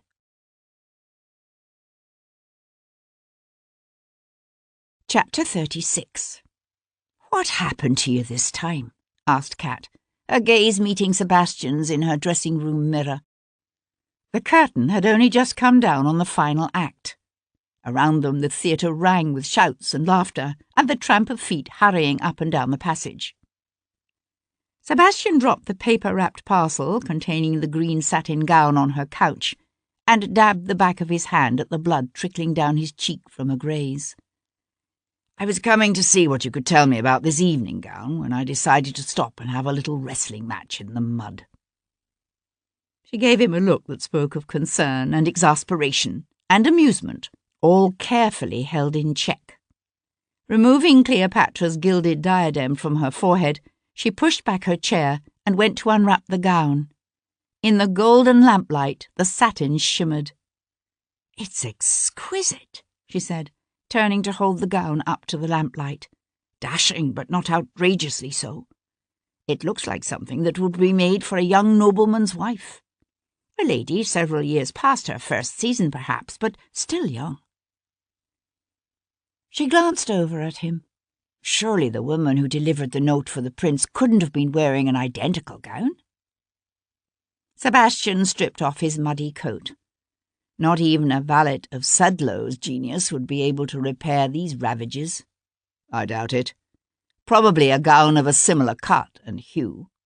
A female might have noticed the difference, but not most men. Sebastian surveyed the damage done to his waistcoat. It was as ruined as his coat. Whoever she was, she obviously had a hand in the marchioness's death. Not necessarily. I know dozens of actresses more than capable of giving a very credible performance as a lady. The killer could simply have hired someone. Perhaps, but it seems a risky thing to have done. Kat turned the gown inside out to inspect the seams. Look at these tiny stitches. There aren't many mantua makers in town capable of producing work of this quality. He came up beside her. Do you think if we found the maker, she could tell us who ordered it? Certainly she could. Whether she actually would or not depends on how she's approached. Sebastian hooked an elbow behind her neck, drawing her close. Are you suggesting my approach might be clumsy? Kat rubbed her open lips against his. I'm suggesting she might find the question slightly more appropriate coming from a female. Grinning, he laced his fingers through her hair and rubbed the pads of his thumbs back and forth across her cheeks. Then, maybe... He broke off as a knock sounded at her door. "Flowers for Miss Boleyn," called a young voice. "Oh, Lord, not again," said Kat. Sebastian let his gaze drift around the buckets of roses and lilies and orchids that covered every conceivable surface of the dressing-room, including the floor. "You appear to have a new admirer," he said, as she went to jerk open the door. Nichols, the young boy who ran errands for the theatre, grinned and thrust a small sheaf of flowers into her arms. "Here's another one. This bloke gave me a whole shilling. If this keeps up, I'm going to be able to set up my own shop soon. It wasn't the same man? Asked Kat. Sebastian lifted the flowers from her arms. At least this one won't take up half the room. It's a strange bouquet, though, isn't it? 1 yellow lily and 9 white roses. What an odd conceit. So, who is your admirer? Kat had gone suddenly, oddly pale. The others were from the Comte de Lille. This one's not. She looked down at the card in her hand. No. He frowned. What is it? What's wrong? Who are they from? I don't know. It doesn't say. He lifted the card from her hand. And the king made silver and gold at Jerusalem as plenteous as stones, and cedar trees made he as the sycamore trees that are in the vale of abundance. He read aloud, then handed it back to her with a laugh. What kind of gallant sends a woman a bouquet with a quote from the Bible? After Sebastian left, Kat sat for some time staring at the strange bouquet. 1 yellow lily, 9 white roses. The 19th, the day after tomorrow. No, it couldn't be. She told herself it was a simple coincidence that the flowers must have been sent by an admirer. With a shaking hand, she lifted the note and read it again. And the king made silver and gold. With each breath, the sweet scent of the lily and roses floated up to engulf her until she thought she might be sick. She crushed the note in her hand and dropped it to the floor. She kept her Bible tucked away beneath a collection of old costumes and programs in her trunk. It took her some time to locate the reference. She'd been raised a Catholic, and her knowledge of the Bible was not extensive, but she found it eventually. Chronicles, chapter 1, verse 15. She closed the Bible. The black leather covers gripped tight between her hands. Her gaze fixed on the crumpled note on the floor. In the soft light, the broken seal looked like drops of bright blood. It had been so long, over 4 months now.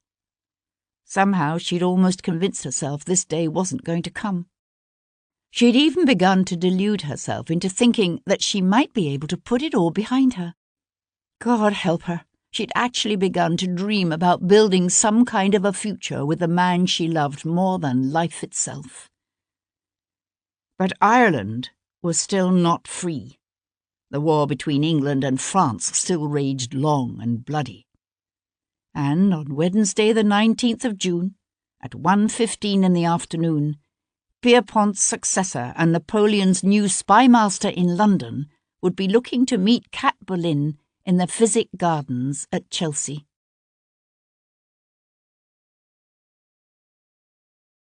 Chapter 37. Sebastian arrived back at his house on Brook Street that night to be met by his major domo. "Young Tom is in the library," said the major domo in the same carefully colourless voice all senior servants seem to use when referring to the tiger. "He insisted upon waiting up for you." "Ah, thank you, Maury. Good night." Opening the door to the library, Sebastian expected to find Tom curled up asleep on one of the window seats. Instead, the boy was at the library table, his chin propped on one fist, a flaming branch of candles at his elbow, a slim volume open on the table before him. He was so engrossed in his reading that at first he wasn't aware of Sebastian's arrival. Then the hinges on the door creaked, and he looked up with a start. "My lord?" He slithered from the chair, his face flushing hot crimson before fading to pale. Sebastian smiled. "What are you reading?" I do beg your pardon, my lord." "It's all right, Tom. What is it?" The boy hung his head. Jason and the Argonauts. "An interesting choice." Sebastian walked over to pour himself a glass of brandy. "Where did you learn to read?" "I went to school once, before me da died." Sebastian looked around in surprise. It reminded him of how little he knew of the boy's past, beyond the fact that his mother had been transported to Botany Bay, leaving her son to fend for himself on the streets of London. I expected you earlier this evening, said Sebastian, splashing brandy in his glass. The place really started hopping come evening. I thought I might learn something if I stuck around. And did you? Tom shook his head. I checked the shops all up and down the lane, but no one owned up to having seen her ladyship. Sebastian leaned against the library table and sipped his brandy in thoughtful silence. The one-legged beggar, was he at his place near the Norfolk Arms? Didn't see him, but I spent some time hanging around the inn. He's a very rum customer, the African what owns the place, very rum indeed. They say he was a slave once, on a cotton plantation someplace in America, afore he killed his master and ran off. What's his name? Did you hear? Tom nodded. Carter. Caleb Carter. He come here 15 years or more ago.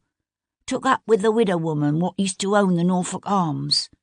She had a daughter then, a pretty little red-headed girl named Georgiana. But the girl took sick and died some 2 years ago, and the mother, she died of grief not long after. And left Carter the inn? Aye. From what I gather, they're in the trade, if you know what I mean. Smuggling? That doesn't surprise me, said Sebastian, remembering the bottle of fine French brandy on the table in the common room. He pushed away from the table and straightened. You'd best get some sleep. I'd like you to go there again tomorrow. Aye, governor, said Tom, stifling a yawn. Here. Sebastian held out the book. Don't you want to finish it? The boy's glance dropped hesitantly from Sebastian's face to his outstretched hand. Sebastian smiled. Go on, take it. You can bring it back when you're done. Tom turned toward the door, the book clutched to his chest like a rare treasure. Oh, and Tom. The boy swung around. Be back before nightfall this time, you hear? I don't want you taking any chances.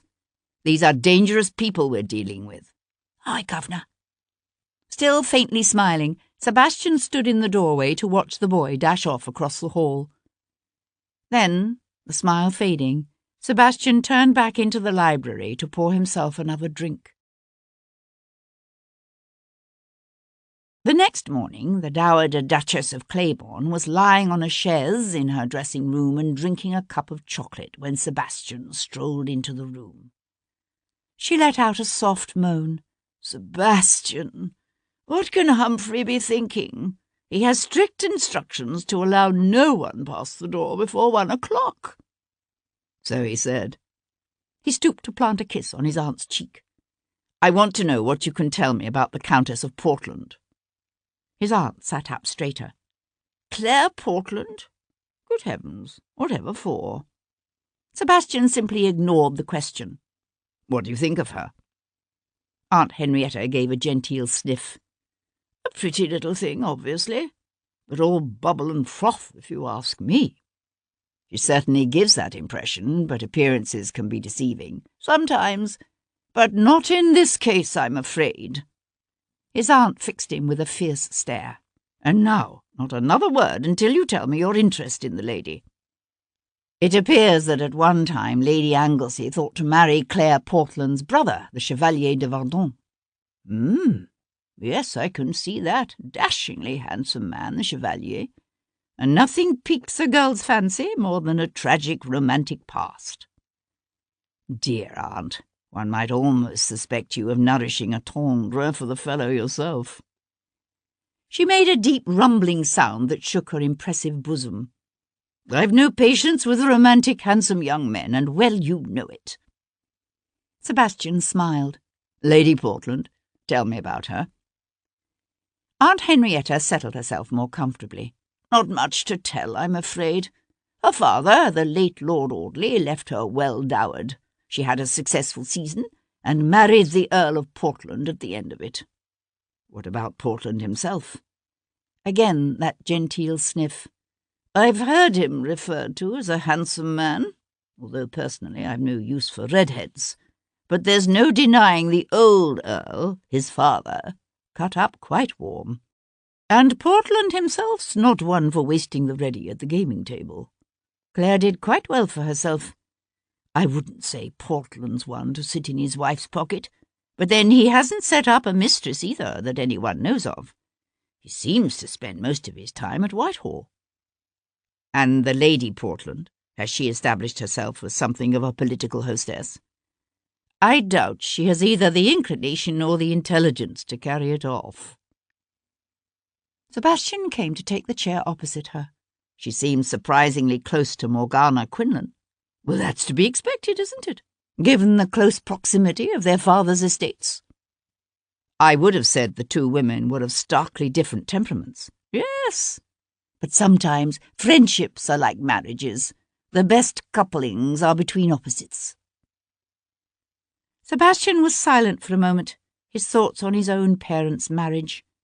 There was one instance when a coupling of opposite temperaments had definitely not prospered. But all he said was, Lady Quinlan seems to nourish a particularly bitter animosity toward her sister. Do you know why? I suspect she had her nose put out of joint when her younger sister succeeded so much better than she in the marriage mart. Frankly, I was surprised Lady Morgana went off at all. The woman's not only a shameless bluestocking, but a dead bore to boot, which is far worse. I once made the mistake of attending one of her scientific evenings. Some gentleman lectured us interminably on Leyden jars and copper wires. Then he killed a frog and reanimated it with electric shocks. It was quite revolting. Sebastian leaned forward. How did he kill the frog? Aunt Henrietta drained her chocolate cup and set it aside. Poison, I believe. The Home Secretary, the Earl of Portland, was sitting in a coffee-house just off the Mall, a steaming cup on the table before him, when Sebastian slid into the opposite seat.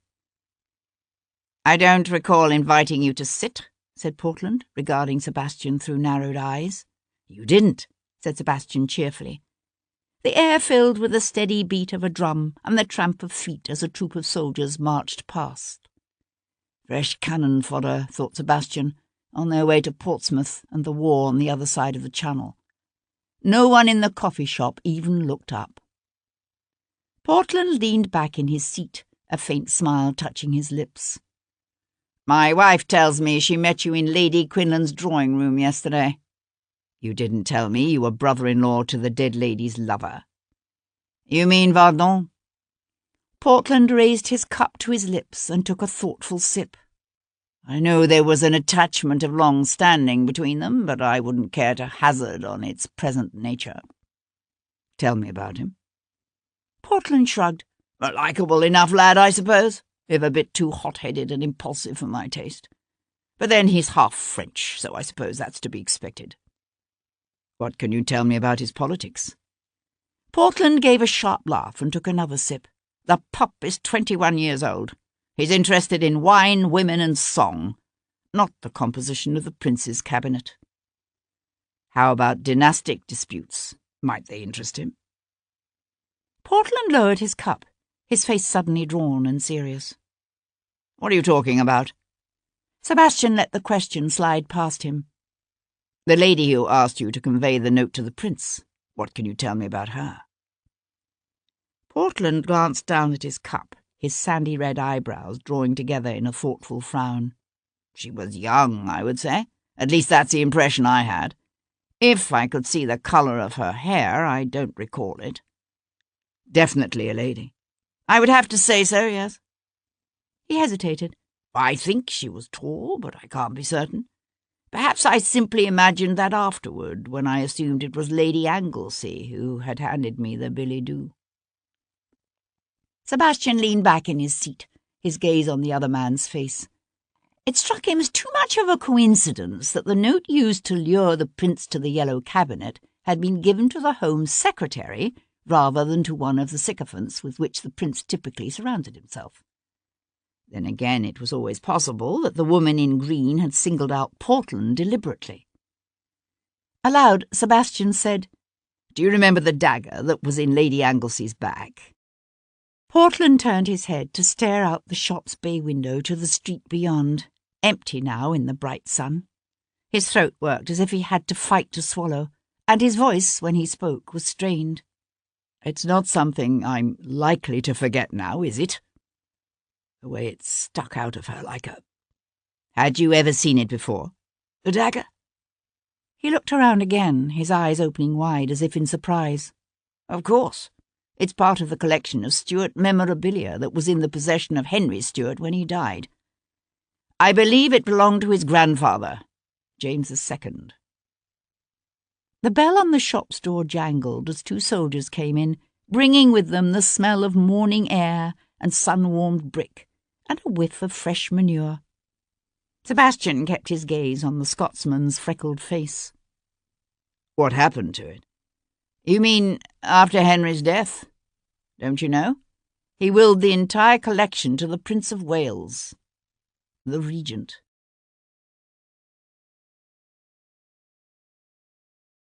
Chapter 38. Kat spent a restless night. Her dreams were troubled by marching rows of dead soldiers and a blood-stained guillotine that creaked ominously in the wind. Rising early, she went to stand at the window overlooking the street below. In the clear dawn light she could see the milkmaids making their rounds, the buckets of fresh milk dangling from the yokes across their shoulders. She had no regrets for the things she had done. The tyranny the French soldiers had brought to the continent of Europe was nothing compared to the horrors Ireland had suffered under the English for hundreds of years now. She would still do whatever she could to hasten the day of Ireland's liberation.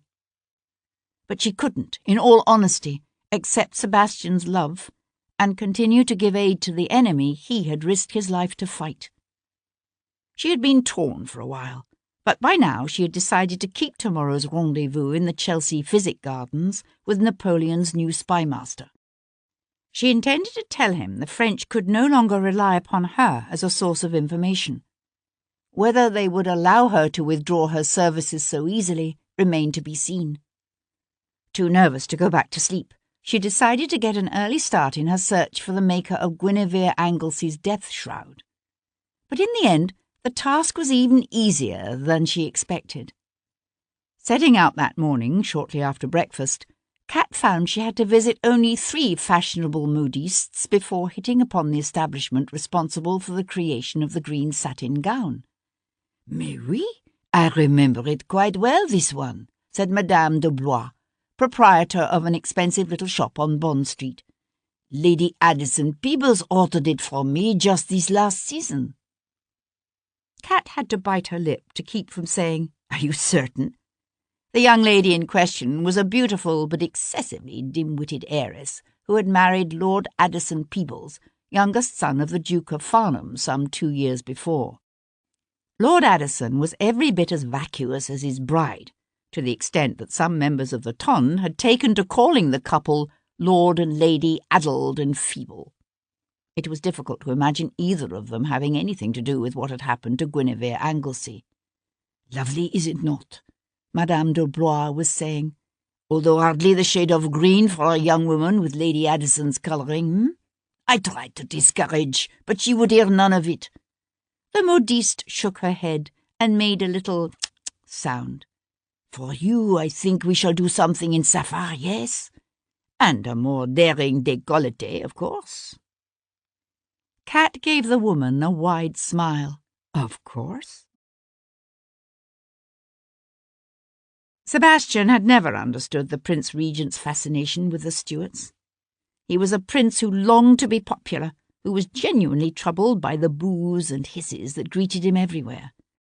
Yet, despite mounting public fury over his never-ending debts and monstrous extravagance, he made no effort to reform his indulgent ways. While women and children starved in the streets, the prince gave lavish banquets at which privileged guests had their choice of more than 100 different hot dishes. England's soldiers on the continent shivered in their ragged uniforms, but the regent continued to order breeches and waistcoats by the score in sizes so small he would never be able to wear them. The poor of England might be groaning under an ever-increasing onerous weight of taxes, but that didn't stop the prince from petitioning Parliament to pay his gambling debts. Some believed the prince was driven by an evil genius, but Sebastian thought the truth was probably far less flattering. Prinny longed to be loved, but he wanted to be loved as he was, without the need to reform the odious ways that made him hated. Given a choice between popularity and continuing his hedonistic, self-obsessed lifestyle, George the hedonist beat out George the prince every time. Yet with each passing year, his love affair with the Stuarts seemed only to grow. It was as if he both envied and identified with the Stuarts. Once so despised that they had lost the throne of England forever, the Stuarts had nevertheless managed to acquire a patina of romance. Figures of pathos and tragedy, they had become something Prinny himself would never be. The stuff of legends. But surely the fate of these doomed princes hung over him. Sebastian suspected that mixed in with the fascination and the envy, there was also a powerful element of fear, the haunting realization that what had happened to the Stuarts might someday happen to George as well. The Prince Regent kept his growing collection of Stuart papers and memorabilia housed in a special room at Carlton House, a room he was only too happy to show off to anyone who happened to ask. Thus it was that Sebastian found himself later that afternoon in a room hung in red silk trimmed with gold tassels and carpeted with a rug woven in the Stuart plaid. "This was carried by Charles I on his way to the Battle of Naseby," said the prince, reverently lifting a heavy old-fashioned sword from one of the glass cases that lined the walls. The cases were unlocked, Sebastian noticed. Anyone with access to the room could have removed any item at will. "And this," said the prince, his face glowing with pleasure and pride as he held up a faded collar of the garter, "was worn by James II. His beefy, clumsy fingers trembled as he smoothed the worn material, and for a moment it seemed as if he were lost in some private reverie. Then he roused himself, and padding across the room on his fat legs, he began to talk about the documents he was collecting for a biography of James II he intended to commission. Sebastian trailed behind him, pausing to admire a display of 17th-century jewellery before coming to halt in front of a case lined with red velvet. There, nestled in a moulded depression obviously created especially for it, lay the jewelled Highland dagger Sebastian had last seen embedded in Guinevere Anglesey's back. "Ah, I see you're admiring the dirk," said the prince, coming to stand beside him. "It's a lovely piece, isn't it? We know it was carried by James II, but some suggest it is much older, that it may even have belonged to his great-grandmother, Mary, Queen of Scots." His gaze lifting from the dagger to the man who owned it, Sebastian studied the prince's half-averted face. His features were animated but untroubled, his cheeks ruddy, his almost feminine mouth turned up in a half-smile. That night in the yellow cabinet at the pavilion, the prince had held the limp body of Guinevere Anglesey in his arms. He must have seen the weapon thrust into her back, must surely have known it as one from his own prized collection. Yet there was no indication now that he remembered the incident at all. He had a talent, Sebastian had heard, for simply putting from his mind all memory of things he found unpleasant. The dirk had been returned to its proper place in his collection. As far as the Regent was concerned, that was all that really mattered. The prince had moved on now to a shelf of calf-bound books that had once belonged to Charles II. Sebastian watched him, watched the animation in that plump, self-satisfied face. And he couldn't help but wonder if the prince remembered the events of that night in the yellow cabinet at all. The room was stiflingly hot, as were all the rooms in all of the prince's apartments. But at that moment, Sebastian felt a chill, because a man capable of such self-deception, such self-absorbed focus, must surely be capable of almost anything.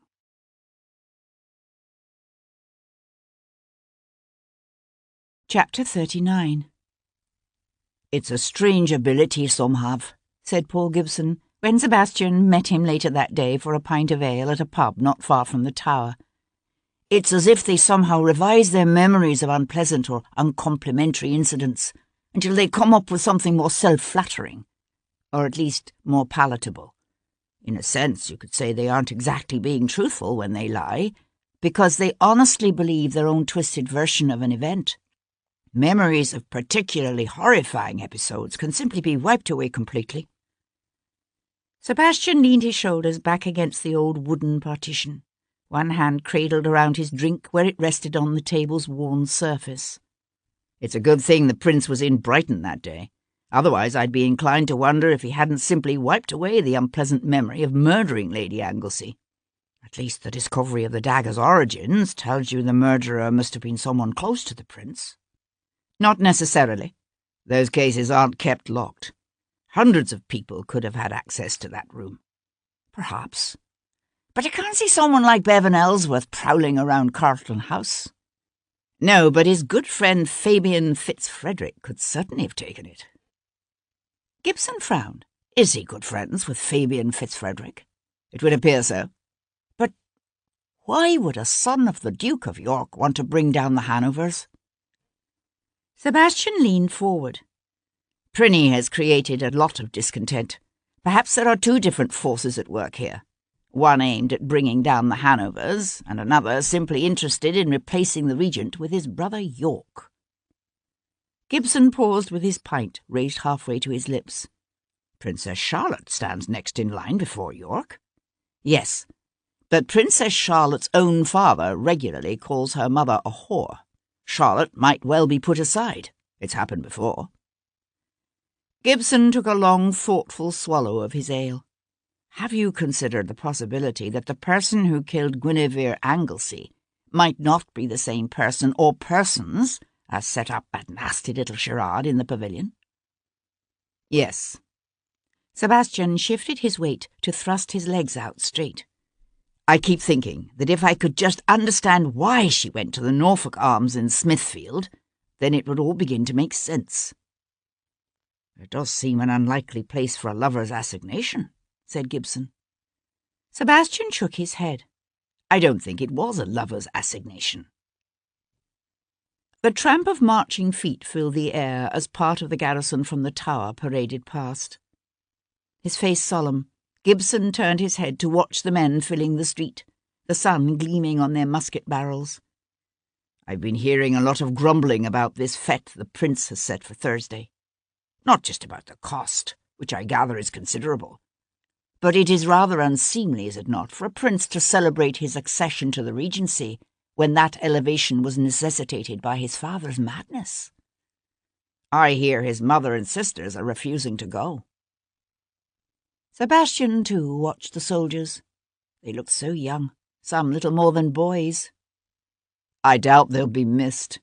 It's been announced that no woman lower in rank than an earl's daughter will be allowed to attend, which has naturally set every excluded but ambitious lady in London scrambling to be made an exception. They'll never keep the guest list down to 2,000. When does the prince return to Brighton? The day after the fete. Sebastian stared thoughtfully at the passing ranks of red-coated soldiers. Think about this. If you were to organise a coup, when would you plan to stage it? Gibson's gaze met Sebastian's. For a time when the prince was out of London. Exactly, said Sebastian, and drained his ale.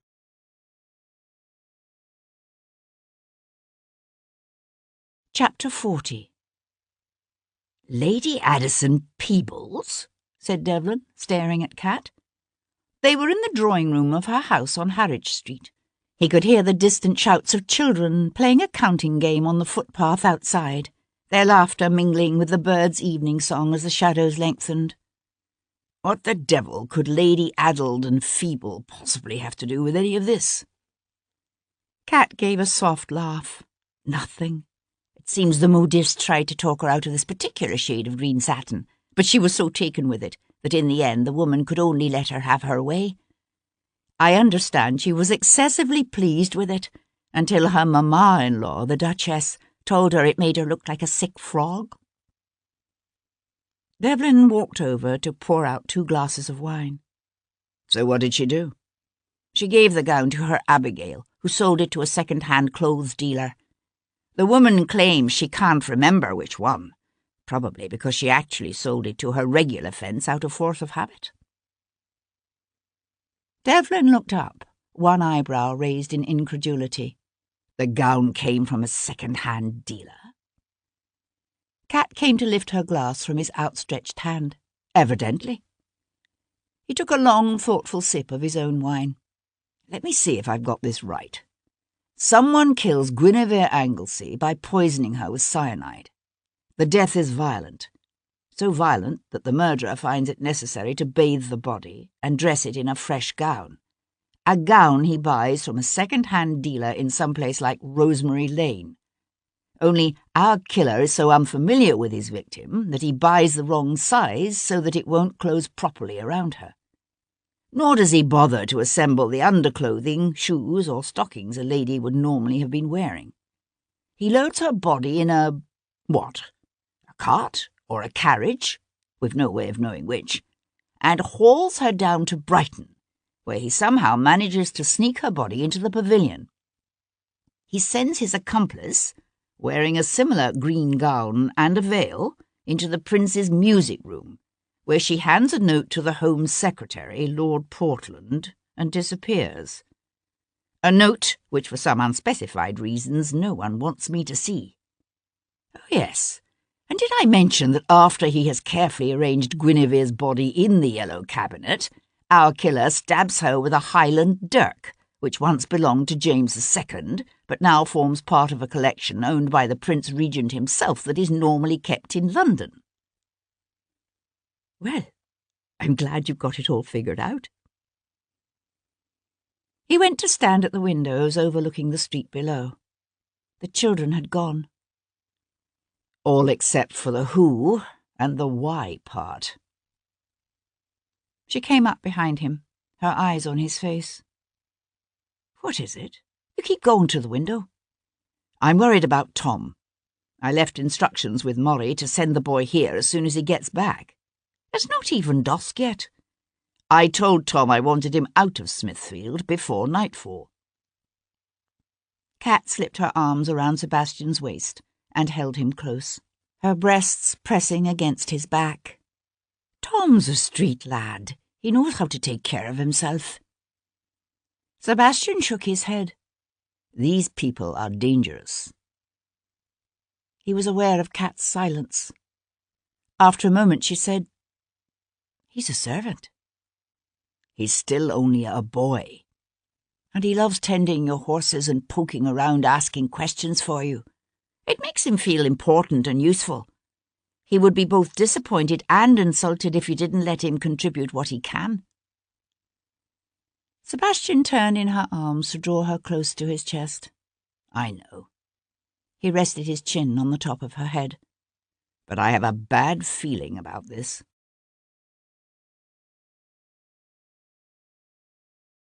Chapter 41. Tom didn't like Smithfield. It wasn't just the inescapable smell of spilled blood and raw meat and hides that got to him. It was as if an invisible but oppressive pall of death had sucked away the very air here, stealing his breath and pressing heavy on his chest. He'd spent a frustrating day, not really knowing what he was looking for and not finding anything. It was with relief that he watched the shadows lengthen with the coming of evening and turned toward home. He was passing the narrow alley that curved around to the back of the Norfolk Arms when he glanced sideways and saw a cart drawn up at the slanted double doors of the inn's cellars. 3 men worked in silence unloading the cart. There was none of the bantering one might have expected, the man on the cart simply handing small kegs one at a time to those labouring up and down the cellar steps. Another man, of slim build in a gentleman's greatcoat, stood nearby, his back to the mouth of the alley. Ducking behind a nearby pile of crates, Tom watched them for a moment. At first he thought it was just a delivery of French wine smuggled in from somewhere over on the coast. Except that these barrels didn't look like wine kegs. They looked more like powder kegs. They were a common enough sight in London these days. After some 20 years of nearly continuous warfare, there was hardly a child in England who hadn't grown up with the sight of soldiers marching in the roads, of wagon after wagon piled high with kegs of powder and boxes of muskets heading for the wharves where they'd be loaded onto ships bound for the Peninsula and the West Indies, India and the South Seas. Only this powder wasn't heading toward the coast. It was disappearing into the cellar of the inn Lady Anglesey was thought to have visited the very day she died. And that was something Tom, after several moments of quiet argument with himself, decided he couldn't ignore.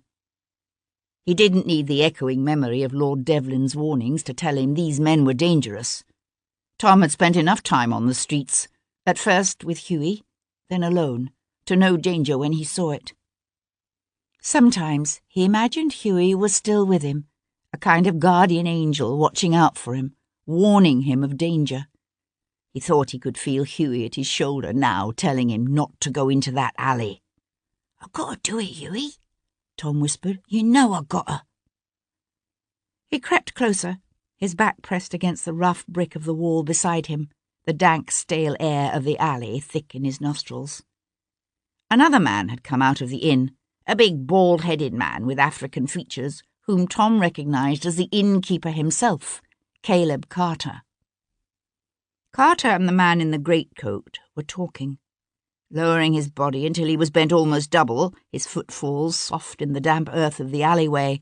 Tom ventured even closer. "There were supposed to be 2 wagons," said the innkeeper, his bald head shining in the light thrown by the lamp behind him. "What happened?" Not even daring to breathe, Tom crouched behind a pile of warped old boards and broken window frames. "This is it. They say it'll be enough." The innkeeper turned his head sideways and spat. "If there's resistance—" "There won't be," said the man in the greatcoat, stepping into the rectangular shaft of light thrown by the inn's open doorway. Tom could see him now. He was a small man, slightly built, with longish, pale yellow hair and a thin face. His clothes were definitely those of a gentleman, and Tom wondered what he was doing, supervising the unloading of a cart like some common workman. "This is just a precaution," said the blond man. "It'll be 1688 all over again." Carter grunted. "From what I hear, they might have called that the Bloodless Revolution, but you know it really wasn't. Not by a long shot." From some place out in the street came a sudden popping explosion, followed by children's laughter, as if someone had set off a firecracker. It was so unexpected, and Tom's nerves so raw, that he startled, his foot involuntarily shifting sideways to crunch on a piece of broken glass. The blond gentleman swung around, one hand flying to his greatcoat pocket. "What was that?" The innkeeper took a step forward, and Tom imagined he could hear Hughie screaming, "Run, Tom!" But Tom didn't need to be told. Pushing off from the wall, he ran. He took off for the eddy of noise and movement that was Giltspur Street, his feet slipping and sliding in the slimy mud of the alleyway. Bursting out of the mouth of the passageway, he nearly collided with a dog-cart. He heard the blond man's voice behind him, raised in anger. "Stop him! Stop, thief!" "Oh, Jesus," thought Tom, his heart beating so hard in his chest it hurt. "Oh, Jesus, no!" He darted down a narrow street, heard a whistle blowing shrill and insistent behind him. His breath soughing in his throat, Tom leapt over the smouldering barrow in his path and kept running. It was nearly dark now. He could see the looming, shadowy stalls of the marketplace up ahead. If he could make it to the open ground, lose himself amongst the deserted stalls, maybe hide beneath one. The whistle blew again. He threw a quick glance over his shoulder and ran straight into the outstretched arms of a market beadle who stepped from behind the nearest stall. The beadle's big, strong hands closed over Tom's shoulders, holding him fast. "Gotcha, lad!" Tom reared back, his blood pounding in his ears, his breath coming hard and fast. The beadle's face was broad and fleshy, his nose bulbous. In the last light of the dying day, the brass buttons on his coat gleamed like gold. "What'd you do then, lad, "Nothing," said Tom with a gasp. "I didn't do nothing."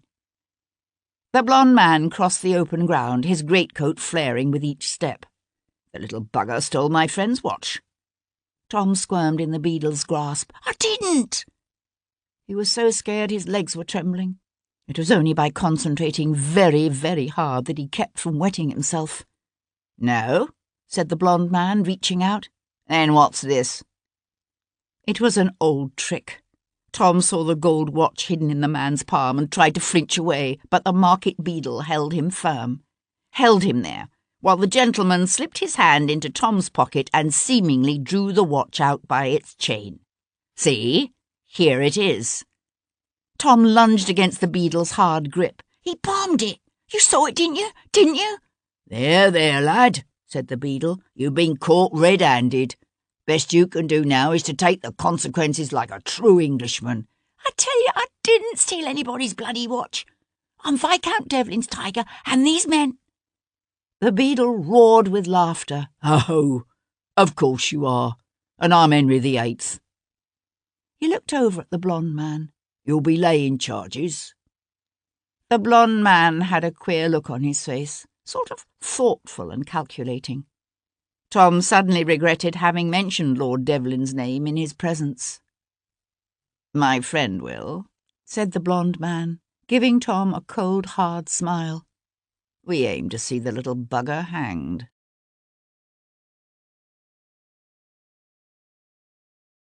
Chapter 42.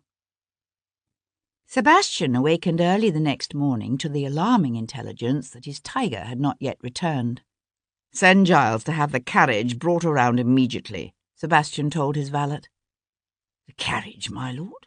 For Smithfield?" "That's right." This time Sebastian decided there would be no subterfuge. He intended to use the full weight of his wealth and position, stopping at nothing to find out what had happened to the boy. Sedlow stared straight ahead, his countenance wooden. "Will you be wearing one of your Rosemary Lane coats this morning, my lord?" Sebastian paused in the act of tying his cravat and glanced over at his valet.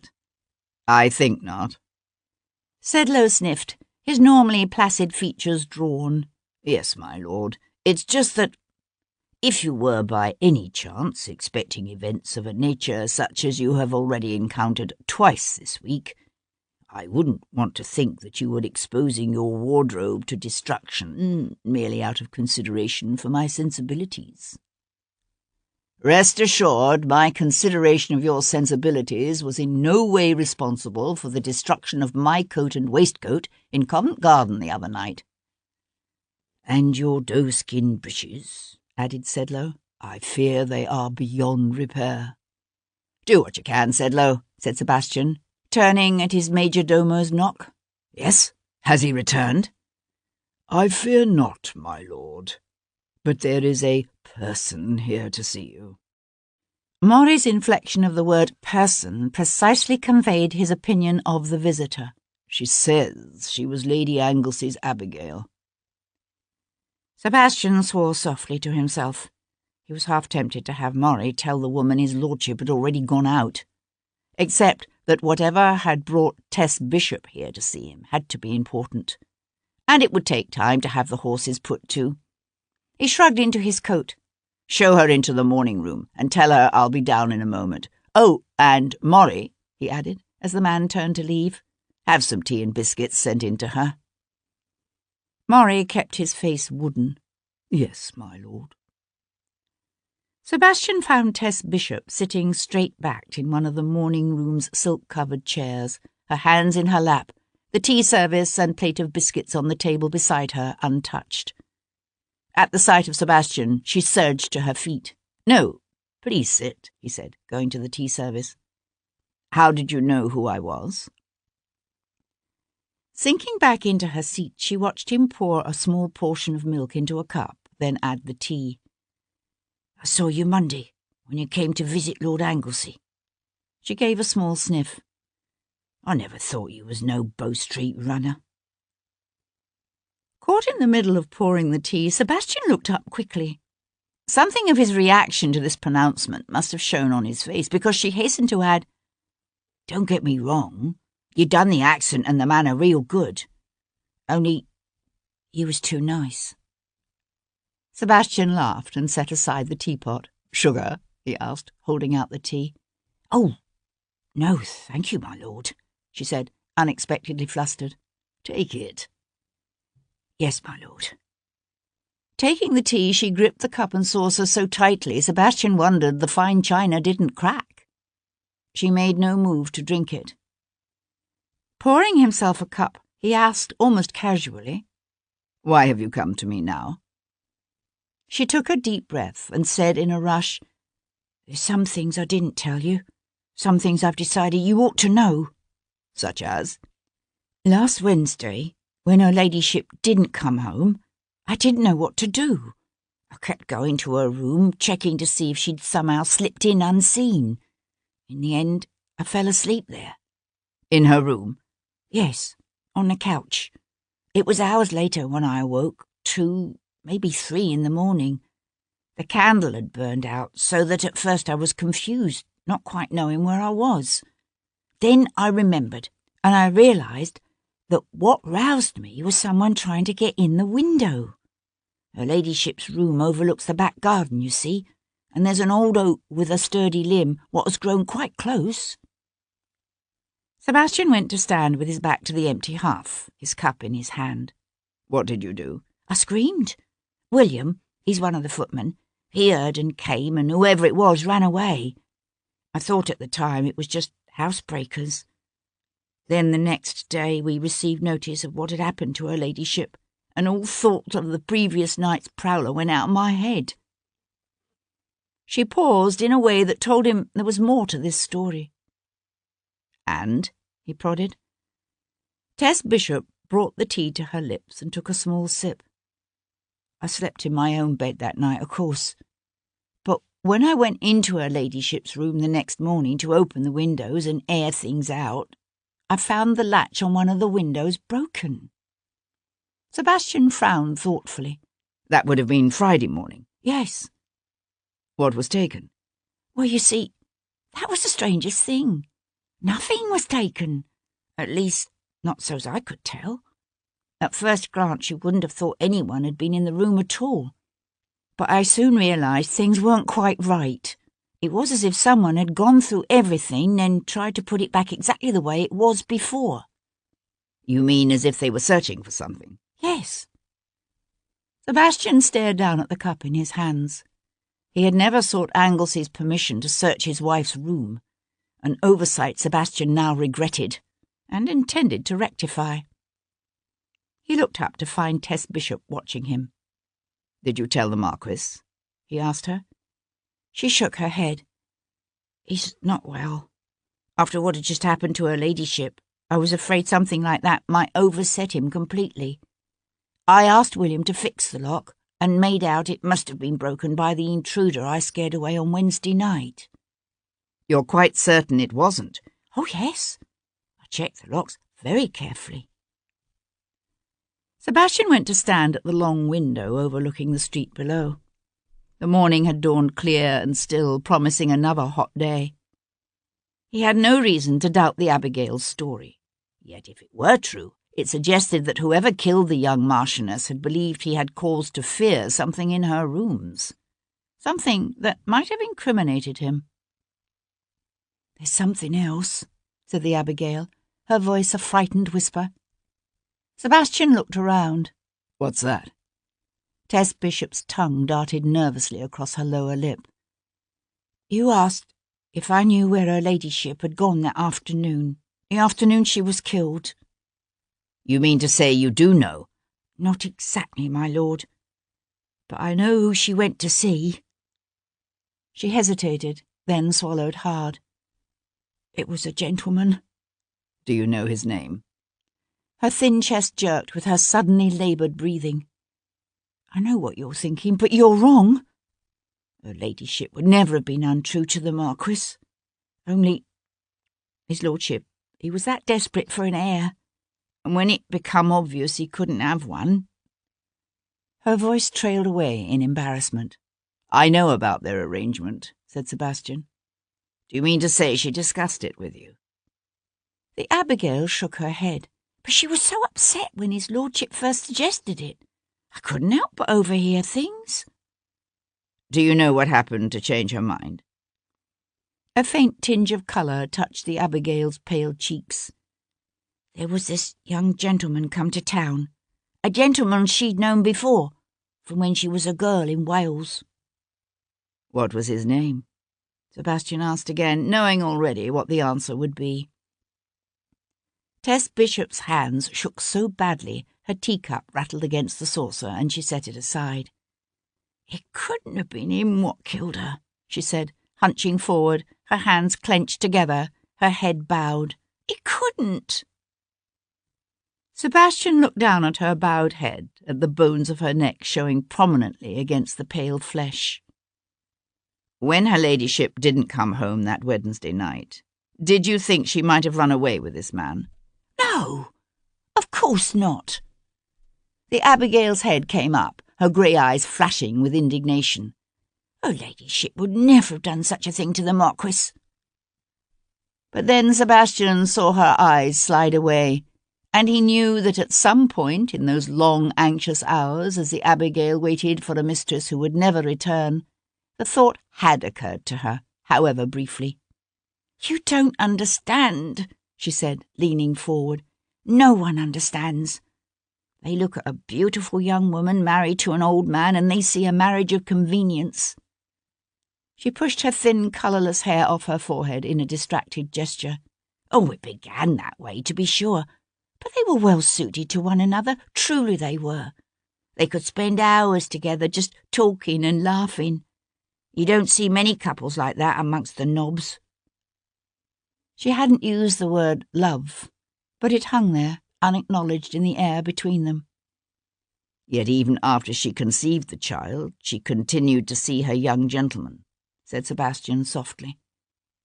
Tess Bishop bit her lip and looked away. "Is it possible she tried to break off with the young man?" Sebastian suggested. It would hardly be the first time a passionate, rejected young lover had killed the object of his affection. The Abigail shook her head. "No, but they did quarrel." "When was this?" "The Saturday before she died." "Do you know what the quarrel was about?" "No, but it was as if she'd found out something about him. Something that—" She hesitated, searching for the right word. "Something that disappointed her." Tess Bishop shook her head. "It was worse than that. She and the marquis, they were good friends. But that young gentleman, he was like a god to her." Sebastian turned to stare out the window, only he wasn't seeing the sun-warmed bricks of the houses across the street, or the baker's mule trotting past with a slow clip-clop below. He was remembering a time when he had loved like that, when he had known the bitter, soul-destroying shock of disillusionment.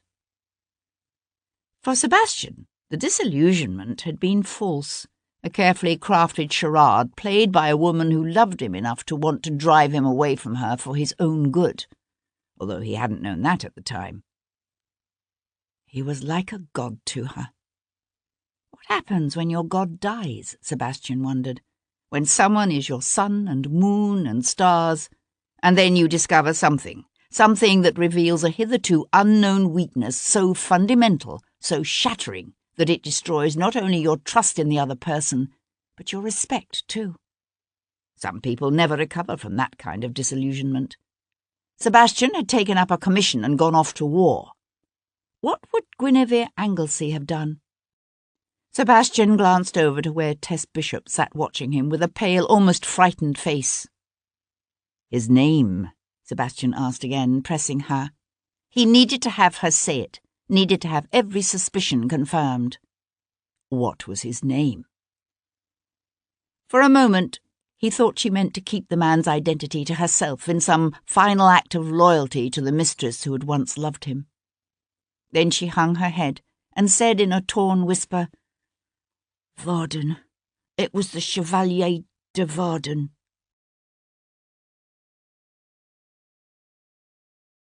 Chapter 43. The screams were starting to get to him. The screams and the never-ending drip, drip, drip of water. Tom drew his knees up against his chest and hugged them close. His teeth gritted against the shivers that ripped through his body. Outside, the sun might shine warm and golden from a clear June sky. But here, within the dank, filth-encrusted walls of Newgate, all was darkness and damp, and the bone-chilling cold of perpetual winter. "You there, boy." The seductive whisper was close. Tom turned his face away and pretended not to hear. "The offer's still open. Tonight, 5 shillings. The man had never exactly said what he wanted Tom to do for those 5 shillings, but Tom was no flat. He knew.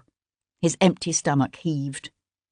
He had no blanket, not even a thin pallet to absorb some of the cold rising up from the stone floor. Here in Newgate, such luxuries as food and bedding had to be purchased.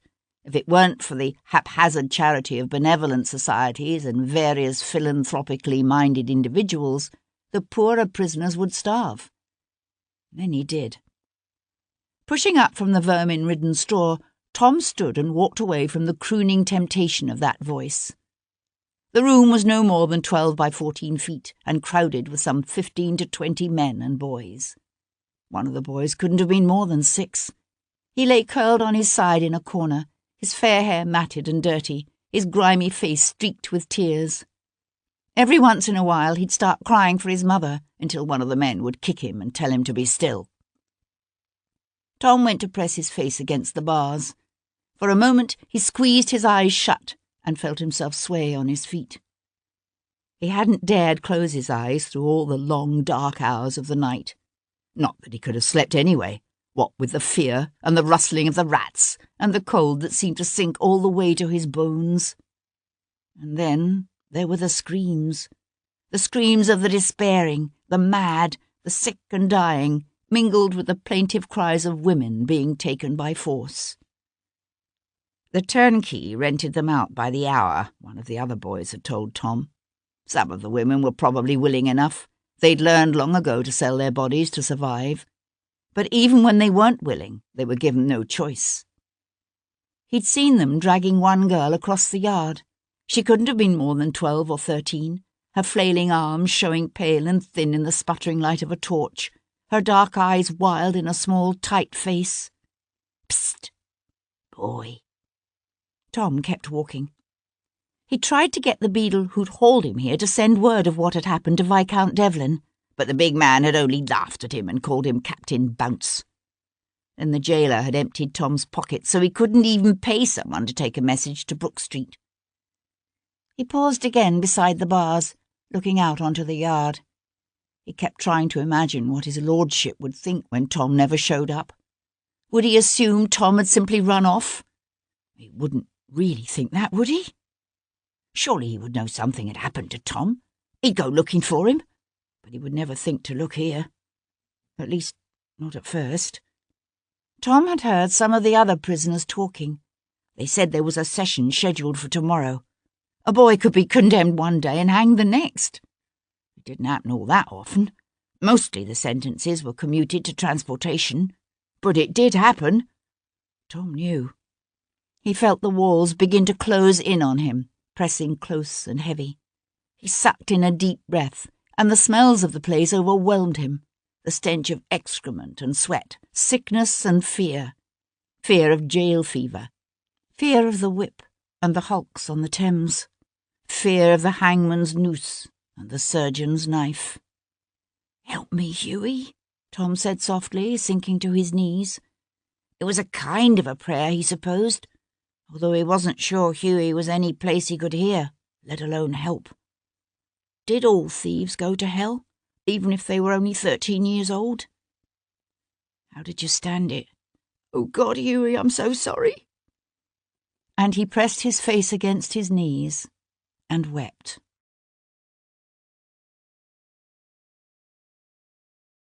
Chapter 44. The Physic Garden lay just north of the Thames at Chelsea. It was an old apothecary garden, said to date back to the 17th century, if not before. Kat herself had never been there, but she could understand how its gently curving walks and nearly deserted order beds would make an ideal meeting place, where spymaster and spy could come together and linger without arousing suspicion. Once she might have looked forward to this rendezvous with a certain flush of anticipation. She had enjoyed it, that tingling sense of exhilaration that comes from living always on the jagged edge of danger. Once she'd had nothing to lose but her life. That was no longer true. She drove herself to the gardens in her phaeton and pair, with her groom, George, sitting up beside her. "It's hot today," she told him as she reined in at the west gate. "Do what you can to keep them cool." Holding a sapphire-blue silk parasol aloft to shade her complexion from the sun, she entered through the west gate and turned toward the pond rock garden. It was cooler here. A faint breeze rustled the leaves of the lime trees overhead, bringing her a medley of sweet scents, of sun-baked rosemary and exotic jasmine and freshly scythed grass. She wandered for a time between neat beds of roses. At one point she spotted an aged gentleman, his back hunched, his weathered skin darkened by years beneath a tropical sun. But he made no move to approach her, and in the end she lost sight of him amidst a planting of distant shrubs. She walked on, her sandaled toes kicking out the skirts of her gown with each step. She wondered who he would be, this new spymaster. Would he be a French émigré like Pierpont? Or perhaps an Englishman, someone who'd been unwise or unlucky enough to enable the French to gain an indestructible hold over him? Or maybe someone who'd become disaffected from his own country, who nourished a determined admiration for the French and what they were doing across the Channel. Kat herself owed no allegiance to France. As much as the ideology of the Revolution appealed to her, its savagery and excesses repelled her. And in the end, the French had betrayed their own ideology, surrendering all to a military dictator who seduced them with visions of world supremacy. But she accepted that old maxim, "My enemy's enemy is my friend." Kat's enemy was England. It always had been, even before that misty morning in Dublin when her world had been shattered by the tramp of soldiers' boots and a woman's screams and the shadows cast by two bodies swaying in the breeze. She became aware of another visitor to the gardens, a tall man clad in fawn-coloured doeskin breeches and a well-tailored olive coat, his figure lean but powerful. She recognised him, of course. His name was Aidan O'Connell, and he was the younger son of Lord Rathkeil of Tiroli. She felt herself stiffen. When the rest of the Irish were being hounded from their lands, the Tiroli O'Connells had embraced both the conquering English and their religion. As a result, the O'Connells had not only kept their estates, but prospered. Pausing beside the pond's edge, she waited for him to walk up to her. He was a handsome man, with sparkling green eyes and two dimples that appeared often in his lean, tanned cheeks. "Top of the morning to you," he said cheerfully, dimples deepening. "Lovely gardens, don't you think?" She kept her gaze on the sun-spangled expanse of water before her. She found it difficult to believe that such a man could be Napoleon's new spymaster in London, and she certainly had no desire to encourage his attentions if he were here simply by chance. "Reminds me of some gardens I saw in Palestine once," he said, when she didn't answer, "not far from Jerusalem. The cedars and sycamores were shining like silver and gold in the sunlight, so grand you'd swear they scraped the sky." She swung slowly to face him.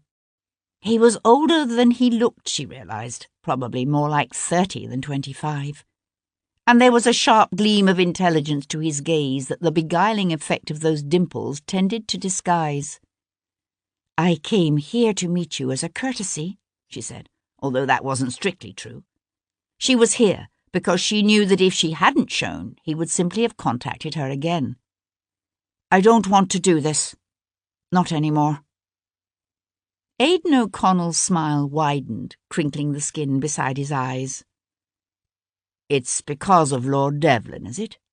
I did wonder." She held his gaze but said nothing, and after a moment he looked away across the smooth surface of the pond to where a duck waddled through the reeds, a row of 10 ducklings strung out behind her. "Does he know about your affection for the French?" "I have no affection for the French. It's Ireland I work for." "I doubt he'd see the difference." Kat knew a spurt of anger fanned by fear. Is that an observation or a threat? He threw her an amused glance. An observation only, to be sure.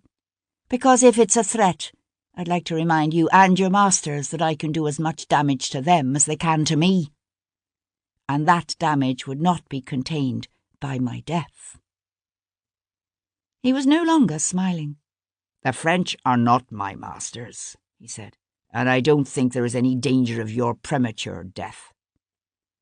She let the latter part of that statement go. Her point had been made.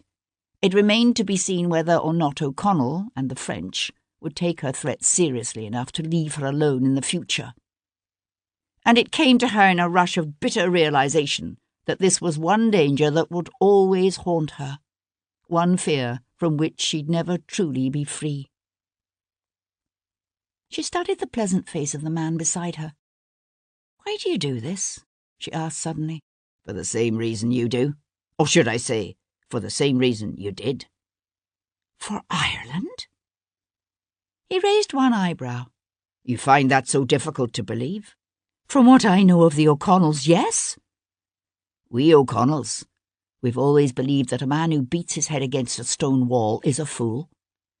"Is that how you'd characterise the brave men and women who fought and died for Ireland over the years? There's just so many fools beating their heads against stone walls?" His dimples peeped. "That's right. The time for Ireland's independence will come, but it won't come until the English have been weakened. And it won't be the Irish who'll be weakening them. It'll be someone else. Someone like the French. Or maybe the Prussians." "The Prussians and the English have been allies." "Not anymore." They stood in silence for a moment, her gaze like his on the mother duck shepherding her brood one by one into the water, the air filled with a happy chorus of quack-quacks, and the soft slap of ever-widening ripples moving out over the surface of the pond. "There's a lot of disaffection in the streets," O'Connell said after a moment. "Rumours, whispers.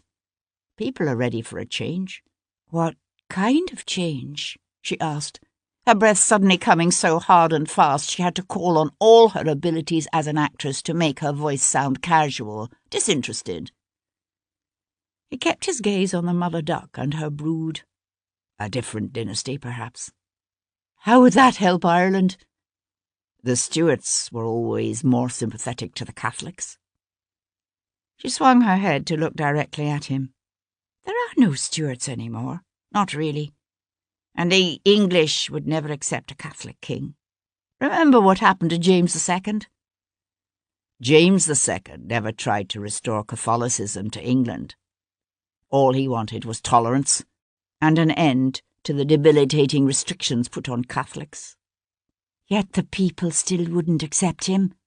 And if they wouldn't accept James II 120 years ago, what makes you think they'd accept someone like him now?"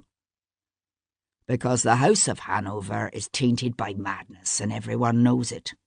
Because men are out of work by the thousands and women and children are starving in the streets.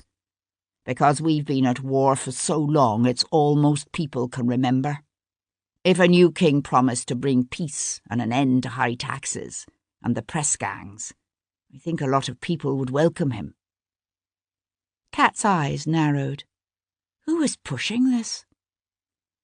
He was regarding her with a studied expression that made her realize she'd said too much, shown too much interest. "That's the funny thing about conspiracies," he said with a smile. "Different men can be attracted to the same conspiracy for altogether different reasons. Reasons that sometimes aren't even compatible. Why does it matter so much who's behind it, as long as it's good for Ireland?" "You suggested a restoration of the Stuarts might lead to peace with France," she said. The sun slipped out from behind the chestnut trees on the far side of the pond, striking her in the eyes. She tilted her parasol until it once again shaded her face. "But I thought England at war with France was good for Ireland.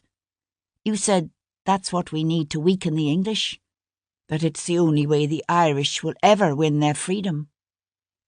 He laughed. "You are quick, aren't you?" He leaned toward her, suddenly more serious than she'd seen him. "But if the English at war with France is good for Ireland, then how much better do you think a new English civil war would be?" She searched his face, but he was as good at hiding what he really thought as she. "Is that what these people want? Civil war?" "Hardly, but I suspect it's what they're going to get." By mid-morning, Tom was so hungry his head was spinning.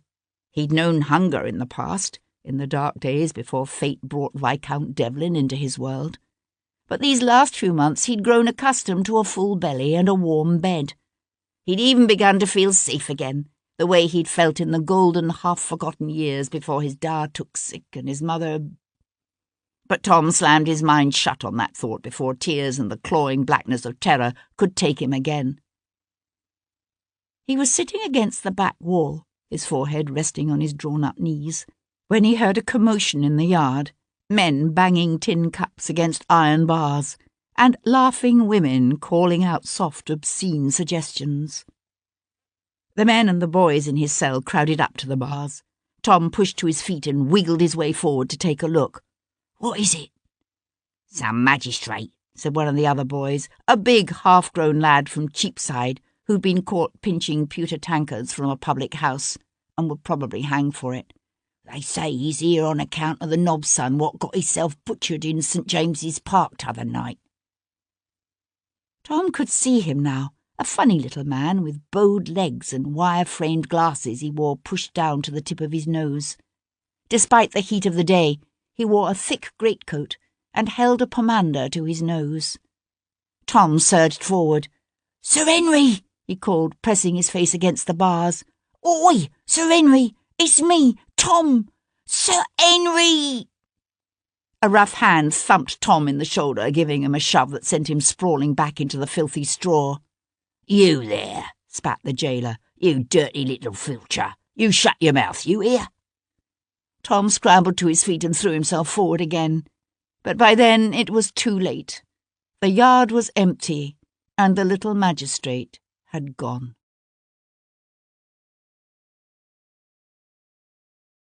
Chapter 45. Sebastian spent the morning in Smithfield looking for Tom. He made no attempt to disguise who he was. He even brought along a couple of strapping footmen to preclude any possibility of a repeat of what had happened on his last visit to the area. But Tom had obviously followed instructions and taken care to blend into his surroundings. Tom found an old woman selling buttons, who said she'd seen a boy about his age running through the streets just before sunset, running like the hounds of hell were after him, but she didn't know what had happened to the lad, or even who'd been chasing him. Sebastian looked for the maimed Scottish soldier who'd been reduced to begging outside the Norfolk Arms, but no one could remember having seen the man for days. Standing in the shade cast by a ribbon shop's awning, Sebastian studied the inn's ancient brick facade and knew a deep and powerful disquiet. He'd come back at dusk, Sebastian decided, when the creatures of the night were a prowl. "Andrew, James," he said curtly. The two footmen snapped to attention as he pushed away from the building. "I want you to check every watch-house in the area, every watchman, every beadle. Do you understand? Someone must have seen him." "Aye, my lord."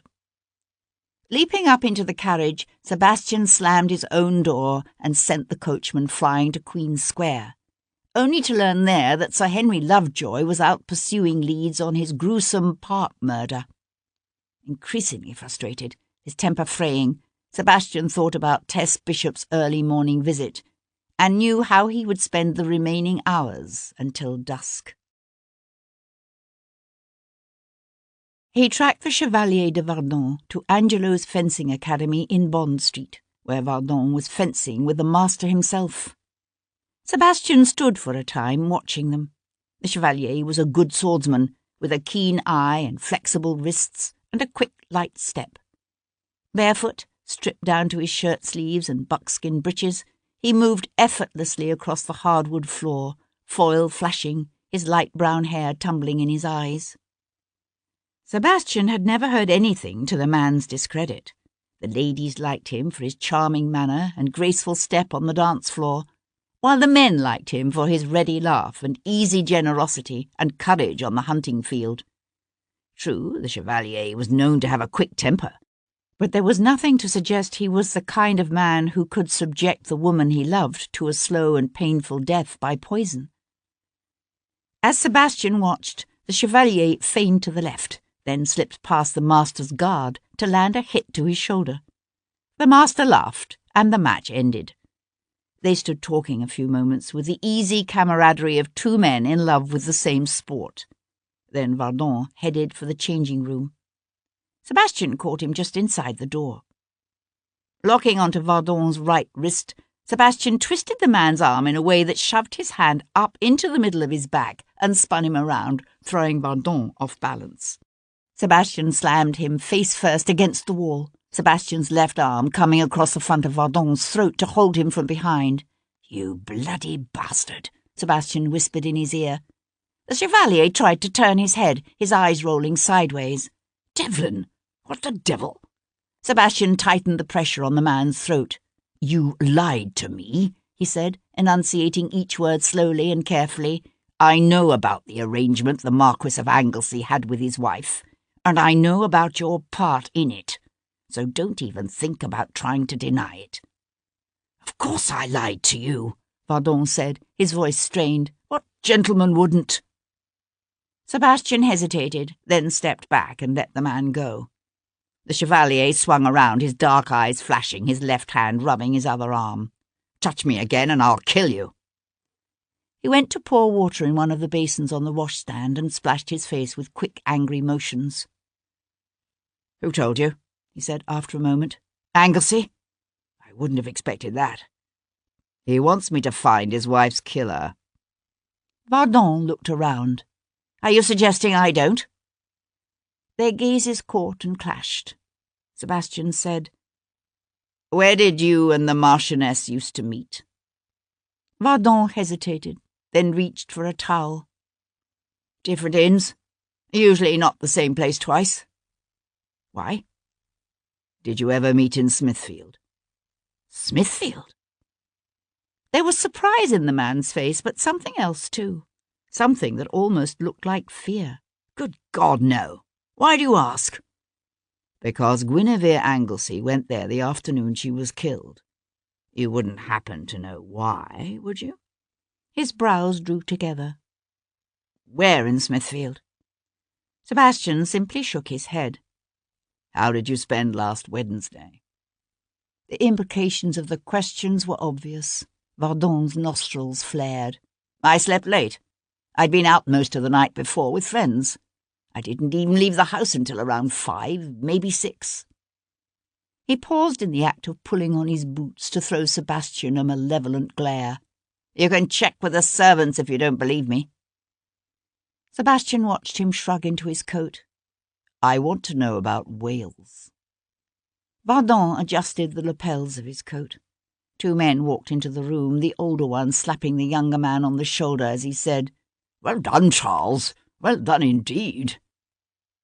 "Not here," said Vardon. Sebastian nodded. "Let's go for a walk."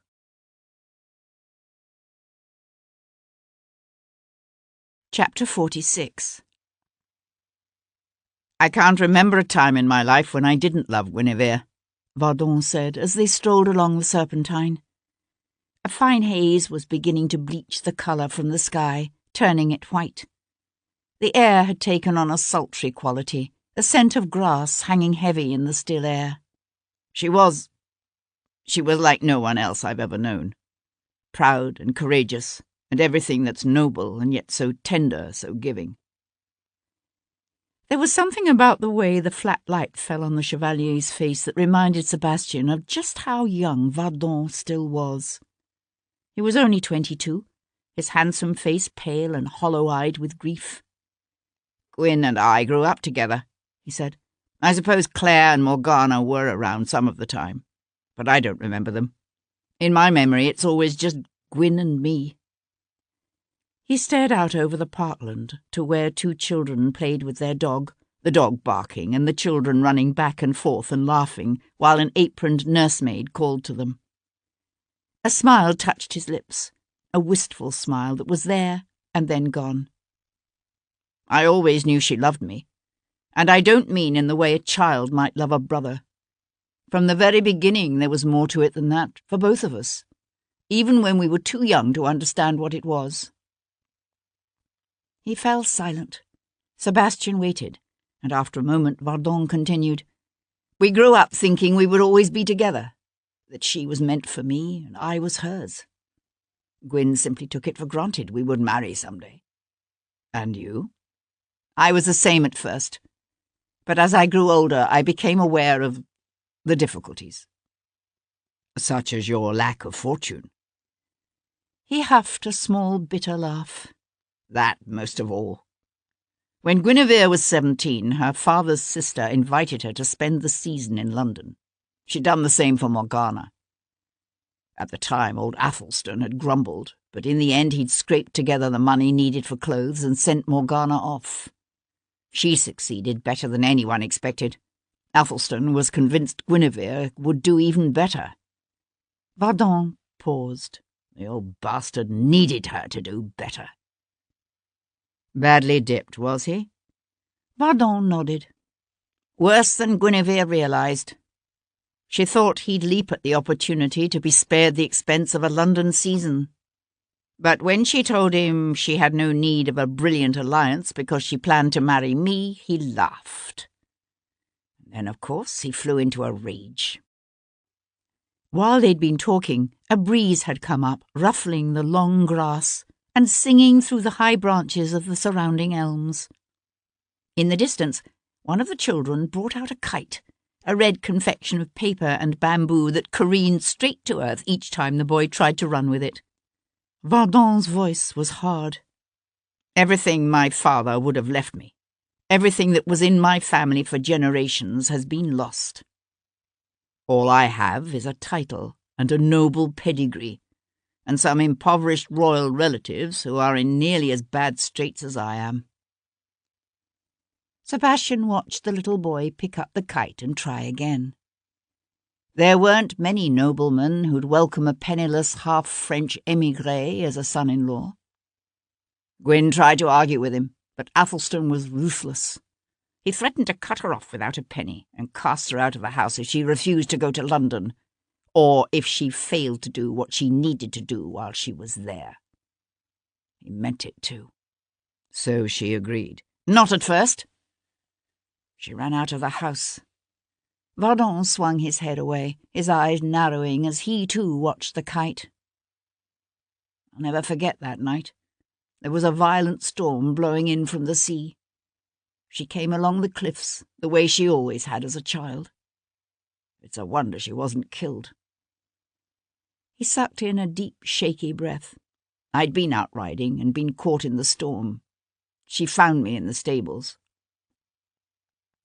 Sebastian pictured Guinevere Anglesey as the young girl she must have been, her wet hair tumbling down her back, her eyes wild with desperation and fear. "What did you tell her?" The Chevalier kept his face turned away, his throat working as he swallowed. "What could I say? I was 18 years old. I couldn't support a wife. I couldn't even marry without permission." "Your mother wouldn't have taken her in?" The younger man smiled. "My mother was fond of Guinevere, particularly when she was a child, but she would never have agreed to such a marriage." Sebastian thought about the proud, elegant woman he'd met. Lady Audley must have watched the maturing affection between the young Chevalier and his childhood friend with growing concern. Such a woman's plans for her dispossessed son would not include marriage to the daughter of some impoverished provincial earl. London was full of rich bankers and merchants more than willing to take on a penniless son-in-law, as long as the son-in-law came with a title and a noble lineage and royal connections. "What did Lady Guinevere do when you told her?" "She ran back out into the storm. I tried to go after her, but I couldn't find her anywhere. I was afraid she'd thrown herself from the cliffs." He paused, and it seemed to Sebastian, watching him, as if the skin had tightened across his features, making him look suddenly older. "She told me later she almost did. But then she decided she wasn't going to let her father destroy her. She made up her mind to go to her aunt in London and marry a rich old man, the older and richer the better. And then, when he died, she'd be free of him. And free of her father. Yes. That was her plan, at any rate. The problem was, while there were plenty of rich old men to choose from, she found the thought of being married to any of them more than she could bear. Until she met Anglesey. Vardon's lips compressed into a thin line. Yes. She said that at first he seemed much like all the others, old and grey and jowly, and carrying far too much weight around his middle. But as she came to know him, she discovered he had a good heart and a fine mind, and they became friends. I think in many ways he was like the father she never really felt she had. Sebastian tilted back his head, his gaze on the red kite climbing now with sudden dips and eddies against the clouding sky. What was it Tess Bishop had said about the Marchioness of Anglesey and her lord? They were well suited to one another. They could spend hours together just talking and laughing. You don't see many couples like that. He wondered if Guinevere had ever told the love of her life just how much affection she'd come to develop for her aged husband. Sebastian doubted it. He turned to study the younger man's troubled face. The night Lady Anglesey was killed, someone tried to break into her room. The Abigail scared them away, but they came back again the next night, searching for something. You wouldn't happen to know what that was, would you? Vardon stared off across the parklands as if thinking, but there was something about the way he held his mouth that told Sebastian the man didn't need to think, that he knew right away what Tess Bishop's mysterious housebreaker had been seeking. He shook his head. I can't imagine. No? I understand you and Lady Anglesey had a quarrel recently, a serious quarrel. Vardon's brows drew together in a quick frown. Who told you that? Does it matter? He stopped and swung to face Sebastian, the gravel crunching beneath the soles of his boots. What do you think? That she tried to break things off with me, so I killed her? It wasn't like that at all. Sebastian held himself very still. So how was it? Vardon hesitated a moment, then said in a rush, She was going to leave Anglesey. That's why we quarrelled. She wanted me to run away with her. Sebastian stared into the younger man's tense, anxious face and didn't believe one word of it. Why? Why would she even consider doing such a thing? Because she was afraid of him. Oh, I know what you're thinking. He seemed so mild-mannered, the perfect 18th century gentleman. It's what Gwyn thought at first. They were married several years before she saw what he's really like. How is he really? Jealous? Possessive? It was his idea that she take a lover. But then, when she did, he couldn't bear it. In the end, Gwyn was afraid he might kill her and the baby both. Sebastian shook his head. Nothing is more important to Anglesey than cutting his nephew out of the inheritance. My God, the man was willing to encourage his wife's adultery in the hopes of conceiving an heir. Why would he turn around and harm her? I don't know. But he did it before, didn't he? What are you talking about? That's how his first wife died. Didn't you know? She was with child, and he knocked her down the stairs. He killed her and the child both. Sebastian was crossing Bond Street, headed toward the Marquis of Anglesey's house on Mount Street, when he heard a man's high-pitched, anxious voice calling his name. "Lord Devlin! I say, Lord Devlin!" Sebastian turned his head to find Sir Henry Lovejoy hailing him from a battered old hackney. "If I might have a word with you, my lord."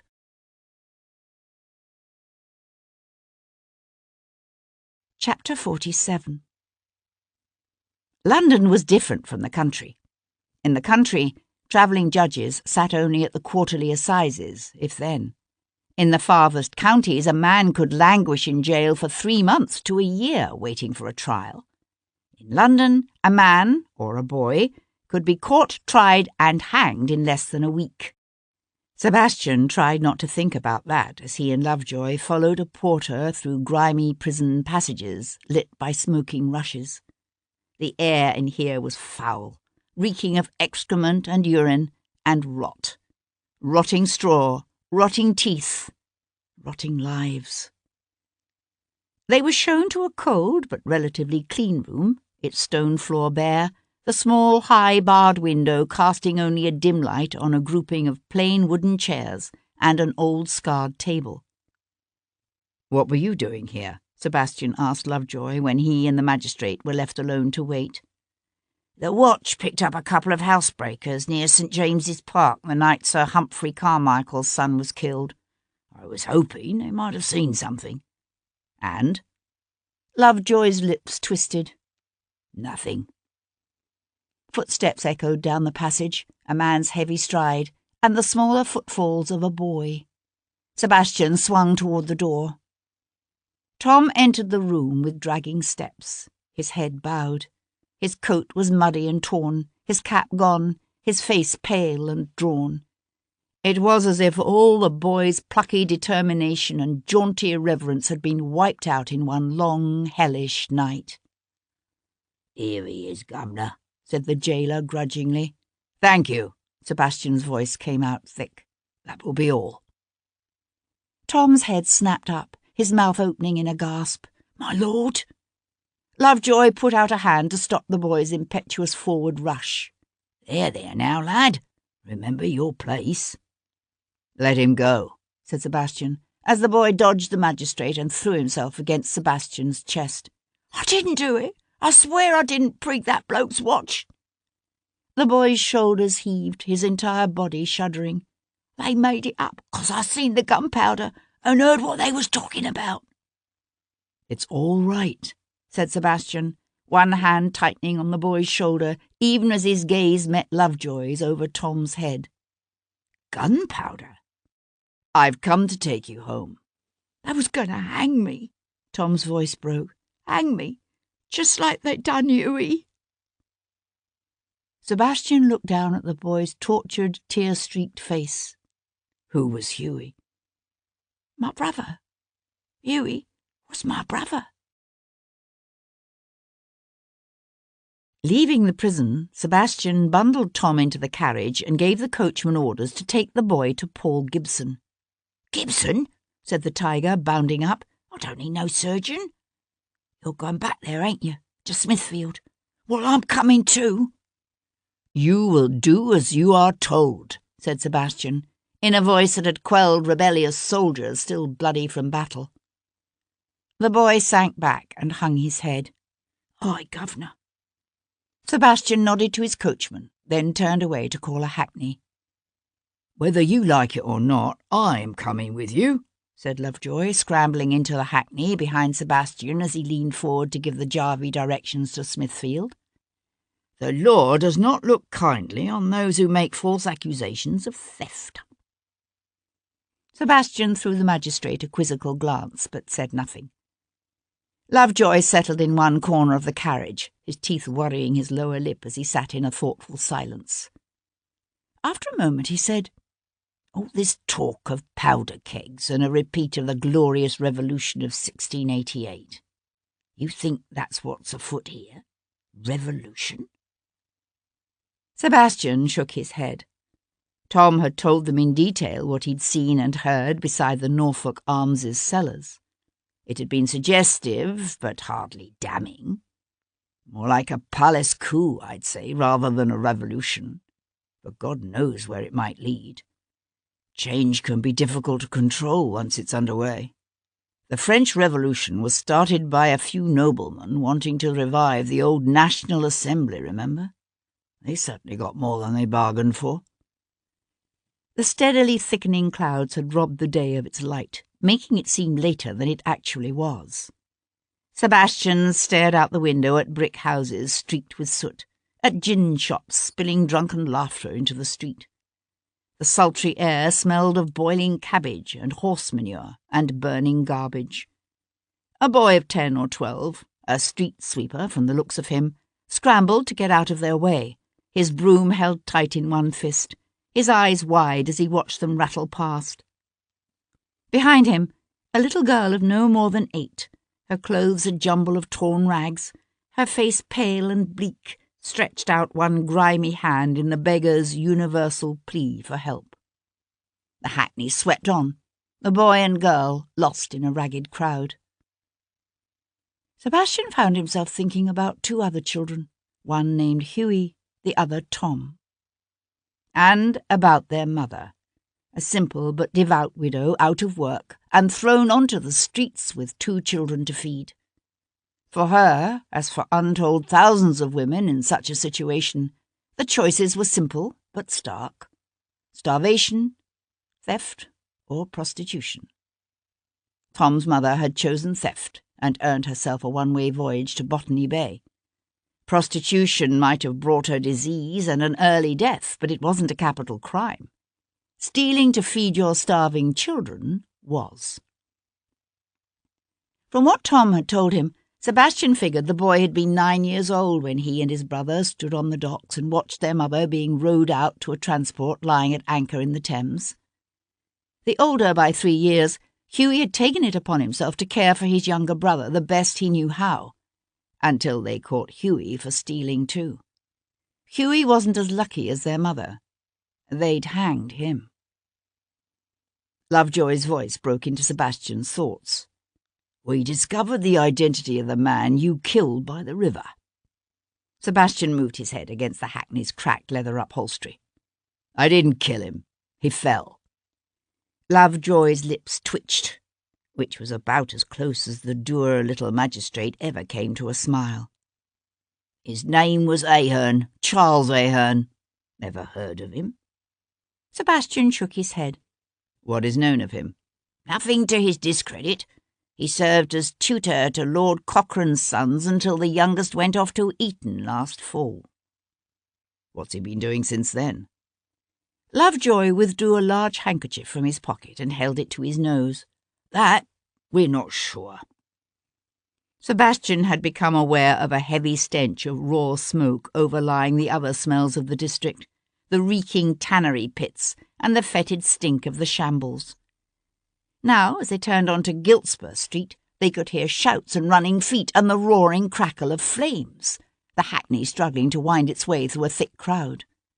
From the distance came the steady clang, clang, clang of the fire bell. "Something's on fire," said Lovejoy, craning his neck to look out the window. Sebastian could see it now. Flames danced across an ancient pitched roof and shot from windows that yawned like gaping holes in a crumbling brick facade. Thick black smoke billowed up to mingle with the low grey clouds ahead. "Bloody hell," swore Sebastian, throwing open the door to leap down even before the hackney had rolled to a halt. "It's the Norfolk Arms." Chapter 48. The lane was a confusion of sound, of roaring flames and screaming women and smoke-blackened men, their sweat-slicked faces reflecting the orange glow of the fire as they lined up to form a chain, water sloshing from buckets quickly passed from hand to hand. Sebastian pushed his way through the crowd, his gaze scanning the flame-licked facade of the old inn. Black ash swirled about him, drifting down like dirty snow. He could feel the heat of the fire against his face, feel it sucking the air from his lungs. As he watched, smoke curled from beneath the door of the little bow-windowed button shop that lay beside the inn. Then the front window exploded, and the entire building burst into flames. A great moan went up from the crowd around him. This was what they all feared, that the fire would spread. It was always a danger in any part of the city, but here, where houses built of dry old timbers leaned toward one another across narrow, twisted streets, one carelessly minded candle could consume an entire district in a night. Sebastian shifted his attention to the crowd. He expected to find the big black innkeeper at the forefront of the men, dashing bucket after bucket on the growing inferno. But Caleb Carter was nowhere to be seen. Sebastian's gaze stopped on a tall girl with pale grey eyes and lanky blonde hair who stood near the curb. For an instant, her gaze met his. He saw her eyes widen with recognition, her mouth going slack. She whirled to run. Sebastian was on her, his hand closing hard on her upper arm, jerking her around to face him. "Where's Carter?" he demanded, hauling her up close to him. She stared at him, her eyes huge, her nostrils flaring with fear. He gripped her other arm and lifted her up until her feet barely touched the ground, her head snapping back and forth as he gave her a shake. "Where is he, damn you?" "The cellars. He said something about the cellars." Sebastian thrust her aside. She stumbled, but was off and running before he even turned away.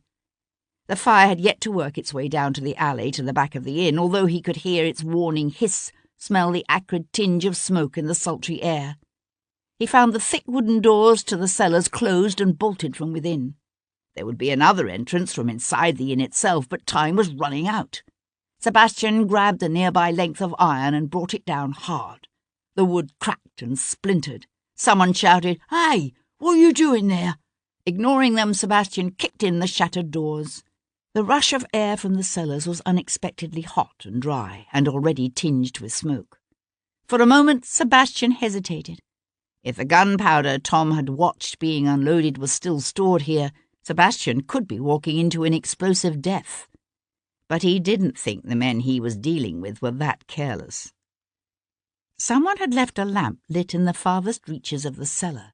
Sebastian could see the distant, steady glow as he plunged down the worn stone steps.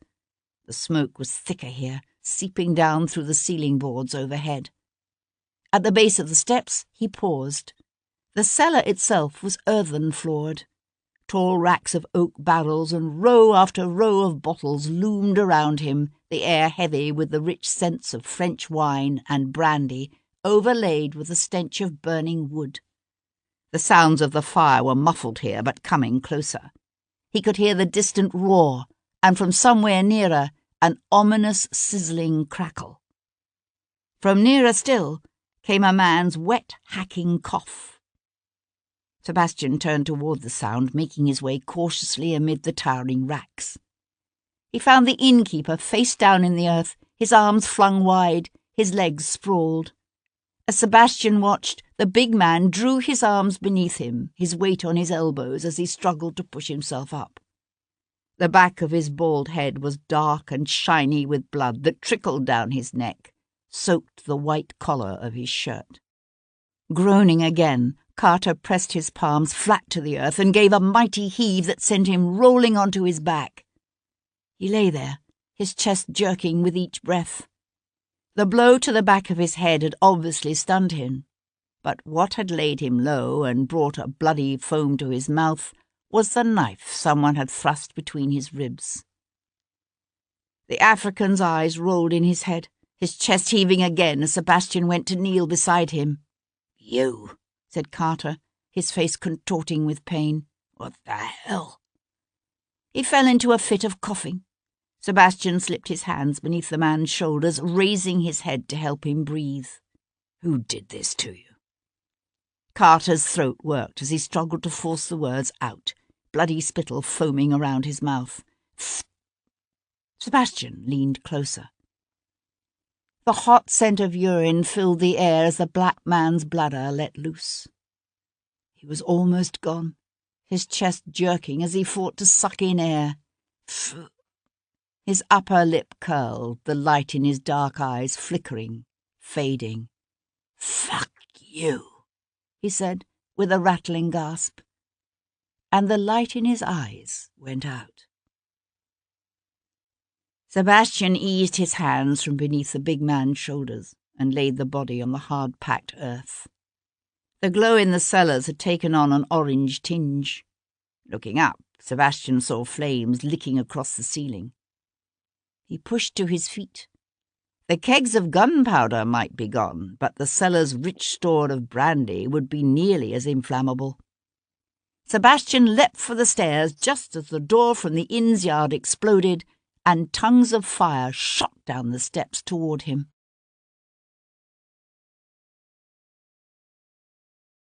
Chapter 49. A thick pall of smoke stung Sebastian's eyes, tore at his throat. Throwing one crooked arm in front of his face, He took the stairs to the alley 2 at a time. He was halfway up the steps when he heard a tearing crack above him. He cast a quick glance over his shoulder in time to see a fiery beam crash onto the stone steps behind him, bringing half the ceiling down with it and unleashing a fierce blast of heat that slapped him in the back, knocking him to his knees. Coughing badly now, he pushed on, practically crawling the last few steps. Wrapping one hand around the edge of the shattered cellar doors, he heaved himself up and staggered out into the cool of the night. He stood with his hands braced on his knees, his head bowed as he sucked in great draughts of sweet, life-giving air. Behind him, the inn had become a fiery shell. Lungs aching, he swung around and watched as the walls collapsed inward, sending a torch of flames and fiery embers roaring up toward the cloud-filled sky. He felt the evening breeze cool against his skin. The breeze, and something else that stung his eyelids and ran down his cheeks as he lifted his face to the sky. Rain. Sebastian was sitting on an ancient stone mounting block and wrapping a wet handkerchief around his singed hand when Lovejoy found him. The little magistrate's hat was gone, his collar crooked, his normally spotless shirt front smudged with a black stain that was turning grey now in the steady rain. "If your lad was right, and there'd been gunpowder in that cellar, the explosion would have taken out half the street," said Lovejoy, removing his spectacles to wipe the lenses. Sebastian used his teeth to tighten the knot in his handkerchief. "The gunpowder's gone. They probably moved it last night after Tom was taken up. They couldn't run the risk of someone deciding to investigate the boy's story."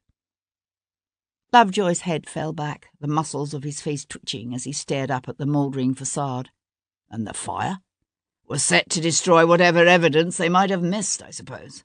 Sebastian stretched to his feet. "That, and to cover up the murder of Caleb Carter." Lovejoy shot him a quick look. "You mean the black innkeeper? He's dead?" "I found him in the cellars. Someone had slipped a knife between his ribs." "But why?" "Think about it. Last Wednesday, the Marchioness of Anglesey was seen walking into this inn. As far as we know, no one except her killer ever saw her alive again. A few days later, I show up asking questions about her. Then, last night, my tiger watches a shipment of gunpowder being delivered, and hears talk of a reversal of the glorious revolution of 1688. Something serious is afoot here, but the only link we had to it was Caleb Carter and this inn." Sebastian paused to stare up at the smoking, crumbling walls of the building before him. "And now they're both gone." Stopping at Paul Gibson's surgery at the foot of Tower Hill, Sebastian found Tom asleep in Gibson's back bedchamber. "I thought it best," said Gibson, one cupped hand shielding the flare of his candlestick. He was exhausted. Sebastian stared down at the sleeping boy. "Is he all right?" "He had a bad fright, but nothing worse." Sebastian nodded. There was no need to elaborate. They both knew what could happen to the boys and girls and men and women, unlucky enough to find themselves in one of His Majesty's prisons. "He kept talking about someone named Huey," said Gibson, leading the way to the parlour. Sebastian nodded. "His brother. I gather the boy was hanged." Gibson sighed. "These are barbarous times in which we live." He went to pour 2 glasses of wine. "This conspiracy to depose the Hanovers, any idea who might be involved?" "To have any chance of success, it would need the allegiance of prominent men, both in the army and the government. But do they have that support?" Sebastian shrugged. "I don't know. I haven't seen any sign of it. But that doesn't mean it isn't there. The Norfolk arms were surely only at the periphery." "Could Anglesey be involved?" "It's possible, I suppose. Although I'd be surprised." Sebastian took the wine from Gibson's hand and went to sink into one of the tattered leather armchairs before the empty fireplace. "I haven't found anyone associated with Lady Anglesey's death who's at all in a position of power." He paused. Except for Portland, of course. And he's such a rabid Tory, he hardly seemed a likely candidate to be advocating revolution. Gibson came to stand before the cold hearth. Any idea yet how Lady Hendon's necklace fits into all of this? Sebastian glanced up into his friend's open, concerned face. Once, years ago in Italy, he and this man had been to hell and back together. Their friendship had nothing to do with rank or birth, but with a shared moral code and the deep mutual respect of two men who had tested each other's mettle and found courage under fire and a level-headed response to danger. But even the best of friendships have their limits. Not even to Kat had Sebastian been able to bring himself to say, "I don't want to believe it, but I'm becoming more and more convinced that my mother didn't drown on that long-ago summer day. Because if she had, this Triskelion would have spent the last 17 years buried in silt someplace at the bottom of the Channel.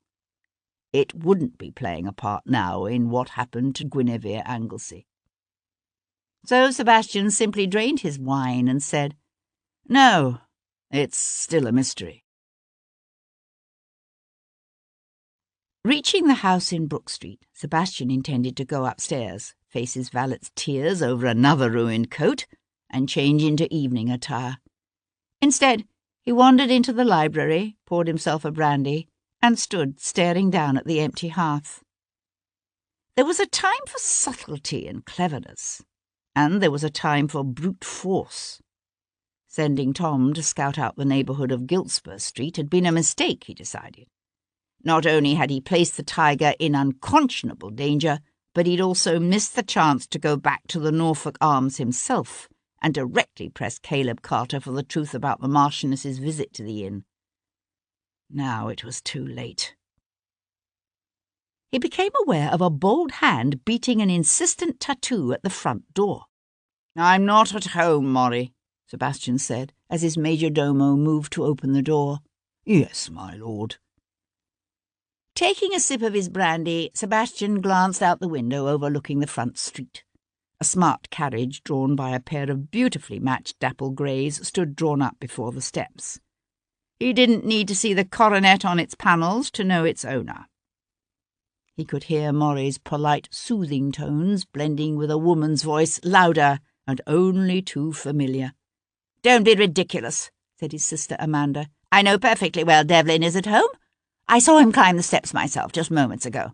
Now, you can either announce me or I shall simply go looking for him. The choice is yours." Sebastian went to stand in the library's doorway, the brandy glass held lightly in his unbandaged hand as he studied the tall, slim woman in heavy mourning who stood in the marble-tiled entry. "Leave off harassing the poor man. He's simply following orders." Amanda turned her head to look at him. "As I am only too aware." Her eyes widened at the sight of him, her nostrils quivering at the stench of smoke and soot. "Merciful heavens, what have you been doing? Hiring yourself out as a chimney sweep?" Sebastian laughed and stepped back to sketch her a flourishing bow. "Do come in, my lady." She swept past him, jerking off her gloves but making no attempt to remove her bonnet. "You realize, of course, that you have the entire town talking about you? Again?" "Oh, surely not as bad as the last time." She swung to face him, her blue eyes blazing. "Is it too much to ask that you have some consideration for your niece?" She waved one hand through the air in a dismissive gesture. "Oh, not for my sake, but for Hendon's. She is his granddaughter, after all." Sebastian frowned. "Stephanie, what has she to do with anything?"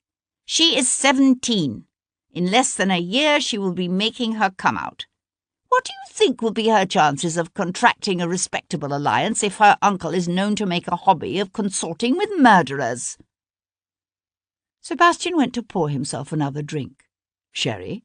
he asked. Amanda shook her head. "I'm not consorting with Lady Anglesey's murderer," said Sebastian. "I'm simply trying to discover who he is." "Really, Sebastian? Like some common Bow Street runner?" "With rather more finesse than that, I like to think." And of course, I'm not getting paid, so you needn't worry there's any hint of the stench of trade being attached to the practice. I should rather think not. Sebastian gave her a hard smile. Offends your delicate sensibilities, does it? It would offend the sensibilities of anyone of breeding and culture. Really? Well, murder offends mine. You have no sensibilities. She turned away, one hand coming up to shade her eyes before she suddenly moved to face him again. Why are you doing this? Sebastian took a slow swallow of brandy. I thought I just explained that. She shook her head. No. Why you? Why this murder? Sebastian hesitated a moment, then said, Do you remember the blue stone necklace Mother always used to wear? The one she said was given to her by some old crone in the mountains of Wales. Yes? Why? Did you know she was wearing it the day she was lost at sea? No. What has the necklace to do with anything? It was around the Marchioness of Anglesea's neck when her body was found in the pavilion. Amanda's eyes opened wide with surprise. You can't be serious. How extraordinary. Wherever did she get it? No one seems to know. But Jarvis recognized it and suggested I might have my own reasons for looking into the matter. Amanda searched his face. Are you so certain the prince did not kill her? Sebastian met her gaze. Whatever else one might say about Amanda, she was a level-headed, intensely unimaginative woman. If even she had come to suspect Prinny of murder, then the regent was in serious trouble. Sebastian shook his head. She was killed earlier that afternoon. Her body was simply moved to the pavilion and arranged so that he would find her. She frowned. How much earlier was she killed? Some 6 hours or more. Amanda's lips curled in a contemptuous smile. Ah, there you see, no great mystery. Why, I could have told you Prinny didn't do it myself. He wasn't even in Brighton earlier that day. Sebastian's hand tightened around his brandy glass. What? Amanda laughed. Did you not know? He was here in London. I saw him myself, coming out of Lady Benson's. Last Wednesday? You're quite certain? Last Wednesday was Lady Sefton's breakfast. I wasn't able to attend myself, of course, but I remember it distinctly. She gave the skirts of her morning dress an unconscious twitch. I can quite understand why Prinny kept his visit to town secret, a lady's reputation and all that. Not that Alice Benson has any reputation left. If her father hadn't tied up her portion the way he did, Benson would have divorced her years ago.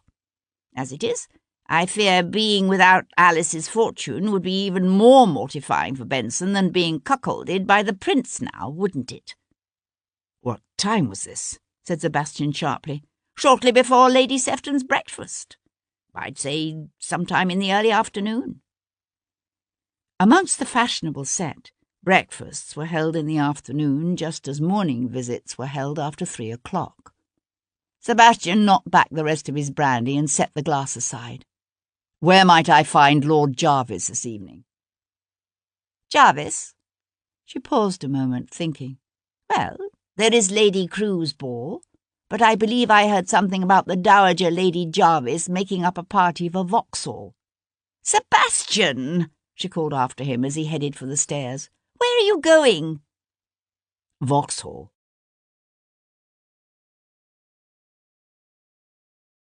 Chapter 50. Pressing a coin into the wary man's calloused palm, Sebastian stepped onto the quay at Vauxhall. Beside him, a link torch flared against the dark sky to fill the moist, sultry air with the scent of hot pitch. The earlier rain had brought little relief from the heat. As he entered the gardens through the water gate, he found the gravel of the wide main path still showing wet in the glimmering light cast by row after row of glowing oil lanterns. Around him, the thick expanses of lush vegetation steamed. At the grove he paused, his gaze sweeping the colonnades. The sweet strains of Handel's water music drifted through the trees from the orchestra's pavilion in the centre, the melody punctuated with maidenly shrieks from the darker recesses of the gardens. It didn't take him long to locate Jarvis's party in a supper box near the centre of the colonnade. The fierce, hawk-nosed old dowager was there, as was Lady Jarvis, her once pretty face vacant and slack. Sebastian recognised the Baron's two stout middle-aged sisters, one kneading her hands in silent, endless worry, the other as harsh and irascible-looking as her brother. It had all the appearance of a typical family outing, Sebastian thought, until one remembered that the dowager had once tried to have her daughter-in-law committed to a lunatic asylum, or that Jarvis had several times offered to have the wastrel husband of his sister Agnes quietly killed. Jarvis himself, however, was absent, as was his daughter, Hero. The presence of two empty chairs suggested they had stepped out for a brief stroll. Glancing at his pocket-watch, Sebastian suspected that father and daughter had escaped the family gathering by going to watch the playing of the fountains. Sebastian kept walking. He came upon them near the hermitage. They stood half-turned away, their attention caught by the spectacle of dancing water, so that they remained unaware of Sebastian's approach. He was struck, as before, by the similarity between father and daughter. Sebastian had sometimes heard Miss Hero Jarvis referred to as a handsome woman, for she had large grey eyes and a fine Juno-esque build. But he doubted anyone had ever called her pretty, even when she was a child. Her chin was too square, her nose too close an echo of her father's. She was also far too tall. Sebastian himself stood just over 6 feet, and she could nearly look him in the eye. It was she who saw Sebastian first, her gaze lighting on him as she turned, laughing at something Jarvis had just said. She froze, the laughter dying on her lips. Sebastian sketched an easy bow. "Miss Jarvis," he said, smiling sardonically, as Jarvis himself swung about. "If you will excuse us." She hesitated, and Sebastian thought she meant to refuse. The last time they'd met, he'd broken into her house, held a gun to her head, and essentially kidnapped her. But all she said was, "Very well." She swept past him, pausing only to lean in close and say quietly, "If he fails to return safe and unharmed in 5 minutes, I shall set the guards after you." Sebastian watched her walk away, her head held high, her back straight. "Your daughter seems to fear I mean you some harm." "My daughter thinks you ought to be locked up." Sebastian turned his gaze to the king's cousin.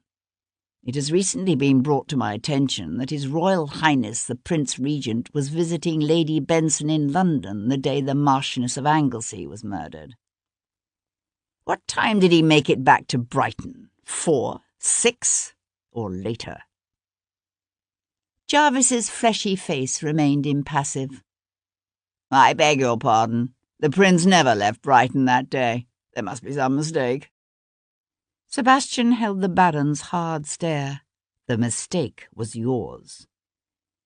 It was Jarvis who glanced away, his jaw tightening as he gazed out over the darkened gardens.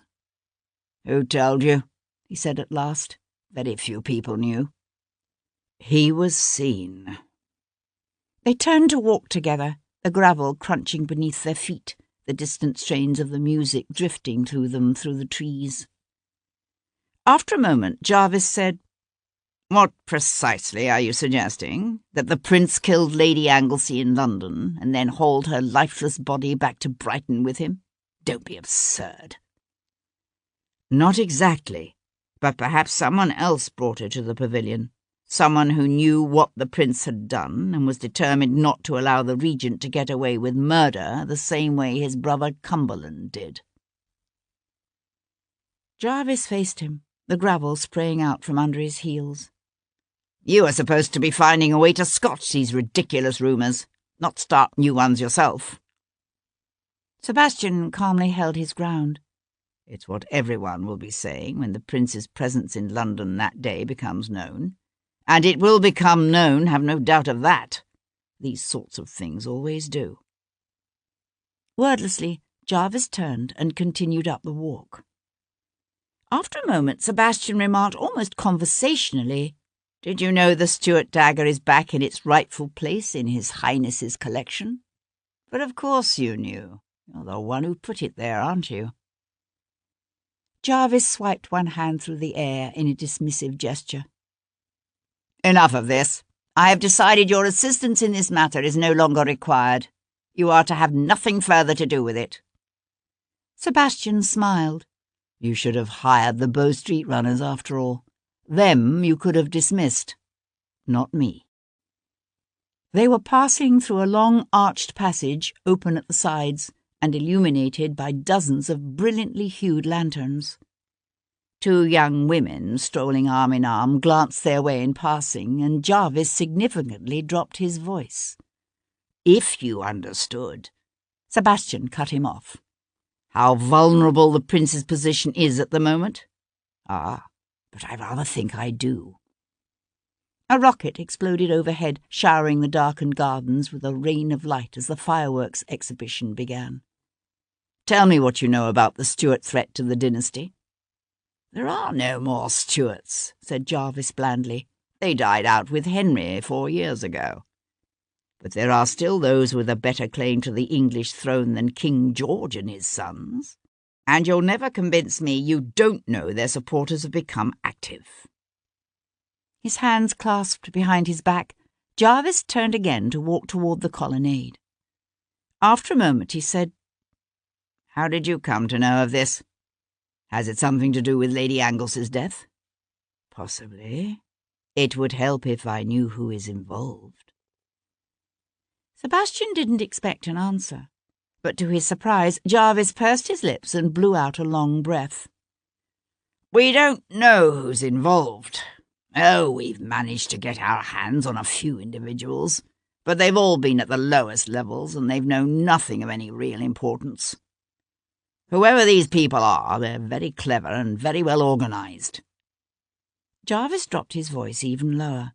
"There are suggestions that they have managed to attract supporters in the army, as well as in the highest reaches of the government, but no one seems to know precisely who." It was disquieting information. "I find it difficult to believe anyone could seriously expect a scheme of this type to succeed," said Sebastian.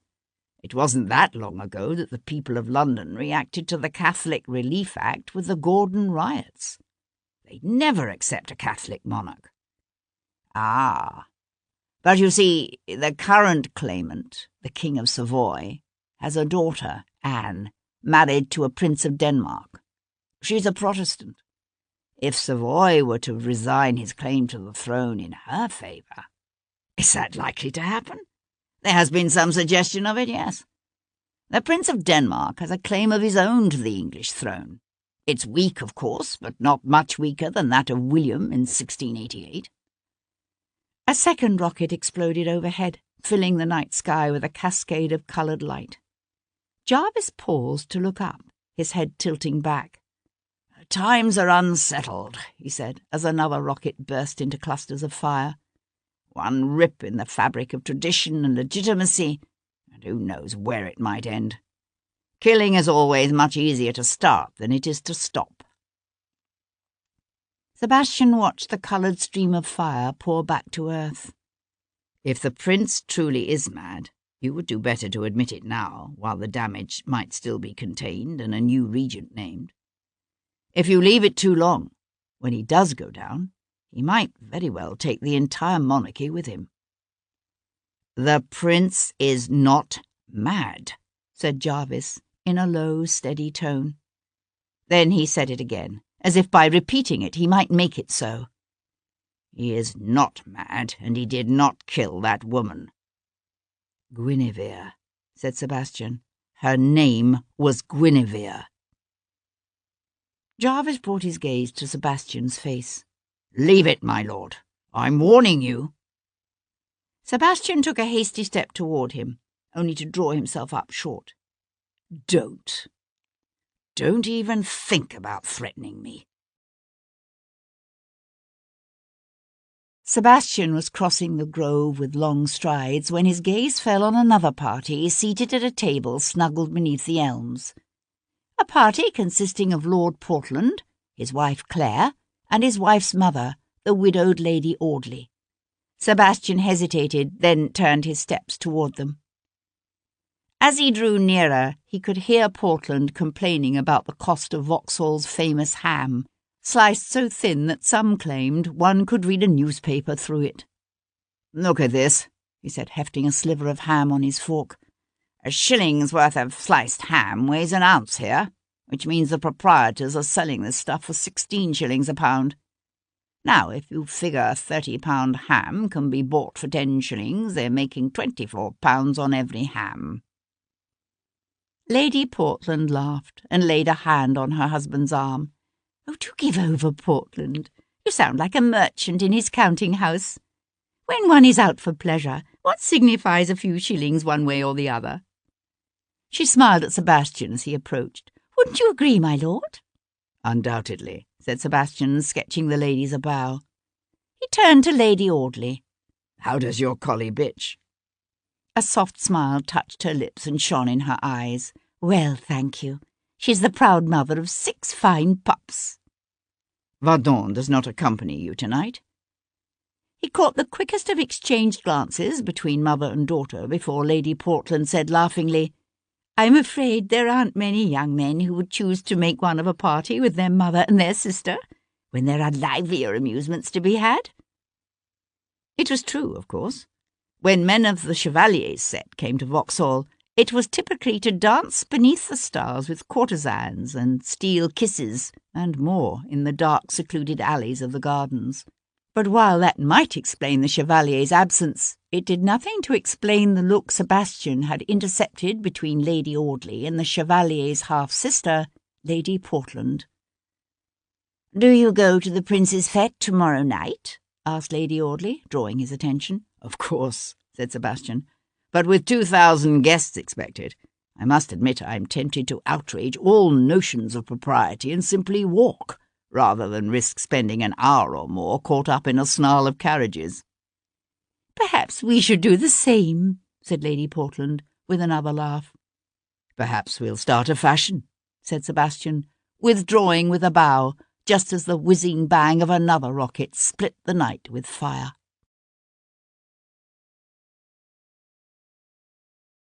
Chapter 51.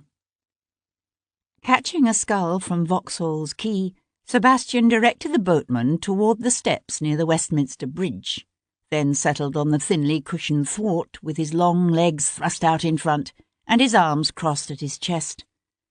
The night lay heavy and dark around them, the thick cloud cover holding in the day's muggy heat while hiding the light of both moon and stars. He kept thinking about the woman who had handed Portland that note.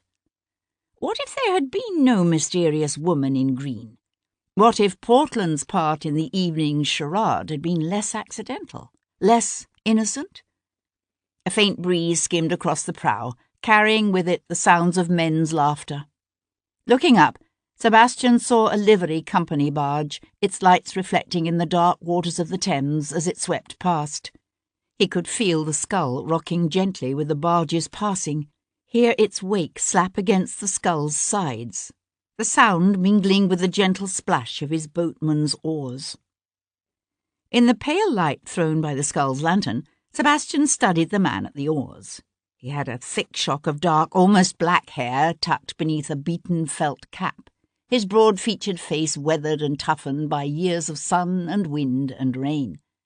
With every thrust of his oars, the cords in his thick neck bulged, the muscles of his shoulders and arms straining the worn fustian of his coat. But his movements were slow, almost laconic. Sebastian was about to lean forward and tell the man to put his back into it, when he caught the faint slap of another set of oars coming up fast behind them. Sebastian glanced again at his boatman's closed, lined face. There was something about his posture, something watchful, even anxious, that gave Sebastian pause. It was as if the man were waiting for something. Someone. The sound of the second set of oars drew nearer.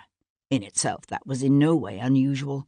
The river was full of wherries transporting passengers from one bank to the other. Given his boatman's slow progress, a more energetic oarsman could easily overtake them. And yet... Shifting his weight, Sebastian threw a quick glance over one shoulder. He saw the prow of a dinghy appear out of the gloom, its hull painted black, its oarsman a dark shadow. A man with less acute hearing and eyesight would have remained oblivious to its presence. Deliberately, Sebastian turned his back on the approaching boat. It was the perfect place for an attack, Sebastian thought. Here he had no place to run, no hope of any assistance from chance passers-by. His options were strictly limited. The shore was a distant line of black against black.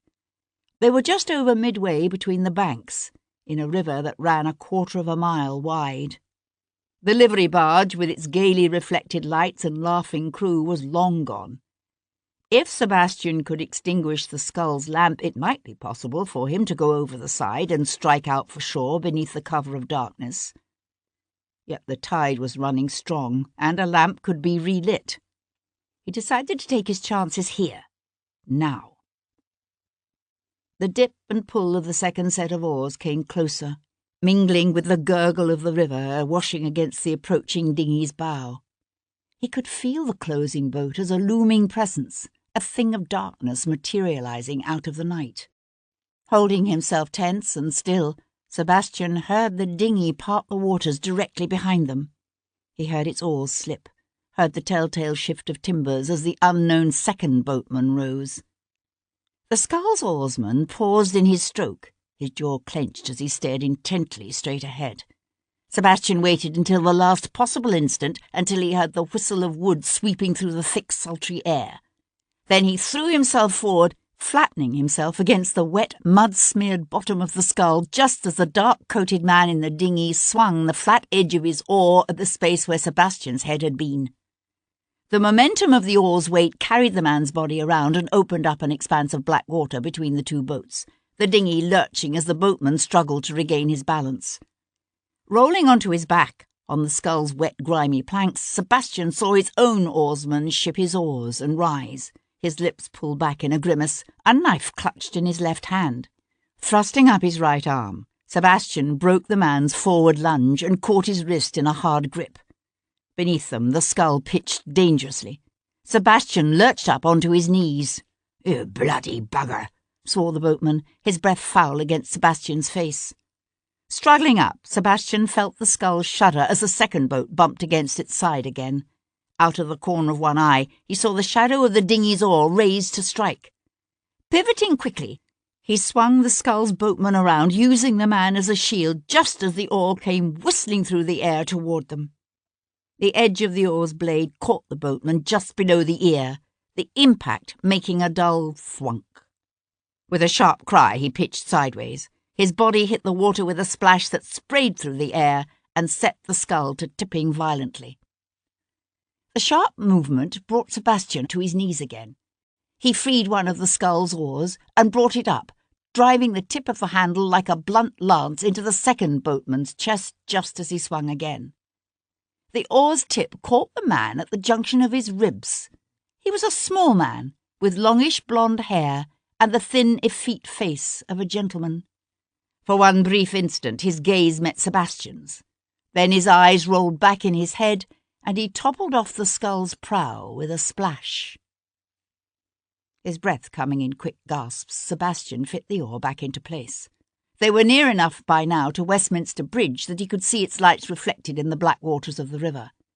He heard the voice of the scull's oarsman raised in panic. "Help! I can't swim!" The warm wood of the oars felt smooth beneath his hands as Sebastian settled into place. Pausing, he glanced over at the oarsman's bobbing head. "Who hired you?" "Bloody hell, throw me a line. I can't swim." "Then I suggest you save your breath," said Sebastian, leaning into his oars. Swearing loudly, the boatman called after him, "The yellow-headed bloke in the greatcoat, he hired me. I don't know who he is." Sebastian scanned the gently heaving waters. The blonde-headed man in the dark greatcoat had disappeared. The boatman's voice came again. "Oi, you gonna throw me a line?" "Here." Sebastian nudged the dinghy's floating oar toward the floundering man. "I suggest you use it to remove yourself from the vicinity. The Thames Patrol doesn't tend to look kindly on boatmen who try to murder their fares.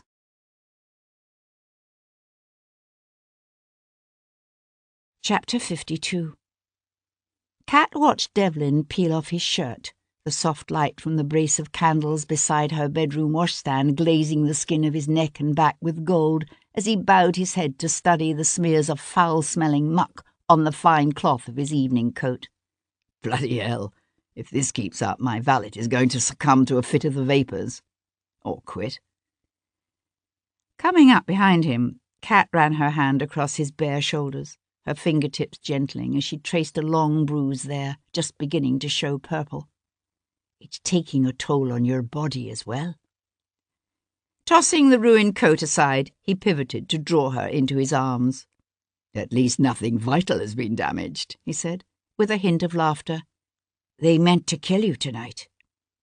He nibbled at the tender flesh behind her ear. I think the idea was to have my body wash ashore, somewhere around Greenwich. She drew back so that she could look up at him. But why? Why do these people want you dead? He shrugged. They obviously think I know more about this conspiracy than I do. Perhaps. Or perhaps they're simply afraid of what you might learn. She pulled away and went to get him a brandy. Who's behind it, do you think? Even Jarvis doesn't know. He poured water from the pitcher into the bowl and bent to splash his face. It's bigger than any one man, or even a score. Something like this needs a broad base of support if it's to have any chance of success. Yet someone must be at its core. He nodded. The Whigs would seem the most likely candidates. They spent the last 20 years expecting Prinny to sweep them back to power. Only now he's been made regent and the Tory government is still firmly in place. The problem is, I can't see the more radical Whigs risking their lives simply to replace one dynasty of spoiled crowned fools with another. Why not do away with the monarchy altogether? You mean like the French? Said Cat with a wry smile. I was thinking more about the American model. He straightened and reached for a towel. The Tories would make better suspects, except that they're already in power and will likely stay there for another 20 years or more. So why would they want to get rid of Prinny? Especially when moving against the Hanovers might very well set in motion precisely the kind of popular movement the Tories fear the most, said Cat, thinking about what Aidan O'Connell had said that morning in Chelsea. He glanced over at her. You mean a revolution? Or a civil war? I doubt they'd see the danger. Not men with the kind of hubris required to plot to overthrow a dynasty. It's probably never occurred to them just how easily they could lose control of everything. But what does any of this have to do with the death of Lady Anglesey? I wish I knew. Devlin tossed the towel aside. I suppose she might simply have stumbled across something, the way Tom did in the alley behind the Norfolk Arms. Or... He hesitated.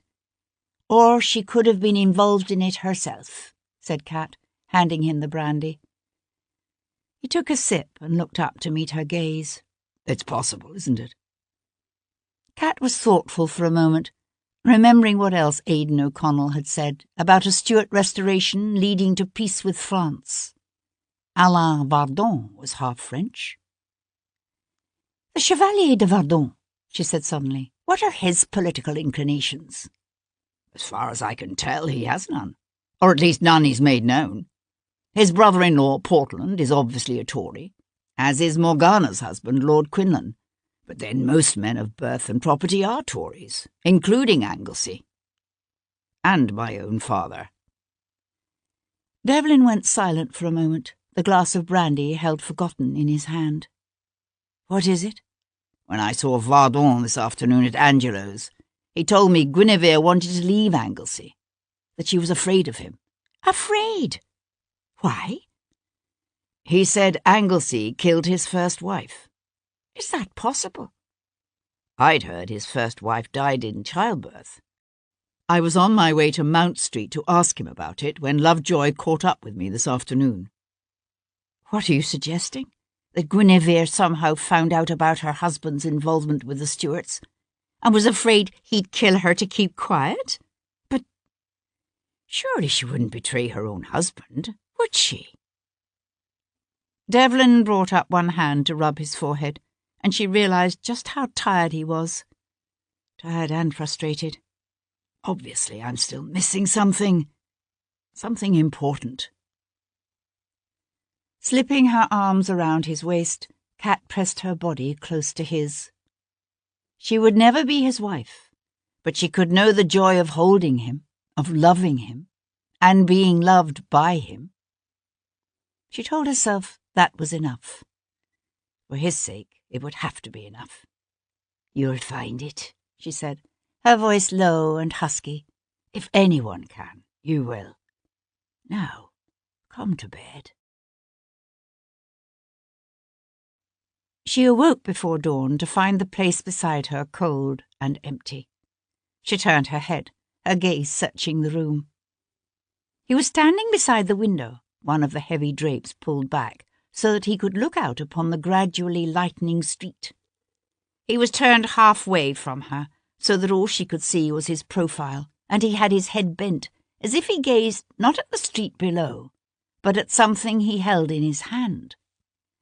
It wasn't until she slipped from beneath the covers and went to curl her arms around his shoulders that she realized he held his mother's blue stone necklace, the silver chain threaded through the fingers of one hand. "What is it?" she asked, nuzzling his neck. "What's wrong?" He reached back his free hand to cup her head in his palm and draw her around to him. "Amanda came to see me last night." "Lady Wilcox," said Kat in surprise. As far as Kat knew, Devlin's sister hadn't spoken to him since February. "She's concerned that my unusual activities might harm her daughter's chances of contracting a successful alliance. She wanted to know what had possessed me to do something so plebeian as to take part in a murder investigation." "You told her about the necklace?" "Yes." He held up the necklace so that the Triskelion swung slowly on its chain, tracing a short arc through the darkness. She was puzzled, but not surprised. Kat studied the shadowed lines and angles of his profile, but he had all his emotions locked away someplace where she couldn't see them. Perhaps the implications escaped her? One corner of his mouth lifted in a tight smile. "Oh, no. Amanda is nothing if not quick. She might have been puzzled that my mother would give up something she'd always held dear. But it never occurred to her to question what happened that day off the coast of Brighton." Kat drew in a deep breath. "What are you saying, Sebastian?" He turned his head to look directly at her, and for one unguarded moment she saw it all. The bewildered mingling of anger and hurt, confusion and pain. "Amanda knows. She's always known." He let out a soft huff of laughter that held no humour. "That pleasure outing, the sinking of the yacht, it was all for show. My mother didn't drown that summer. She simply left. She left my father, and she left me. But she didn't die." His hand closed over the necklace, his knuckles showing white in the first light of dawn. She didn't die.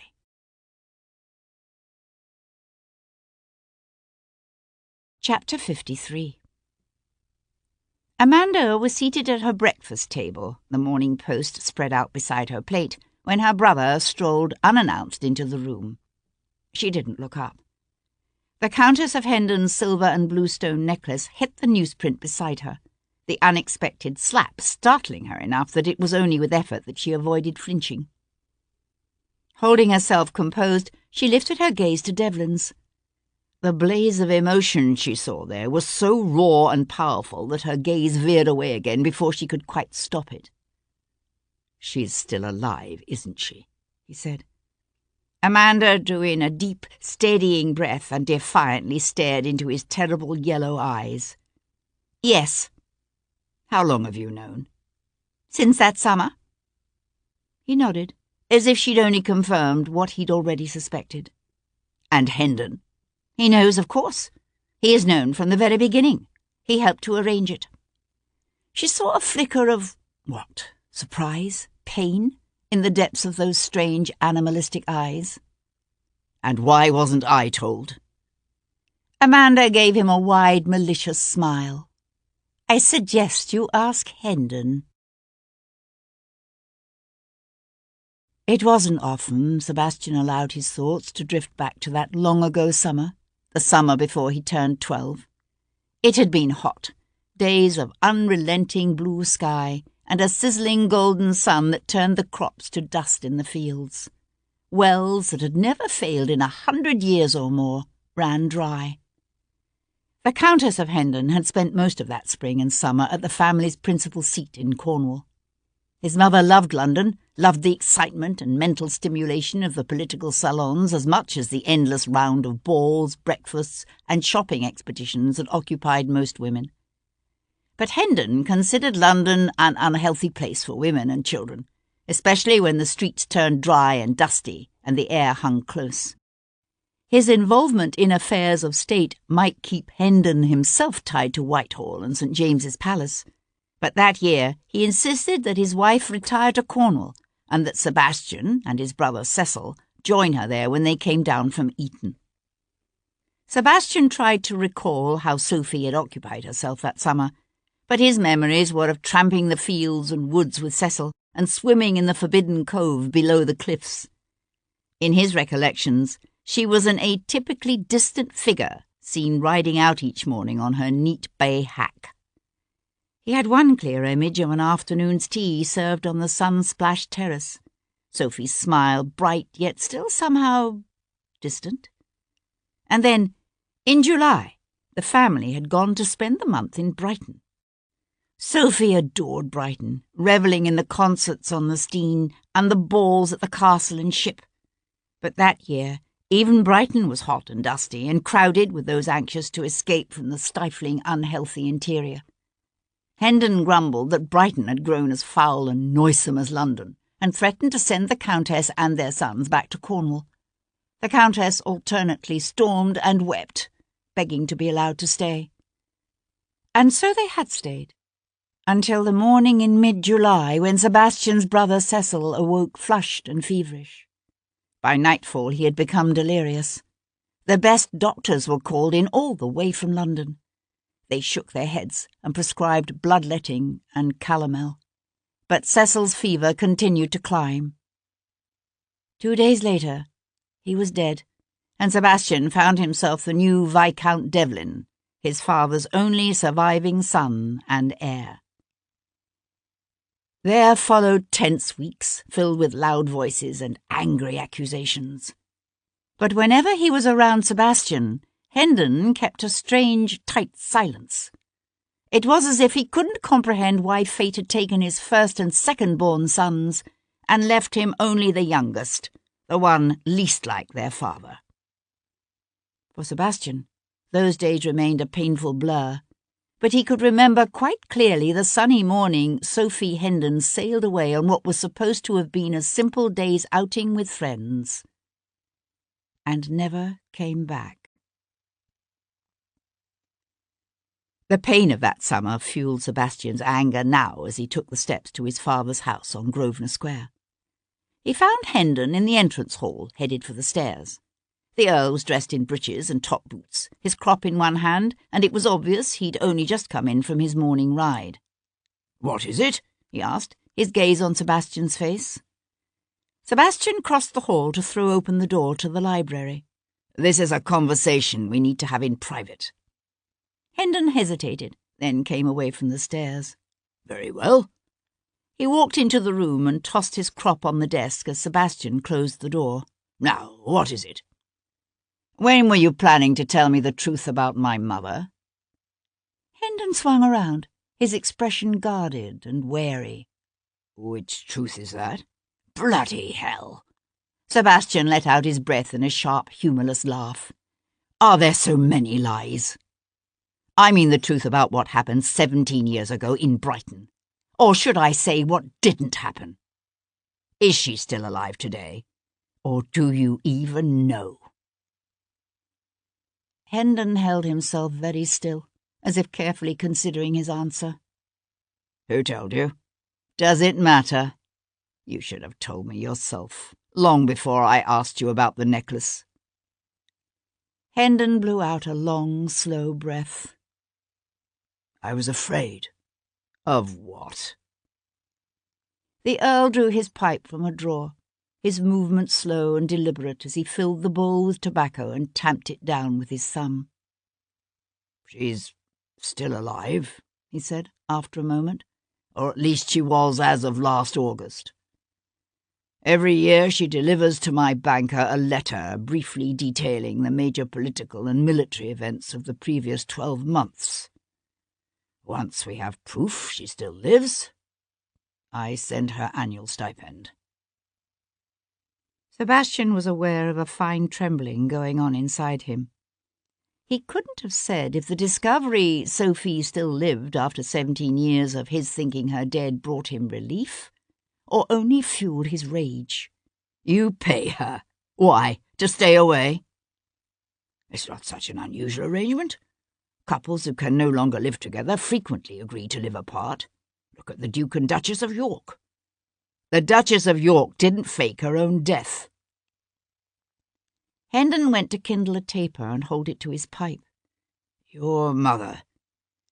She was involved with another man. For her to have lived with him openly here in England would have ruined my standing in the government. She agreed to go abroad in return for my granting her an annual stipend. Sebastian was silent for a moment. Had there been a man that summer? A special man? Impossible to remember. There were always men around Sophie Hendon. Why didn't you simply divorce her? He said aloud, searching his father's heavily featured face.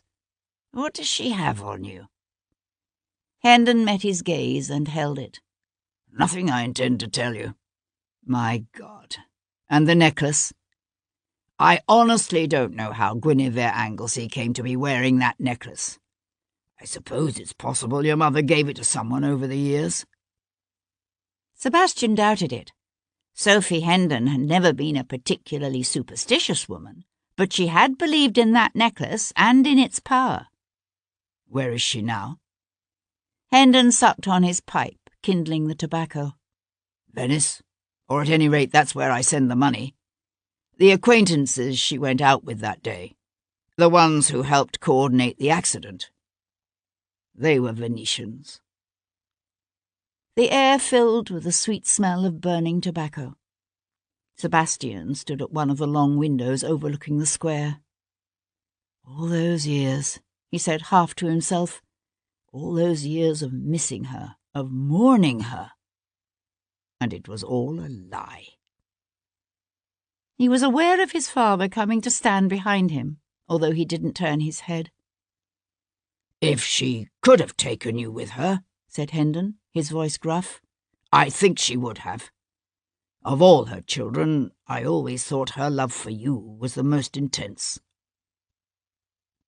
Sebastian shook his head, his gaze on the scene outside the window. A boy and a girl of 10 or 12 were running with a hoop, their laughing voices carrying lightly on the morning breeze. He'd had that sense himself growing up. Sophie Hendon had loved all her children, but until today, Sebastian would have said he'd held a special place in her heart. Yet she had left him. He was aware of a yawning inner ache that twisted his guts and brought a bitter taste to his mouth. A heavy silence stretched between them. A silence Sebastian ended by slamming one hand down on the sill and swinging away from the window to face his father again. Why the hell didn't you tell me the truth? You let me think she was dead. Every day I went up on those cliffs looking for her, hoping it was all a mistake, and I'd see her come sailing home. But in the end I gave up. I believed what you had told me, and it was all a bloody lie. Sebastian stared at his father. The Earl's jaw worked back and forth, but he said nothing. Why? I thought it for the best. For whom? You, me, or her? For all of us. Sebastian brushed past his father and headed for the door. Well, you were wrong.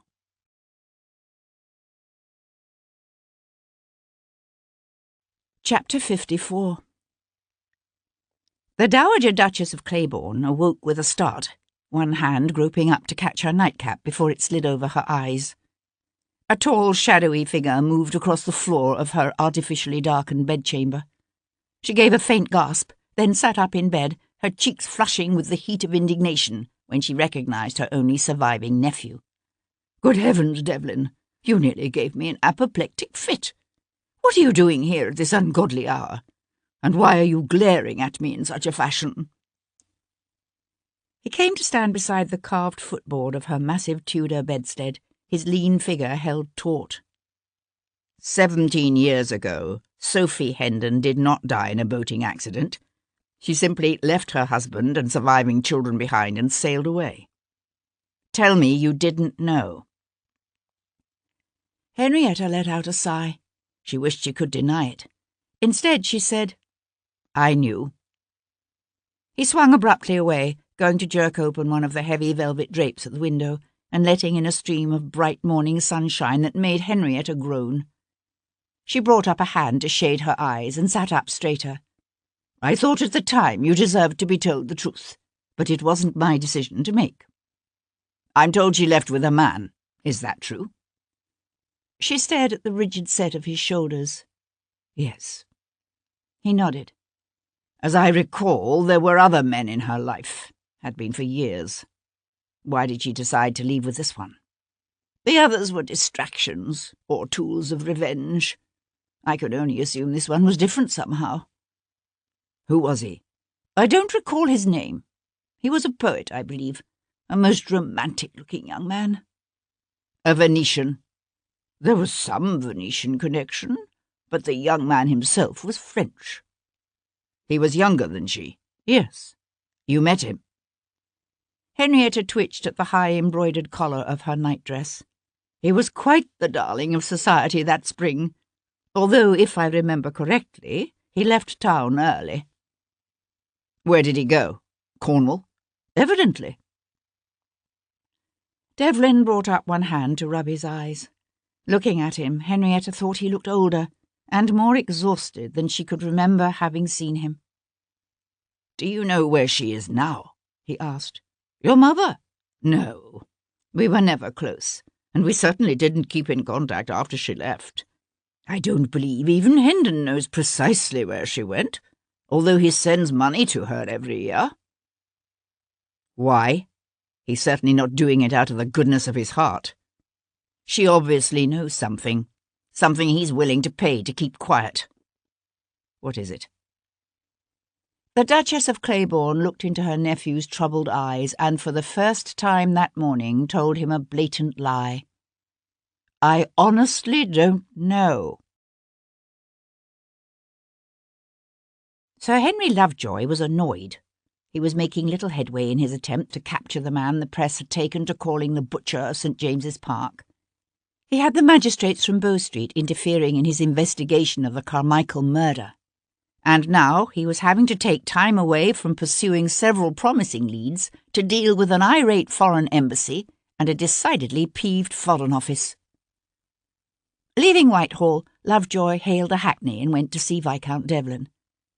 He found Devlin just preparing to mount his front steps. "I need to speak to you, my lord," said Lovejoy, executing a small bow on the footpath. The Viscount was looking unusually pale and distracted. He hesitated, then said crisply, "Of course," and led the way into his library. "Please have a seat, Sir Henry. How may I help you?" "I won't detain you but a moment," said Sir Henry, standing with his round hat held in both hands. "One of the wherrymen pulled a body from the Thames last night." The Viscount's features sharpened with interest. "Anyone I know?" "A foreigner," said Lovejoy, watching the young man's face. "From northern Italy." Devlin's brows twitched together in a frown. "A thin man with blonde hair?" "Ah, so you do know him. He tried to kill me last night. And so you killed him." "He fell into the Thames," said the Viscount blandly. What made you think to come to me?" Lovejoy made a non-committal sound far back in his throat. "He was a known associate of your previous victim, Charles Ahern," Sir Henry added, when Sebastian simply stared at him in puzzlement. "The gentleman you killed near Hungerford Market." "I didn't kill Ahern, remember?" "He fell too," said Devlin with a soft smile. The smile faded quickly. "You're certain the blonde man was Italian?" "Quite." Settling his hat back on his head, Lovejoy turned to take his leave. "He was a cousin of the King of Savoy."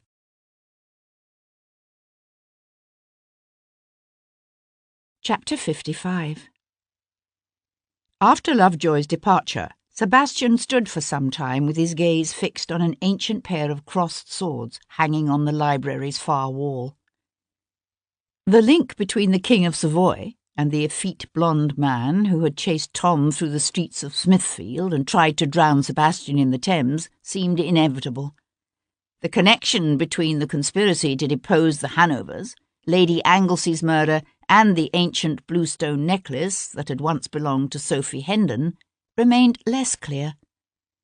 But it was a puzzle Sebastian knew he was never going to unravel as long as he allowed himself to dwell on the events of that distant summer and the lies it had spawned. And so he forced himself to put away the rage and hurt and focus instead on what his new knowledge of his mother's true fate added to his understanding of Guinevere Anglesey's death. The tie between the Countess of Hendon and an unknown French poet with Venetian connections was troubling, although Sebastian was not yet convinced it was significant. Sifting through all that he had learned in the last few days, he decided it was past time he paid another call on the bereaved Marquis of Anglesey. Reaching out, Sebastian gave the bell beside the mantel a quick tug. "Have Giles bring round my curricle," he told Murray when the majordomo appeared. Murray gave a stately bow. "Yes, my lord." But when Sebastian stepped out of the house some 15 minutes later, it was to find his tiger, Tom, reining in the chestnuts at the base of the steps. "What the devil are you doing here?" Sebastian demanded. "I told you to take a couple of days off and rest."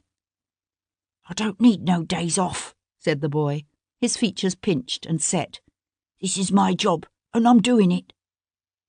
Sebastian leapt into the curricle and took the reins. "Your job is to do what you're told. Now get down." The boy gave a loud sniff and stared straight ahead.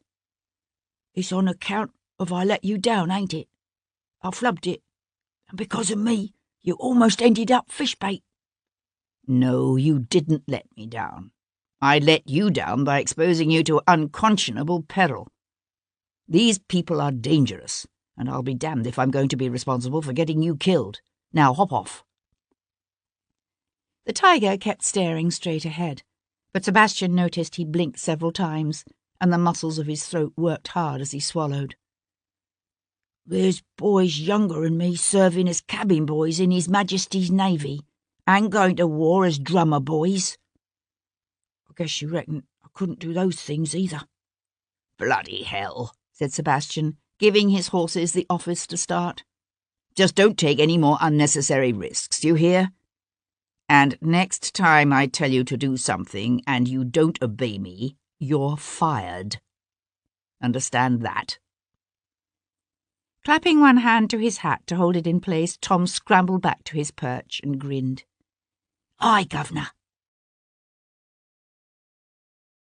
The Marquis of Anglesey moved across the floor of his conservatory with slow, painful steps. It seemed to Sebastian, watching him, that the man had aged visibly in the past week. He looked around at the sound of Sebastian's footfalls, one hand tightening on the edge of the shelf of orchids beside him, as if for support. "What is it?" Sebastian paused in the centre of the room, the warm humidity of the place pressing in on him like a blanket, the smell of damp earth and lush foliage heavy in the air. "I want you to tell me how your first wife died." To his surprise, a wry smile lifted one corner of the old man's lips. He turned away to begin carefully plucking yellowing leaves from a large china rose. I take it you've heard the rumours about how I pushed her to her death. Pushed her? Anglesey nodded. She slipped on the stairs at Anglesey Hall. She was big with child, clumsy. She couldn't catch herself. His hands stilled at their task, his gaze becoming unfocused as he lifted his head to stare away, as if into the past. Perhaps she would have died in childbirth anyway, he added softly. She wasn't well those last few months. But there's no way to know. He brought his gaze back to Sebastian's face. Who told you I killed her? Does it matter? No, I suppose not. Anglesey plucked another leaf and dropped it into the basket he held slung over one arm. What are you suggesting? That I have a nasty habit of killing my pregnant wives? What possible reason could I have for killing Guinevere? Jealousy, perhaps? Because of the child she carried? You forget how desperately I wanted that child. People in the grip of strong emotion often act against their own interest. It could be she discovered something about you, something you didn't want her to know. Guinevere knew about my first wife.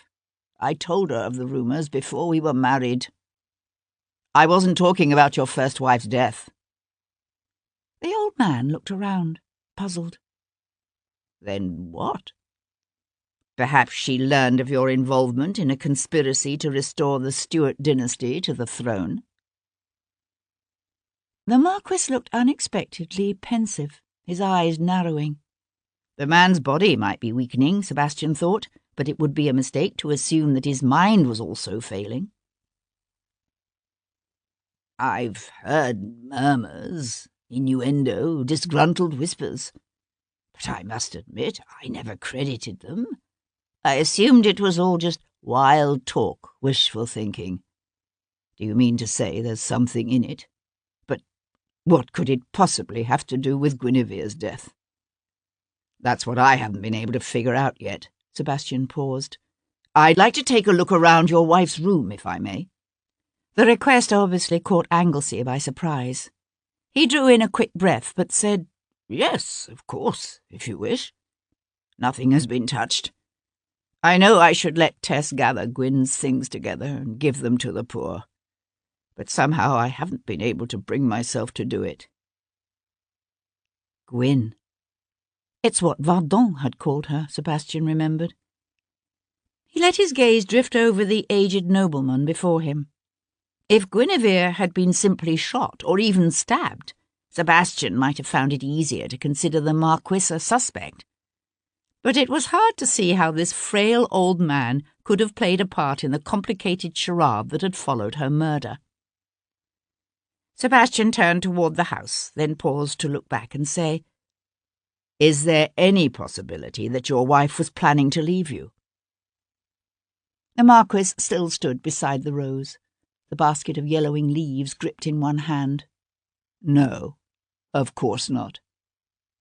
So sure. A ragged cough shook the old man's frame. He turned half away, his hand fisting around a handkerchief he brought to his mouth.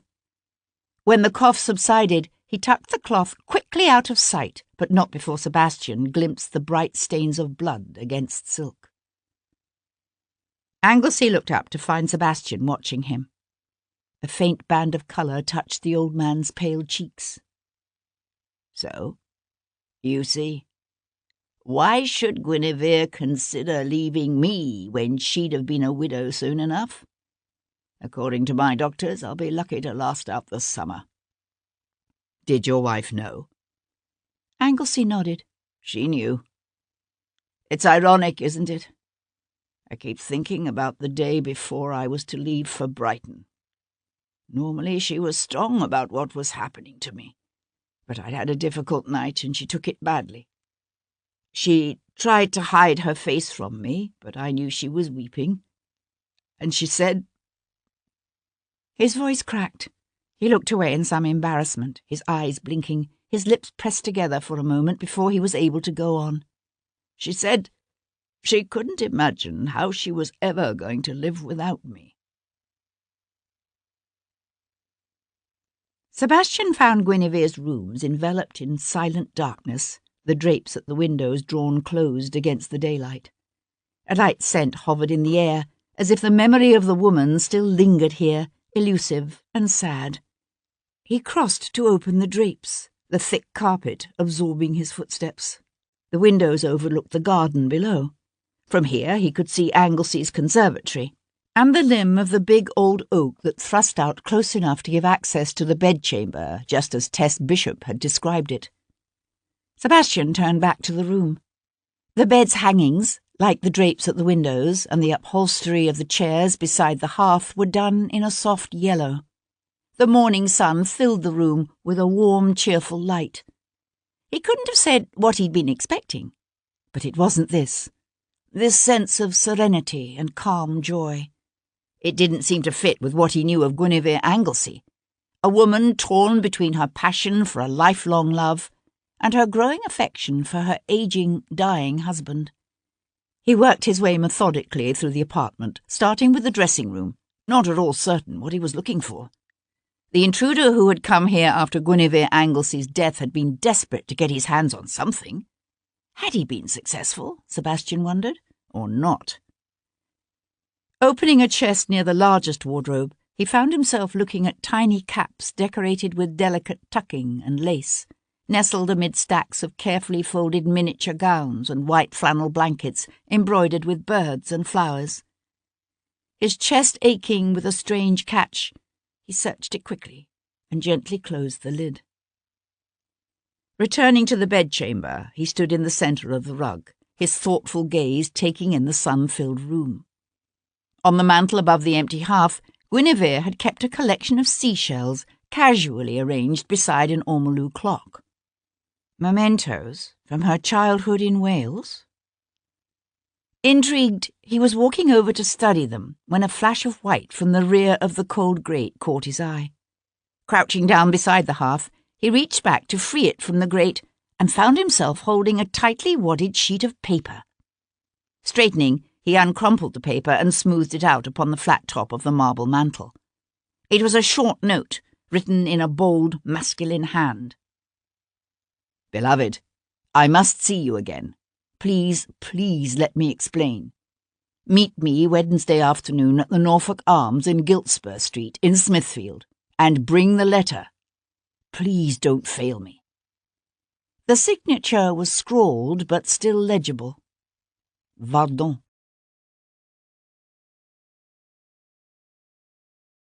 Chapter 56. It took some time, but Sebastian eventually tracked the Chevalier de Vardon to White's in St. James's. "Here he is, Governor," said Tom, jumping down from his perch to run to the chestnuts' heads.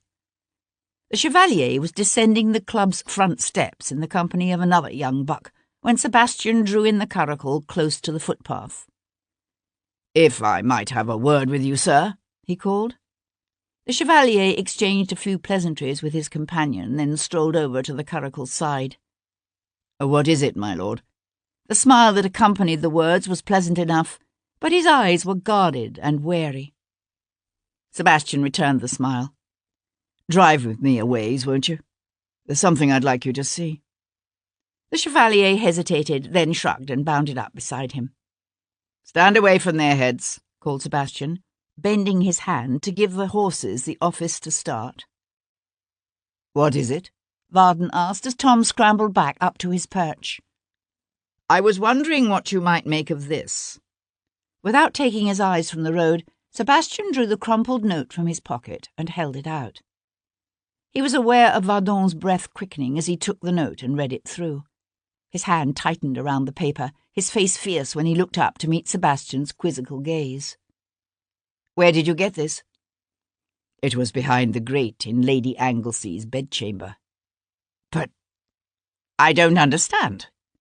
He thumped the back of one hand against the crumpled page, his voice tight with anger. "I didn't write this." "That isn't your handwriting?" "No." Vardon shook his head, as much in confusion as in denial.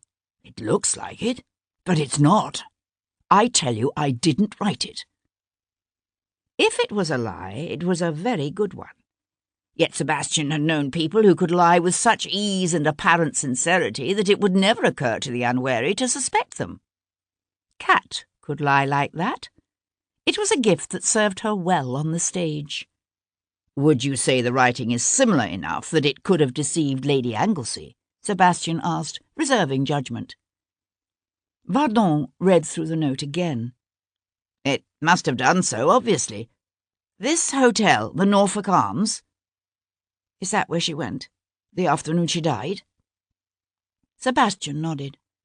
"And the letter she was supposed to bring with her?" "I have no idea," said Vardon, meeting Sebastian's gaze and holding it unblinkingly. This time Sebastian thought, that line was delivered less well, my friend. Turning the curricle in through the gates to Hyde Park, he said aloud, "Tell me again about your quarrel." A faint flush darkened the Chevalier's lean cheeks. "What more is there to say? She wanted to leave." "No," said Sebastian, anger putting a tight edge on his voice. "That's pitching it too rum by half. Anglesey is dying, and his wife knew it.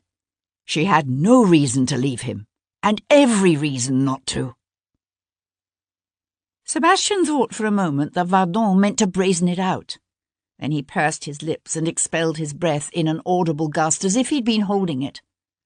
"All right, I admit I made that up." "The quarrel," pressed Sebastian. "What was it about?" Vardon set his jaw. "What happened that night was between Gwyn and me. It has nothing to do with her death." "This note suggests otherwise." "I tell you it has nothing to do with her death." "So certain?" "Yes." Sebastian doubted it, but he decided for the moment to let it go. Whoever had sent that note, whether Vardon or someone else, had obviously known about the quarrel, had known about it, and used it to lure Guinevere Anglesey to her death. "Tell me," said Sebastian, his attention seemingly all for his driving, "who do you think really killed her?" Vardon fixed his gaze on the horses' heads, their manes tossing lightly with the late morning breeze and the smooth action of their gait. After a moment he said, "When I heard she was dead, I naturally assumed Bevan Ellsworth was responsible. Then I heard she'd been found in the Prince's arms, and I thought he'd done it. A part of me still suspects Ellsworth, although you say it couldn't have been him, that he was otherwise occupied that day." He swiped an open hand across his face, rubbing his eyes. "Now? I don't know. I just don't know," he repeated softly. Sebastian drew the blue stone necklace from his pocket and held it out. "Have you ever seen this before?" The Chevalier stared at the necklace, his nostrils flaring with a sudden intake of breath, his eyes opening wide with what looked very much like horror. "Good God. Where did you get that?" Sebastian threaded the silver chain through his gloved fingers. "It was around Lady Anglesey's neck when she was found in the pavilion." "What? But that's—" He broke off. "Impossible." "Why?" "You have seen it before, haven't you?" "Where?" Vardon stared off across the park. Even this early in the day the park was crowded. The morning had dawned clear, the sun warm in an open blue sky. But dark clouds could be seen building again on the horizon, threatening more rain before nightfall. "The summer when I was 12 or 13, my mother took us to the south of France. There was a peace then, if you'll remember. It didn't last long, but my mother missed France and she wanted us to see it. We took Guinevere with us." "Just Lady Guinevere?" Vardon shook his head. "Morgana, too. We stayed with some people who had a chateau near Cannes. Somehow or another they'd managed to survive the revolution, although they'd fallen on hard times. We came to know a woman there, an Englishwoman who was another of their guests. The necklace was hers. She told us a strange story about it, how it had once belonged to a mistress of James II, and how the necklace always chose the next person it was to go to by growing warm in their hand." He leaned back against the curricle seat, his arms crossed at his chest. I didn't believe any of it, although it made a wonderful story. But when the woman took the necklace from around her neck and handed it to Guinevere, his voice trailed away. It grew warm. Yes, it was practically glowing. He let out a ragged half-laugh. I know it sounds unbelievable. I remember Morgana was so jealous she practically snatched the necklace from her sister's hand. But it immediately went cold again. Sebastian looked at him sharply. When Sebastian had described the necklace to Morgana, she disclaimed all knowledge of it. Had she simply forgotten the incident, or remembered it all too well? And this woman, she gave Guinevere the necklace? No, that's just it. The last time I saw the necklace, it was still around the Englishwoman's neck, and that was 8 or 9 years ago. What was her name? The question came out sounding harsher than Sebastian had meant it to. Do you remember? Vardon shook his head. They said she was mistress to a Frenchman, one of Napoleon's generals, I believe. But I don't remember her name. I couldn't even tell you what she looked like. Was she fair? Said Sebastian, his chest so tight he found himself scarcely able to breathe. Fine-boned and fair? I'm sorry, said Vardon, the sun golden on his face as he turned to look directly at Sebastian. I don't remember.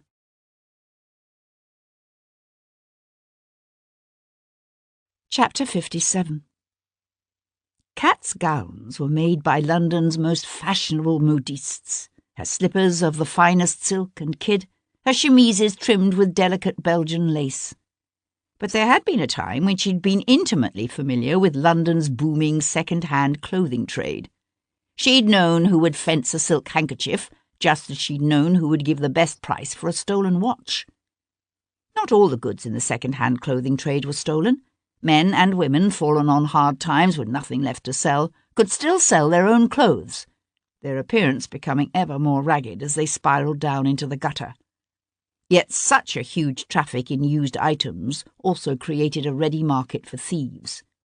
Having once been a thief, Kat knew exactly where to go when she decided to track down the dealer who had sold Lady Addison Peebles' green satin ball gown to Guinevere Anglesey's killer.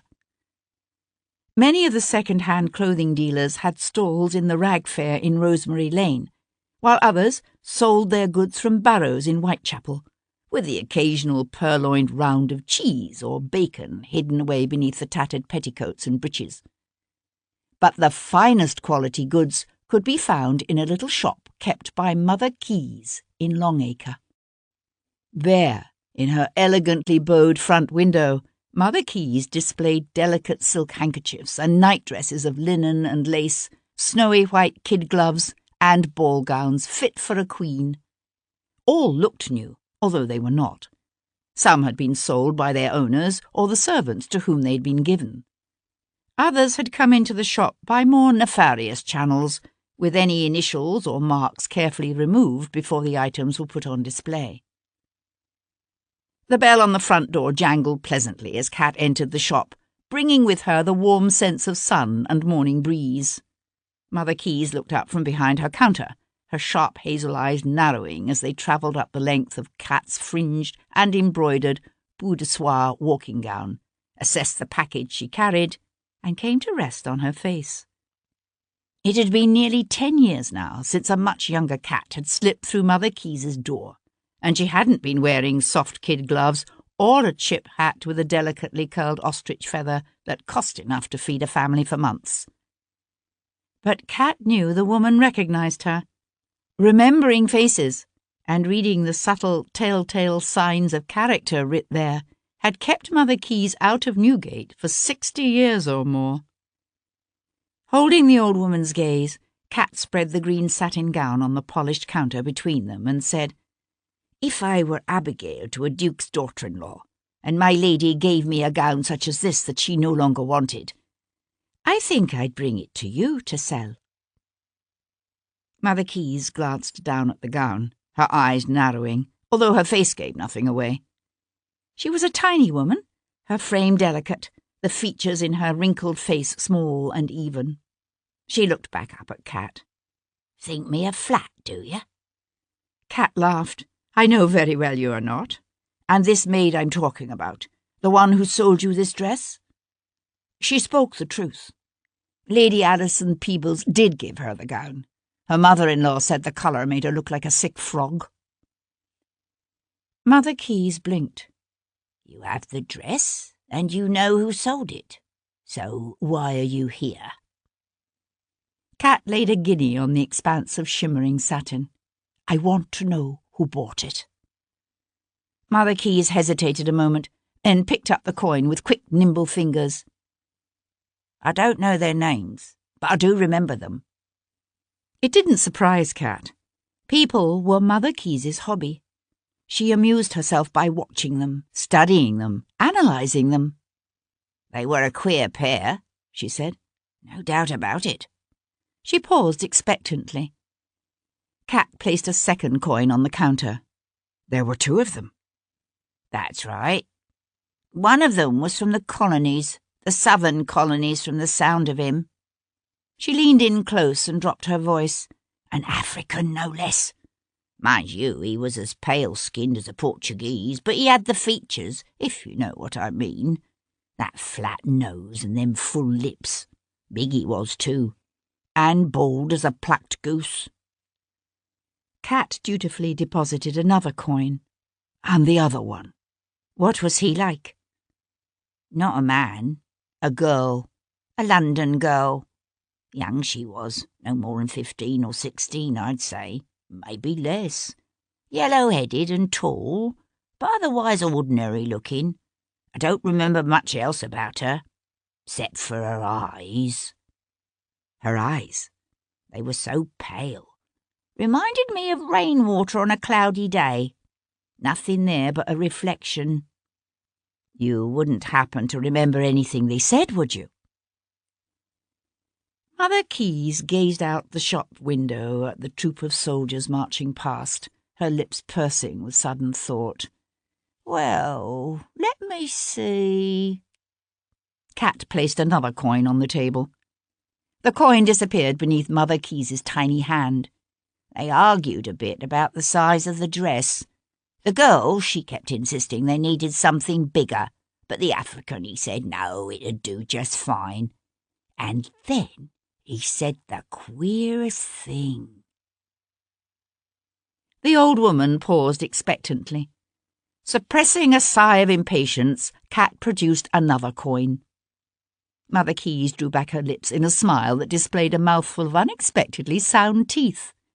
He said that dress, it was just the thing for a lady to wear to the Brighton Pavilion.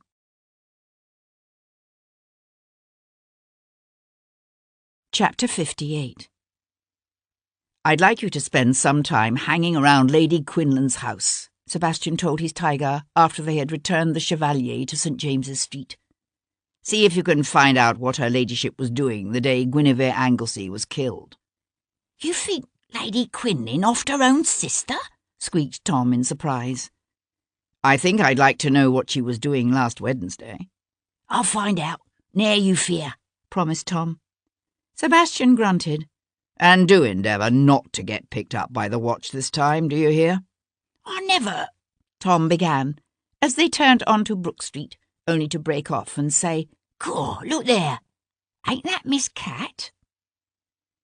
She stood on the footpath before Sebastian's house, the embroidered skirt of her peu de soie walking dress clutched in one hand as she prepared to mount his steps. Cat never came to his house. She said it wasn't appropriate, that the time they shared together should be kept separate from the life he lived in Mayfair as the Earl of Hendon's son and Lady Wilcox's brother. She knew it infuriated him, but she wasn't the kind of woman to be intimidated by a man's anger.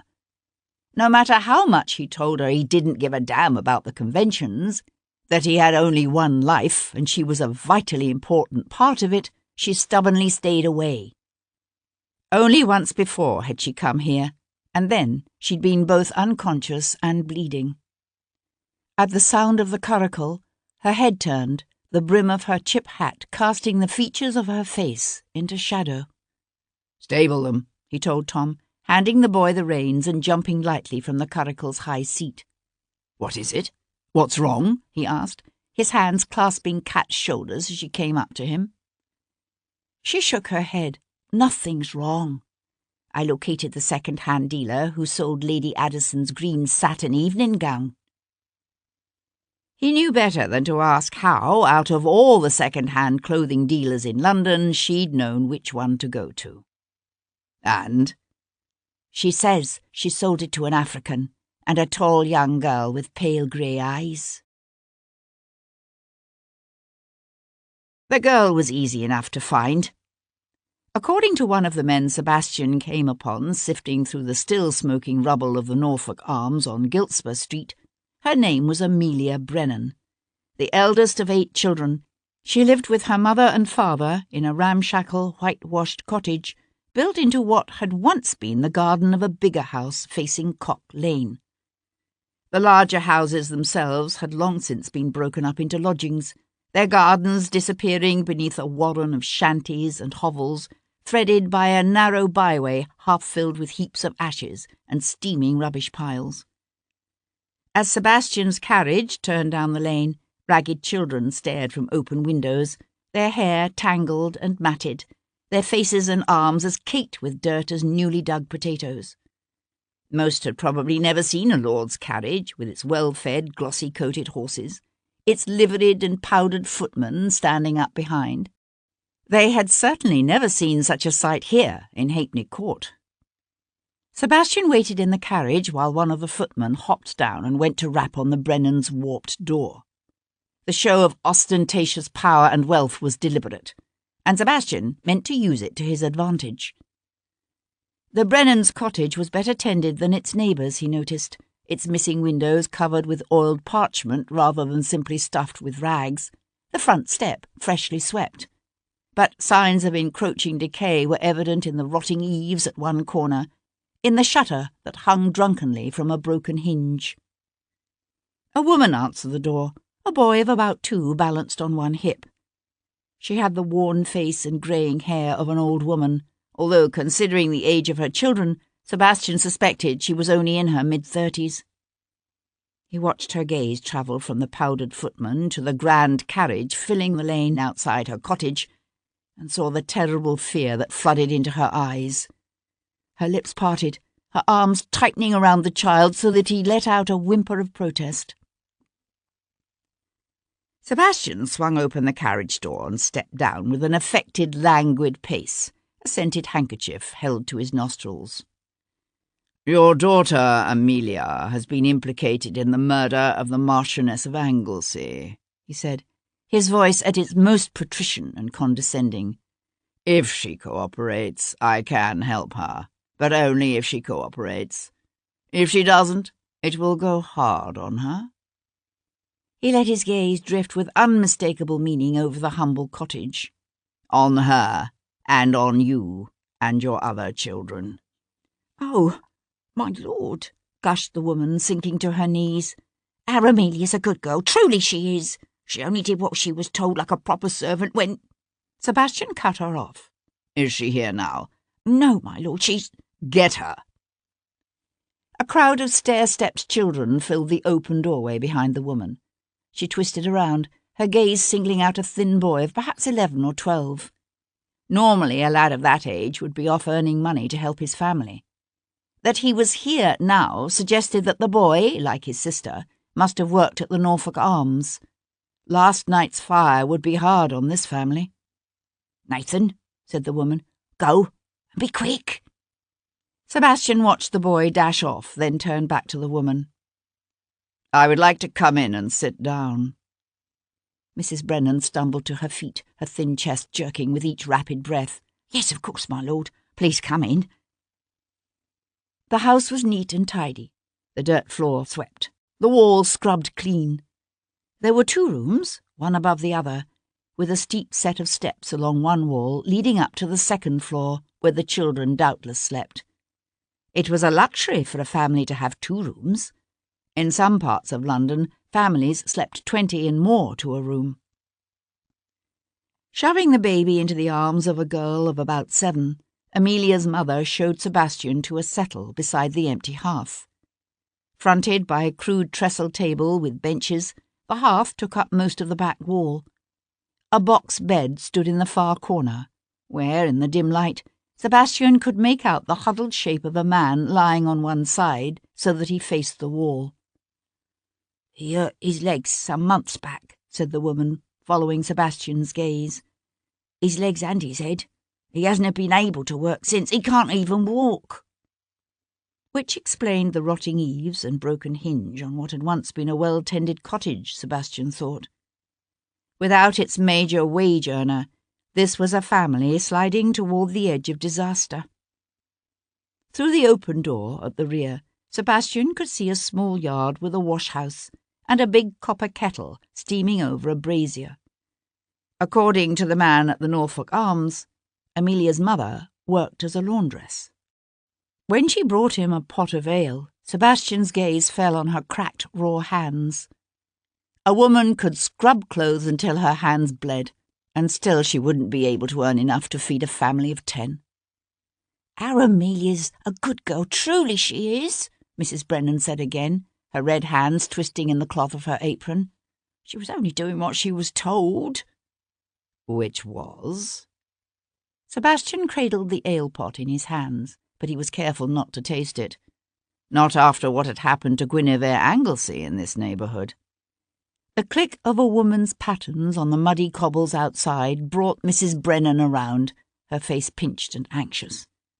Amelia paused on the threshold of the open door, her hands gripping either side of the frame, her pale eyes widening. At the sight of Sebastian, she whirled to run, then let out a soft cry when Andrew, one of the strapping footmen Sebastian had brought with him, stepped forward to grasp her by the arms. There now, miss," said Andrew. "I believe his lordship was wishing to speak with you."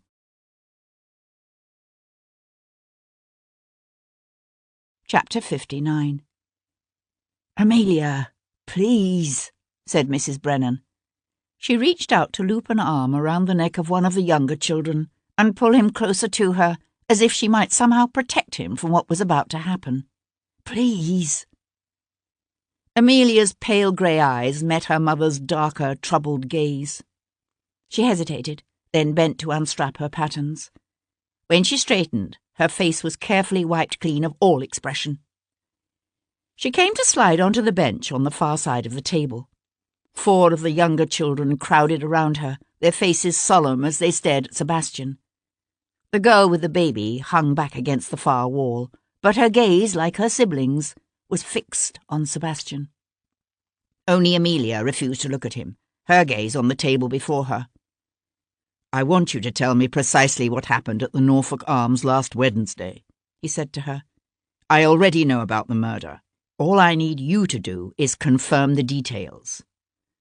She brought up both hands to smooth her lank hair away from the sides of her face. Her expression might be calm, but her hands were shaking. She sucked in a deep breath, her teeth working on her lower lip. "I didn't know nothing about it till it was all over." She glanced up at him once, quickly, then away. "I swear I didn't. We was busy that afternoon, and I was working the common room. Then Mr. Carter, he comes to me and says he wants me to help him buy a dress for the lady." Sebastian waited. A quiver of revulsion bordering on horror passed over the girl's face. "He wanted me to go with him to make sure he bought the right size.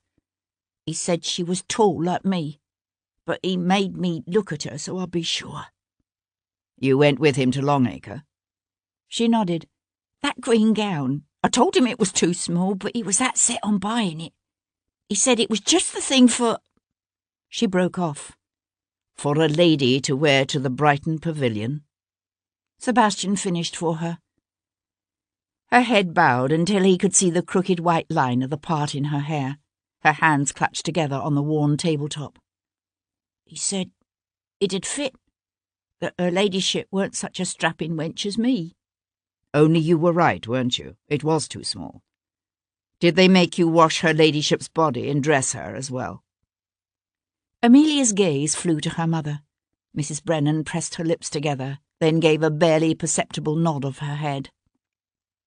Amelia sucked in another shaky breath. Mum does most of the laying out round here. While Mr. Carter and I was gone, he had Mum brought in to see to the lady. Sebastian glanced at the woman who stood beside the empty hearth, her thin shoulders hunched, her hands clutching her elbows close to her sides. Did he tell you what they intended to do with the body? Sebastian asked. It was Amelia who answered. No, but we heard them talking. They was at the other end of the room arguing, while Mum and I got the lady dressed and finished cleaning up the mess. The mess? In the room where she died. And where was that? The girl's forehead puckered with confusion, as if she'd expected him to know this, since he knew so much else. The best upstairs parlour. Sebastian set aside the untouched pot of ale and pushed to his feet. Tell me about the necklace, he said. The silver necklace with the blue stone disc. Was her ladyship wearing it when you first saw her? Again, that furtive exchange of glances between mother and daughter. No, it was on the floor underneath her, said Amelia. Mum found it when she was cleaning her up. The clasp was bent a bit, but I was able to straighten it out enough so's we could get it back on her. And then what did you do? Amelia swallowed. We rolled the lady up inside a length of canvas, and Mr. Carter and me carried her down the back steps and out into the alley. They had a cart waiting. What kind of a cart? Amelia lifted one shoulder in a shrug. Just a cart, like the ironmongers use. It was empty, except for some canvas bags filled with ice, and a big chest. A chest? That's right. One of them fancy Chinese chests with black lacquer work all covered with paintings of dragons and trees picked out in yellow and red. Sebastian gave a wry smile. He remembered noticing the chest when he looked round the yellow cabinet in the pavilion. He'd seen the chest and hadn't given it a second thought. The prince was always ordering cartfuls of oddities and trifles for the pavilion. No one would question or even remember the delivery of yet another Chinese lacquered wood chest. While the ice... The ice could very well have come from the inn's own cellars. It wasn't so uncommon these days. The extra cold would have delayed the onset of rigor mortis enough for Guinevere's killers to haul her body down to Brighton in the cart, then stuff her into the chest and carry her into the pavilion. Yet all those hours in the cart had left their mark in the pattern of lividity Paul Gibson had identified so accurately on Guinevere's body, just as the passing of the hours had left their own signs that could be read by those who knew how to interpret them. But whoever had killed Guinevere Anglesey and conspired to implicate the Prince Regent in her murder hadn't known about those signs, hadn't known that their victim's very body would betray them. "Who else came to the inn that afternoon?" Sebastian asked aloud. "Do you remember?" Amelia shook her head, her face confused, as if she couldn't quite understand where he was going with the question. The usual crowd. The common room was full. "I'm not talking about the common room. I'm interested in anyone who might have gone upstairs." "I wouldn't know about that. Like I said, we was busy." "You didn't see a young gentleman? A handsome young gentleman with dark eyes and light brown hair?" "No, I told you. I didn't see nobody." The girl was becoming agitated, her back held tight, her eyes wide. Sebastian eased up on her. "Several nights ago, some men unloaded a cargo into the inn's cellars. One of them was a gentleman, a thin man with longish blonde hair. Do you know who he was?" "No." Sebastian pressed his hands flat on the tabletop and leaned into them, his arms straight. "The woman whose murder you helped to conceal was a marchioness, the Marchioness of Anglesey. Did you know that?" Amelia looked up at him, her chest rising and falling with her quick breathing. "But we didn't do nothing." She scrambled up from the bench and backed away from him. "We only did what we was told." "It's enough to get you hanged. You and your mother both." Sebastian's gaze swept the huddled, silent children. "And then what will become of them?" The woman beside the empty hearth let out a sharp cry. Sebastian didn't even glance her way. Amelia covered her mouth with one hand, her eyes squeezing shut. Then her hand slipped away and her eyes opened slowly. "I've seen him around the inn a few times," she said, meeting Sebastian's compelling gaze. "But I don't know his name. I swear to God I don't. He usually comes with his lordship." "His lordship?" "They was both there that day. I thought you knew. He's the one brought the cart." Sebastian searched her face, looking for signs of deceit. "You're certain this other man was a lord?" Her head nodded vigorously up and down. "A tall gentleman with red hair. Lord, I can't remember it exactly. It's like that stone they use. You know the one. They use it for all the grand buildings." "Portland?" "Yes, that's it. Lord Portland."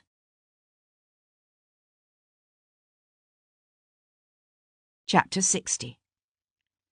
Intent on intercepting the Home Secretary before he left Whitehall for the Regent's fete, Sebastian directed his coachman toward Westminster. The shadows were only just beginning to lengthen toward evening. The Regent's first guests wouldn't be arriving for hours, but the streets were already packed with crowds surging toward Carlton House in the hopes of catching a glimpse of the exiled French royal family and 2,000 noblemen and women arriving at what was being called the grandest, most extravagant sit-down dinner in the history of the European monarchy. By the time Sebastian's carriage had passed Temple Bar and swung onto the Strand, the horses were barely moving. They sidled nervously in their traces. The lightly sprung coach rocked from side to side by the jostling crowd. Sebastian threw open the door. "Get the carriage out of this," he shouted to his coachman. "I'll make better time on foot." "Yes, my lord." Leaving the carriage awash in a sea of ragged humanity, Sebastian threaded his way through a crowd that grew increasingly surly as he neared Somerset House. "They say they's gonna let us in tomorrow to look at the place," yelled one man. "Them knobs, they get to eat and drink their fill. All we get to do is look." "Hear, hear," murmured a score of men near him. Sebastian pushed on, aware of the sullen looks being cast his way. He found himself regretting the exquisitely cut coat of fine blue cloth, the skin-tight leather breeches and shining top boots that unmistakably marked him as a gentleman. Prinny had planned this fete as a grand celebration of the inauguration of his regency. But it occurred to Sebastian, as he looked into the sweating, bitter faces around him, that the prince had misjudged his populace. People were angry, resentful. Tomorrow, the prince would again leave London for Brighton. What better time, thought Sebastian, to stage a coup? Someone up ahead began to sing. "Not a fatter fish than he flounders round the polar sea." An ugly chorus of jeers swelled through the crowd. A dozen more voices took up the ditty. "See his blubber and his gills, what a world of drink he swills." "Oi, who do you think you're shoving there?" growled a voice behind Sebastian. Sebastian threw a glance over his shoulder. A dark-haired man with a craggy face, lips peeled back and jaw set in determination, was pushing his way through the crowd, his gaze fixed on Sebastian. The mob surged, hemming in Sebastian. Craggy Face lunged, his right hand fisted around a dagger. Sebastian tried to feint to the left, but the crowd was too close. The searing edge of the blade slid across his ribs, slicing through coat, waistcoat, and shirt to nick the flesh beneath. "Every fish of generous kind," sang the throng, "scuds aside or shrinks behind." "Bloody hell," swore Sebastian, bringing the edge of his hand chopping down on the man's wrist. "You've ruined another of my coats." Craggy Face yelped. His fist reflexively opened to drop the knife into a scuffle of rough-booted feet. "But about his presence keep," roared the crowd, "all the monsters of the deep." The man grabbed for Sebastian's arm. Cupping his left hand over his right fist, Sebastian drove his elbow back into Craggy Face's stomach. The man's eyes flared wide, the breath gusting out of his pursed lips as he doubled over. He stumbled back, careening into a carpenter's apprentice in a paper cap. "Hey, what the hell?" the apprentice swore, his fists coming up. Twisting around, Sebastian scanned the sweat-sheened, hostile sea of faces around him, lit now by the rich golden light of a fading day. His head swam with the close-packed odours of sun-baked stone and brick, of hot men and foul breath. He saw a clean-shaven man with dark hair and a patrician nose, and recognised him from the alley near the Norfolk Arms. Then Sebastian's gaze locked with the hard grey stare of a man whose auburn head towered above the ragged crowd. The Earl of Portland wore the dark, unassuming coat of a man who was dressed with the intent of not calling attention to himself. At his side, Sebastian glimpsed a familiar, half-grown lad, Nathan Brennan from Halfpenny Court. "Bloody hell," Sebastian swore under his breath. How many more were there? A fat baker with greying whiskers threw back his head and sang, "Name or title, what has he? Is he Regent of the Sea?" Sebastian cast a quick glance up the Strand. The crowd ahead was too thick, too hostile for Sebastian to have any hope of pushing his way through it. He began to slip sideways, edging his way toward a narrow lane he could see opening up just beyond the alehouse on his right. "By his bulk and by his size," sang the crowd, their voices swelling toward the punchline. "By his oily qualities." Slipping between a fishmonger and a tattered beggar, Sebastian reached the corner. The side streets here lay in shadow, the shops already shuttered out of fear of the restive throng. Without looking back, Sebastian darted down the lane. "This or else my eyesight fails," roared the mass of voices. "This should be the Prince of Wales." Sebastian heard a shout go up from behind him, followed by a chorus of angry protests from the crowd, as his pursuers pushed their way forward.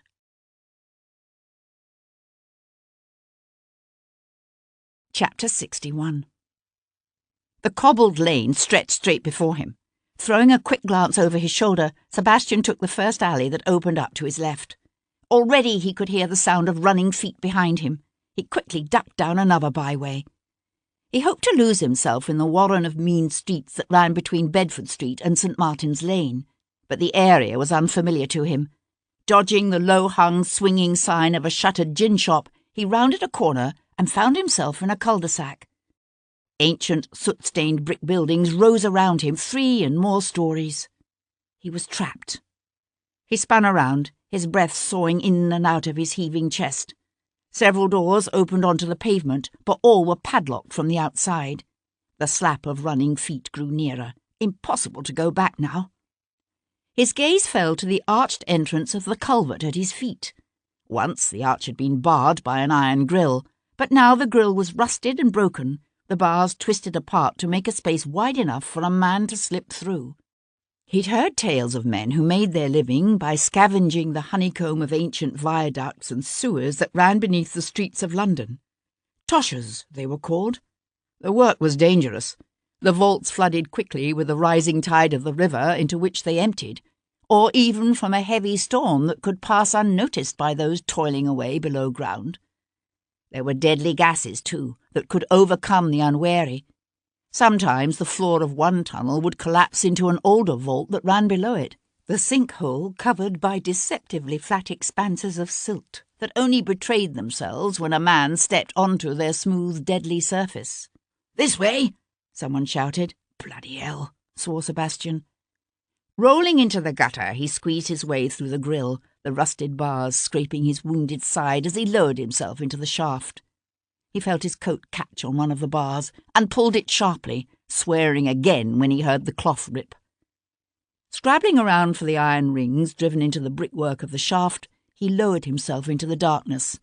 Some 6 or 8 feet down, his legs plunged into the void of a vault. He let go, dropping the last 4 or 5 feet into a noisome stretch of mud and muck that splashed beneath his feet as he landed. The close, foul stench of the place pinched at his nostrils, roiled his stomach. Panting heavily, he paused to give his eyes time to adjust to the darkness and heard a voice from the street above say, "Where the devil did he go?" Sebastian held himself very still. "There," he heard Portland say. "He's gone down the culvert. See?" There was a dull twang of metal. "He's torn his coat. You, Rory, fetch some lanterns and be quick about it." "Sweet bleeding Jesus," said a man's gruff voice. "I ain't going down there. People die down there." "You fool," spat Portland. "If we don't find him and stop him, we'll all be dead. Now get going." Setting his teeth against the stench, Sebastian slipped away from the shaft. He could see better now, his eyes growing accustomed to the dim light that filtered down through the occasional grates. He was in a brickwork tunnel that arched so low over his head he had to stoop to keep from scraping his crown against the curving roof. A slow trickle of water ran down the centre of the tunnel, but he suspected it wouldn't be enough to wash away all trace of his footprints. If Portland and his men could find lanterns, the direction Sebastian had taken would be all too easy to see. The uneven, muck-covered bricks were treacherous beneath his feet. Moving as quickly as he dared, he followed the water downhill, hoping to come across another open grate that would give him access to the streets above. But he'd gone no more than a few 100 feet when he heard the sound of splashing and men's voices behind him, followed by a wavering gleam of light. Rory had found lanterns far quicker than Sebastian would have expected. "Devlin!" Portland's voice echoed through the shadowy tunnel. "Devlin! I know you can hear me." Sebastian paused, listening. "You won't get far down here, Devlin. Not without a lantern. It'll be dark soon. Is this what you want? To die in a sewer like a rat? For what? For a shrieking madman of a king and his bloated buffoon of a son?" A silence fell, filled with the drip of water and the furtive scurrying of unseen rats' feet. Portland's voice came again. "You know what we're doing is right, Devlin. You saw what it was like up there. The people of England have had enough. They're restless, angry. If we don't act now, the people themselves will bring down the monarchy. Only they won't just sweep away this king, this regent. It'll be the end of us all. We know what happened in France. Is that what you want? To see England a republic? With a guillotine in Charing Cross and every man, woman and child of noble birth a target?" Sebastian could feel the damp chill of the place seeping up through the soles of his boots and wrapping around him like a fetid embrace. He glanced up at the rough bricks overhead and tried not to think about the crushing weight of the tons of earth above him. "Join us," Portland was saying. "You know what we want. A strong England, a strong monarchy. It can happen. All it takes is a few selfless, determined men in the right places. Tomorrow the regent leaves for Brighton. We will simply seize control in his absence. Declare for Anne of Savoy and her husband and present the world with a fait accompli. What can Prinny do? March on London? It won't happen. What regiment would follow him? It'll be the bloodless revolution of 1811. Join us, Devlin. It will be a historic moment." The Home Secretary fell silent. "There," said a man's gruff voice cutting through the darkness. "See the footprints? He's headed toward the river." Sebastian splashed forward, heedless now of the noise he made. His feet slipped in the muck, his head brushing the rough bricks above. He could hear Portland and his men behind him, their feet slapping in the mud, their voices breathless. The feeble light from their lanterns bounced and flickered over the tunnel's damp-stained walls, chasing him. Round a long bend he came upon another tunnel that angled away uphill to his right. This tunnel was both higher roofed and broader than the one he followed, and for a moment he considered taking it. He'd long ago lost all sense of orientation, but when he hesitated at the junction, the air of the wider tunnel lay still and dead in the darkness, while a faint stirring of air seemed to waft up from below. He followed the air. Before he turned away from the intersection, Sebastian was careful to leave the sides of the tunnel and deliberately wade out into the sluggish stream that now trickled down the centre. The water was deeper here. It would hide his footprints, mask his choice of direction. Debris-fouled water swirled around his boots, slowing his steps and growing higher by the minute.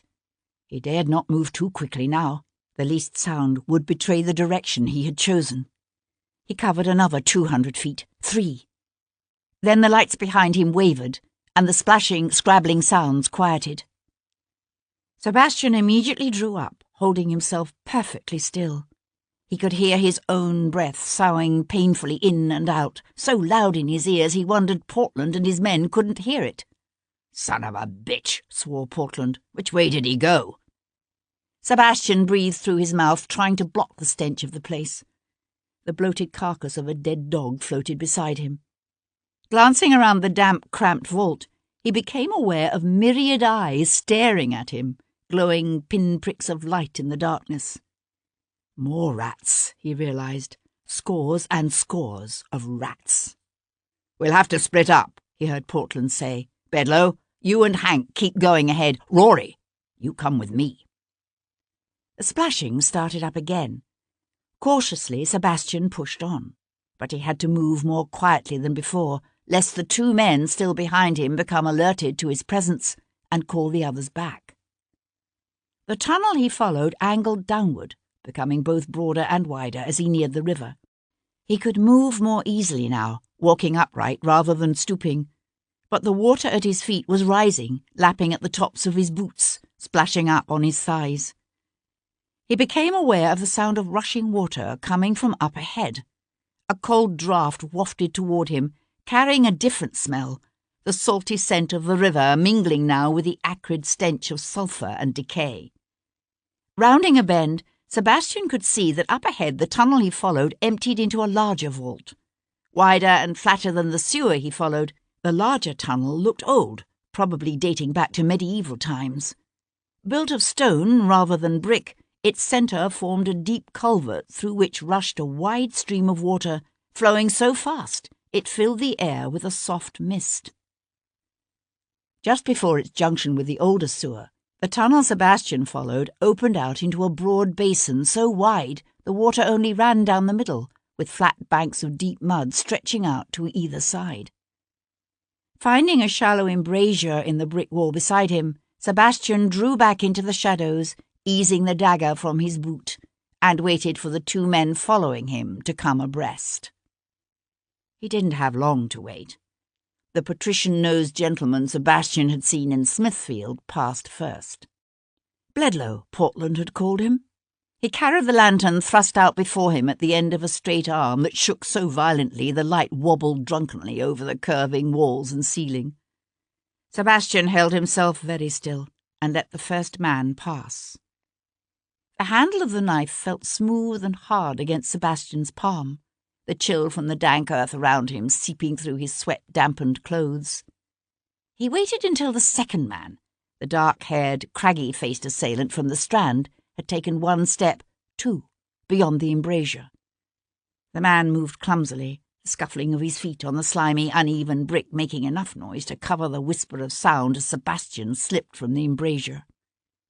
Catching the second man from behind, Sebastian clamped his left hand over the man's mouth and slit his throat, the blade slicing swift and sure. The man died instantly. Sebastian quietly eased the body down to the muddy bricks at his feet. But something in the man's pocket clunked against the ground loud enough to bring the first man, Bledlow, around. "Oh, my God!" he yelped. Swinging the lantern like a weapon, Bledlow charged. Ducking the edge of the lantern, Sebastian sideswept the lunge. His foot slipped on the slimy bricks and he went down on 1 knee, the knife spinning out of his hand. Whirling around, Bledlow charged again, the lantern still gripped in 1 fist. Crouching, Sebastian fell back and used the man's own momentum to roll him over 1 shoulder with a heave that sent Bledlow lurching out into the broad mud of the basin. The lantern flew through the air and splashed into the water, going out. The tunnel plunged into near darkness. Sebastian heard a deep subterranean rumbling. The mud heaved, sucking Bledlow down. "Help!" The man floundered in the mud, sinking deeper to his hips now in the oozing muck. "For God's sake, help me!" Sebastian hesitated. He even took an unthinking step off the brick onto the treacherous, sucking mud. But the man had stumbled far out into the muddy basin. Even if Sebastian were to throw himself flat across the unstable silt, his outstretched arms still would not grasp the doomed man's flailing hands. Sebastian felt the earth shift ominously beneath him. He leapt back. From far down the tunnel came the echo of a shout and the flicker of a lantern. Portland. "Quit struggling and try to keep still," Sebastian said, although he knew the man was beyond listening, beyond reason. Already the mud had sucked him down to his neck. He was screaming, the shrieks punctuated with quick, gasping sobs. Sebastian regained his footing on the brick and broke into a run.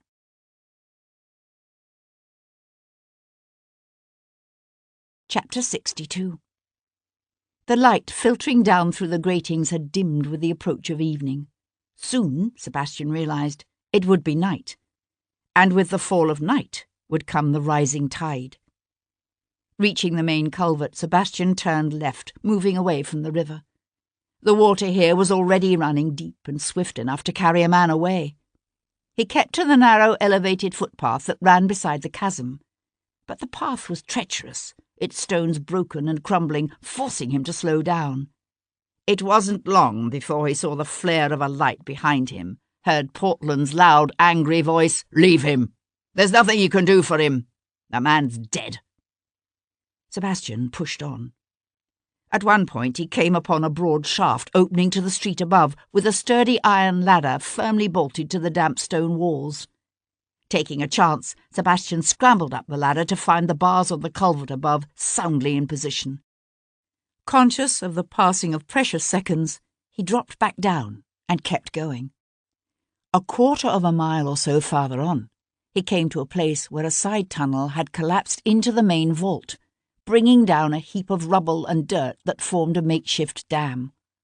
Water shot over the lip of the cave-in like a waterfall, but when he scrambled to the top of the tumulus, Sebastian found a broad expanse of water that had backed up behind the debris. A subterranean lake stretched from one side of the vault to the other, submerging the footpaths on either side. Well, hell. The light was fading fast, the dam alive with rats that scuttled screeching across the refuse at his feet. Reaching down to pick up a stout branch, he found himself staring at the pale body of a newborn baby, mixed up with the carcasses of dead cats and dogs, and the broken chairs and filthy, twisted rags that had snagged on the rubble. The stench here was almost overwhelming. Moving gingerly in the near darkness, Sebastian lowered himself into the cold, murky water on the far side of the dam. His cravat wasn't exactly white anymore, but he tore it off anyway, and buttoned up his dark coat to hide the betraying gleam of his silk waistcoat. Scooping up a fistful of muck, he smeared his face with mud. Then he settled down to wait, the branch held ready. The glow of the lantern grew closer. He heard a man say, "Oh, God," in a voice half strangled by disgust. "Rats! And look what they're eating." "Here," snapped Portland. "Give me the lantern." Sebastian could see him now, the light from the battered tin lantern wobbling over the vaulted ceiling of the sewer as he clambered across the debris. The Home Secretary's hat was gone, his once fine coat torn and muddied. A jagged scrape trickled blood down one cheek. At the top of the dam he paused. "Mother of God, it's a lake," said the other man, coming up beside him. "We can't get across that." "Devlin obviously did." "You don't know that. Maybe he drowned." "He didn't drown." Perching the lantern on the end of an out-thrust slab of rubble, Portland waded into the lake. The water swirled up over his boots until it was lapping at his thighs, then his hips. As he lifted his arms above the dark water, Sebastian could see the pistol stuck in the waistband of his breeches. Hidden behind a pile of trash, Sebastian sank lower in the water and let him pass. The other man hesitated, then scampered after him. He was reaching back to grab the lantern when Sebastian rose like a spectre from the water, the branch gripped in both hands. The man's eyes widened, his lips parting in a high-pitched shriek. Sebastian put the entire weight of his body into the swing and sent the wood smashing into the man's legs. The crack of breaking bone echoed around the shadowy, lamp-lit vault. The man screamed in pain. his legs buckling beneath him. Sebastian swung again as the man splashed into the water, the branch splintering in Sebastian's hands as it shattered against the man's head.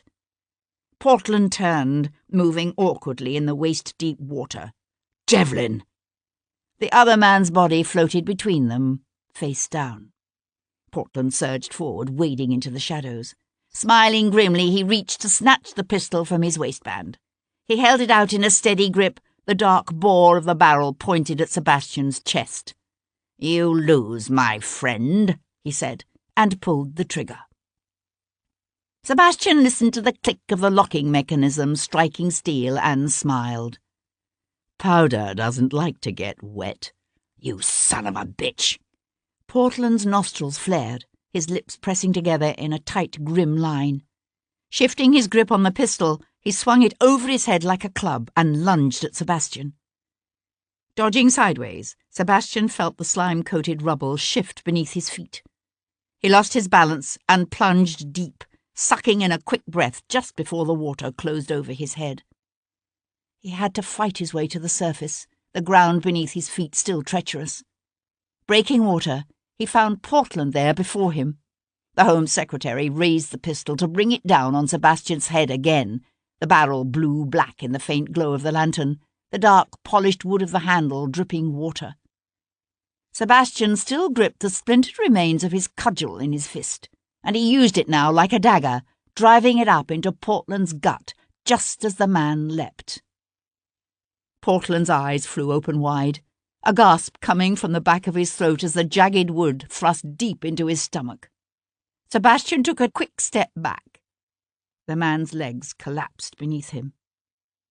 He sank quickly, the lake closing over his head, his body sucked along by the current so that Sebastian had to dive into the murky water to find him.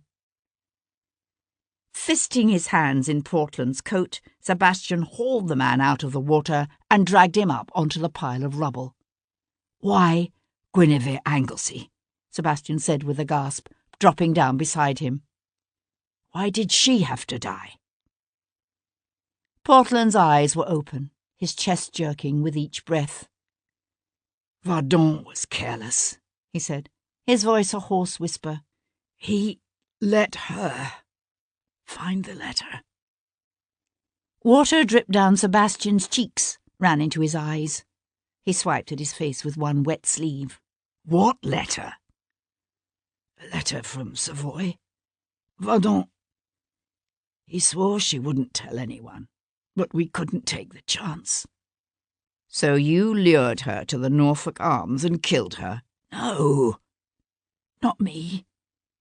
Portland shook his head, the movement causing his chest to heave as he fell to coughing. "Carter needed help getting the body out of his inn. It was my idea to use her death to—" His face twisted in a spasm of pain. "To discredit the prince. It was working, too, until you interfered." "What are you saying? That Carter killed her?" Portland's eyelids flickered closed. Sebastian gripped the man's shoulders, shaking him. "Damn you! Who killed her?" Portland's jaw had gone slack. Pressing his fingers to the side of the man's neck, Sebastian caught the thread of a pulse. A man could live for hours, even days, with a gut wound. Sebastian sat back on his heels, his gaze on the man before him. If he tried to haul the Home Secretary out of the sewers by himself, he'd simply kill the man. Slipping his hands beneath Portland's shoulders, Sebastian dragged the man's limp body to the highest point of the landslide, where he'd hopefully be safe from the rising tide. He left him the lantern, too, in case Portland should come back to consciousness. Then he retraced his route to the surface. It was an hour or more before Sebastian and a troop of constables made it back to the ancient stone-walled sewer, the lights from their lanterns reflecting eerily off the dark walls and high-soaring ceiling. But when they reached the site of the cave-in, the Home Secretary was gone. Standing at the top of the pile of rubble, Sebastian looked out across the dark expanse of water. The body of the other man he'd killed lay half submerged at the base of the rubble, but the Home Secretary still floated, his body lying face down in the subterranean lake. "I don't understand it," said the chief constable, coming to stand beside Sebastian. "The rocks aren't wet here. The tide couldn't have come high enough to carry him off. So what happened?" Sebastian stared down at the smear of blood that led to the water's edge and said nothing.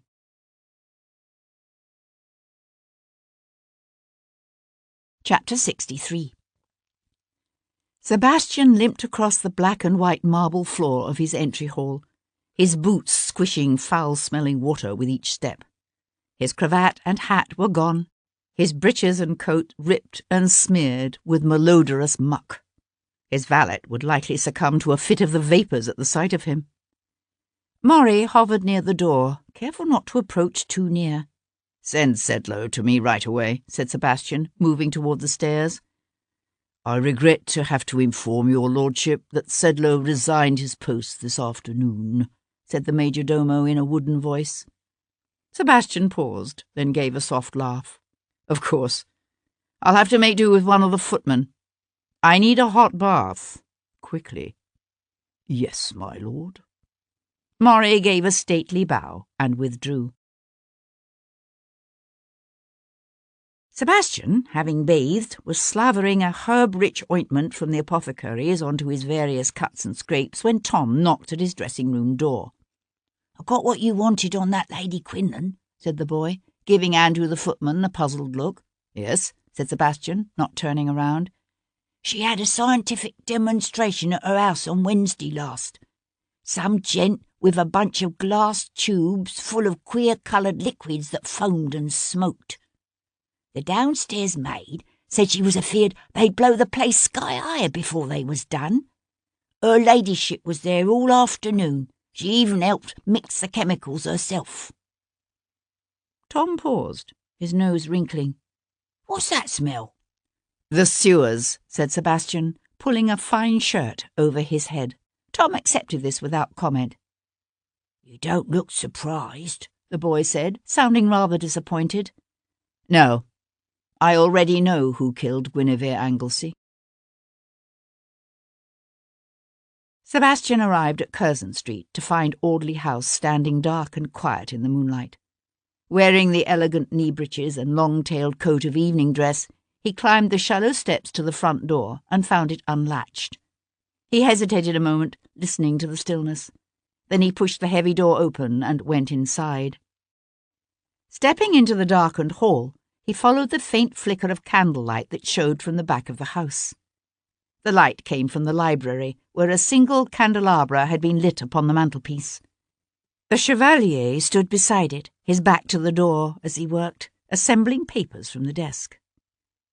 "Your servants seem to have disappeared," said Sebastian, leaning against the door jamb. At the sound of Sebastian's voice, the Chevalier started violently. He swung around, his pale face drawn and tense. "My mother dismissed them all this afternoon." "Going away, are you?" Vardon turned back to the desk. "I am. Yes?" "The Earl of Portland is dead." "Good," said Vardon, shoving the papers into a satchel that lay open upon the desk. Sebastian pushed away from the door and walked into the room. "He didn't kill her." "I know." Sebastian went to stand before the empty fireplace, his gaze on the flickering candle flames reflected in the mirror above the mantel. "Tell me about the Savoy letter." "How much do you know?" "About the plan to oust the regent? Not much. What concerns me now is what happened to Guinevere Anglesey. How did she end up with the letter?" He thought for a moment that the Chevalier didn't mean to answer. Then the man turned away from the desk, his hands coming up to press flat against his face, his chest rising as he sucked in a deep breath. "The Saturday before she died, we met at an inn near Richmond." "I see." Vardon let his hands fall, scrubbing them across his face. "I know what you're thinking. But it wasn't like that. Once she'd conceived the child, we met only as friends. She said anything else would be disloyal to Anglesey. We spent that Saturday wandering through the park, then ordered tea in a private parlour at the local inn. I'd been out late the night before, and what with all the fresh air and the exercise, I fell asleep in the chair. I'd taken off my coat and tossed it aside. His lips quirked up into a soft smile that faded almost instantly. Gwyn was always so tidy. She picked up the coat, meaning to straighten it. The letter simply fell out of the pocket. She read it. Yes. It wasn't like her to do something like that. I think she must have been suspicious of some of the things she knew I'd been doing lately. When she saw the Savoy seal, well, she simply couldn't resist. She confronted you. Vardon nodded. When I awoke.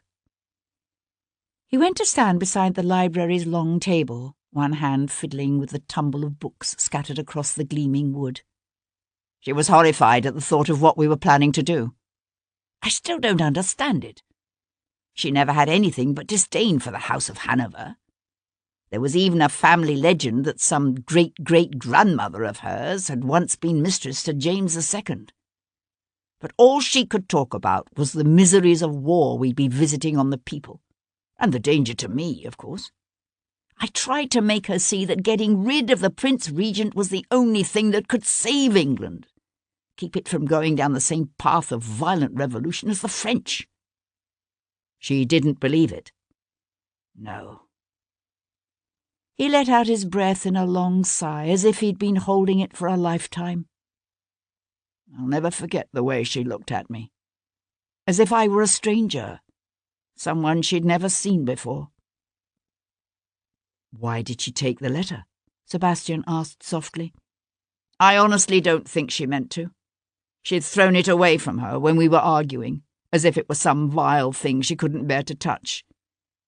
The only thing I can figure is it must have fallen into the folds of her cloak. She didn't put the cloak on when she left, just snatched it up and ran out. I didn't realize the letter was missing until after she had gone. Surely you didn't think she would betray you? No. But when I tried to contact her, she refused to see me. I had to practically accost her in the street one morning when she was on her way to ride in the park. She swore she'd destroyed the letter as soon as she discovered she still had it. He paused, his throat working as he swallowed. And then she told me she never wanted to see me again. Sebastian studied the young man's taut profile. But when you told your mother the letter had been destroyed, she didn't believe you? His face contorted with pain. No. And so your mother wrote Guinevere a note in your hand asking her to bring the letter to Smithfield. Only Guinevere didn't bring the letter. She couldn't, because she'd already destroyed it. But your mother killed her anyway. Yes, said Vardon in a torn whisper. She said she couldn't allow Guinevere to live. Not with what she knew. When did you put it all together? This afternoon, when I saw the note, and you told me about the necklace. I came home and confronted her. She didn't even try to deny it. She said she'd done it for me. He dragged in a ragged breath that shuddered his chest. God help me. She did it for me. Your father was related to the House of Savoy? Vardon swung his head to look at Sebastian through narrowed eyes. Yes, although not to the Stuarts. How did you know? Something you said to me once about impoverished royal relatives. What did they promise you in return for your support? A rich wife? A faint touch of colour stained the ridges of his high cheekbones. Yes. No wonder Guinevere never wanted to see you again. Well, what the devil was I supposed to do? Demanded Vardon, pushing away from the window. Spend the rest of my life in poverty, waiting for Anglesey to die? The man could live another 20 or 30 years. Or he could be dead before the end of the summer. Vardon's head jerked back as if he'd been slapped. She never told me that. The first I knew of it was from you. He let out a low, harsh laugh. Do you know what she said to me the last time I saw her? She said she was glad her father had refused to let her marry me. She said she'd loved me all her life, But now she realised that the boy she'd loved had grown up to be less of a man than the husband she'd married. The silence of the house seemed to stretch around them, thick and ominous. "Your mother," said Sebastian. "Where is she?" "Upstairs." Sebastian turned toward the door, then paused to look back at the man who still stood beside the desk, one fist clenched around the handles of the satchel. "This conspiracy against the prince. Who else was involved besides Portland?" "I don't know. Portland was the contact between Savoy and the others. He kept their identities secret." Sebastian nodded. It might be a lie, but he doubted it. Men in positions of power were typically very, very careful about committing themselves to treason. "What will you do?" Bardon twitched one shoulder. "Go to the continent." "To Savoy?" "Perhaps. Or perhaps I'll go to France. Make my peace with Napoleon." He cast Sebastian a penetrating look from beneath dark, heavy brows. "You don't feel it incumbent upon you to attempt to stop me?" "No, but others will doubtless feel differently." Sebastian turned again toward the stairs. "I suggest you lose no time in reaching the coast."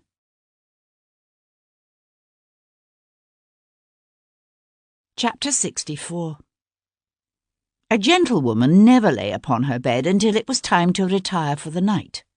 For spells of faintness and periods of rest, a lady of quality had a small daybed in her dressing-room. And so Sebastian found Lady Audley there, on a Grecian-style couch upholstered in green velvet. She wore an evening dress of black silk richly embroidered and trimmed with Chantilly lace, and had loosened her hair so that it spread out on the pillow round her face like a bright flame. Her breathing was already slowed, her cheeks pale. Whining softly on the carpet beside her lay the collie bitch, Chloe. "What did you take?" asked Sebastian, pausing just inside the doorway. "Cyanide." Her gaze flickered toward him. "No, opiates. I will simply go to sleep and never awake." "It's a far kinder death than the one you gave Guinevere." "With Guinevere, I needed something that would act quickly." He walked into the room. The collie stretched to her feet and padded up to him, sniffing. He crouched down to stroke her soft coat. "How did you know it was me?" Isolde asked when he remained silent. "It was the necklace, wasn't it?" "The necklace and the note." And the certainty that had Claire been the killer, Portland would never have disclaimed responsibility for Guinevere's death. "The note?" Isolde moved her head restlessly against the pillow. "That I hadn't anticipated. What woman doesn't destroy a note from her lover?" "Yet you sent someone to search her rooms for it after her death." "No. He was looking for the Savoy letter." "That she did destroy." With a whine, the collie returned to its mistress's side. Isolde reached out to rest one hand on her neck. "Vardon confronted me, after you spoke with him. The note I could have denied, but not the necklace." She gave a soft laugh. "How ironic. It was supposed to bring its owner long life. Instead, it has brought me death." Sebastian stretched to his feet. "But it wasn't meant for you, was it? It had once belonged to one of Guinevere's great-grandmothers. That woman you met in the south of France asked you to give it to Guinevere, didn't she? But you kept it instead." Isolde's voice sharpened. "That necklace has power. I could feel it when I held it in my hand. Power. I didn't often wear it. It was enough for me simply to have it." Her tongue darted out to moisten her dry lips. "Now it's gone, and I am dead. So is Guinevere." For a moment, the serene features of Isolde's face contorted with a quiver of rage and hatred so fierce it took him by surprise. She would have ruined everything. Everything I worked so hard to bring about." Sebastian shook his head. She loved Vardon. She would never have destroyed him. Yet she did destroy him, in the end. No. Sebastian turned toward the door. You've done that. You've destroyed Vardon and Claire both. Claire knew nothing of this, nothing. And Portland. Portland was a fool. He heard her suck in a gasping breath and turned to look back at her. She was almost gone now. "I've never understood why you interfered in all this," she said hoarsely. "The woman with the necklace," said Sebastian. Lady Audley's lips parted, her delicately arched brows twitching together in the ghost of a frown. "I don't understand." "She was my mother." Dressed in a splendid scarlet uniform with a sabre at his side, the Prince Regent was having a rollicking good time. He was a marvellous host. Everyone said so. People were always praising him for his generosity and congeniality. The ballroom was so crowded that no one could actually dance, but that didn't matter. The orchestra played gamely on, while the guests amused themselves by taking in the wonders of his most recent architectural improvements to Carlton House. He'd heard gasps of awe provoked by the grandeur of the throne room, with its curtained bays and gilded columns, its rich red brocades and massively carved chairs. The circular dining room, with its mirrored walls reflecting a 200-foot table that stretched out into the conservatory, was sure to be the talk of the town for weeks to come. At 2:30, supper would be announced, and then everyone would marvel at the real serpentine stream he'd had confected to run down the centre of his table and meander around the massive silver tureens and serving dishes.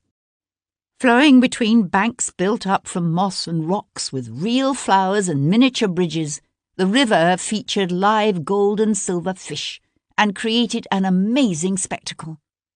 He just hoped the fish didn't start dying. Looking out across a garden filled with flambeaux and Chinese lanterns, George felt a thrill of pride. For those guests not fortunate enough to sit at the prince's table, there was an enormous supper tent festooned with gilded ropes and flowers. Then his gaze fell on the tall, dark figure working his way through the crowds, and George's smile slipped. Viscount Devlin was correctly, even exquisitely attired in evening dress, with knee breeches and silver-buckled shoes. But heads still turned his way, and conversations lagged when he walked past. "We need to talk," said the Viscount, coming up to where George's cousin Jarvis stood chatting with the Comte de Lille. "Good God," said Jarvis with a laugh. "Not now?" Devlin's smile never slipped, but his terrible yellow eyes narrowed in a way that sent a shiver up George's spine and had him groping for his smelling salts. "Now," said Devlin. "It would have been considerably more convenient," said Jarvis, producing an enamelled gold snuff-box from his pocket and flipping it open with one practised finger, "if you could have discovered Lady Anglesey had been killed by a jealous lover. We can hardly tell people this tale now, can we?" Sebastian simply stared at him. They were in a small withdrawing room set apart from the main state apartments in Carlton House. But the voices and laughter of the prince's 2,000 guests, the hurried footsteps of the servants, the clink of fine china and glassware were like a roar around them. Jarvis lifted a pinch of snuff to one nostril. "We'll have to place the blame on Vardon." Sebastian gave a short laugh. "Why not? It worked with Pierpont. Whatever would we do without the French?" Jarvis sniffed. "You didn't, by any chance, come upon the names of the other conspirators?" "No, but there are others. You can be certain of that." "Yes." Jarvis dusted his fingers. "I doubt they'll make a move in the immediate future, however. Not after this. Particularly if we shift the regiments around and keep the prince here in London." The prince wouldn't be happy with the change of plans, Sebastian knew. His Royal Highness was already fretting, anxious to return to Brighton. The people of Brighton didn't tend to boo him when he drove down the street the way they did in London. "And the necklace," said Jarvis. "Did you ever discover how Lady Anglesey came to be wearing it?" There was something in the big man's smile that told Sebastian that Jarvis knew. He knew that Sebastian's mother still lived, even if he didn't quite understand how her necklace had come to be clasped round the throat of a murdered woman in Brighton. Sebastian slipped the Triskelion from his pocket. Just the sight of it stirred within him a well of anger and hurt that was suddenly more than he could bear. He held it for a moment, its smoothly polished stone cool against his palm. What had made his mother change her mind all those years ago in France, he wondered. Why had she decided to give it up to Guinevere after all? "No," said Sebastian, returning Jarvis's lying smile with one of his own. "But perhaps you can see that it is returned to her." With a flick of his wrist, he tossed the necklace onto the table at the big man's elbow. Then he turned and walked out of the room.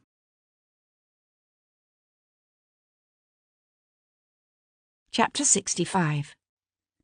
The churchyard of St. Anne's lay peaceful and quiet, a place of wind-tossed trees and dark shadows trembling over tombstones that loomed pale in the moonlight. But near where he knew Guinevere Anglesey to lie, Sebastian could see a glimmer of light. Directing his coachman to pull up, Sebastian threaded his way through the trees. The light was too constant to belong to grave robbers. It was a common enough practice for families to hire a watchman to sit through the night beside the grave of a newly buried loved one. In the depths of a cold winter, it was sometimes necessary to maintain the vigil for months. The heat of summer usually made a body unusable to the surgeons in a week. Only this was no hired guard. The Marquis of Anglesey himself had come to keep watch over the body of his beautiful young wife. He sat beside her tomb in a campaign chair, a rug pulled over his lap despite the warmth of the night. A blunderbuss lay across his knees. "Devlin here," Sebastian called in a clear, ringing voice. "Don't shoot." "Devlin?" The old man shifted in his chair, his face contorting as he squinted into the darkness. "What are you doing here?" Sebastian stepped into the circle of light cast by a brass lantern and hunkered down beside the old man's chair. "I've something to tell you," he said. And there, beside Guinevere Anglesey's grave, with the night wind soft against his cheek, Sebastian told Guinevere's husband how she had died, and why. When Sebastian had finished, the Marquis sat in silence for some moments, his head bowed, his breath coming slow and heavy. Then he lifted his head to fix Sebastian with a fierce stare. "This woman, this Lady Audley, you're certain she's dead?" "Yes." He nodded. The wind gusted up, shifting the leaves of the oak tree overhead and bringing them the scents of the place, of long grass and decay and death. "Do you believe in God?" Anglesey asked suddenly, breaking the silence that had fallen between them. Sebastian met the old man's anguished gaze and answered honestly. "Not any more. No." Anglesey sighed. "I wish I didn't. If I didn't, I would take this gun and blow Bevan's brains out. It's what I should have done before. Perhaps if you can stay alive long enough, you'll be lucky and someone else will do it for you." Anglesey grunted. "The ones who deserve to die rarely do." He stared off across the graveyard to where the moonlight reflected off the high arched windows of the ancient stone church. "I was sitting here tonight, wondering what it would have been like if I had been born 30 years later, or if Guinevere had been born 30 years earlier. Do you think she would have loved me?" "She loved you." I think in the end she came to realize you had given her the one thing no one else in her life ever had. Anglesey shook his head, not understanding. What was that? Your unselfish love. The old man's eyes squeezed nearly shut, as if he were wincing at some deep inner pain. I was selfish. If I hadn't been so obsessed with getting an heir, if I hadn't pushed her into that young man's arms again, she never would have died. You can't know that. I may not believe in God, but I've come to believe that there is a pattern that works itself out in ways we can't begin to understand. Isn't that just another way of describing God? Perhaps, said Sebastian. He was suddenly very tired. He felt a powerful need to hold Kat in his arms, to hold her safe and close forever. Perhaps it is. He came to her in the stillness of the night, when the last carriage had rumbled through the streets, and the moon was only a pale memory on the horizon.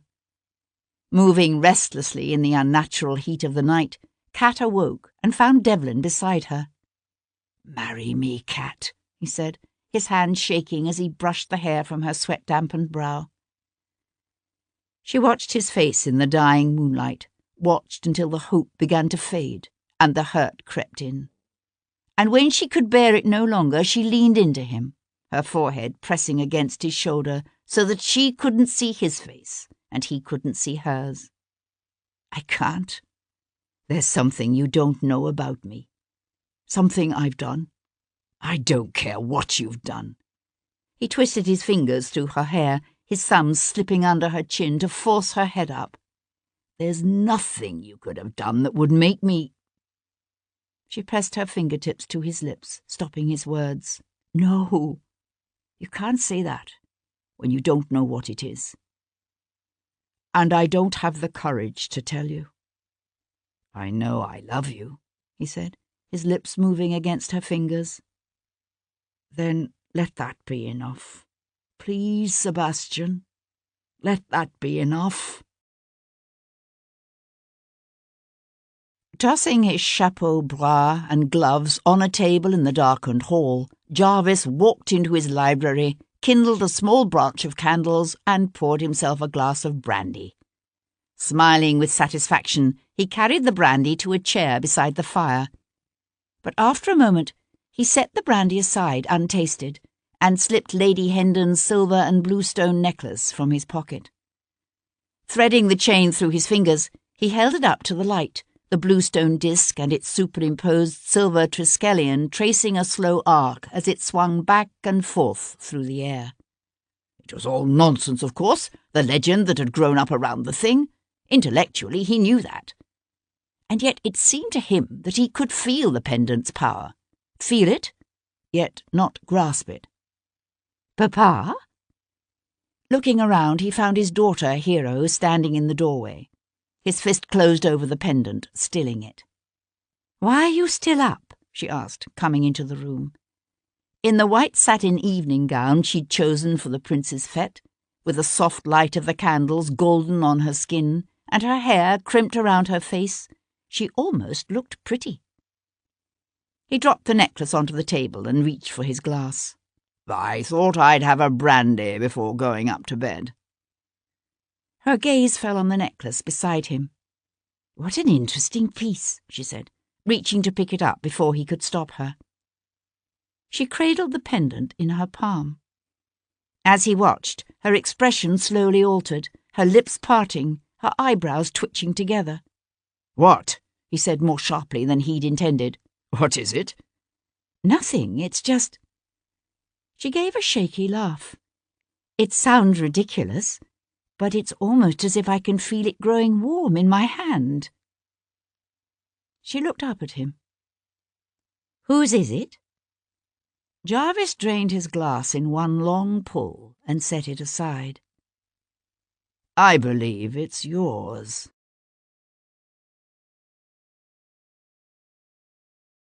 Author's note. The Jacobite threat to the Hanoverian dynasty was considered quite real in Georgian England. The Catholic Relief Act of 1778 was contingent upon the swearing of an oath to disavow the Stuarts. But the death in the early 19th century of Henry Stuart, brother of bonny Prince Charlie, effectively ended the Stuart dynasty. Their claim passed to the King of Savoy, who was descended from the daughter of Charles I. The Hanoverians traced their descent from a daughter of Charles I's father, James I. This much is history. The Prince of Wales did indeed hold a grand fête in June of 1811 to celebrate the beginning of his regency.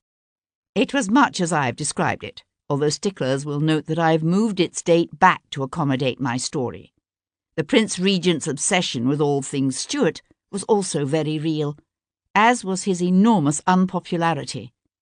The song Sebastian hears the crowd singing on the night of the fête was actually part of a poem written by Charles Lamb in 1812. However, the 1811 conspiracy to replace the Hanovers with the House of Savoy is my invention, as is the existence of a daughter, Anne, married to a Danish prince. The story of the Welsh mistress of James II and her necklace is based in part on the true story of a woman named Goditha Price. She bore Prince James 2 children, one of whom, Mary Stuart, married a Scottish laird named Macbean. As a wedding present, she received from her royal father her mother's necklace, an ancient piece in the form of a silver triskelion set against a bluestone disc. The necklace is said to grow warm in the hands of the one destined to possess it. It is also said to bring long life. Mary Stuart gave the necklace to her son, Edward Macbean, when his participation in a rising against the Hanoverian dynasty on behalf of his uncle, the Old Pretender, led to his exile. Macbean sailed for America, where he lived to the ripe old age of 102, and fathered a large family from which the author is descended. The necklace has not, unfortunately, descended along my branch of the family. Its most recent owner, a salty old lady I first met over the internet, died at the age of 103.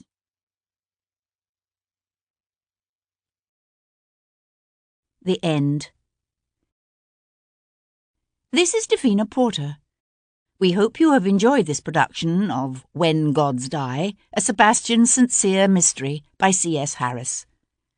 Recorded Books offers a wide selection of bestsellers, mysteries, classics, histories and more. So look for us at your public library or on download sites online. And thank you for being a Recorded Books reader.